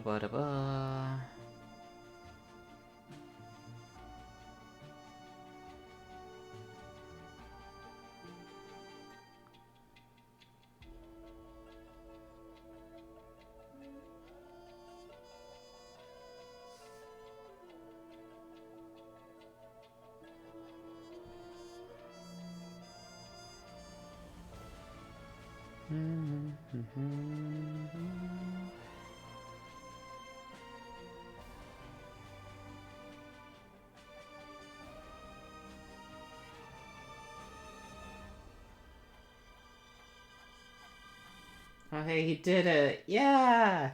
I loved throwing the train at Sunday every single time. And I was sort of screaming that Misha was getting his revenge. Misha's getting his revenge against the family.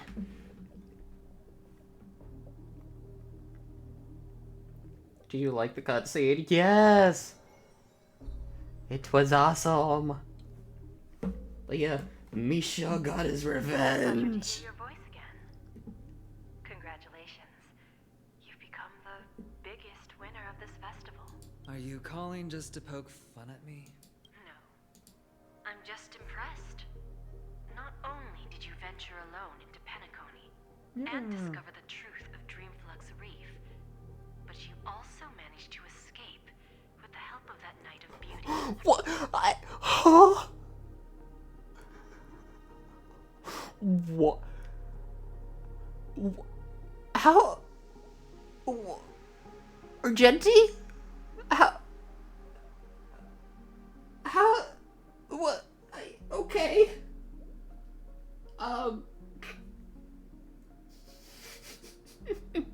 Remember the recording you received from your Trailblaze friend?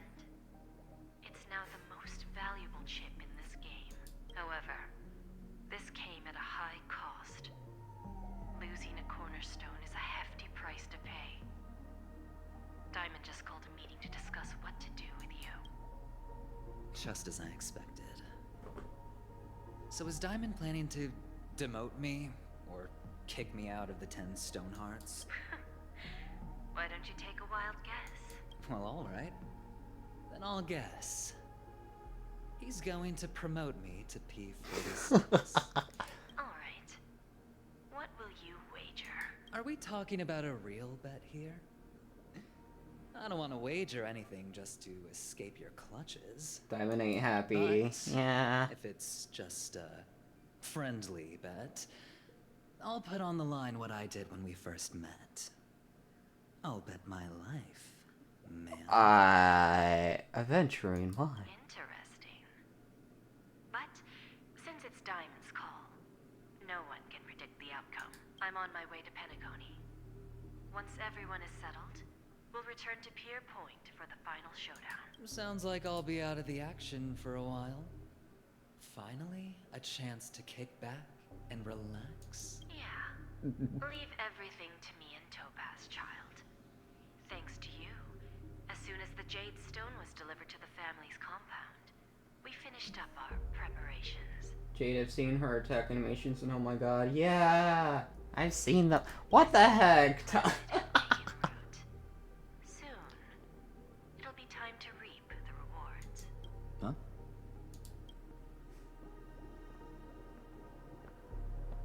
Let's wrap it up for now. Looks like I've got a visitor here.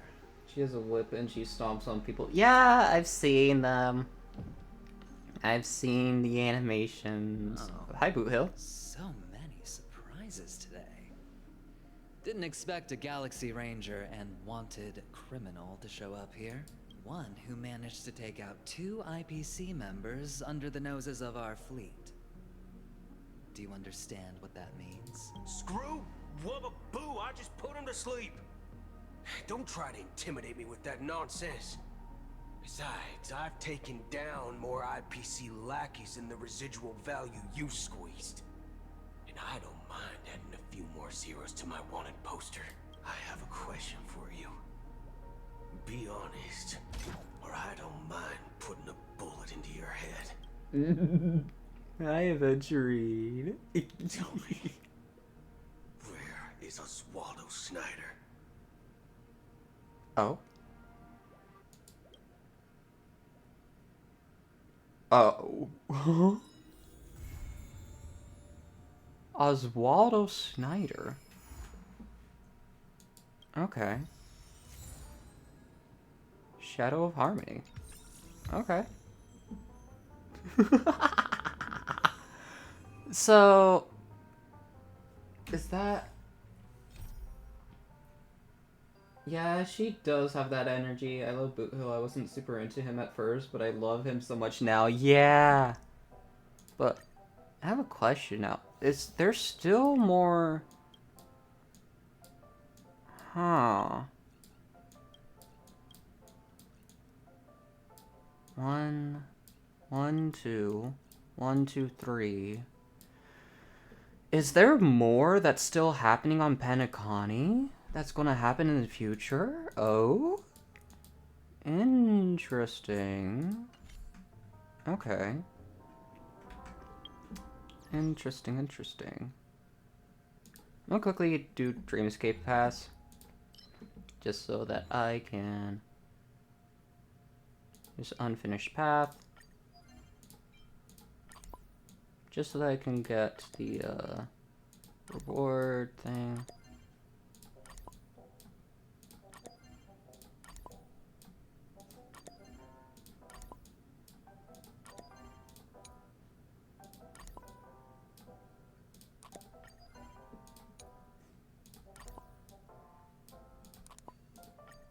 Alright, 20 jade. It's only 20, but it's fine.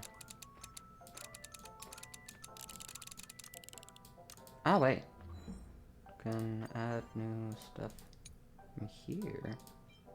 But it won't bring us to the 100. But very close. Okay. That brings us to 100. 1, 2, 3. Sam. Alrighty.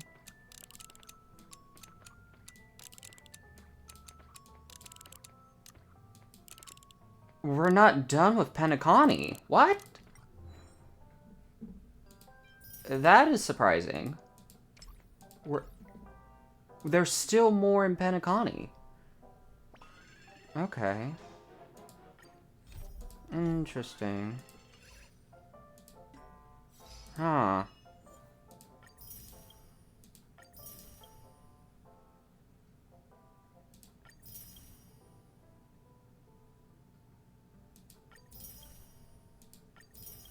Hmm.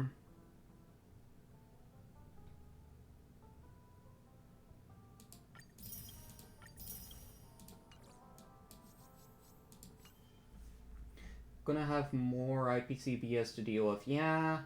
Grab your sticker collection jades too. Yeah. Batch selection. No, Penacony. Oh, wait. That's it for now. You could always go back and do the interlude quest you haven't done. No, Penacony is done. Okay. Why don't you use batch select? What is batch select? What? Batch select?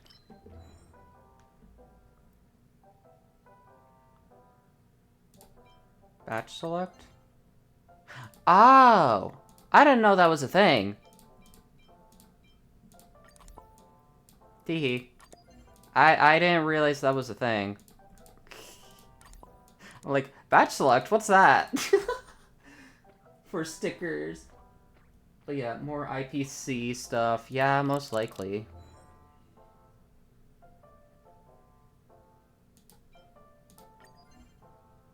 Da, da, da, da, da. That doesn't bring us enough to those, sadly, but it is what it is. And then we got an Eidolon for you. Unknown to each other, yet united in purpose. We make the same choices. Warp. I have not as much Stellar Jade as I thought I would have gotten from all the, that's just enough to give us a 10 pull. Okay. Well, Robin, we finished your thing. Please come home. No, she didn't come home. This thing came home, though, so, oh, I guess. But now we're at 455, I believe. On your Robin pulls, thank you. And since the last adventure we have 55 now. We've done 50 polls. So yeah. Just done 50 polls today. So wow. But yeah, I think that's where we're gonna. I got mine at round 70 with no guarantee. Oh. Wow. But anyhow, I'm gonna be cool America. No, but I am gonna raid out because I have been live for 9 hours. Oh, that is pleasant. That is so pleasant. America, heck yeah. 9 hours? Yeah. Just on the Honkai Star Rail? What do you mean how? Huh?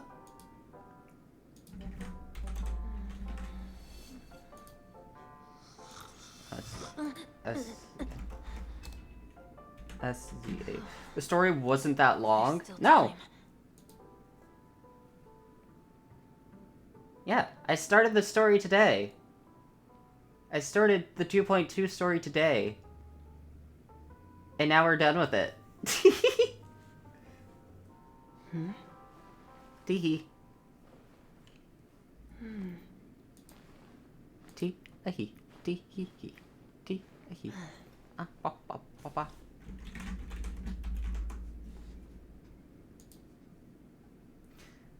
But it's not 9 hours long. Well, I did take a break. I did take somewhat of a break. I was done in like 3.5. How the... I don't know, honestly.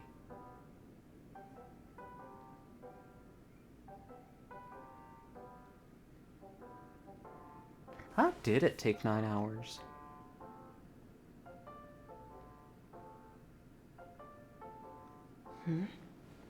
Slow and sticky. I was just trying to enjoy the story. Whoa. Anyhow, I'm gonna go rate this person. They are currently doing the same story stuff that I was doing. I'm not a speed reader. I'd like to appreciate the voice actors. Maybe that's why. It's because we see after. Sure. But yeah, we will go rate them. I hope everybody has a good, great, amazing day. Till then, bye-bye, bye-bye, bye-bye. Wee.